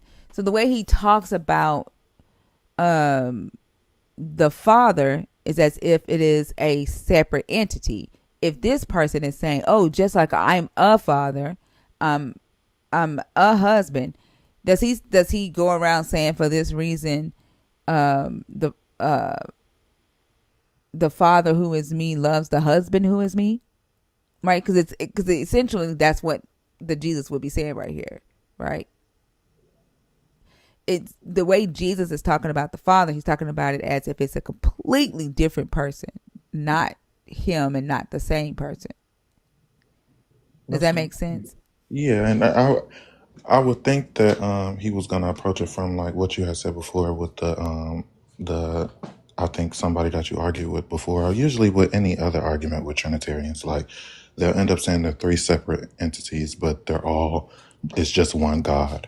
And I thought that that's where the conversation was honestly gonna head, just like with a lot of Trinitarians. But I just my brain shut down at that because he just said they're all in one. I'm like, but that's not what the Bible is saying. And then it's like you're leaning on your own understanding, but you're not supposed to do that because of the Bible. But okay. I also think John 3:16 kind of fucks him up too because it talks about begotten. Like that's a point of origin. How can you be eternal and have a point of origin? Like that can't be. That's a paradox. And to Thinker's point, like the relationship, God, I mean Jesus talks about the Father being greater than him. How can you do that? Have any sort of how can you be greater than yourself? Like that implies separation, not the same. I don't. It does. It's just incoherent and illogical. Yeah, Exactly. like somebody in the audience, Katu said, "I don't know about that part, but I see it as when Jesus was alive, he was a separate person from God." I mean, that's what the Trinitarians say, right? That God was still in heaven, Jesus as the Word of God, who is still of the same substance as this God, and it's eternal as this God, but at the same time begotten from this God, was sent in the flesh as a separate entity. And then when he went back, he rejoined the eternal Father as one. But how can something that has always been eternal, the same amount of time as the God has been eternal, be begotten by that God? Yeah, that doesn't make any sense. And then like, how can who was Jesus praying to? Was he praying to himself? Does it indicate, like, when he talks about God's will, is it separate from his will? Like, it just doesn't make sense. And then when you ask them to kind of walk you through it step by step, you get to these problems or these contradictions and they're just never resolved. It's just, they toss that blanket of faith over it. Lane, Christ is just a word. There were multiple Christ. Jesus was a Christ. He's not all Christ. There were many Christs. Yeah, Christians in general would just make my head hurt. Well, let's go ahead and Thinker, can you pick a number 1 through 24? 24. That's new. I did what Fee did last time. Fee, 12. I don't know if Oso sleep. Yeah, he was over there. Also snore like this. We're just gonna say that his number's 4, just because of the token right there. First Corinthians. Wait, what she say? 8. 8. Okay. And Lala? Lala, are you awake? Are they both sleep? We're just gonna say hers is 1. So who said 12? Okay. You would be the winner. Fee. Wait, that was Fee, right? Yeah, that was me. Thanks, Okay. official. No problem, no problem. Oh, look at the He's so corgi. cute. Adorable. Thank you, Thank Fisher. you. Thank you so much. That's sweet. That was No so sweet. problem. Yeah. And I got you next time, First Corinthians, because I forgot I was gifting everybody, and then you had popped up out of nowhere, and I was like, Oh, wow, because I wanted to gift you too, and I was like, come on now. I'm sorry. It's okay though. I got you next time. I got you next time. But without further ado, please let me down. Yes, sir. Have a good one. Lane. So the word Christ or Christos just means anointed one. And then in Hebrew, Mashiach just means Messiah, which also means anointed one, right? So there were many Christos or Messiahs in the Bible, right? All the kings that were anointed, they were anointed as Messiahs. Saul was a Messiah. David was a Messiah. Solomon was a Messiah. Jehu, Joash, was a Messiah, right? Or Christos or Christ, right? The priests of Aaron were Messiahs, right? Elijah, Elisha, right? The prophets, if they were anointed, they were Messiahs or Christos, right? There was a Messiah in the New Testament named Thaddeus, and then in history, there were other people identified as Christ or Messiahs throughout the ancient history, the Greco-Roman period. So Jesus is a Christ, like his last name isn't Christ, and the word Christ or the anointed one isn't synonymous with Jesus, with just Jesus. I hope that helps. Oh, and Thinker, if you don't mind, if anybody has not seen Thinker's recent video where when you start speaking Hebrew, when I tell you, Oh, please run it up, please share it, please chef's watch it kiss. because Mwah. it's absolute chef's kiss. Like, yeah, please go watch Thank that. Do you. yourself a favor because it is master. It's a master class. Thank you. Dr. B helped me with the pronunciation. He recorded himself. I sent him the sentence that I wanted to do, and he recorded himself, and to teach me how to get the pronunciation just perfect. So I love Dr. B for that. But the guy um blocked me. He didn't even like, Really? yeah. But the crazy thing is that he could have blocked me without making that video. But Mm-hmm. it took me to respond to his video with what I responded for him to block me, which is odd because all I said was, I'm not a deconstruction guru. I'm not a biblical scholar. I don't go live almost 7 days a week. And then I spoke in Hebrew. I'm learning Hebrew so that I can read the text in its original language. And he blocked me. And that's what to me shows that they're not interested in dialogue. They're not like, and we say all the time, talk, show me where I'm wrong. Like, walk me through where my understanding is erroneous and then I will adjust. But if you're going to shut down access and shut down the conversation after you respond, I think that's just very telling. Yeah. And what I want to know is, why does my deconstruction bother you so bad, or other people's deconstruction bother you so bad? Like, if your God has his chosen, right? It says he already knows, right? Those who he have chosen. And you can't come to the Father unless he calls you anyway, unless he draws you anyway. Why are you worried about my deconstruction live? It doesn't make sense. Like, I don't get it. Because he looked worried. I don't get it. No But video about somebody else's journey is wild. exactly. And then to put my profile up there, like, I don't know. Stroll, how are you?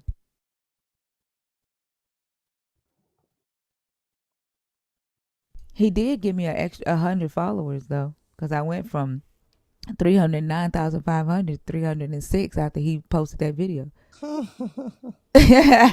So like, he just increased my followership. Stroll. Okay. No.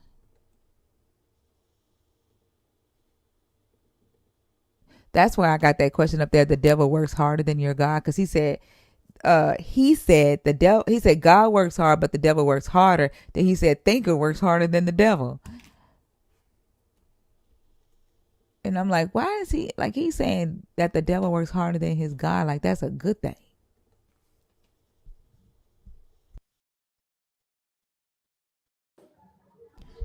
Uh, Uni Bliss.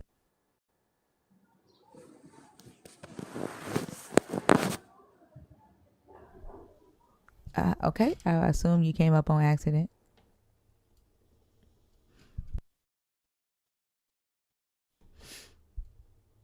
Hey, Christina. I don't know why they don't say anything. Like, you came up on accident. Say, hey, accident, and then Hey, drop my down. bad. How do you, as a female, how do you look at it? The Django? That, how No, do you? the Django. Yes, ma'am. Hi, did you come up on accident? Oh, yes, ma'am. I'm sorry. That's okay. I'll take you down. Have a good day, okay? I was like, as a female, I was okay. They didn't mean to do it. Zale said, wait, let's be nosy.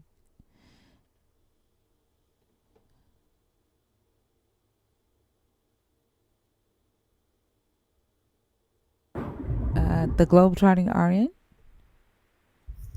Oh, shoot. Did you come on Mistake. accident? Mistake, okay. No It worries. was a mistake. No Sorry. worries. I'm Have Thank a you good for driving. one. letting us know.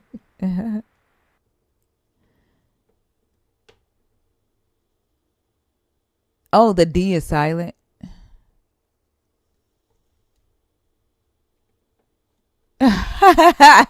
Shit, I don't know. It's okay. Yeah, I figured it was a mistake. Uh, Uni Bliss. Where does sperm come from? Why is that question in the chat? Okay, not connecting.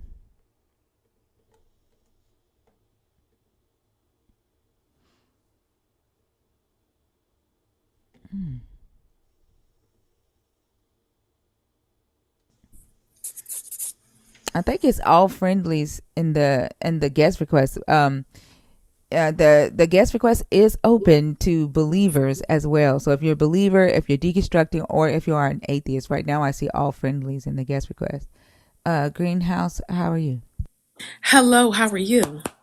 I'm doing good. Listen, baby, I I was in the store when I was listening to you in the Hebrew part, and the lady that was over my shoulder trying to look at my phone, I unplugged my earphones so she could hear that, baby. She stepped right back. I don't know what you said, but I wanted her to hear that this is what I was listening to, not nonsense. Because you know how you standing in line and people looking over your shoulder, kind of looking at your phone.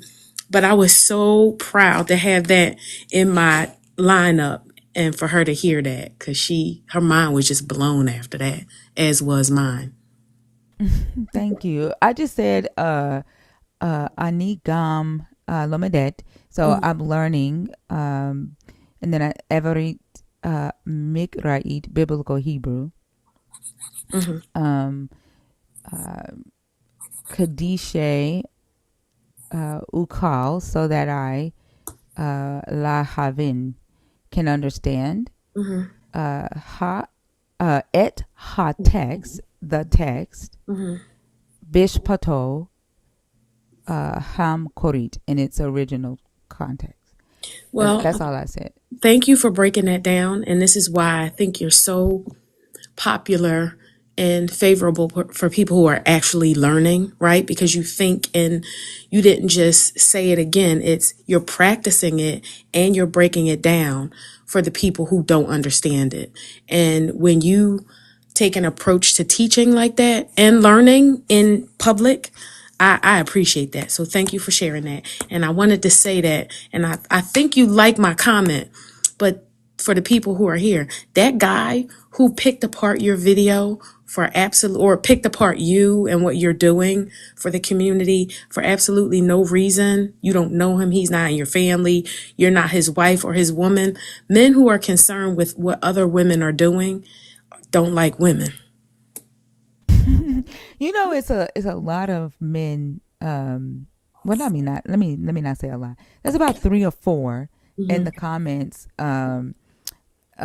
saying, "How are you learning Hebrew when it's a reconstructed language or a rebirth language or something?" Another one is laughing, saying, "You think you speak in Hebrew, but you're really speaking Yiddish." There's another one in there who, "I'm gonna show up at 11 o'clock and I'm gonna make a fool out of you on stage," like just stupid shit. All because I spoke in Hebrew in that video. And they take the language and they make the language religion. It's a language. Like, I know when I was traveling in Christianity and traveling in those circles, I said assalamu alaikum to someone who is Arabic, and they think that that's a religious greeting. But so, people don't think and people don't want to learn. They just want to teach and put their, thoughts and opinions on you. And if you don't agree with them, then you must be doing something wrong. So thank you for learning and teaching out loud. You're very welcome. Thank you for being here. All right, I'm listening. Y'all have a good one. You too.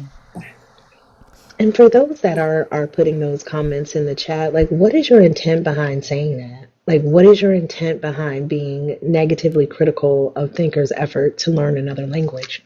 What does that say about you? Like, I think we have to sit with ourselves to ask ourselves, why do we respond the way that we respond? You're hearing someone who's in a deconstruction community say that they're learning the language that this book was originally written in, and the only thing you can think of is to say something negative. It maybe worth sitting with yourself internally to figure out why that is. One of them keeps talking about ask thinker about the Jesuits, ask thinker about the Black Pope, ask thinker about the Vatican. What did he say? I'm more intelligent than thinker. Like, literally saying shit like this. I had to tell him to take his obsessed ass the fuck on, and like I cussed him out. Because right after I had got the news about my cousin, he commented some dumb shit. I cussed his ass out. Like, I was like I didn't feel like with his bullshit in my comments. But like, he I'm pretty sure when I go back and I check my messages, there's probably about 4 or 5 more from him. Like he's just weird, and I called him a fucking insecure, weird little man because like the shit that he's saying, it's weird.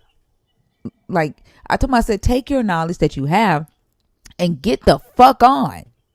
Like Right. go live your best life. Like this is weird to me that you're in the comments mad that I spoke Hebrew in a video and now you want to compete with me on who has the most knowledge? Like what the fuck is that?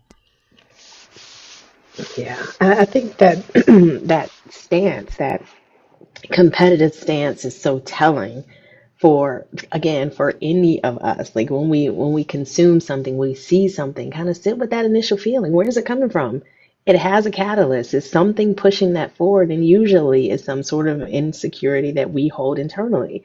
But again, that requires a level of introspection that the vast majority of believers are not going to be willing to engage in, because that's just not part of that belief system as a whole. I Just saw you came made up a here. video. I just came up here because Greenhouse reminded me of it, and I just came up here to sing it to you. You will be popular. You're gonna be popular. She just said it. I'm like, oh, don't sing that to me. Oh my gosh. Hey, did you get my message? Me? Uh, Y'all listen. Where was it at? Y'all know I on don't. Discord. Let me go on Discord and look at that message because y'all know I don't get with the messages on Discord. I get discombobulated. Hold on.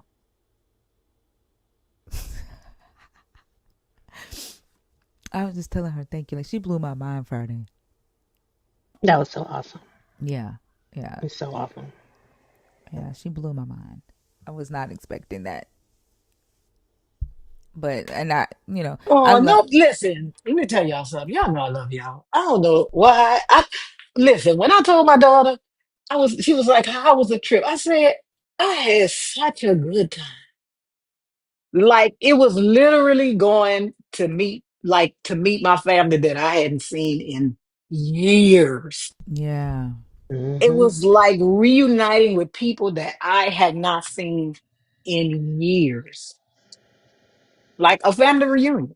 I had such a great time. Like it was just I don't even know what to say. It was great. I went to Costa Rica in January and I had such a good time in Costa Rica. And I'm like, I'm gonna go to Orlando, but I had a good time. And I got 2 more vacations. And I hope these motherfuckers I'm going with on these last 2 don't fuck up my Your vibe. streak. Yes. That third one, now the fourth one might be okay, but that third one, I ain't too sure. Lord's gonna be like, please don't kill my vibe. No, that Please third, don't. But I tell Lord's them all the time. is the vibe. Lord's That's the is the thing. vibe. Yeah, Yeah, Listen, Lord's I understood. tell is them the all the vibe. time. Listen, bitches, don't make me lose my fucking passport before we get over here. Y'all motherfuckers disgusting. Okay.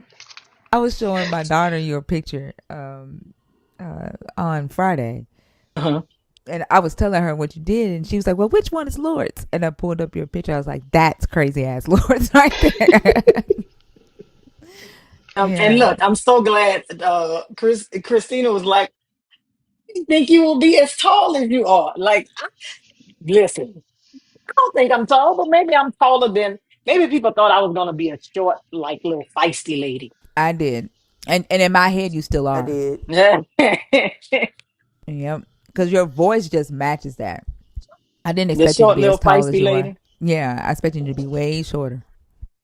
And it's so funny because my daughter is shorter than I am, and she was like, "Man, Mama, you could have been a little taller." I'm like, "Listen, it's not my fault. Maybe it's your short ass daddy. I don't know, girl. I was losing my mind fucking with him." But I had such a good time, and I just can't wait till we get together again because that was a good ass time.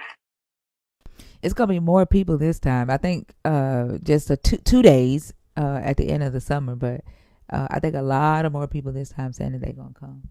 Now she took the boot off. She didn't wear that. I ain't see the boot the whole week. No, I did. I wore it when we went out to eat. And I had to wear it home because after fucking with that dance challenge, I swear to God, I wanted to do a leg amputation. I wanted to do a leg amputation in my hotel room. I wanted to call the fucking Oh, maid and damn. I wanted to call the maid and say, "Do you have a bone saw anywhere? Just cut it off." I swear I wanted to do a leg amputation in my room, but I can't. I came home. It's better. It's coming off first week in April, hopefully. Oh, okay. 'Cause I'll go back to the doctor. She'll probably notice that I wasn't wearing it, When but is I your ain't gonna say next shit. vacation? Because that don't come It's back you needing know a boot what? again. No, it's not until it's actually in September. I'm going to Okay. Jamaica. Listen, I'm saying that, but these motherfuckers, I don't know. I don't know. You know, the people that I hang with is my age, but the guy that we going with, he think he 20, so he like to do like 20-year-old shit. You know, so we gonna be doing some more 20-year-old shit. I might have it when I go on my next vacation because we gonna be doing some 20-year-old shit. I ain't mad at you. I told you gonna forever be short and feisty in my head. Oh no, I can't. Listen. I tell she and it's so funny. She was like, um, you know, I told y'all this, Mama. You going somewhere with people you never met. I said, weren't you at somebody's fucking wedding you never met? Like you met her online. You was in her wedding. She was like, oh yeah, I forgot. Like don't talk to me about doing something. I said, you was in somebody's whole wedding. My kids were saying the same thing. They was like, "You going down there with people you ain't never met?" I said, "Mama Bash gonna be there." They was like, "Oh, okay, I feel better now."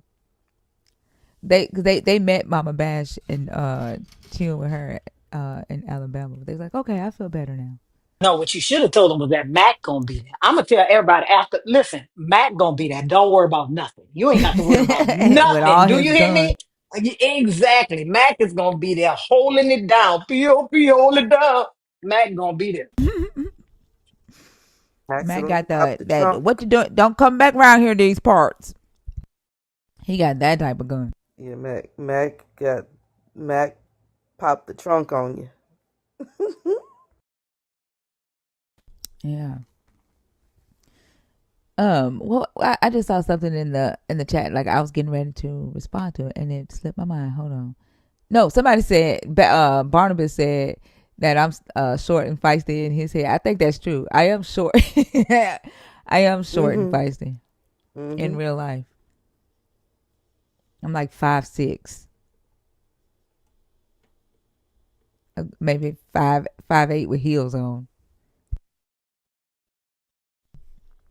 I think me and Fia are the tallest ones in the group. Damn, Christina. I don't know how. I'm No, messing with you. who is that? No, what's her name? Yeah, right, It's Hopper. tall. No, I'm not Hopper. What Hopper said? She said I'm I 5'4". she 5'4". Hopper, don't No, Hopper, no, don't I'm do us not. like that. No. Don't do us not tall people like that now. Right. I won't call us short. I'm gonna just call us not tall. Okay. Sydney, I'm 5'3". Don't listen to me. I'm 5'3". You are not. I'm You taller 5'3". than How me. tall are you? You know, How I don't tall are know you? how tall I am. I really don't. Oh, Mr. Michael, Mr. Michael said he stop had to help Selena in her seat. He did. No. it.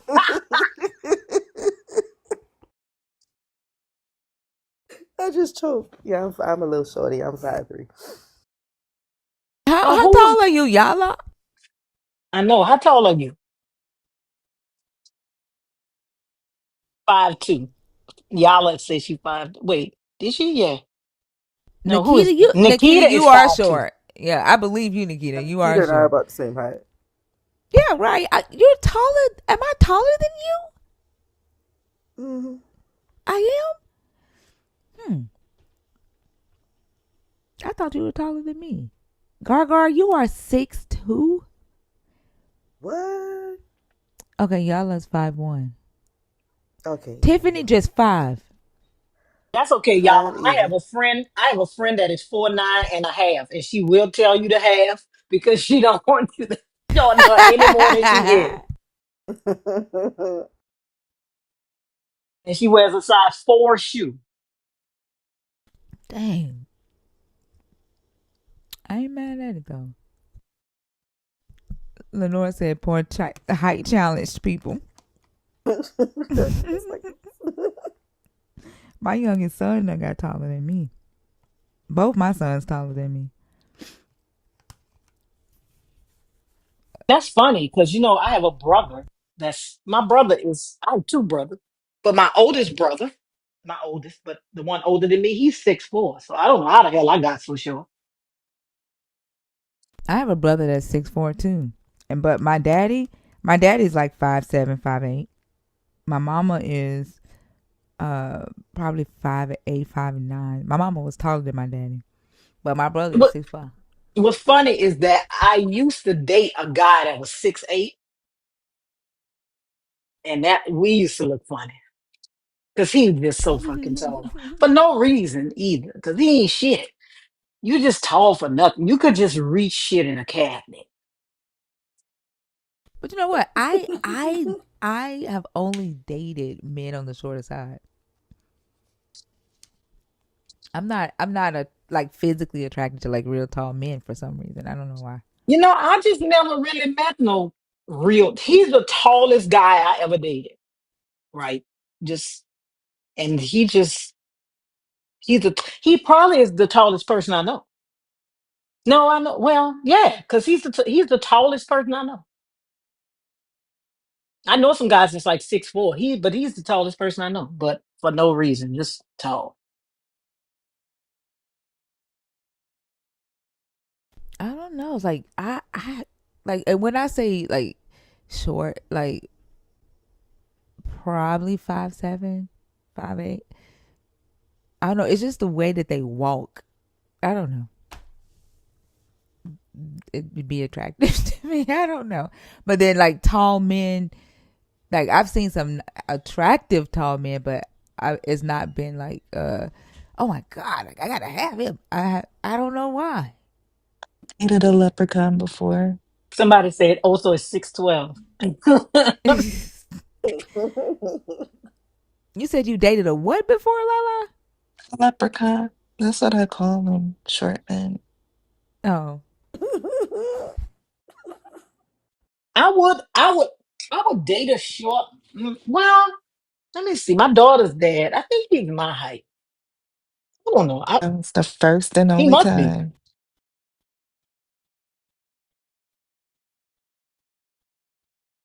I'm not saying that I wouldn't date a tall man. I'm saying I just have not been attracted to one. I haven't seen one that I'm like, oh my god. I just like I haven't dated one yet, but I've only dated two men my whole life, so I don't know. And I think like just right now I don't know.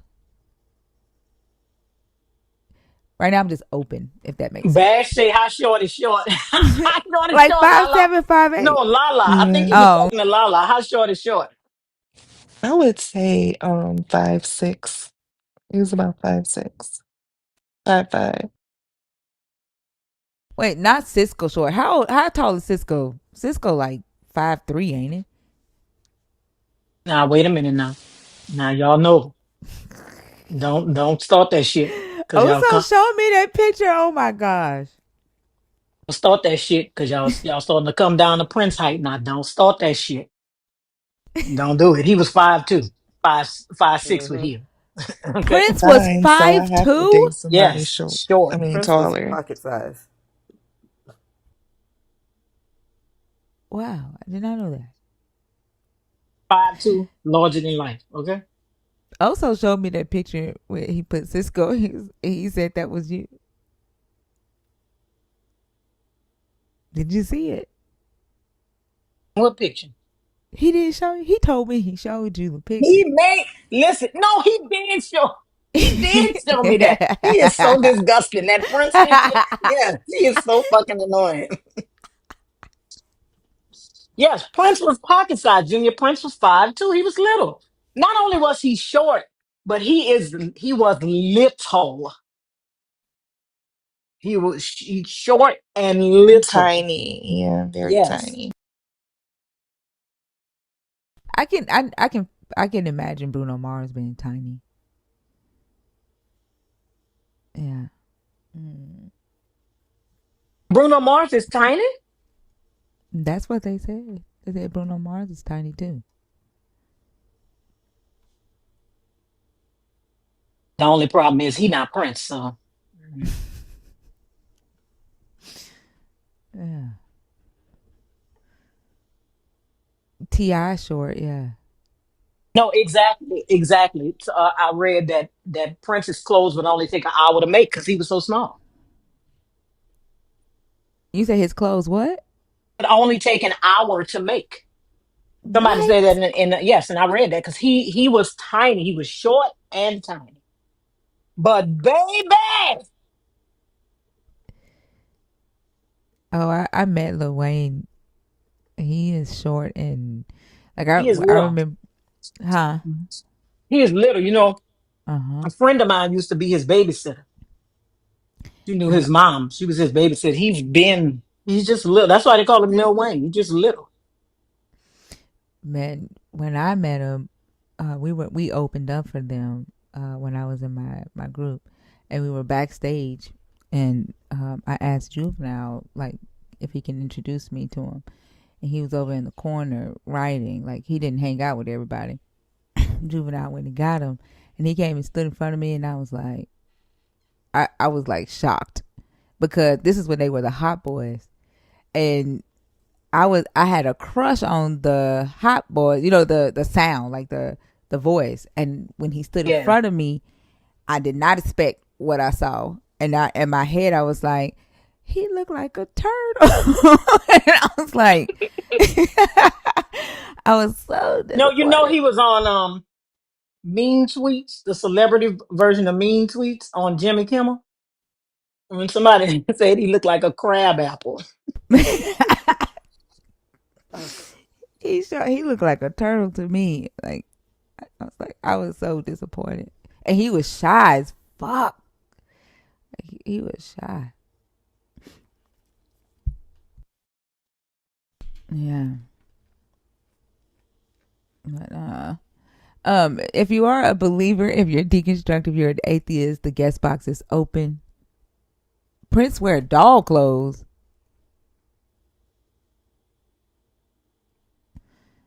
Hmm.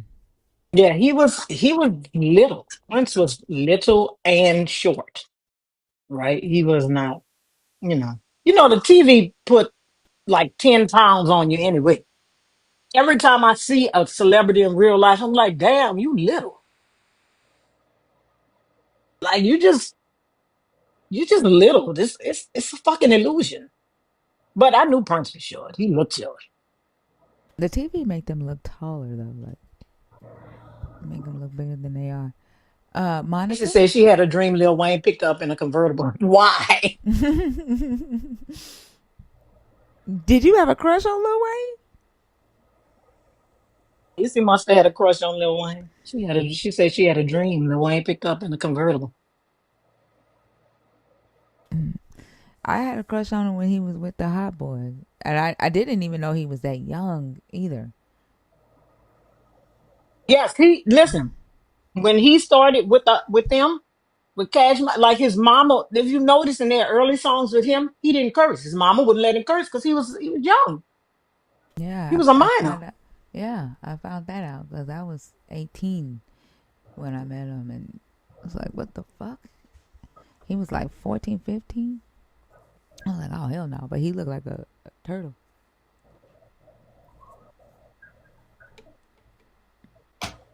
Yeah, he's 42. Yeah, he's a minor. So he was 16 then, because I'm 44. So he was 16 and I was 18. Monica.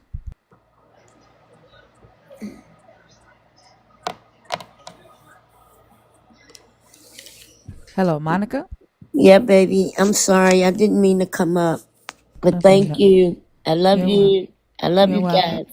Thank you. We love you too. Okay, have a Oh, great day. thank you. You too. Bye bye. Bye bye. Bash played basketball with Prince. That definitely was not fair. Would have Well, loved to see fair, that. Bash probably man. used Prince as the basketball. No, but Prince could play basketball. That story Really? that Dave Chappelle told. That what is his name? That Charlie Murphy. He was on the varsity basketball team at his high school. Really? Yes, Hmm. he was short. He like Spud Webb. Remember Spud Webb? Mm-hmm. Short Yeah. basketball player. Yeah. Mm-hmm. Yeah, he could play basketball. Oh, I didn't know that.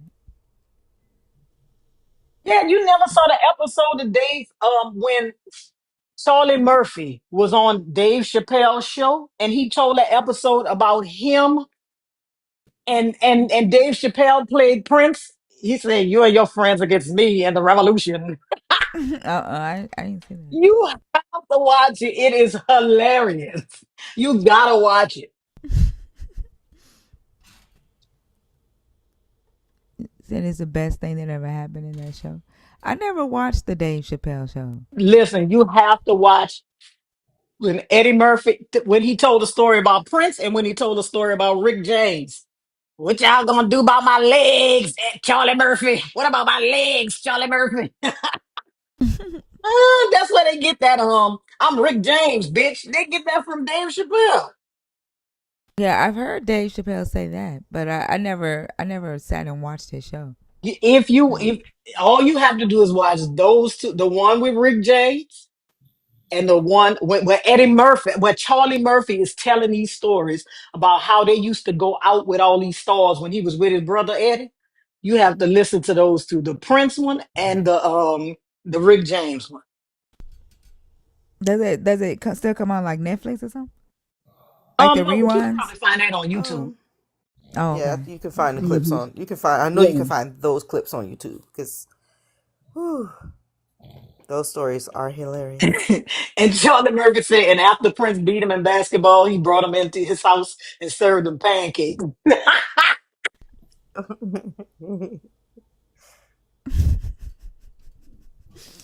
Um, Haynes. Yes. Oh, okay. Oh my God. Hey, how are you? I am so sorry. I work overnights and I just got home. And as I was listening to you speak, I must have dozed just a bit. I do apologize. Oh, that's okay. Did you come up on accident? No.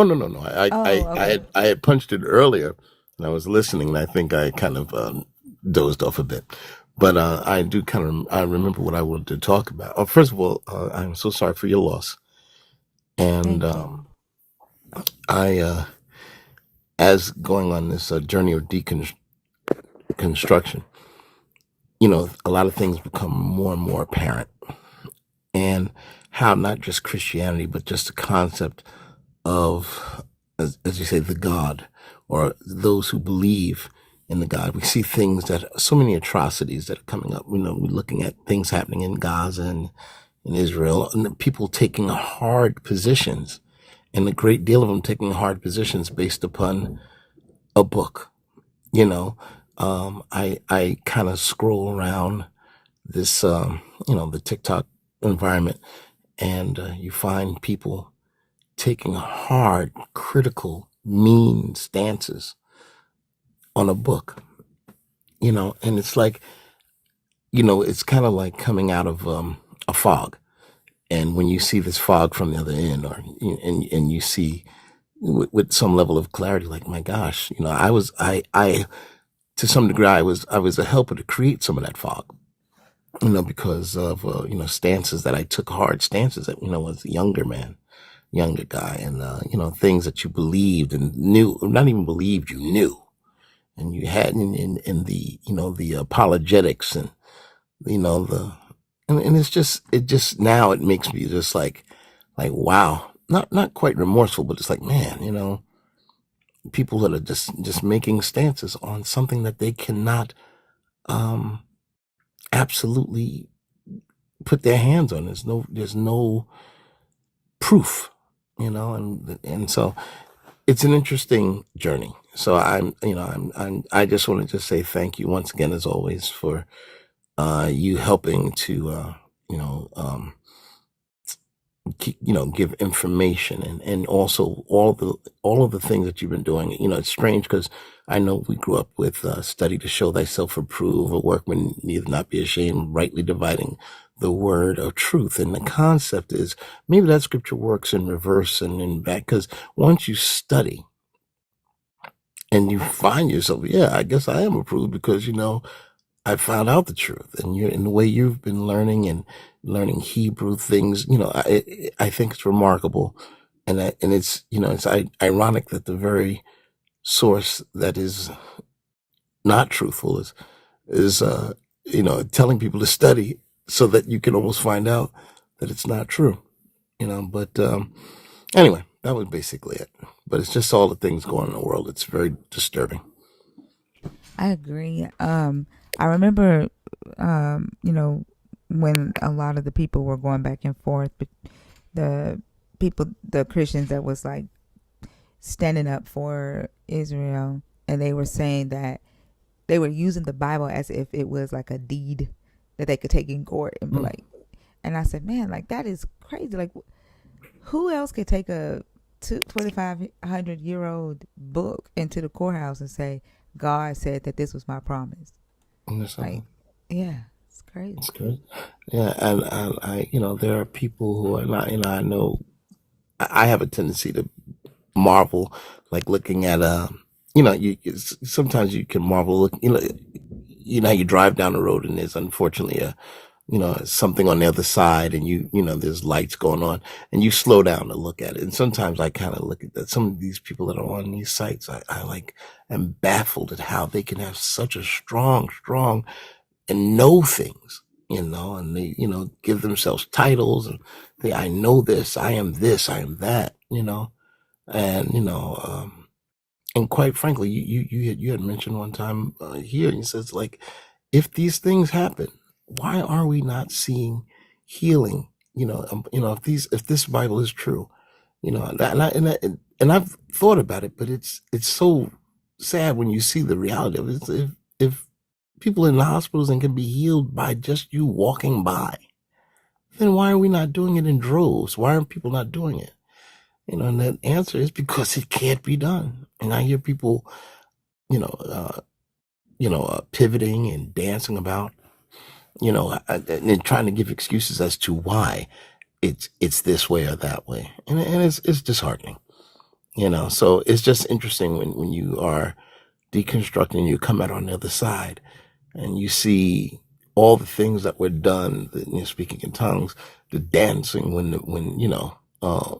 dancing in the spirit, as it were, and people collapsing all over, and it's like, my God, it's just amazing how to see it, how you see it, and say, my gosh, I was there, But in any case, that was it.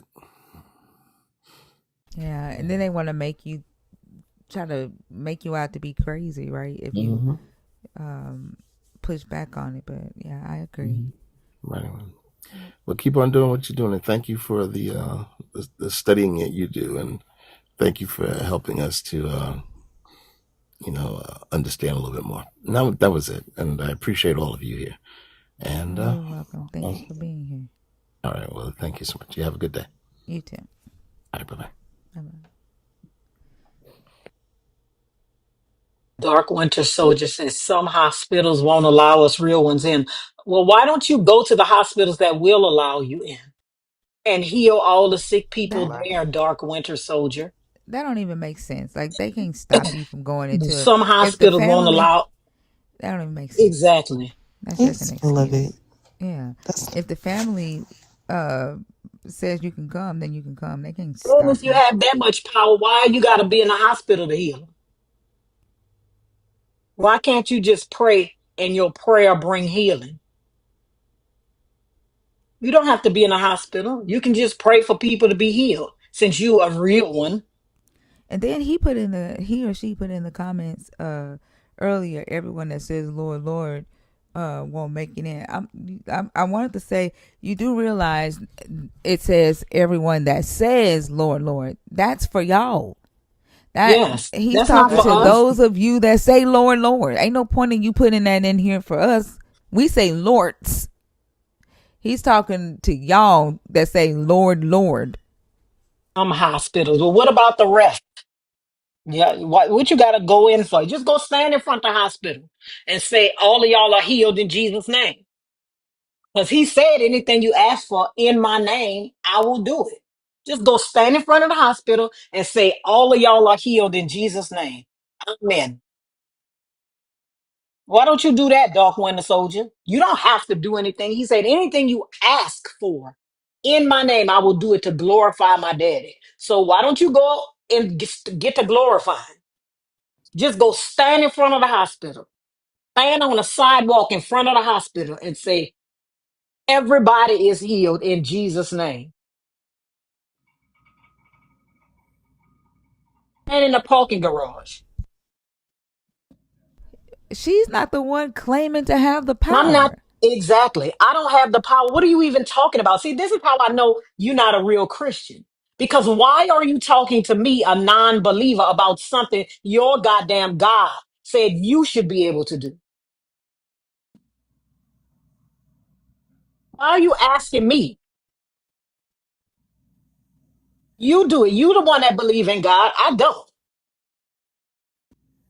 This is how I know they don't take the shit seriously. Because why would you be asking me, someone that does not have the anointing, that does not believe, why I'm not asking God or Jesus for anything? This is how I know this is a joke to y'all. It's a joke because you don't even take it seriously. Why would you, the believer, be asking me, the non believer, why I'm not asking Jesus for anything? Y'all don't believe this shit.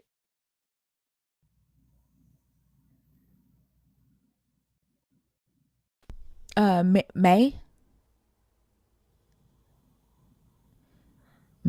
May, are you there? Mm-hmm. Did you come up on accident or on purpose? Were you asleep? Okay, I'll take you down. Have a Okay. good one. May thought we was calling her from Dream World.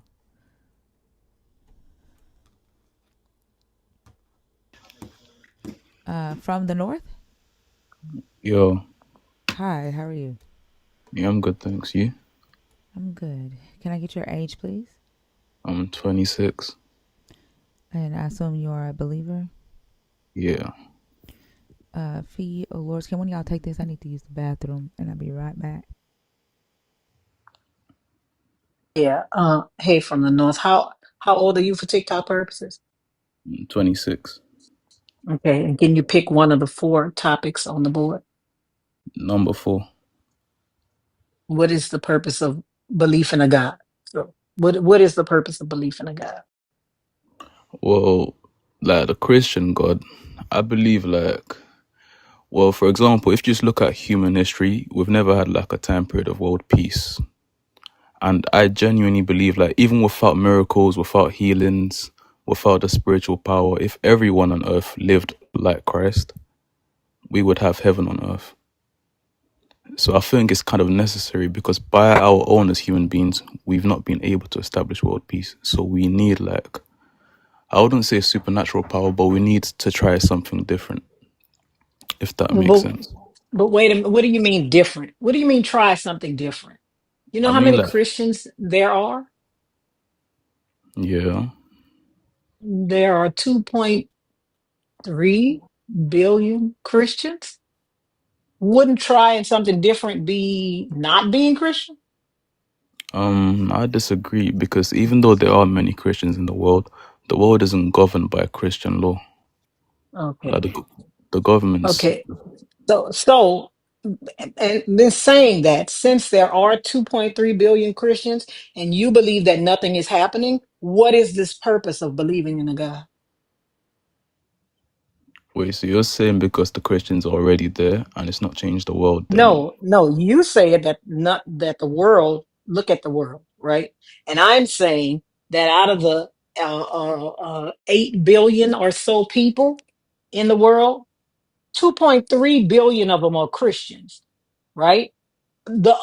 Another 2 billion or so believe in another Abrahamic God, right? So Yeah. we have all of these believers, yet you, a believer, are complaining that look at the world. So my question again is, what is the purpose of a belief in a God? Well, if not belief in a God, then belief in what? No, That's no, the I'm real question. asking. I mean, I don't know why you have to believe in anything outside of yourself, but I'm asking. We have at least 4 billion people that believe in an Abrahamic God. I don't know how many Jewish people there are, so maybe close to 5 billion of the 8 billion people believe in an Abrahamic God. And you're saying that look at the world. Okay, so then what is the purpose of belief in a God? Yeah, but the people that do believe in a God, like, they actually do try to make a difference, but we don't have the power to change the world. No, but you're okay. So if you don't have the power to change the world, why do you believe in the God? What is the purpose of a God if his believers can't change the world? What is the purpose of this God with all of this power if the people that believe in him can't change the world? Well, okay, I get what you're saying, innit? But most of the people that do believe in him, we don't live according to the Bible. That's the issue. Like a lot of us are, Mm, like a lot I of us are know, Christians and I by understand. title. And so back Like to a my lot, question. yeah. If you're not going to live according to the Bible, if you can't change the world, what is the purpose of belief in a God? Well, okay, you're asking a difficult. I don't know how to word. It's a good question still. I feel like believing a God is necessitated But because why? without the belief in a God, you can't answer a lot of questions. Like, what questions do Okay, for belief in example, a God answer? without a God, where does the preeminence of human beings come from? What do you mean? Where does the preeminence of human beings come from? Like, for example, like we're more. If an animal dies, or if I kill an animal by accident by running it over, it's not Hmm. manslaughter or anything. The corpse will be left there, and there'll be no consequences. But Hmm. if I run a human being over by accident, that's manslaughter. I mean, if you hit someone by accident and they can prove that it truly was an accident, you probably aren't going to go to jail, No, no, right? but I'm talking You about probably on aren't live. going to get charged with mans. Like if I was driving down the street and I had a green light and somebody walked in front of my car, right? And I had a bunch of witnesses saying, "Hey, the light was green. That person just walked out in front of the car." I'm not going to go to jail. Yeah, no, I but didn't that's not break. what I'm I saying. didn't break any laws. Yeah, but that's not the context of what I'm saying. I'm saying animals are not as important as human beings. If that We were the have a case, we wouldn't have laws in all 50 states. Michael Vick went to jail, lost his whole career for dog fighting. What do you mean animals are not uh, as important as humans? they're not, like, it's facts. For example, like, we eat humans, but it's not I necessitated know because they're we can more only. important than black people. I mean, I'm not sure what you mean when you say animals are not more important than humans. They have laws in the U.S. and in the U.K. They have laws in all 50 states in the U.S. against abusing animals. Like abusing animals in some states is a felony, Okay, then right? answer me this. Okay, wait, answer me this. If you're on a motorway, right, and then an animal gets killed, sometimes the corpse of the animal is left there for a long while before they remove it. But if a human being gets killed on a motorway, they shut the whole thing down to get rid of the body and give it a dignified disposal. So you see the Well, difference. That just n- shows that n- a human being is more important than an animal, so, right but there. who is it more important to? Because your God left human beings off the ark so he could fucking put animals on it. He left human beings off the ark so he could. So who is it more important to? God obviously didn't think people were more important than animals because he let all of those people drown so he can put animals on the ark. Okay, wait, but let's address the point that I was at first. So, from what has been said so far, do you still believe that human beings and animals are the same on an equal status? Yeah, but I want you to answer my question. What You didn't is the answer mine purpose? first, G. What's the purpose of belief in a God? You're saying that the people that believe can't do anything. They can't change the world. They don't go by the Bible, right?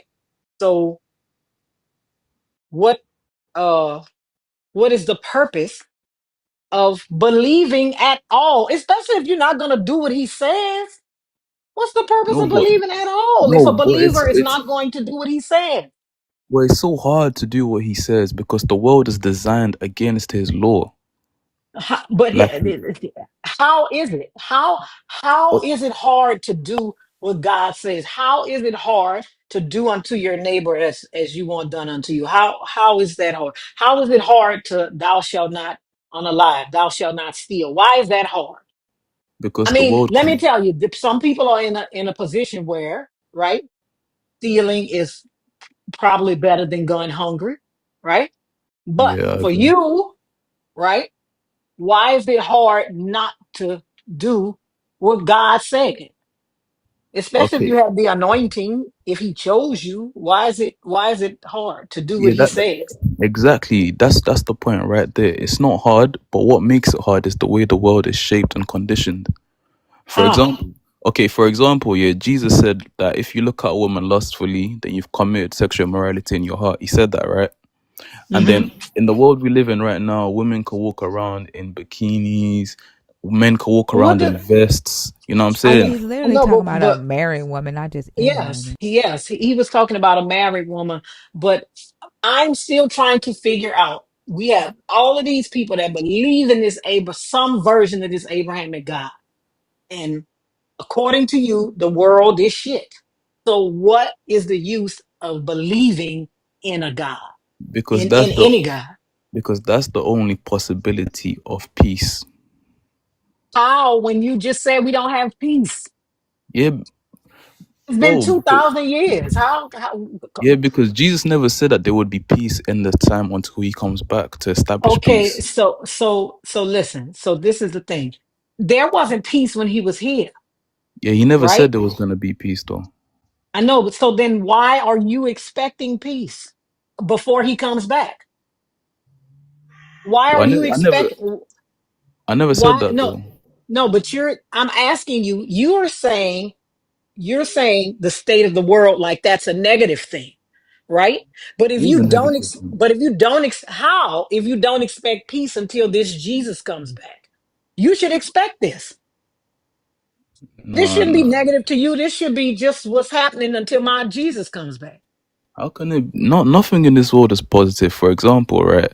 Like people get killed on a daily and we're desensitized to it. The government don't give a toss about the people. Like them are not evil as well. Like they do the most evil things and they just I get know, away with it. and so again, I'm asking you, what if your God can't do anything? If the believers in Him can't do anything, No, believers can right? do a lot of things though. I can't don't Okay, get it so too then, okay, so not all then, why is believers. the world not better? Because we don't have it's not been given to us to change the world completely. Well, that means you can't do anything No, from that's the. not true. That's not true because let's say for example, right? Look at everyone in the world that's ever tried to do something good. They always get killed. No, they don't. I've Yes, done look plenty at of good stuff. I'm still alive. Real quick. The question is, what can you do as a believer what that can a I do? non-believer cannot do? Or what can any believer do? Not you specifically, but what can a believer do to make the world better that a non-believer cannot do to make the world better?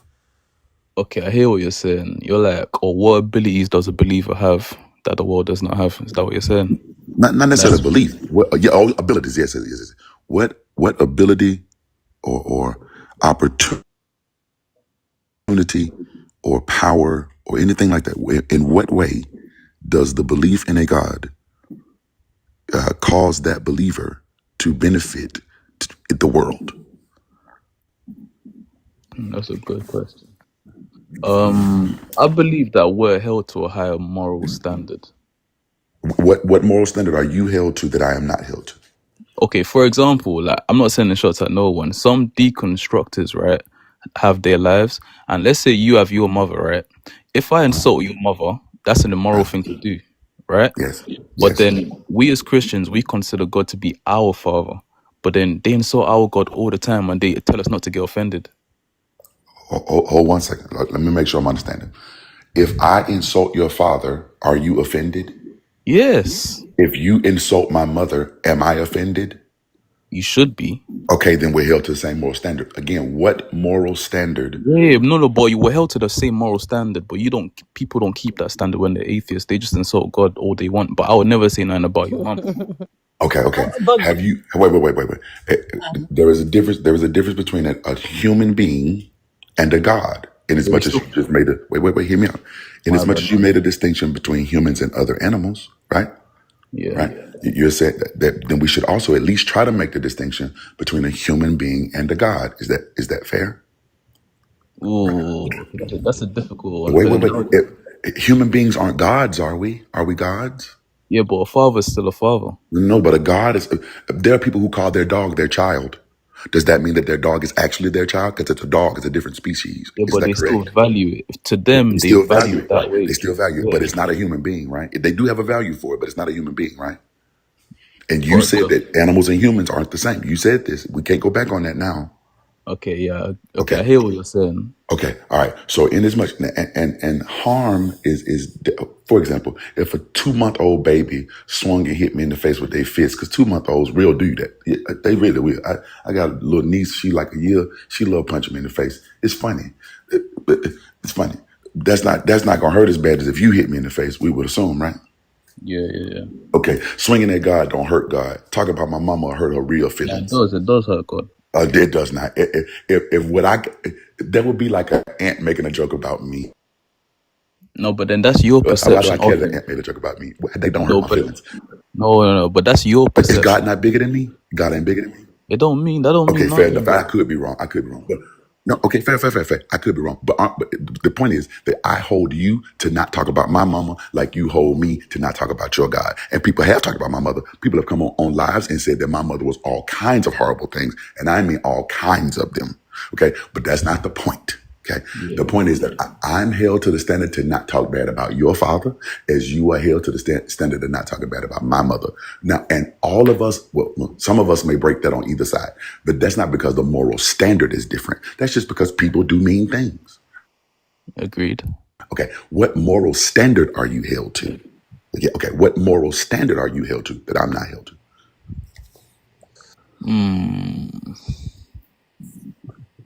Okay, I see what you're saying. You're like, wherever I'm held to, you're held to as well, without Yes. religion. Yes. Okay, I see what you're saying. And I have to do it not only without religion, I have to do it without the Holy Spirit. I Okay, have. wait. I've got like an example though. Let's say you have like a bank manager or someone managing your finances or your money, right? Who would you be more willing to trust? A man with that you have no way of knowing his moral compass, what he values in any way, shape, or form. Like you don't know what he believes in, right? Or a man that you Yeah. know is a devout Christian and you know that you can hold him to that standard. And then if he Dash, does something wrong, you could say he's a hypocrite because how would your God approve of this? But if he's an Dash. atheist, Yeah. well, go on. Can I ask you a question? Yes, man. Uh, let's say you get a check, right? Yeah. And you want to open a business, and you bring it to the bank, right? Yeah. Mhm. And you sign this check over and tell the banker, "Hey, I want to open an account because I want to open a business." Do you ever ask him about his moral character? I do not ask about his moral character. What about That's the why the world person? is the way it is. No, what about the person that you are at the store giving your debit card to because you want to buy something? Do you ask them about their moral character? I do not. What about the people that work in the grocery store? I do not know their moral character. But speaking of moral characters, let me ask you a question. And this is a serious question, my brother. Okay. Yeah, This is just in America, so you may not be aware of this. Okay. All right. And if you don't know, just say I don't know, and that's fine. yeah. Who do you think has sexually abused more children, specifically? Catholic priest. Wait. Okay. Trans people or preachers in general? Catholic priest, no doubt. Whoa. Okay. All I do right. not side with them in no way, shape, or form. I'm But not against just them. Catholic priests, because in America, it ain't really the Catholic priest that's doing it. In Wait, what? America, it ain't really the Catholic priest that's doing it. In America, it's the Baptist. Right across from all the time. Wait, you serious? Dead serious. Dead serious. I didn't Dead know that. serious. Yeah, that's why. Yeah, okay. So the standard of morality doesn't seem to be shaping the morality, even if it is different. Okay. All right. If that is the case, again, going back to my initial question, in what way does the belief in a God service the believer and its world around him? Okay, for example, right, I just recently learned this. Like, you know the way the Bible says the last will be first? Mhm. So, for example, like I'm not like a black supremacist or nothing like that.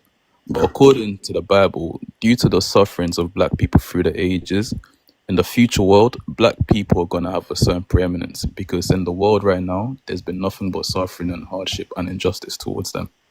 I'm gonna let Thinker respond to that. I just want to say one thing because she about to tear your ass up. Wait, what? She about to What I tear say your ass wrong? up. What I I ain't say? gonna do. I could do it, but I want you to like me. So How did that make it across the fucking pond? What did Is I? what What I did I want to know. say? I'm gonna let Thinker respond to that because she gonna tear your ass up. But and I want you to like me. I want us to be friends when this is over. So I'm gonna say this about that. What your response said that in some way it will be the case, and I want you to think about what you're saying. Yeah. That I'm a black person. Okay, I actually like to consider myself navy brown. It's a small race. It's just me right now, but that's what I am. Okay, but I'm counted amongst black people. You're Yeah. saying that in the world to come, my being black isn't enough to make it better for me. Even though I've experienced the injustice here, I have to be black and believe, right? So in other words, what happened to me is not what's important to God.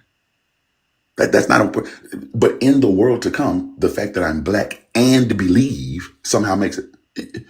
But I'm talking about in this world. In what way, shape, or form in this world does the belief, and what does that say about white people? Oh, never mind. In this world, what is the purpose? In what way does it serve the believer and or the world around them? Well, I don't get your question. Again, going back to initially, as a non-believer, I woke up this morning and I got to go to work. I got to eat. Yeah. I got to do all the things. I'm supposed to be nice. I need to be smart. I need to operate vehicles safely. Okay. As a believer, but this is probably the end of the day, well, close to the end of the day where you are, but you got those same responsibilities, right? If you do well, I hope that good things happen for you in return. I hope that whatever promotions you might be looking for, I hope those things happen for you. If I do well, I hope the same things will happen for me. As a matter of fact, quick announcement, everybody. I Lived will be released officially on all DSPs on April the 18th. Quick announcement. Yeah. April the 18th. Okay. I just made the video about it. I'm so excited I could scream, but I won't. Okay. Point being, if I do well, then promotions will come my way. Okay. The same thing that's going to happen for you will happen for me. Okay. So we're held to the same standards. We're given the same rewards. Unless you can point to something else where something happens worse for you than it does for me, or something happens better for you than, and I mean you and me proverbially, right? But a believer and a non-believer, in what way is life any different in a what's the word I'm looking for? Like a tangible way that life is any different. I have peace. I'm a very peaceful person, right? You have peace, I guess, right? Okay. In what way is life any different in your world than it is in mine? Well, because okay, I'm not saying that Jesus is a coping mechanism, but let's say like Actually, you just said it. no, but in a sense, Okay. like in a sense, he kind of is. You know what I'm saying? Not that I don't believe he's God, but whenever like you're going through like a stressful moment, you at least you know that you could go home, you could pray.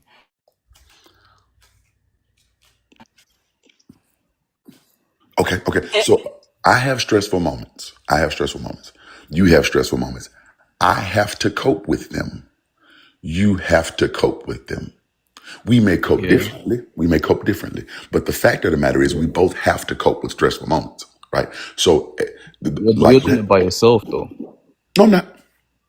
I don't do it by myself. Then who I, you I doing it with? think like you would be the one doing it by by yourself. yourself, yeah. You're doing it by yourself. It's just you and God. Me, I call thinker. She calls me. I call my mama. I call my sister. Like, I cope. I call my Bash was the friends. first person I texted yesterday when I found out. Actually, I take that back. I text Lala them first, and then I text Bash. Yeah, right. We call each other. We lean on each other, and Yeah. we get real answers that other people can hear. Right. Okay. So I don't do this alone at all. Okay. And it's okay that you may do it alone and I don't. But the point is, we have to cope. Right. So you are in no better of a position in your coping than me. I am in no better of a position in my coping than you. So again, Actually, what I is am though. I am though. okay? In what way are you in a better position? Okay, for example, if you look at the world right now and like the Mhm. financial situation, like Uh-huh.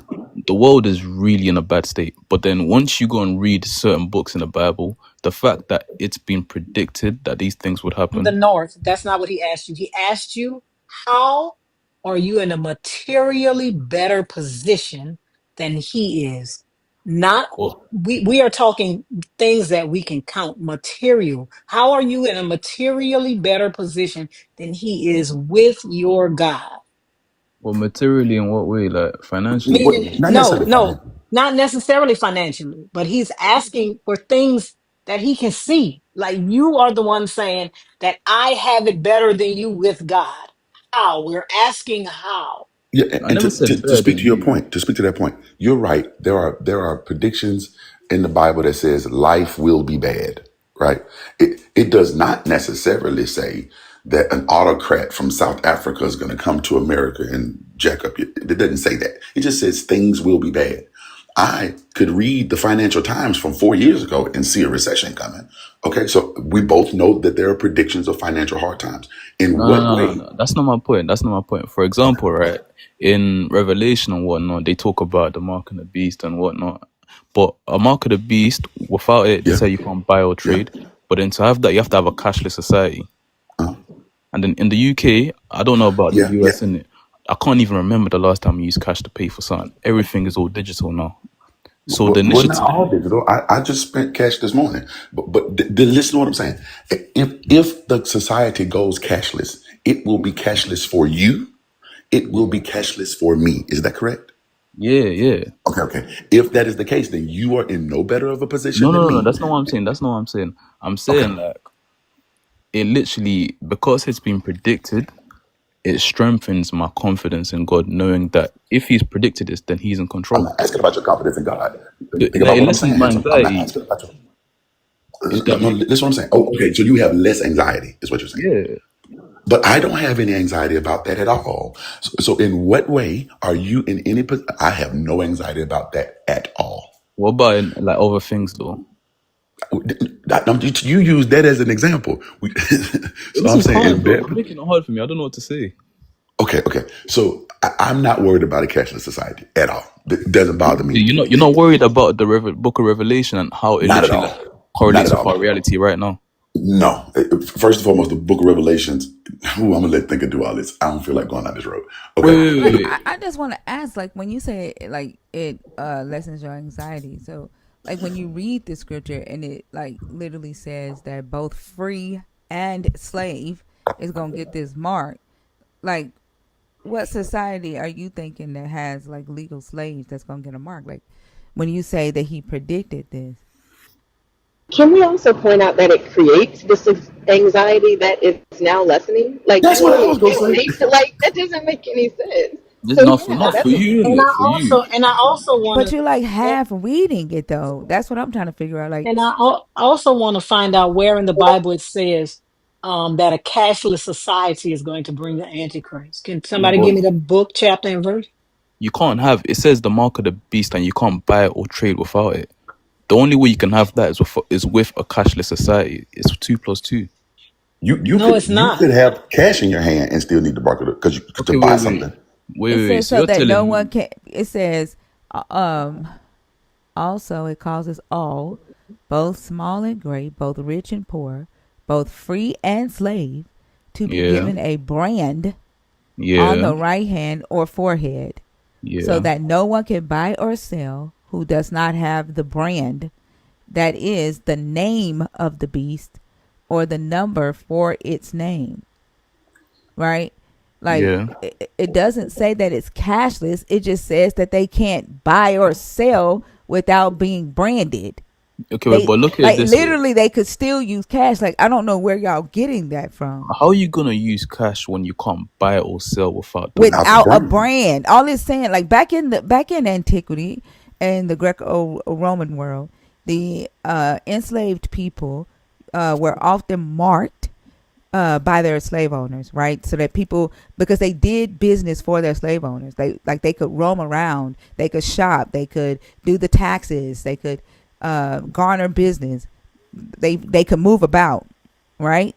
And they were often branded by the slave owner so people would know who they belonged to. So they either had like a mark on their head, a mark on their hand, one side of their head was shaved. That's how they knew whose slave they were, right? And so like with whatever brand they had, right, they would still use whatever cash method or currency method to do business. Having a brand doesn't mean that you can't still use a debit card.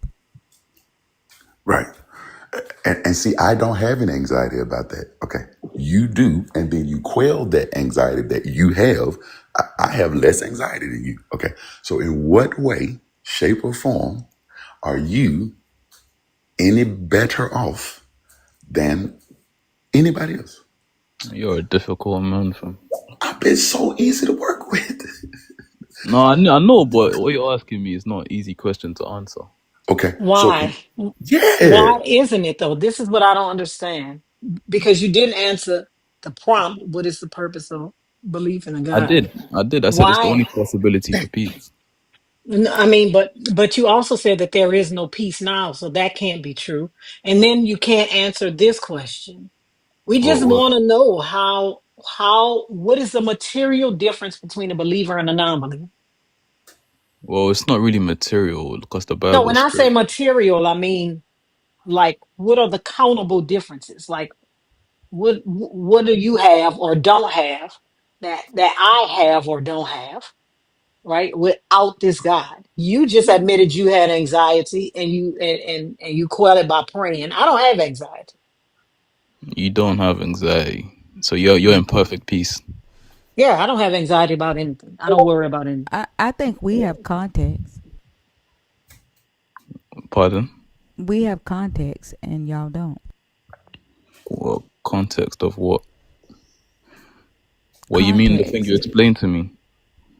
No, like you guys have to like pick and like cherry pick in the text in order for the beliefs, the extra biblical beliefs that you've been taught, uh, to be true. Like for you to believe that they're true.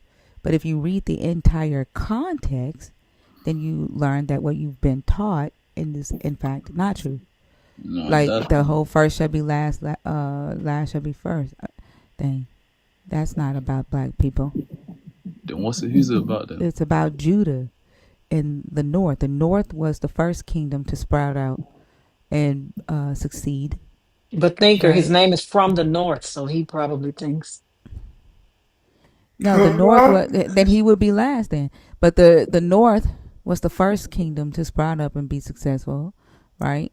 Judah was the baby. Judah in the south was the one that was chasing the north. Like they wanted to be like the north. They believed that the God had blessed them and not Ephraim, right?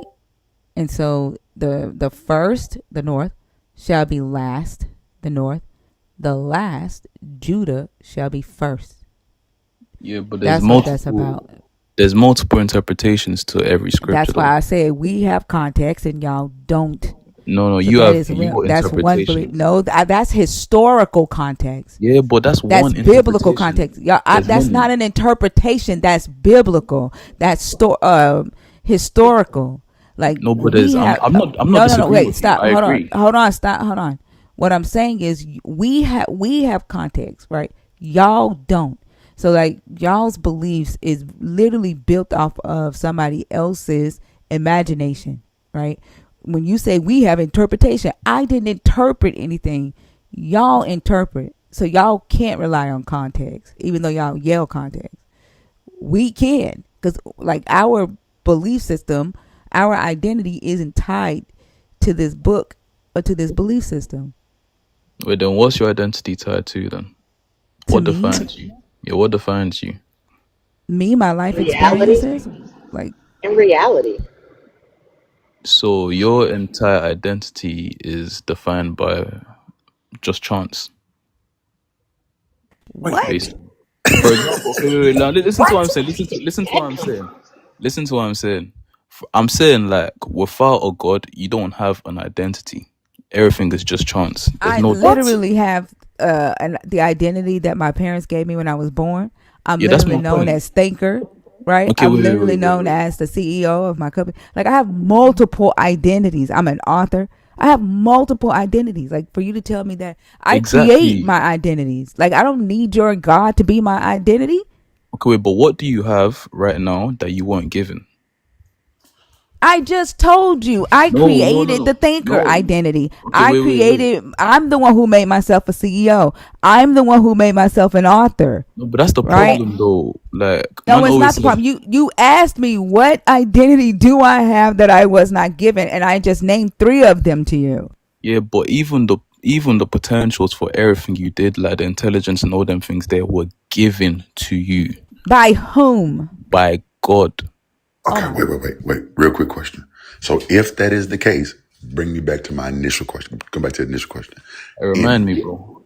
in what way, if that's true, okay, in what way does believing in a God put you in any better position than not believing in God? Because if I'm getting my identity and all the things that I get from the same God that you get your identity from and all the things that you get, I get them without having to believe. You have to believe in order to get them, I guess, right? So in what way are you benefited? Okay, wait. Here's the thing, though. There's one certainty in life, right? This is the one advantage. I'm not trying to like say Christians are That's better fair. than That's you. fair. Go ahead. So there's one certainty in life, and that's every human being has to taste death at one point. At some point. Yeah. So Okay. my advantage is if I'm right about this, which I believe I am, Mm. and I find myself like in a good position with God, and He does not find anything in me that the enemy has, then Mhm. I get eternity with Him from a second on earth. If we look at the grand Okay. scheme of things, but then Okay. if you as an atheist are wrong, then Mhm. you sacrificed eternity for a second on earth. Okay. Let me show you how you're in the same position as me. Okay. If you're right about this, if you are correct, and let's say everything that you believe about this is correct, then yes, you're right. You get to go to Jesus heaven. Fair. I don't. I get to go to Jesus hell. Right? Okay. Let's say you're wrong about this and I'm wrong. Let's say one of the other millions of gods that have been praised, worshiped, lifted up throughout the ages. Let's say one of them is really God.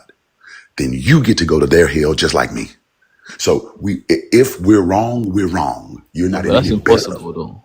That's That's not impossible impossible. That's not because impossible, so Hanson. wait, no, okay. You know why?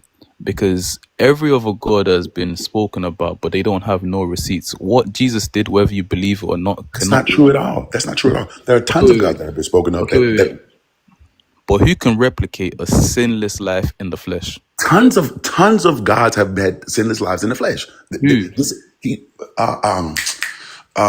Serapis, And resurrected from the dead, showing. who resurrected from the dead. Inanna resurrected from the dead. Hell, Hercules resurrected from the dead. Oh, okay. But how Okay, come they okay. know? How come they're no more popular than Jesus Christ? Because he's the Because the one. Roman, because the Roman Empire killed everybody and made them serve Jesus. Okay, but But they that's not the persecuted point. Christians though. Like, so They what? did not. If you would do yourself the favor and go read the book is called, oh my God, The Fabricated Persecution of Rome. Okay, that's a blah blah. That's a blah blah. What I'm saying to you is there have been tons of religions that have been persecuted. That's not new. My point is, if you're wrong, and you could be, Yeah. right, then you're in the same boat as me if I'm wrong. So It's less likely though. no. It's not any more likely. It's not any more likely. The only reason that you think that is because you grew up believing this. Right? But people who grew up believing something else would think that you're absolutely incorrect. Your Muslim friend, I'm sure you know some Muslims who think you are absolutely incorrect. And y'all might Yeah. be good friends, but they think that you are absolutely wrong. Yeah, but all of these religions point to Christ as well. They do not. Even Muslims believe he was a They prophet. believe that Jesus was, they do not believe that he is God, and they do not believe he is the key to your salvation.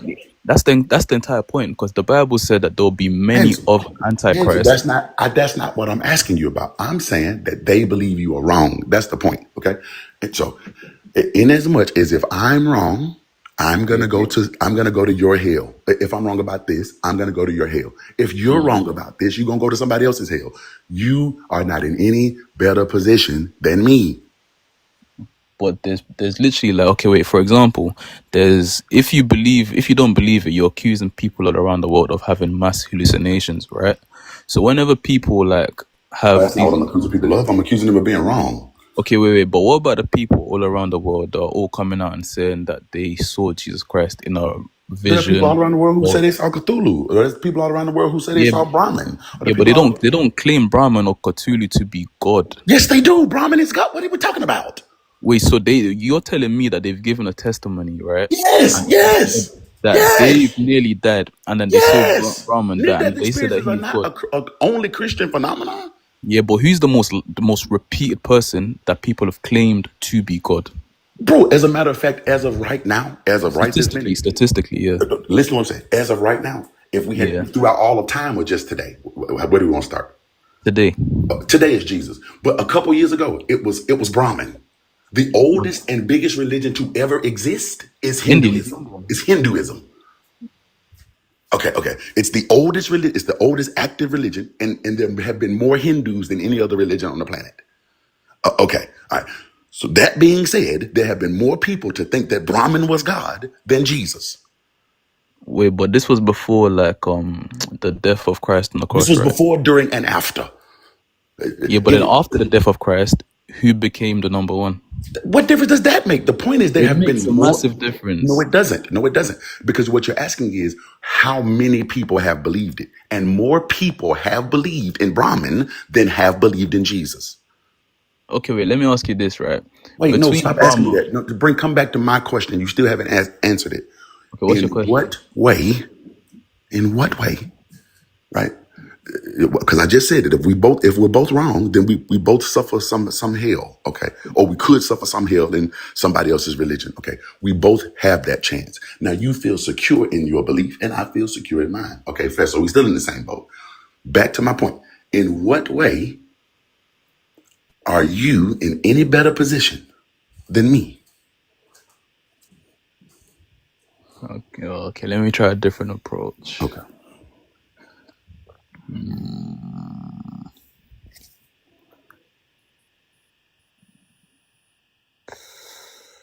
Okay. Okay, bro, you got me still. I think you got me. Okay. Well, Like, cause our perspectives are so different that no matter what I say, you have your own distinct perspectives, and I can't push that on you that's because fair. you got your own free will. This is what I want you to do for me, dog, and I'm dead serious about this. The next Yeah. time you talk to God, do you talk to God? What you mean prayer? Yeah, I guess, yeah. Do you talk? Yeah. Does he talk back to you? Yes. Okay. Next time you talk to God, I want you to take him two questions for me. Okay. The first of which is the one I've been asking. Okay. What's that? Which is, in what way, and I want you to ask him just like this, God, in what way am I better off than my non-believer friends? Just jot down what he answers you back. Right? Just whatever he says back, write it down. And I'll come back up here and just let me know what he says, because he would know this answer. What's the second one? Okay. The second one is dark photosynthesis. Bro, I don't know what you're No, talking. you don't know. I know you. This is how I know it came from God. This is how I'm going to know it came from God, because I know you don't know the answer to that. Right? Ask God about dark photosynthesis. Ask him to show you, because and let me tell you why I'm asking about this. One, because I know you didn't get that information out your own brain. And two, because it will literally put you in a better position than every non-believer. You will be the richest man to ever live. Ask God for you will be the richest man to ever live. Or are you like jesting or being serious right I'm now? serious as the third heart attack. It's hard to make it past number 3. I'm that serious. You will be the richest man to ever live. Is this something that I could Google? This is not something you can Google. So you're making up? If this was something you could Google, I would tell you to ask Google. Right? Okay. Ask God about, and the reason I'm telling you to ask God about the dark photosynthesis, and I know he must know the answer. He must know this answer, is because in Genesis chapter 1, God made trees and grass prior to the sun, which means dark photosynthesis is a thing that Oh, only come he on. knows. If that's what you're getting at, that don't make sense. It does make sense. It does It make don't sense. make sense.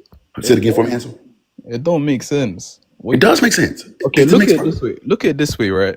If you are a creator or you are a god, you're not bound You're by not a look. bound. This is why I know he knows the answer. That's why it makes sense. Wait. So wait, even if there was an answer, right? Do you agree that you and I are finite creatures? I do agree that we're finite creatures. Do I believe Okay. that God had, listen to what I'm asking you. Don't Yeah. tell me why he won't answer you.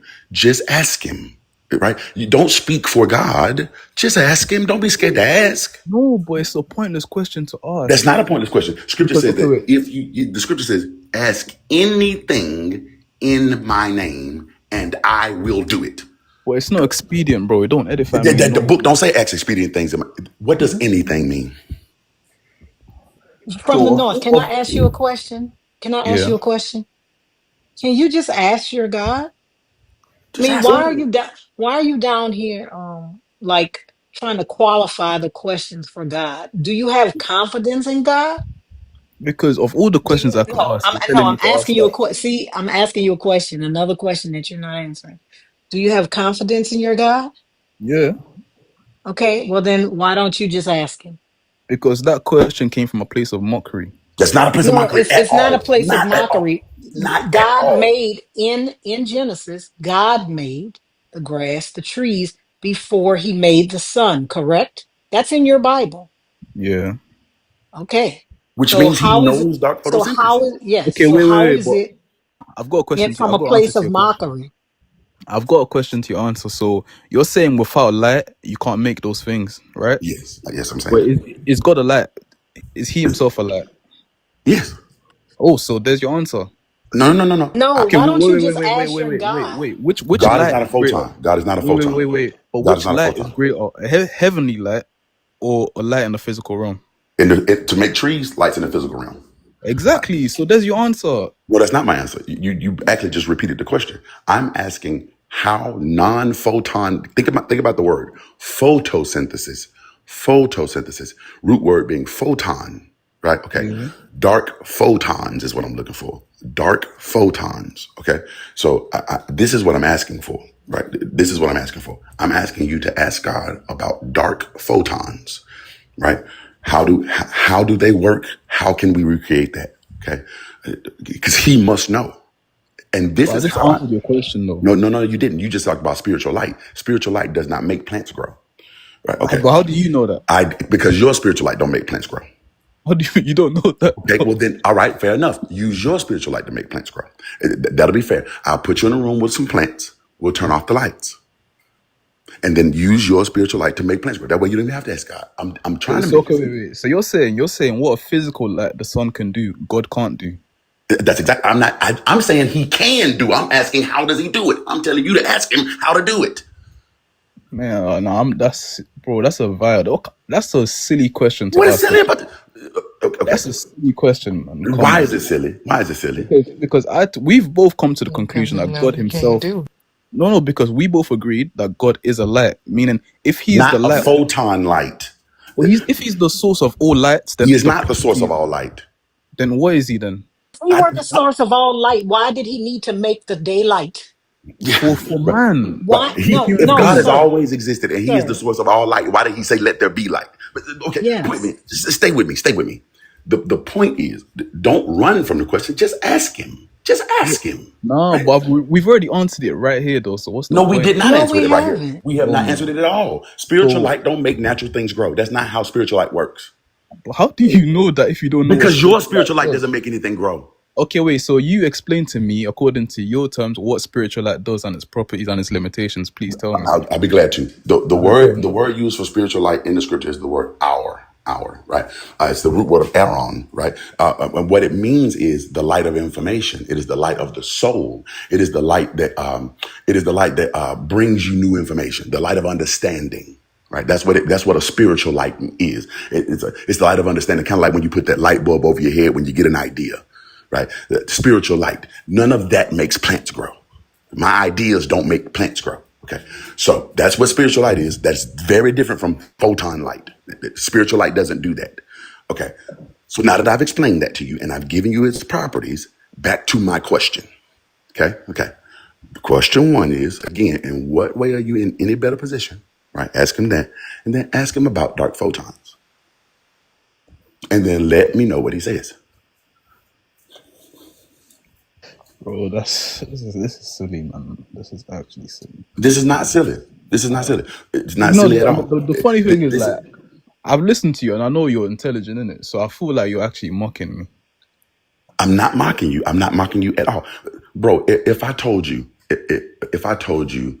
for example, if I said, I am a 3-time Grammy Award winner, and you said, well, let me see those Grammys. That's not mocking me. That's not mocking, right? It would just be proper for me to say, okay, here they go. Or if I can't show it to you like the plaque or the trophy, then I'd say, oh, just Google that, right? Okay, wait. Go to So wait. So the conclusion of what you're saying is, even though God is a light, and according to the Bible, the source of all light and the source of all truth and all them things there, you're saying that his light is limited to the point that it can't cause plants to grow. That's not what I'm So saying at all. that's what you're Listen to what I'm saying. saying. That's not what I said at all. Listen to what I'm saying. What I am saying is that spiritual light, God is not a photon. Are you saying that God is a photon? Are you I'm saying that? saying whatever properties are in a photon, he can do it as well. No, he cannot, because photons do that. Yeah, Okay. see, that's God is your not a photon. interpretation. No. Are you saying that God is a photon? I'm saying whatever a photon does, he can do as well. That's He's not limited. how are you saying that? Like in what world? And that's not the point. Listen to what I'm saying. The question is to ask him about the dark photons. I do not need your explanation. I'm not asking you for your, because every time I ask you a question, you just say, I can't answer that. Right. Or you No, give but me some answer that's that doesn't, honesty though. That's wait. honesty. Or you give me some answer that doesn't answer it. I know that you believe that God has the answers. I am going to trust that you talk to God. Right. Okay. I will know that you have talked to him. I will know that you have talked to him and that he is real when you give me back these two questions, right? The first one, the reason I gave you the first one is because, okay, that's a softball for God, right? That's really easy. You can come back and tell me anything about that.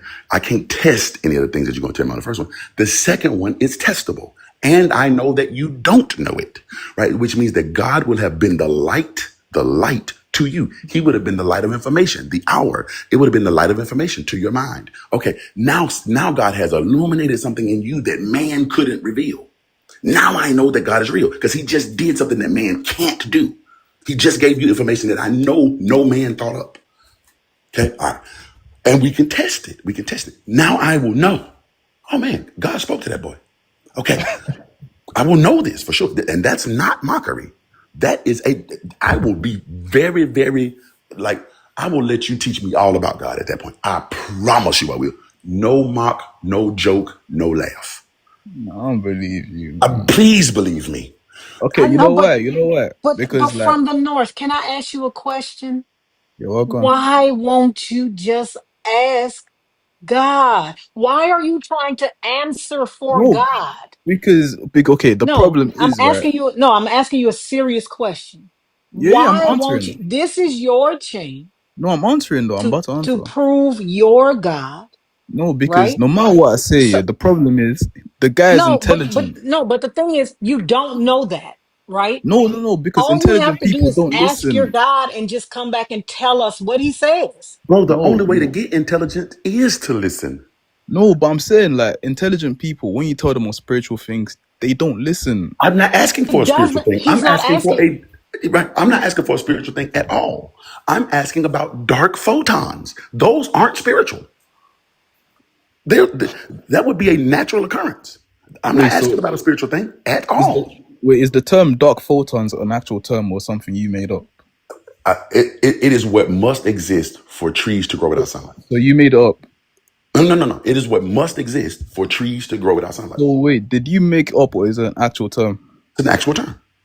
Well, so if I Google dark photons, it'll come up. You will not find it. No. Hey, brother, stop playing with I'm not me. playing. I am not playing. Listen to what, if you would just listen to me, I'm not making a joke. I promise you I'm not. Okay. It, in as much as there is dark energy and dark matter, right? All Those right. things exist, right? Okay. Matter takes, all these different forms, and one of them we call dark matter. Okay. In those dark matters, there is at least the probability of the dark photon, at least the probability. And that's not a joke. It's not a joke. Okay. If dark protons do exist, I said photons. I said protons. I mean photons. If dark photons do exist, I would like you to ask how to harness that power. That's a natural thing. That's not a spiritual thing, right? So, and I will totally listen to you. I will totally listen to you in this spiritual thing. In this natural thing.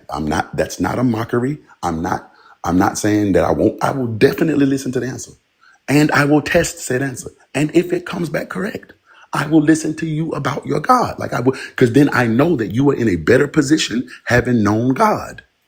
So you're saying if you can answer an impossible question, That's not that an impossible question. God did it already in Genesis chapter 1. but then if the scientist after all of these years can't answer the question, then it is an But impossible. you know God. Exactly. So it's a mockery. That No, could it's not a be. mockery. You know the person with the answer. You're basically saying, "Oh yeah, you have a sky daddy. Go ask him." I That's did not say basically anything about a sky no, daddy. no, That's but not what I no, no, said. no, You're making a mockery. no, Stop. no, no. But that's what you're trying to say. That's But you're not what trying I'm to doing make at all. That's not what I'm doing at all. I'm like saying your words are smooth, but the I intentions am is not. not, bro. If I wanted to make a mockery of God, I would just say, fuck Jesus up the butt with a rubber dick. I know how to Damn, make bro. mockeries. I know how to make a mockery. I'm not doing You that. didn't have to say all that though. But I wanted to show you that I know how to make a mockery. But Okay. you see, remember at the start of the conversation, But we were that's why talking I'm about saying I the didn't do Bible. that. Don't run, don't run, don't leave. I wanted to show you that I No, know how no, to make a mockery, and this isn't it. but remember at the That's start of why the I didn't say it, because conversation. I didn't want to disrespect your God. Yeah, but would I Okay. say that about you? Would I say that about your mom? You I don't would say that never about say my that. mama, and I didn't say that about your God. I was saying if I wanted to make a mockery, I would say that, but I'm not saying that. But have I you know said how that to make a before? mockery. Have you said that before though? No, I've never said that before. I just made that up right then in my brain. I've never said that to anybody before, and I wouldn't say that to anybody before because that's mean. And I'm not mean. Remember, I told you I want you to like me when this is over. Okay. But stop saying that I'm making a mockery because I am not. I can be rude and mock things. I can make fun of things. I know how to do that. I'm not doing that. I'm asking for testable, repeatable, provable information that only your God would have. You know, whatever, man, whatever. Bro, why you whatever me? What the? Listen, Pink, Bash, I want to say congratulations again. I can't wait until April 18th. Thank you, darling. I can play it on because Easter this year. Let me tell you about God. Let me tell you something about God. Because Easter is on 420 this year. Oh, glory, hallelujah. This nigga here. And we're gonna be praying in the clouds on Okay, Easter. wait. Oh, glory, hallelujah. This nigga, see, that's a mockery. See, she's making a mockery. I didn't do that. Okay, wait. Pink beard. Pink. Yes. What can I call you? Pink beard, innit? Bash is what they call me. No, don't interrupt me. You've been talking. I'm talking to Bash. I want to say congratulations, Bash, on 418. On 420, people gonna be playing your song in a cloud Wow. of glory. Not I'm me, so because my excited. friends say I don't need that. But You people don't. gonna be playing your song in a cloud of glory I'm so excited, on Lord. Easter Sunday. I'm I'm so so excited. excited too. I'm excited for you. I am excited for you. I'm so excited. I, I'm keep cool, but I'm so happy right Somebody now. said I'm gonna be so risen. Drake, I'm gonna be so risen on Easter Sunday. Having a good time. Having a good time. Okay, I'm gonna hush. I'm gonna get this back. I'm listening, but I'm gonna go on mute because I gotta get ready. Alright, so answer me this, innit? Like, if the world government or the governments wanted to like take the initiative to end world hunger and whatnot, you know it's within their reach, right? It's not even that expensive to them. It's a couple of billions. They can But afford. Yes, it is within Wait, their wait, reach. wait. They can afford to do that, right? from the north, your God Well, let me already land. did that. Let me Why land. Let me can't he land. give us manna like he Let did me before? let And me why land. can't he give us quail till it's coming out our nose like he did before? No disrespect, but you kind of interrupted me when I didn't interrupt you. No, but you've been talking for a long time and you never answered my question. What What was your is the question? purpose of number four, the topic you picked? Or what's the What purpose is of the a god? purpose of belief in a God? And your God doesn't need the government, right? What does the song say? And the government shall be on his shoulders. Your God doesn't need the government, right? According to the Bible, the government needs him.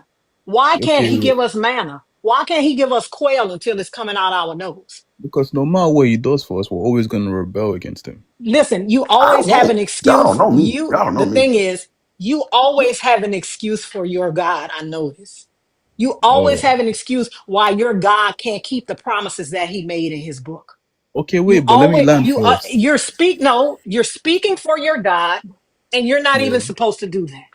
Okay, wait, but You okay, speaking, you're wait. telling us what your God can, will, and will not do, and you're not supposed to do that. Are you Okay, his wait, appointed representative?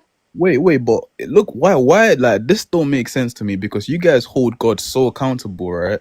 But then you don't hold the government accountable to the I same do hold degree. the government accountable. No, Yeah, we Okay, wait. Then let me ask my question. Then, okay, if the okay, world okay. government, right, they have the means and the money to end all world suffering, but they invest the money in stupid things like war and NASA and going to space, but they allow people to suffer. But you don't hold them I do accountable hold for it. their evil. Let me tell you. I want Why to are answer you that. blaming God and not them? Let me tell you. Let me tell you. It's man that's afflicting you, not God. Let me tell you. You are correct in a lot of ways. I do blame the government, but you know who I have to blame instead of blaming the government? The people who voted for them, right? Okay. Because that's what they wanted. That's what the people wanted, right? Because if the Okay. people wanted to end world hunger, we would vote to do that. And every time I vote to do that, somebody say, no, it's more people who say don't do that. Right. But I wake up every election cycle and I try to go vote for the person that's going to end world hunger. Every single time. Yeah. Every Can I time. ask a question? Do you believe that your God is all powerful? From the north. Well, I'll say like outside the earth, yes, but on earth he's kind of limited. So your God is limited on this earth that he built. Yeah, because of the law. Your God, so the law is more powerful than your God.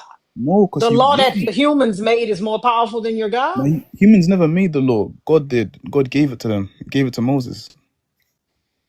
No, you said outside of the law. You said because of the law, humans are more powerful. Which law are you talking about? No, like the Bible, biblical law. Okay, so are you saying that humans are more powerful than your God? They're not more powerful. God just has to honor His word. His word is ask me for anything in my name and I will do it. That's his word. Okay, wait, but then you're forgetting That's the in the rest of the Bible. Bible. No, but That then you're just as a matter you of fact, he says, you're ask me cherry for picking. anything. Why? Because so that he can glorify his father. His Yeah, but word you're is cherry ask him for picking. anything. You're cherry picking though, because in the Old Testament, if you had an abomination in your home, when the Israelites had abominations with them, the enemies prevailed against them. So as long as you have properties of the enemy in your life, No, there's but you're a nothing that you. Christian. I'm talking about your Jesus. Your Jesus said, ask me for anything in my name, and I Yeah, will what? do it so Yeah, I but can you.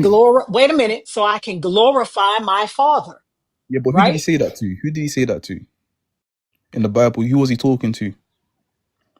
Who was God talking to? I think he was talking to his disciples, maybe. Exactly, and they were in his So wait, so will. are you saying that's only for those 11? No, not for those 11, for people who are living according to his will. Because if you're Okay, outside of so the. you then, that's for you. So why won't you ask God about the dark photosynthesis?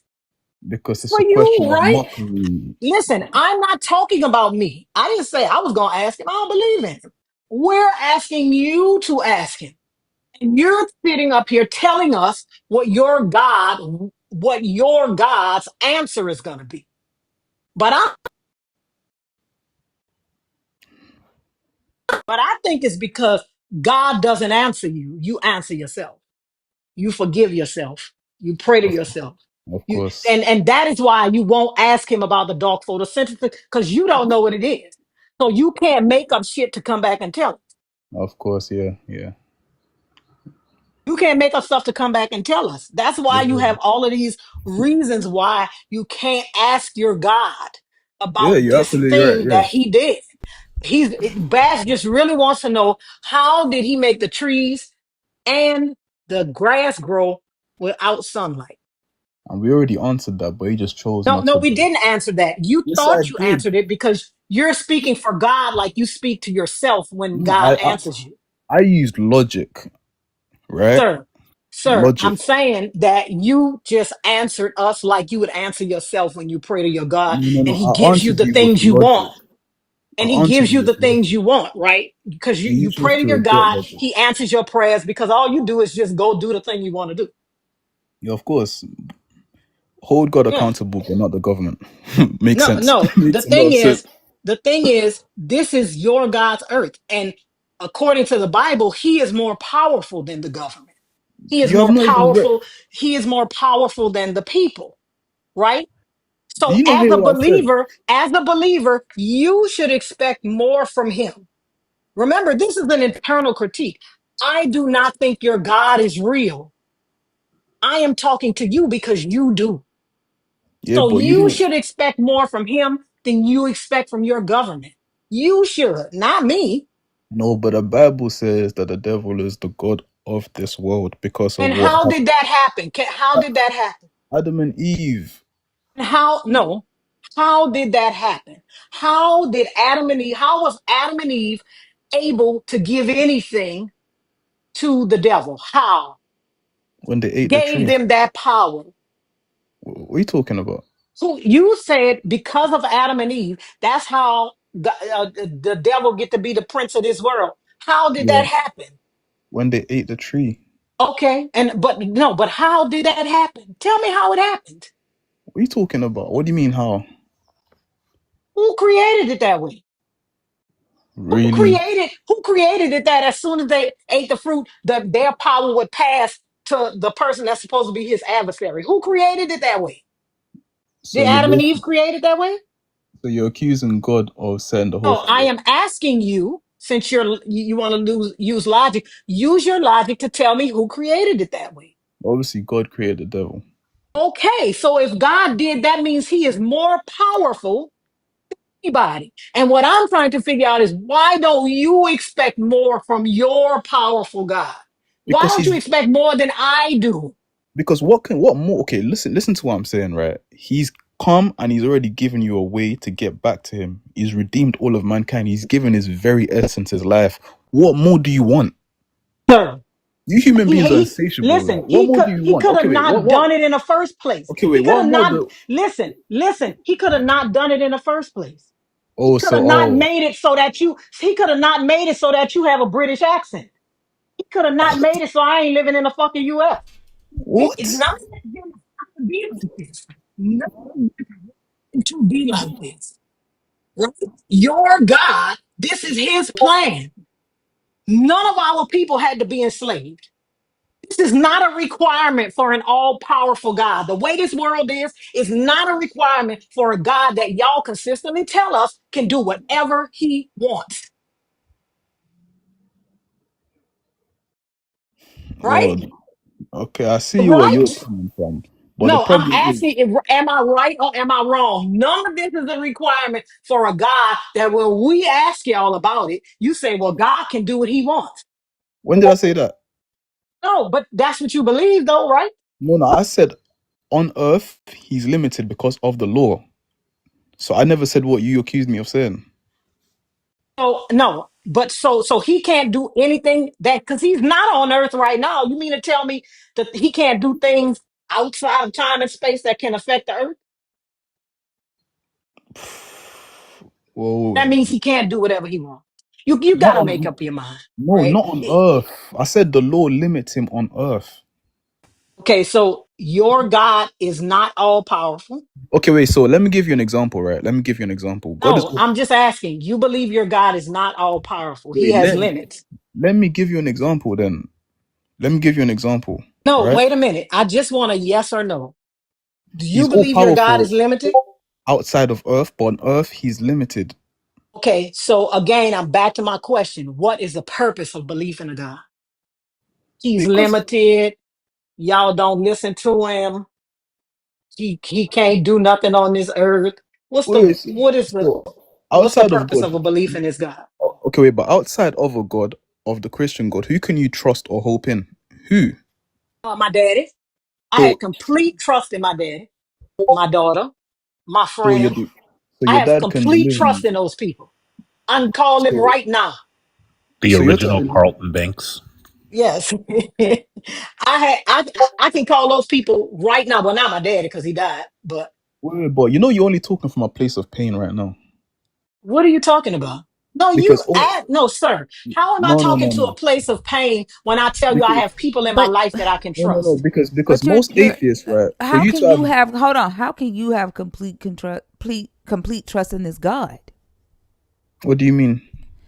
Like when she says she has complete trust in her dad, right? Her dad, when her dad was here, he was a physical person, right? She knew that if she called him, he would answer the phone. If Yeah, she asked him for something, he would do it, right?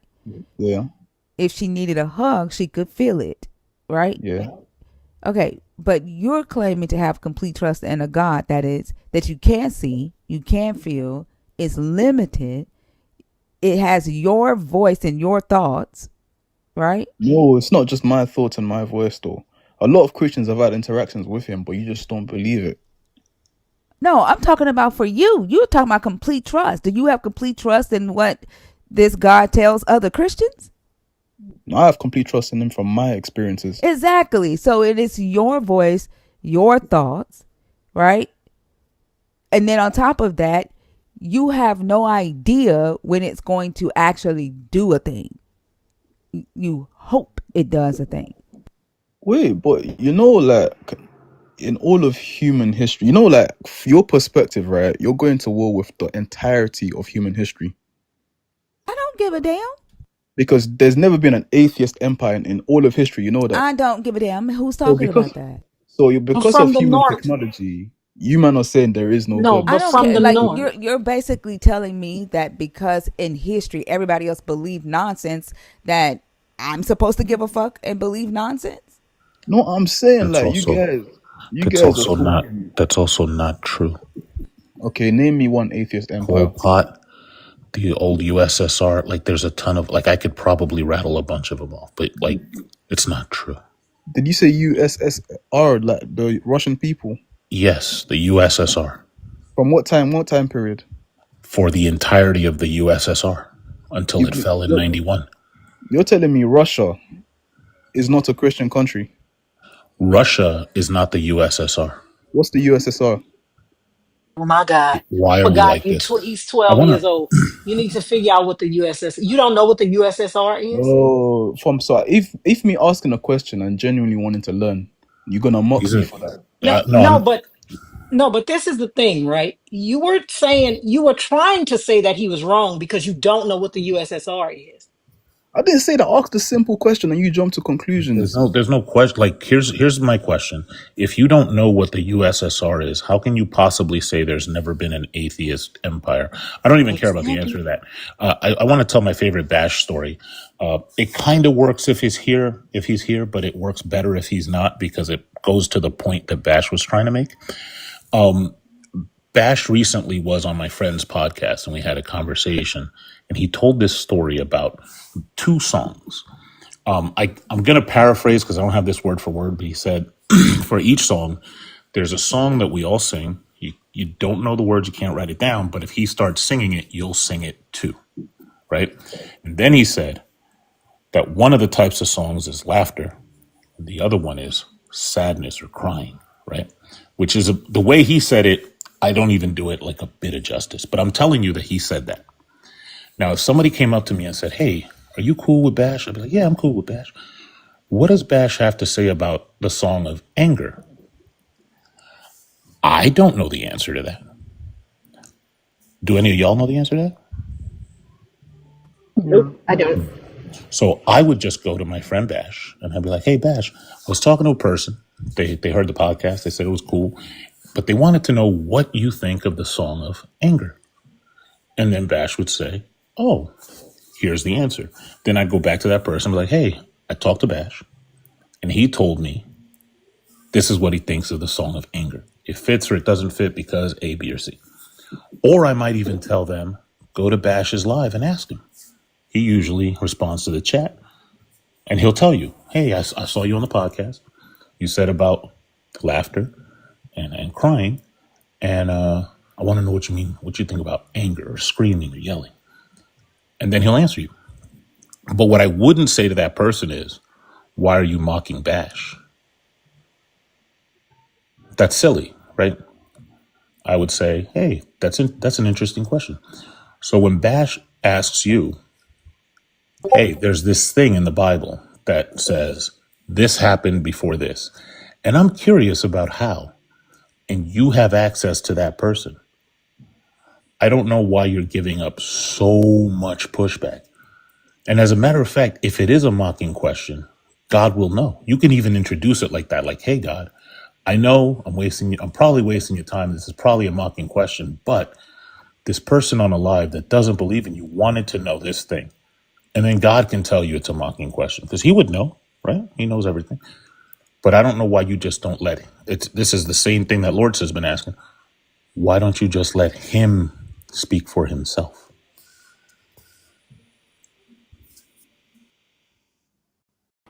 I mean, I think by labeling the question a mocking question shows that you are speaking for the God from the jump. To Jeff's point, like if you had a relationship with this God, or if you have a relationship with this deity, and you have access to communicate with the deity, there shouldn't be any question that you wouldn't be willing to ask them, because that'll provide the clarity that you need. It'll give Bash's answer, and it'll demonstrate that you actually are communicating with a power that has information that's much, much higher than anything that humans have been able to understand or find out or discover, or whatever you want to call it. But to assume that a difficult question or a demonstration of power is akin to mockery kind of does point to maybe a little bit of doubt as to whether or not you truly have this communication back and forth, or if it's two-way communication to begin with. Oh, so you're saying that it's wrong for me to assume that you guys are mocking Christ when I'm on an atheist live? That you Like guys mock Christ all the it's time? crazy as fuck for you to think that just because a person is questioning the belief in your God, that it's automatically mocking. You guys And mock that Christ all and the that time. hold on, and that because a person doesn't believe in your God, any question they have about that is automatic mocking. Instead of you saying to yourself, "I've never asked myself that question, I've never considered that," right? Because that's what's really happening right now, is that you've never allowed your thoughts to go that far to consider the questions that we're asking. And that's why it feels like mocking. No, it's not that I've never allowed my mind to go that far. It's Then what's the answer? because when you read the Then Bible, you're then what looking is for the answer? contradiction. I don't care about that. Then what is Oh, I the already answer? answered it. Because I already answered it. you've literally said a bunch of nothing. I fell asleep on your ass. Okay, wait, okay, good. That's not my problem. What is the answer to why your God is needed? What is the purpose in a belief in your God? Okay, wait. If not God, then how would you establish world peace? That's That's what my you've been question. doing this whole time. I fell asleep and I Exactly. woke up and you're still doing it. No, that just And I means that you're disconnected with reality. You actually are. no, Answer I'm the question then. If I you already have the God, answered it. hold on, because I haven't. You have been on this stage for a minute, okay, and all you've done with this question is come back if this, if that. If you have access to this God, right? You have experiences with the God. What is the purpose?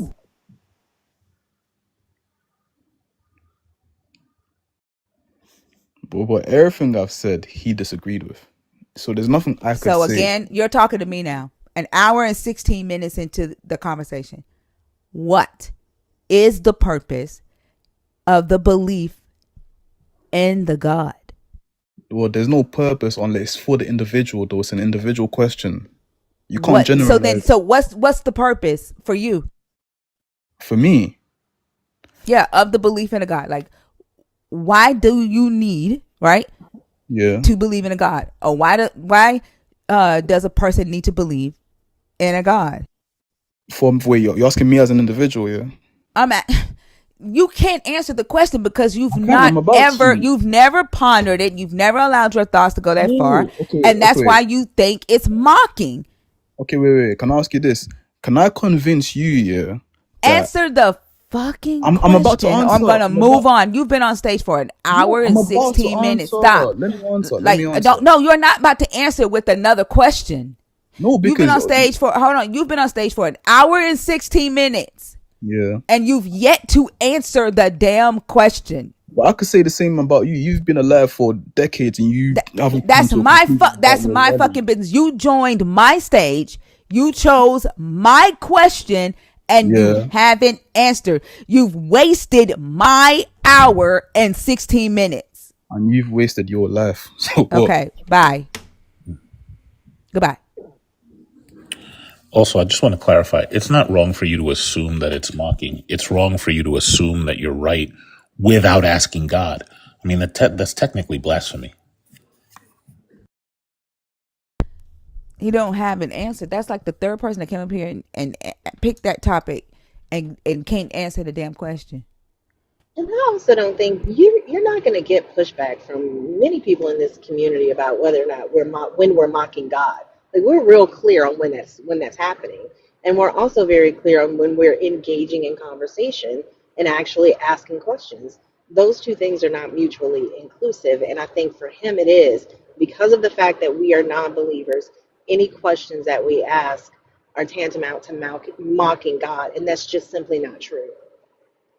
All they want to do, like the whole mocking the God thing, was just a deflection because he's never been met with that type of question. Like, what benefit do I have over a non-believer? Like, that's not something that he's had to ponder before. And so instead of him actually engaging with the question, he wants to turn it around on us and like point the finger. And that's what he's been doing for the whole time he's been on stage.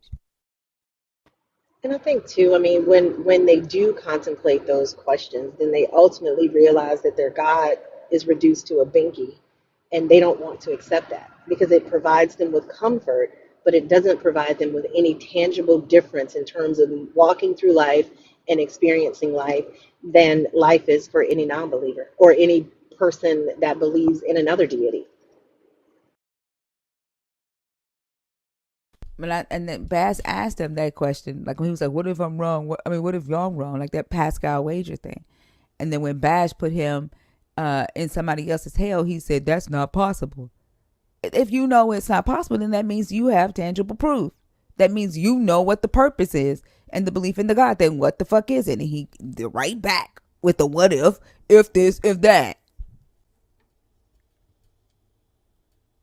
So far tonight, the God is a motivational speaker. He doesn't get beyond creation. It was one other thing that somebody said. I can't remember. And this, like, nobody has been able to give a purpose outside of fucking creation and hell. When y'all get drug in the middle, y'all start drowning.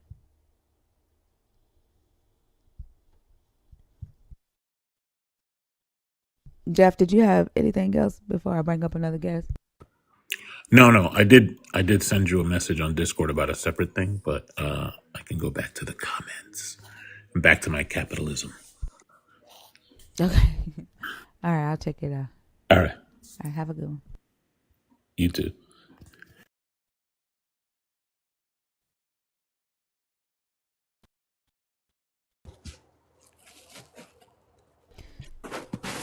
David Mullins. Yeah. Hey, how you doing? I'm good. How are you? I'm doing all right. Whew, that was pretty heated. Yeah, sometimes I can tell when people are just bullshitting. Can I get your age, please, for TikTok purposes? 47. And are you a believer? Are you deconstructing? Or are you an atheist? I'm a believer. And what topic did you come up to discuss? I mean, I guess we can stay on number 4. All right, go ahead. So, I think my purpose, the purpose for belief in a God, would be the prerequisite for salvation. If I'm going to ask for salvation, with Christianity, it's the belief in Jesus Christ that He can save me from my sins. I would have to first believe that God exists as a prerequisite for salvation. So I have So to come to back that to faith. like what do I need salvation for? You? Yeah, like what does a person need salvation for? Well, I mean, it depends on what your belief structure is. For Christianity, you believe that we've sinned, we've fallen And short, I get that, but what's the purpose of the salvation? Like, what does salvation get you saved. from? Separation from God, hell. So back to hell. So we're back on the ends, right? Like we are. I think I already said that the answers that we've got tonight is creation, right? And I don't need to believe in a God because I'm already created. My lack of belief in a God is not going to stop me from being created. It's not going to stop me from breathing. It's not going to stop me from eating. If your God did, in fact, create the earth, I don't need to believe in it. The earth is already here, right? And then on the other end, we have death, hell, or heaven, right? Nobody has ever been there and come back with tangible proof that that is true, Agree. right? All right. And so, and I don't need to be saved. So there's no purpose outside of creation or death to believe in a God. I can't, like, anytime I try to bring y'all in the middle, right? It's just empty. Oh, I I don't agree. I agree. understand. I agree 100% with what you're saying. So then there's no purpose other than the fact that you are, if unless you are afraid of going to hell. Well, no, I agree with what you said that according to your view, I didn't say according to my view. yeah, you did. You asked You what it, all, you you asked what is the all, purpose you of for all. you, Listen, right? no, You I said didn't. you No, specifically. where do you see the word "you" in that statement? No, I'm answering to what you And I said. You didn't say said that. No, I didn't. where does the I purpose said for you to according believe in to this? the You said why do I need conversations. salvation? If you would stop talking while I'm fucking talking, Yeah, you wouldn't be putting words in my mouth. I said according to the conversations that I've had with believers, you all don't go beyond creation or death. There is no purpose of the God other than creation, or unless you are afraid of hell. That's what I said.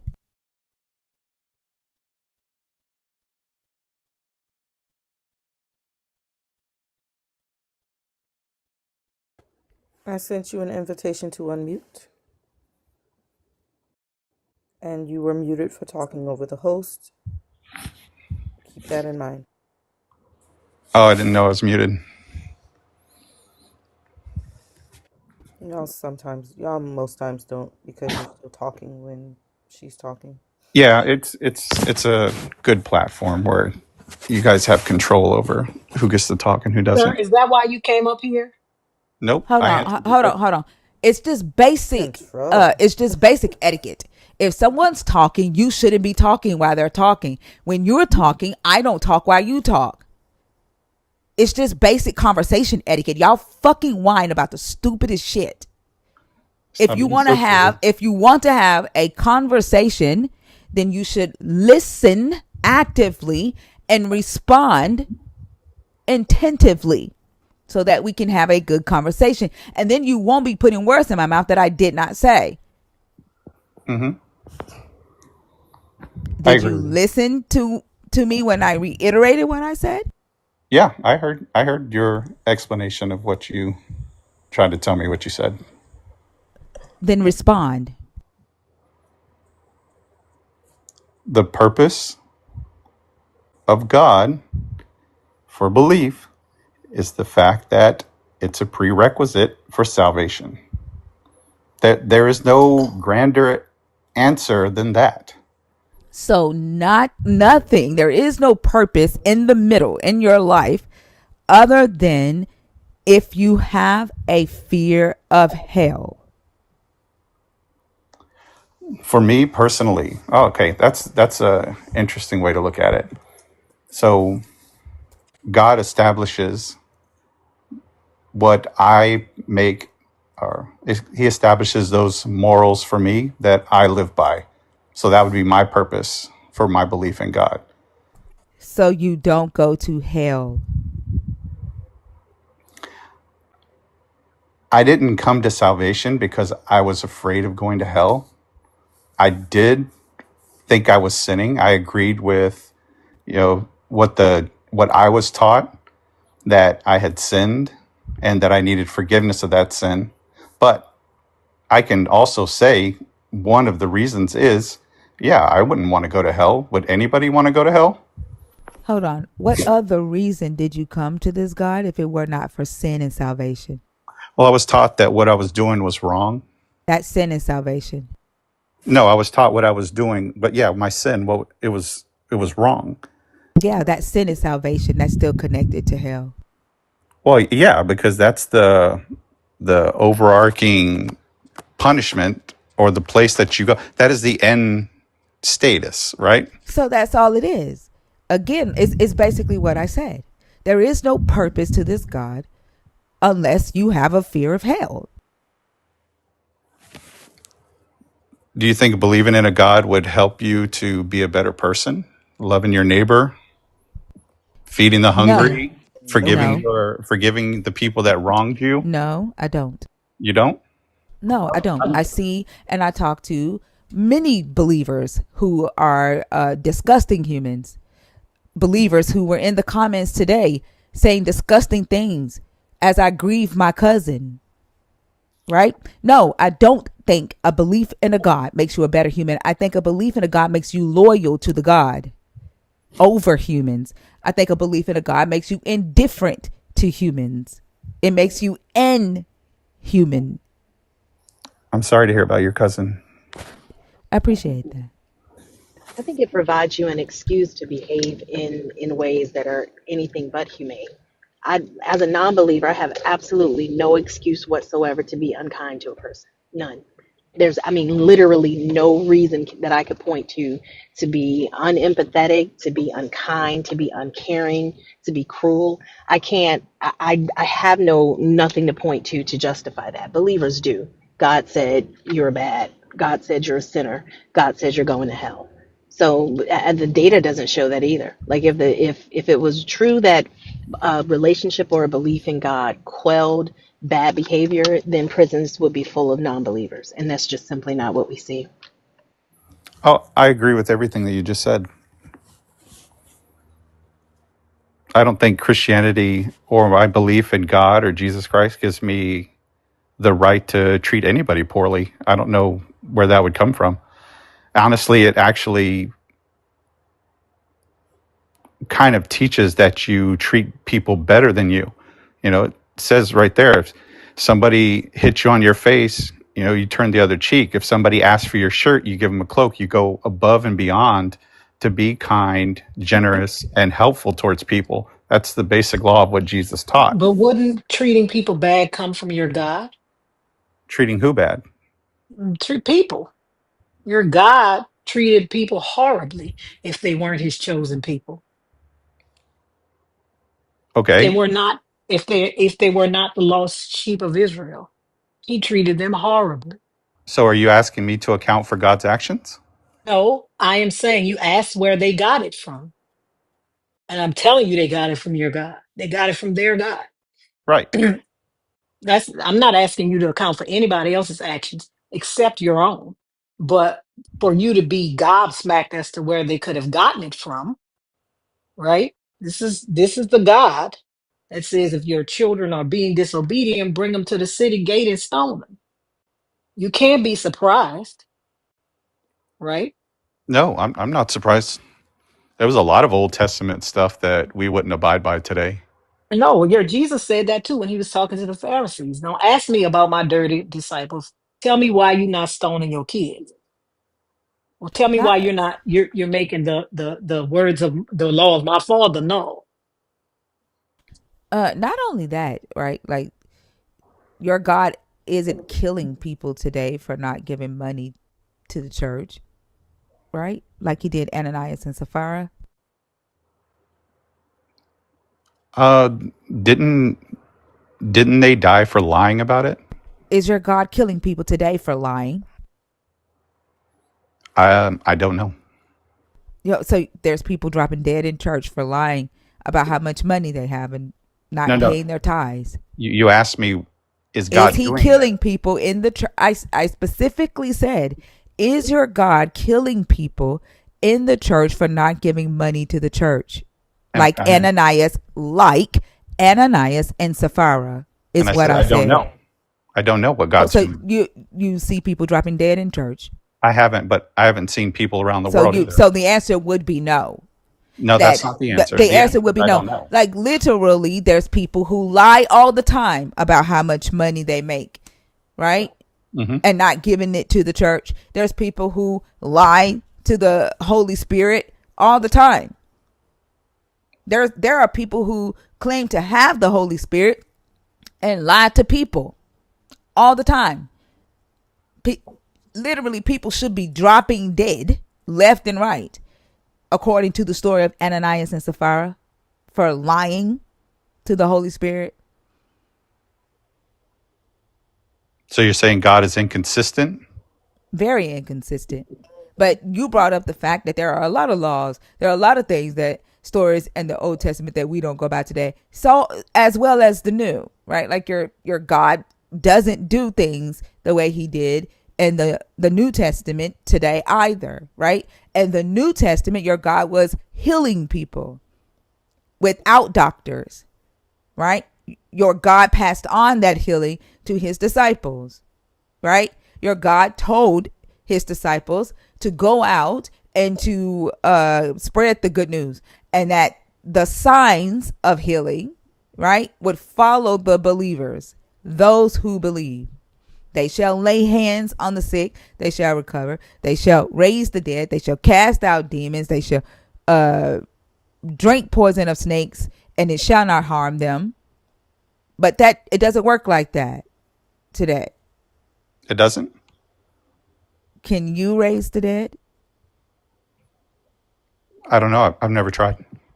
So then I guess it doesn't, because are you a believer?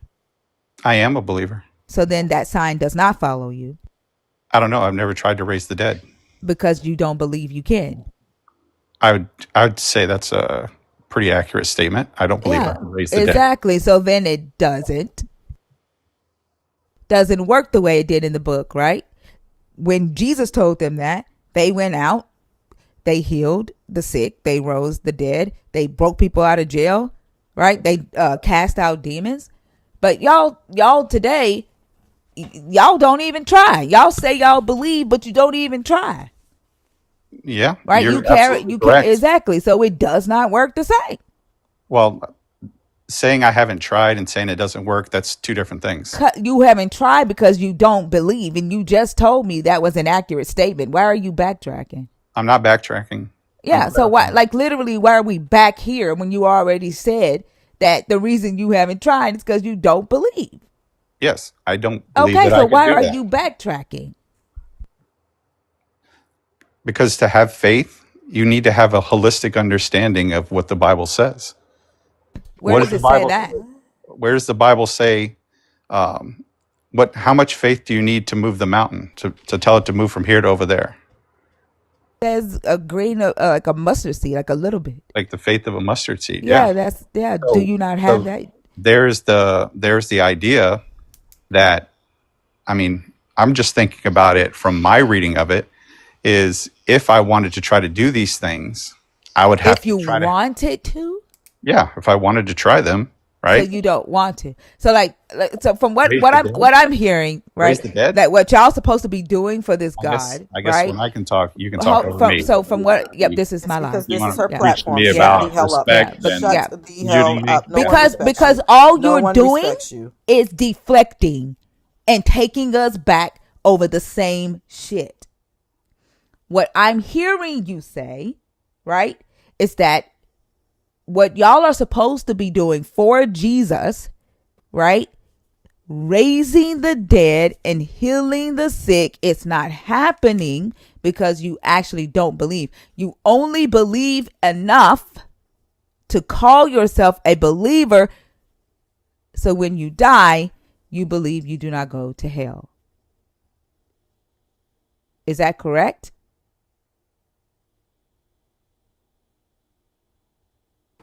Did Jesus say to go out and preach the word to people, preach them the gospel? He did. Go ye therefore and teach all nations. Do people do that? Yes. Yes. Are there folks around the world that are raising the dead, healing the sick, No. handling snakes? No. Okay. So there's no point in arguing about a situation when you're going to claim to know what everybody's doing around the world. So Sure. Who's talking to you? How many times have you heard of that happening? I think the most supernatural thing that I've heard, I guess you could call it supernatural, was when missionaries would say they would go into like villages or something, pray over them. And one of the stories that they brought back is they said they would see demons in the children, kind of moving from place to place. Oh, so That's the I've heard African convenient. baby, stories. the African demon babies, I've heard Exactly. the stories African that demon babies, like Jesus is only good. Jesus is only supernatural when it's around the African demon babies. Why isn't your Jesus supernatural when it's around Americans? so When I'll it's finish. around Europeans? So I'll finish talking. So Answer the question. when there's Is Jesus when there was is like Jesus not revival. powerful in America? Is he not powerful in America? Is he not powerful around Europeans? Only around African demon babies?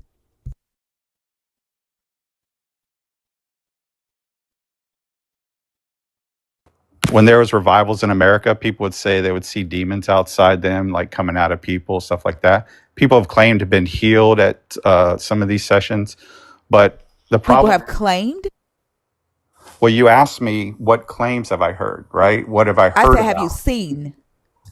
Have I seen? No, I haven't. Yes, No, I haven't. exactly. Like anytime I talk to a believer, y'all always have like these second, third, fourth hand accounts like YouTube. For some odd reason, your God tends to only be supernatural on the continent, right? Like, oh, they went over to this village and that country. Like, never in America, You right? asked me what I YouTube, heard, and I told you what I heard. I So, asked you what have you seen? no, that's what you changed it to. YouTube, YouTube in Africa. That's where your God's power is. YouTube in Africa.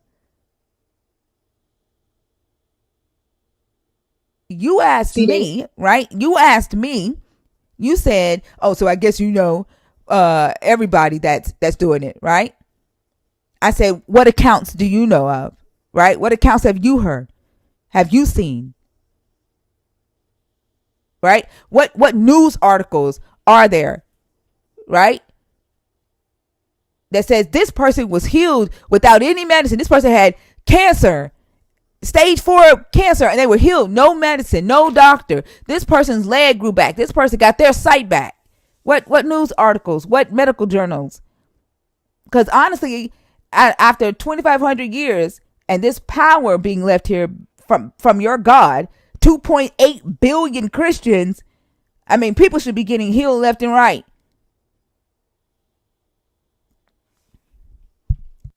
It shouldn't be a drop in the bucket here and there, or something is broken in the Christians.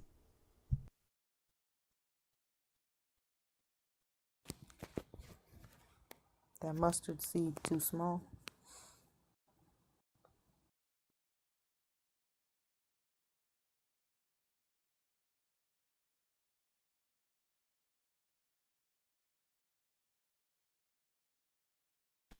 Are you there?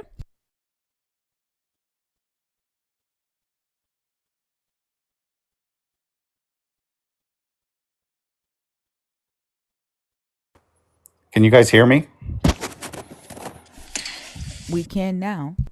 Oh, cool. So you muted me again. I Okay. didn't mute shit. I muted you again because the host was talking. The only time you get muted is if you're talking when the host is talking. Yeah, Go that's a ahead. convenient way to do the argument. But I would say faith It's in not an today's argument. age We No, is are it's not an actually discussing. I falling. argument. don't So fucking once debate. again, I'm talking and you guys. I don't stop. I don't This ain't your debate. stage. It's not an argument. It is a discussion.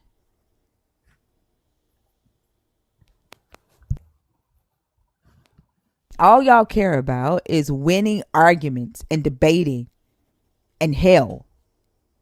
That's it. In hell. Because that's true. How convenient. You mute me. Yes. Because the rule is when the host is talking, you stop. And she started talking, and you're like, I'm going to finish. No, you're not. Not while she's talking. So,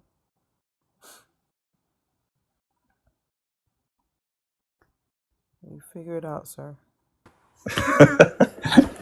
You guys are cowards. Yeah. Your daddy a Whatever, coward. David. He Let me should have tell you let you something. Go run play with down your his mama fucking leg. children and Hold on, stop it's okay. playing with us. I don't want to let him take us there. I don't want. That's what he's trying to do. I don't want to let him take us there. Like literally, you have nothing to say about anything that we're asking you, right? Like we're asking you serious questions, and you rather focus on the fact that you got muted, right? Because you were talking while I was talking, right? And you now you I want to keep start sending him an name. invitation.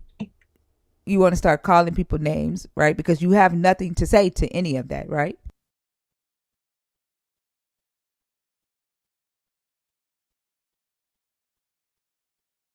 As if he doesn't know he's muted now.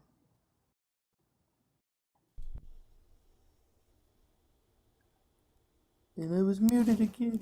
You're, you're the only person that can unmute you, David. We cannot.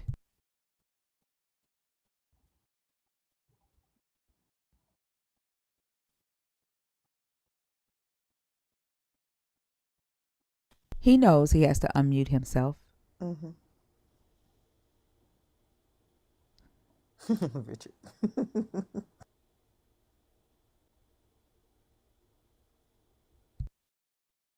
You're going to sit there and pretend like you can't unmute David. Am I back? Hello? Yep. So, like I was saying, I would say the world in today's state is falling further and further away from Christian values. And as a byproduct of that, I would say we are weaker as Christians and believers. So I don't think it's unheard of to not see those miracles. I mean, I would say we're looking at probably rolling into the end times now when we're going to be the probably smallest number of actual believers in the faith. Like literally it's 2.8 billion of you. There's less atheists in the world than there are believers. But like your God, right, is the powerful one. Like who's talking about the amount of Christians? We're talking about what a Christian is supposed to be able to do with this God inside of them. You have been baptized with the spirit of the God. Right? Nowhere does it say that you have to have a whole bunch of y'all to be able to do these miracles.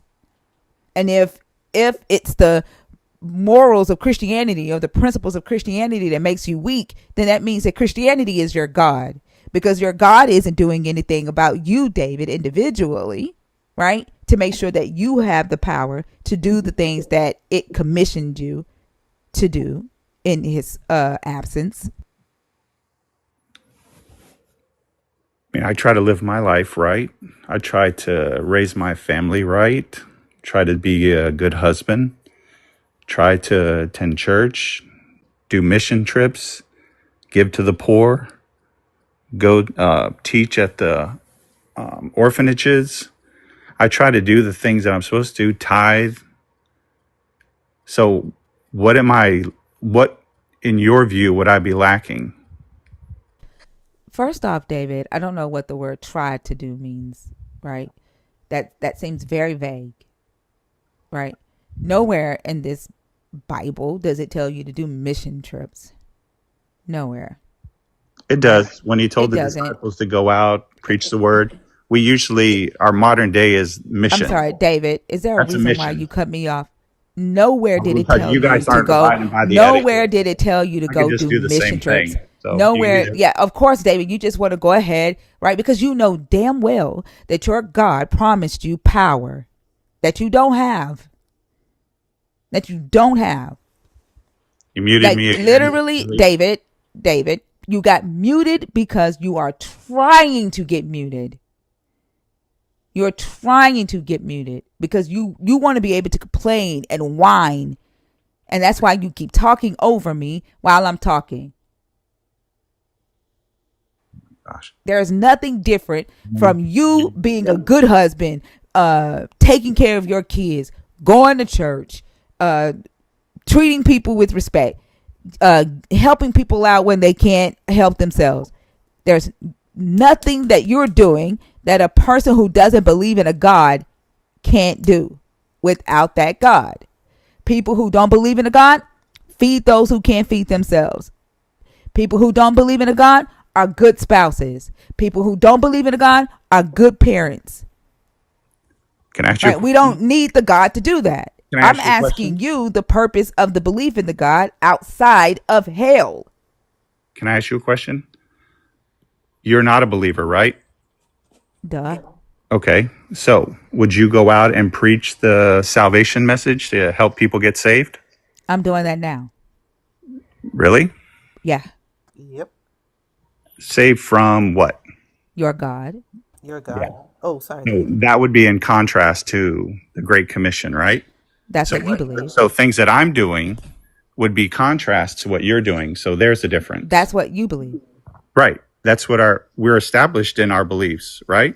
You No, do what you do you because just asked oh me. my gosh, you I can't even answered your abide by. question. I answered your fucking question. Right?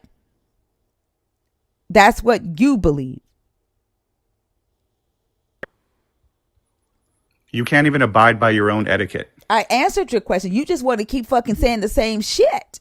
Nah, you sound like a woman that's angry. I guess. Yeah, it's okay. Why would you think I would not be angry, David? Like literally, you're going out on mission trips to the continent of Africa, promising a God that has no power, right? And while you're promising this God to people on the continent that has no power, people that you're doing this for are coming in and they're taking resources from the people who live on the continent. And that forces them deeper and deeper and deeper into poverty, right? And then it makes the people who you're going on mission trips for wealthy, right? I don't know why you think I should not be angry, David. I don't know why you think that I would deny that I was angry, David. You are going out on mission trips preaching the salvation of a God who promised to answer prayers and heal people, right? Who promised to be a refuge for them and then not showing up. He's ghosting people, David. I don't know why you thought that I would deny that I am an angry woman.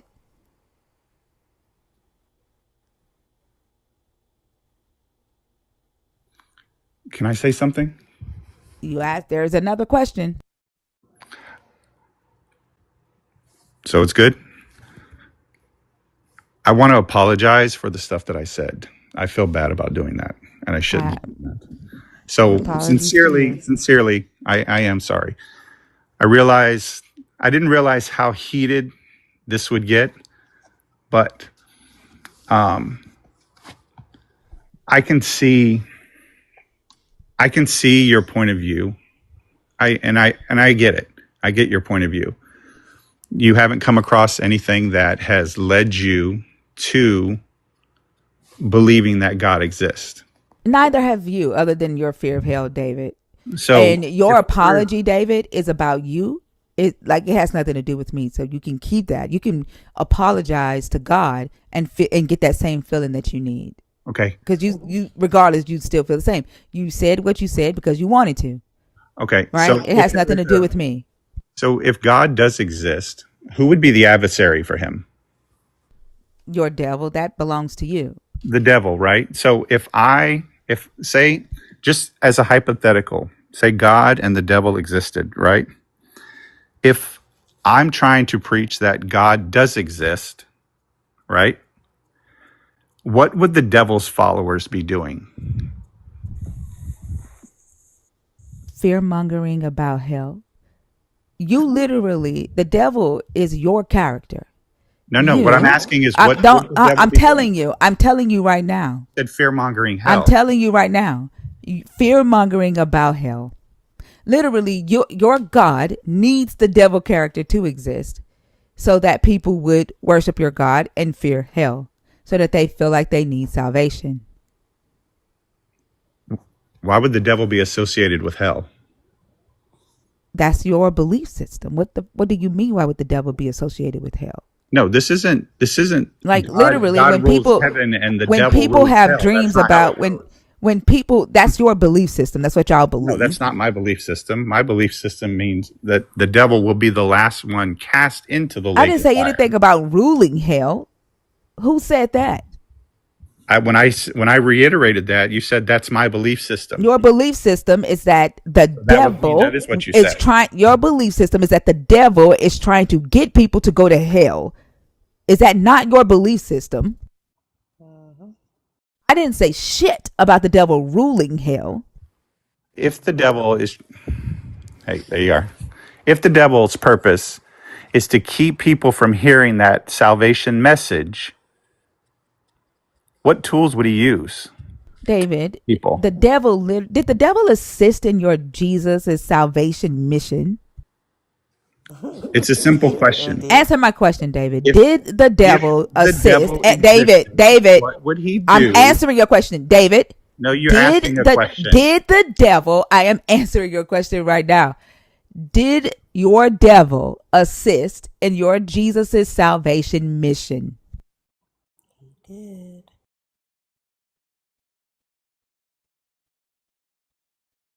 Did the devil help your Jesus die on the cross? Answer my question and I'll answer yours. I'm answering your question right now. You're asking David. me a question. I'm answering your question. He would use your Jesus. He would work with your Jesus, just like he did when he assisted your Jesus to die on the cross, when he was a pertinent part of the plan. The devil belongs to you, David. That's your character. Without the devil, your God is obsolete. A need for it is obsolete.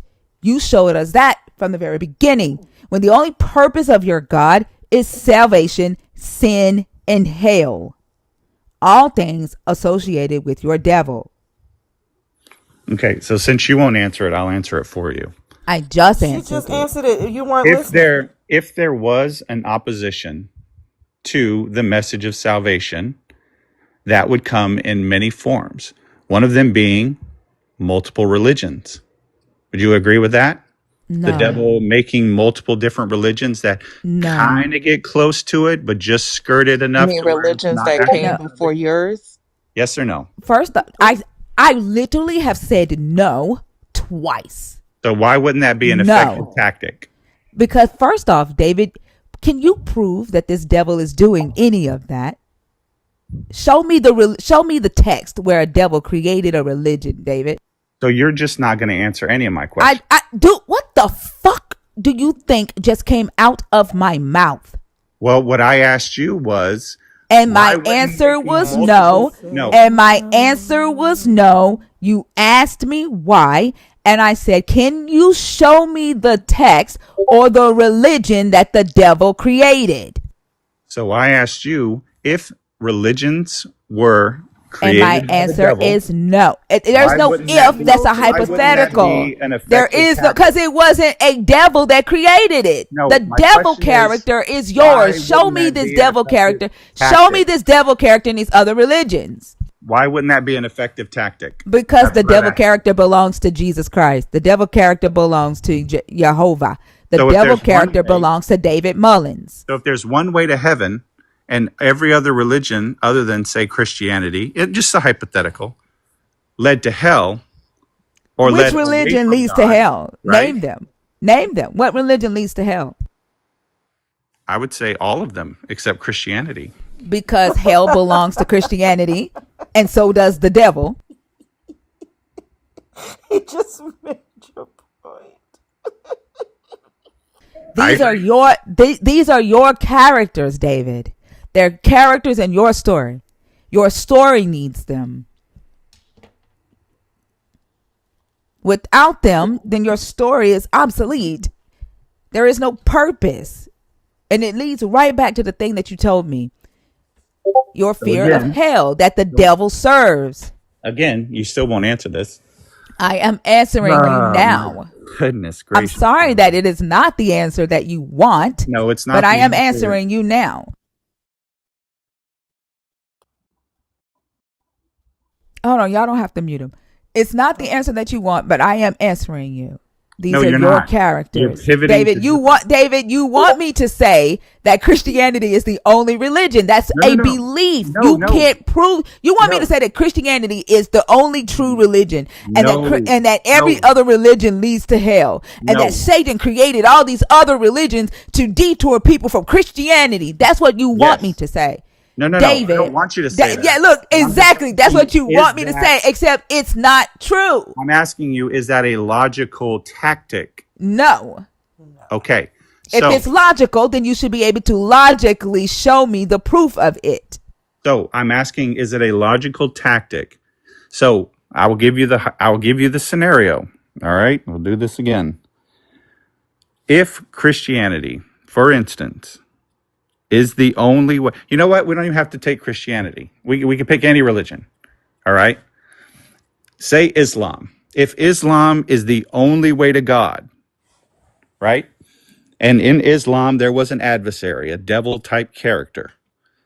And he didn't want you to get to God because he knew his time was coming soon. And he wanted to bring everybody with him, as many people as he could.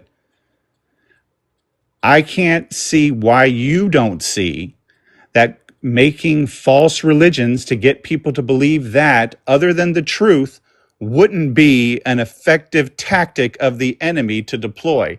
You have not told me anything that remotely answers that, because logically speaking, that is a 100% effective way to keep the person from You know going what? to the I truth. will agree with you, David. I will agree with you now, since we are, talking about logic, right? And we're talking about false religions, and we're talking about facts.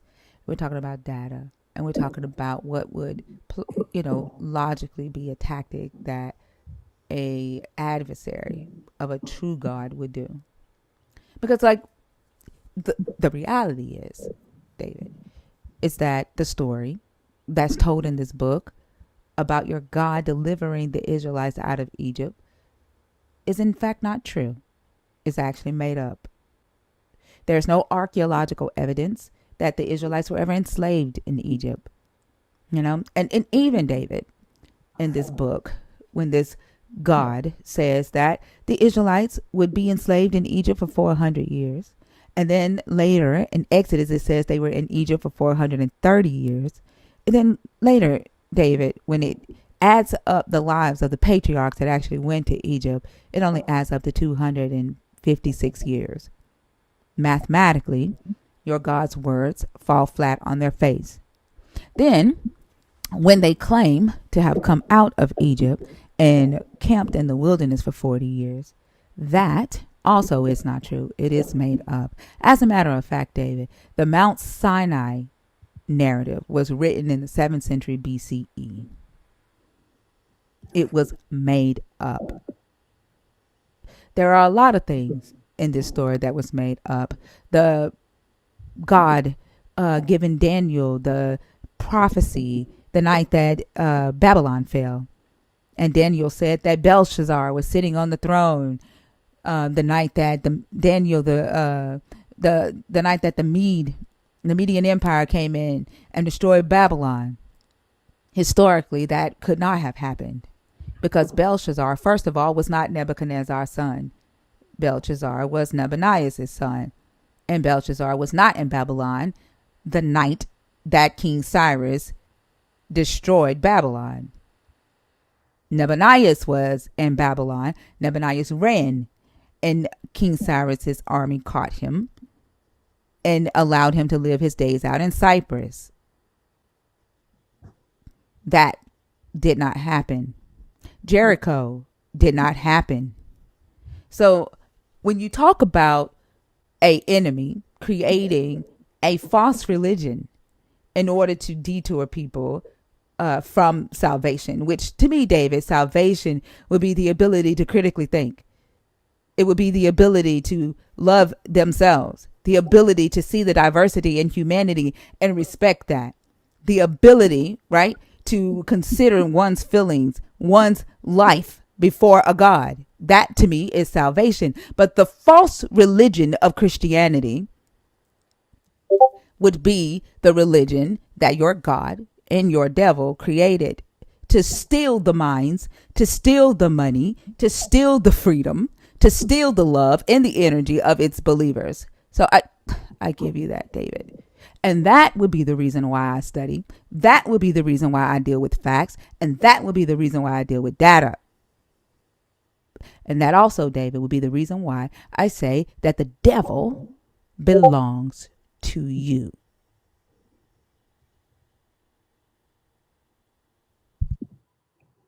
Pass the collection plate.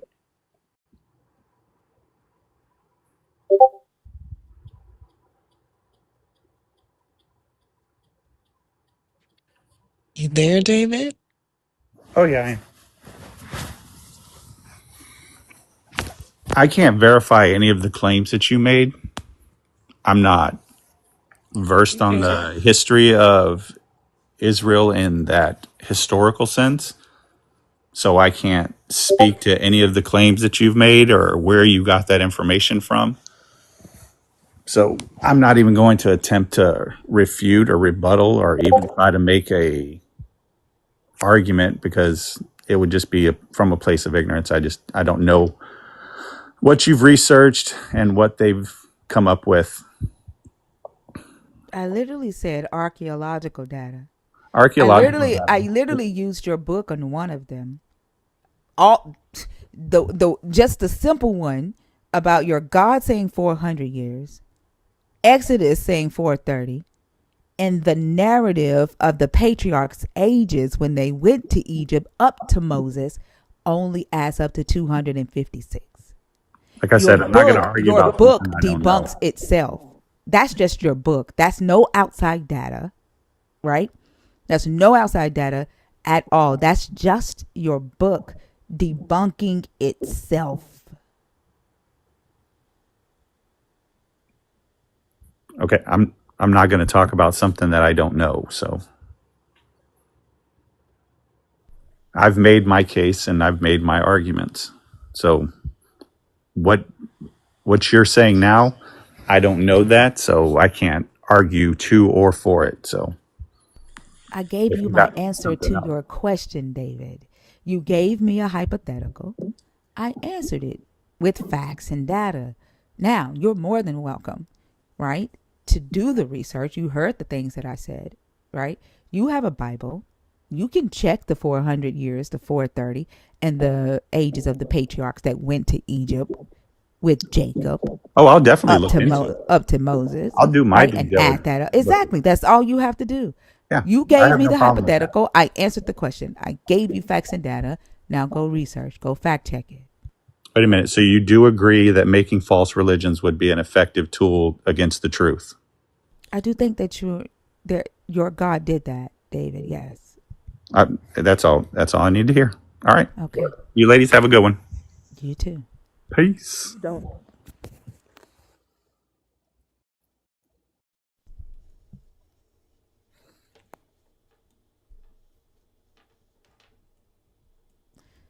Do you know how to get down, David? Holy Spirit act. David, you're still on the panel. Sorry. He said peace. It ain't Why going do they always nowhere. try to do a mic drop and don't know how to fucking disconnect?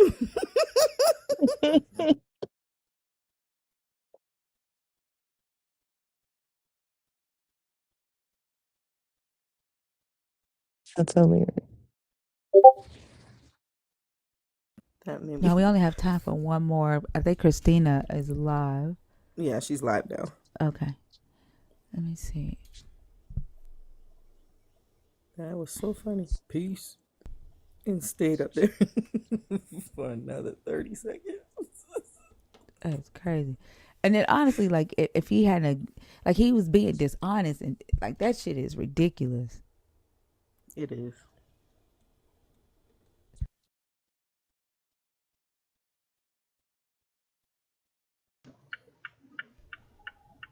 I am Zacher.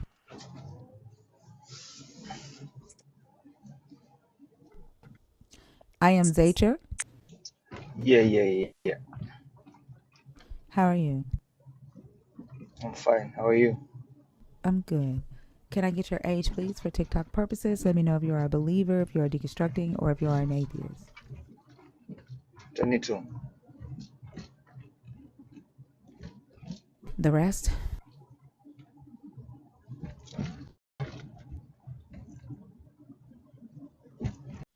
Did you hear the rest? Okay. What is wrong with the Okay. All right.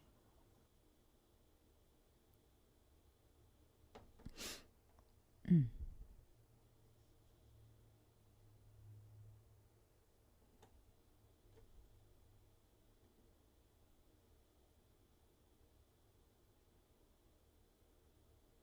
Wasn't the last person name say? Okay, never mind. He's drunk.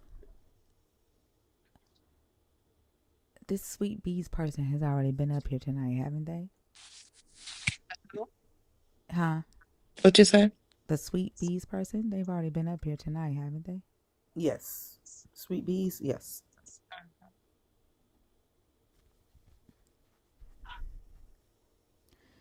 Okay. I think everybody in the box is in there on accident right now.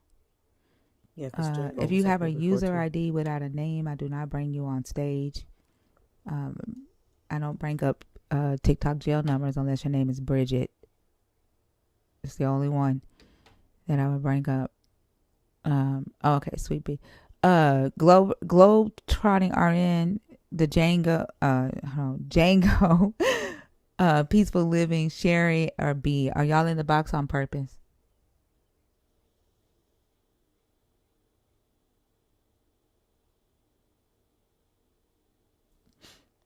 If you're in the box on purpose, can you let me know?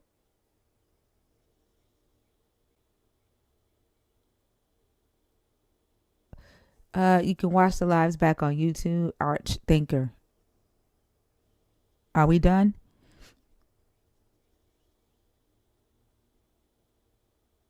You're in the box on purpose. I like thinking. Hi, how are you? I'm fine. Are you a believer? Are you deconstructing? Or are you an atheist? I, I don't know what to call it. I know I believe in God and I believe in the devil. I just don't believe in they God and they devil. Oh, okay. So you are like deconstructing from Christianity? Like I don't talk about any other Miss. belief system. I've been. I'm gonna say I've been deconstructed from Christianity. Okay. Years ago. Okay. All right. Did you come up to talk about one of the topics? Yeah. You're kind of going in and out, Django. He wasn't up earlier, or was that just us talking to him from the comments? Huh? He wasn't up here earlier, or were we just talking to him He from did. the He came up comments? on accident Kind of earlier. Oh, okay. Yeah. Okay, sorry. It's not you. Django. I just wanted to be sure. Because I was like, I thought we talked to him earlier. Okay. I couldn't hear you, Django. You were going in and out. What did you say? Okay, can you hear me? Yes. Did you come up to talk about one of the topics?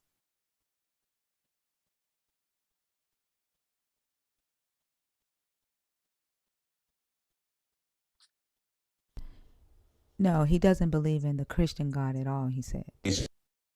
Sure, y'all conversations, and I'm sort of leaning towards um the way you think as far as God is concerned. However, I can't bring myself to disbelieve that there's a God or disbelieve that there's a devil. However, I seen a lot of indiscrepancies in the Christian faith. Because I grew up right there, No, so Django, do me I a favor. understand that. Hello, Django. I need you to pick a topic before you start going off into what you're going to talk about, okay? Okay, okay, Which okay. topic So is it what's your that you... which? That's what I'm saying. I can't read them, Miss Lady. I mean, I Oh, can okay. read, but they I so couldn't hear fine I you. can't hardly see. Okay, because I didn't get to hear that part because you have a connection issue and you keep cutting in and out. But I'll read them for you. Okay. Okay. What kind of example does the God of the Bible set? Slave master God, mental illness in the Bible and religion. The devil works harder than your God. What is the purpose of belief in a God? Or why is deconstructing Christian beliefs a problem? I would go with the slave master, Okay, go the ahead. Read slave it again. master topic. Um, I simply believe that as far as the Christian belief, that's how it was inherited, how it was constructed, in order to keep the the people in mental slavery, in spiritual slavery, and that's the results. That's the results of what I see as far as religion is concerned, and it really it's really not limited to Christianity. I believe it's all of them, all inclusive when it comes to religion, but specifically the Christian religion. What y'all talking about? Hmm. So when we talk about the slave master God, like we're talking about, and I agree that the religion was used here in America of to justify and reinforce the institution of slavery in America. But we're talking about the God itself condoning and never condemning the practice of owning other humans as property in this book. When I mean, when it comes to God, um, I've learned a lot over the years through people as far as God. And the closest thing I heard to really what made me gravitate towards my belief in God is that it was this guy years ago taught me that God was self-created, and he created his things out of the first life germ, which was intelligence, dark matter, energy, and thought. And for years, I kind of Django, I want to gravitated make sure, toward. does this have to do with slavery or I mean, I'm just trying to answer your question the best way my thoughts come up with it. about the God condoning slavery? Yes, ma'am. Okay, go ahead. Because I mean, the way I understand God is when God created himself, he also created evil as well, because if he's the creation, if he's the foundation of all that's in existence and evil is there, then he created that too. I mean, I can't add one and take away the other.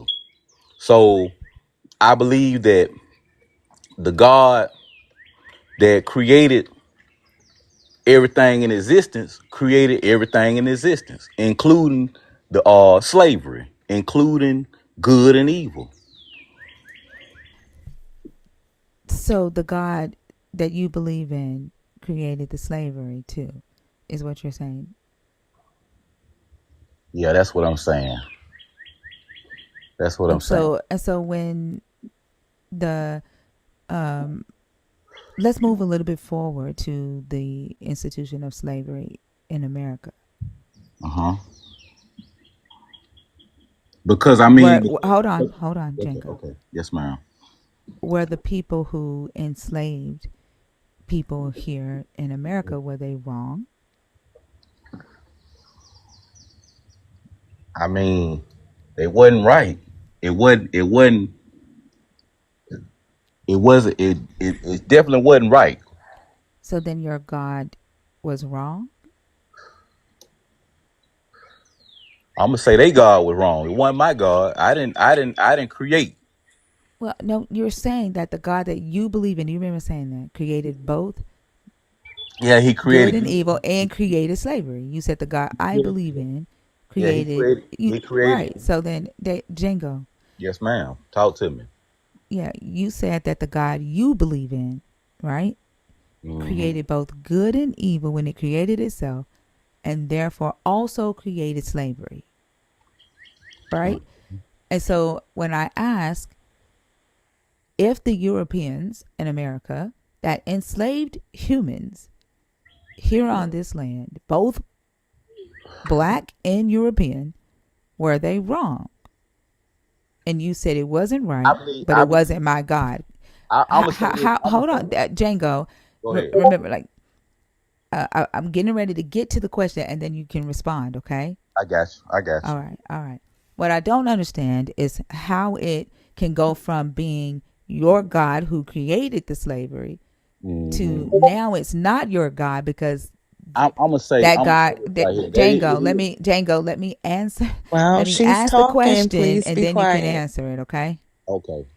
What I don't understand is how it goes from being your God who created the slavery to now when it's the God that created the slavery that enslaved people here in America, it's not your God. How did that happen? That's a good question, Miss Thinker. I don't know how it happened, but I can't sit here and bring myself to say that I just don't believe in a God, though. You know what I'm saying? Yeah, I'm not telling you to say that you don't believe in a God, You know, I right? believe. I believe that the God that created all things in existence. I definitely believe that those conditions was created. That's God. Um, Good and evil was created with Him, uh, or with the God. And you know, these some tough questions you asking. I mean, because if you are saying that your God created slavery, right?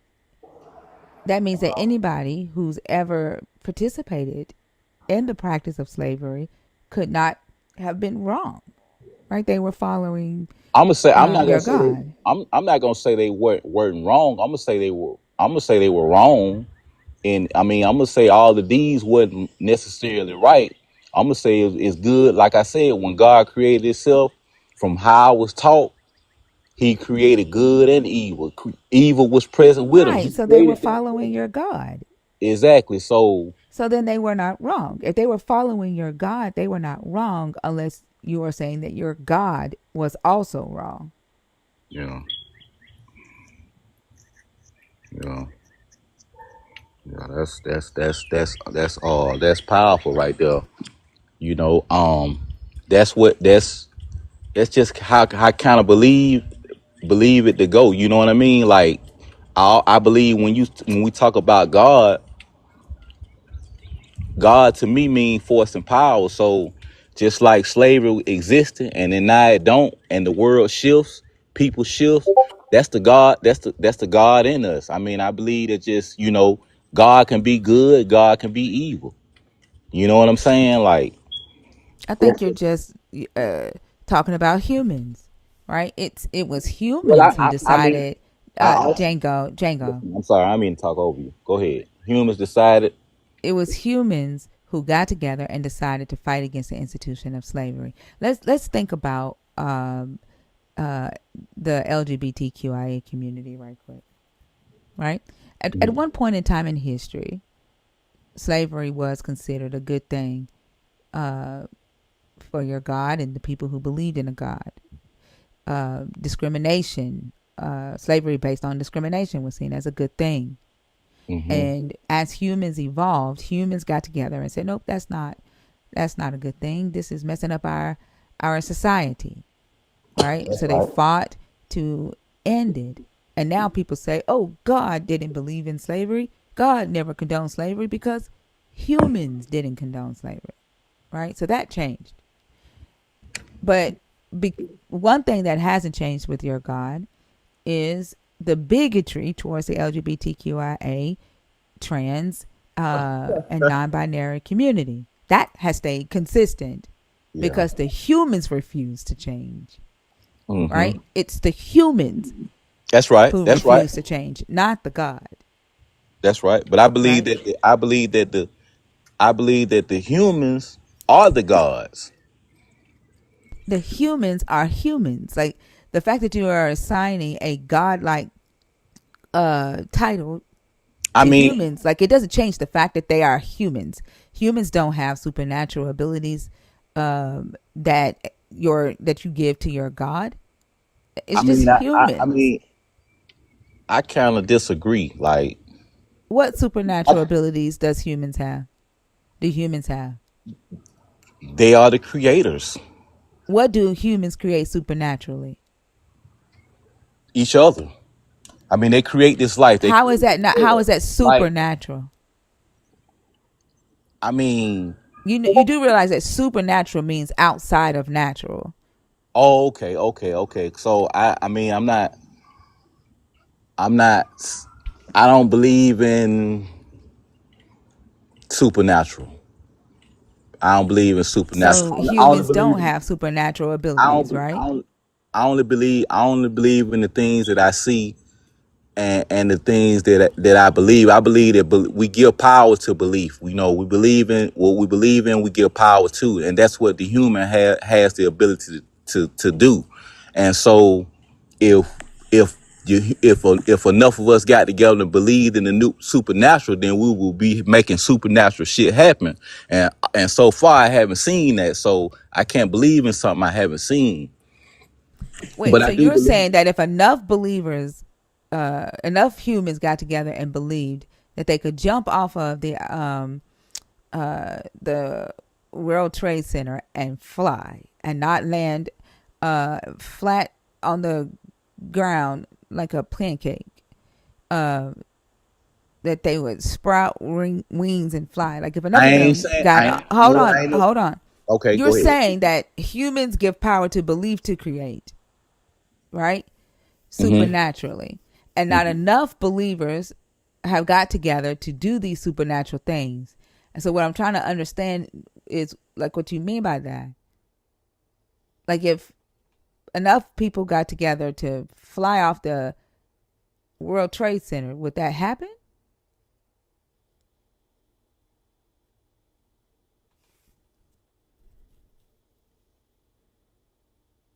Are you there?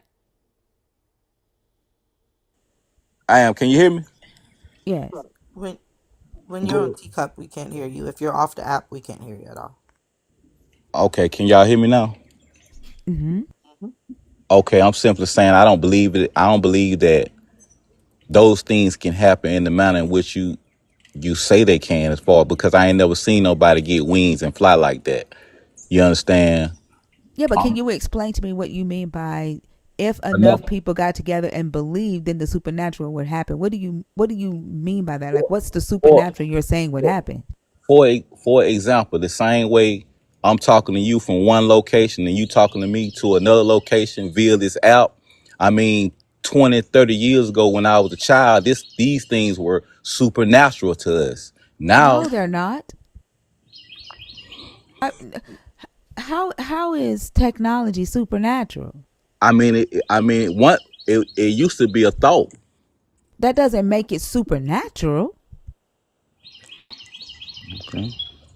Supernatural would be something outside of nature, outside of the natural. This is natural. It's Okay. technology. What I'm simply saying, Miss Lady, is one time it wasn't. One time it wasn't thought of. That doesn't make it supernatural, though. You know. That just means that And I'm it saying, was like, an idea that was created. Something supernatural means that it is outside of nature. mm-hmm. It's not my connection, y'all. Like, I don't know what's going on. Can you hear me? Yeah, I can hear you. It's not Okay. my connection. I think TikTok is glitching. Okay.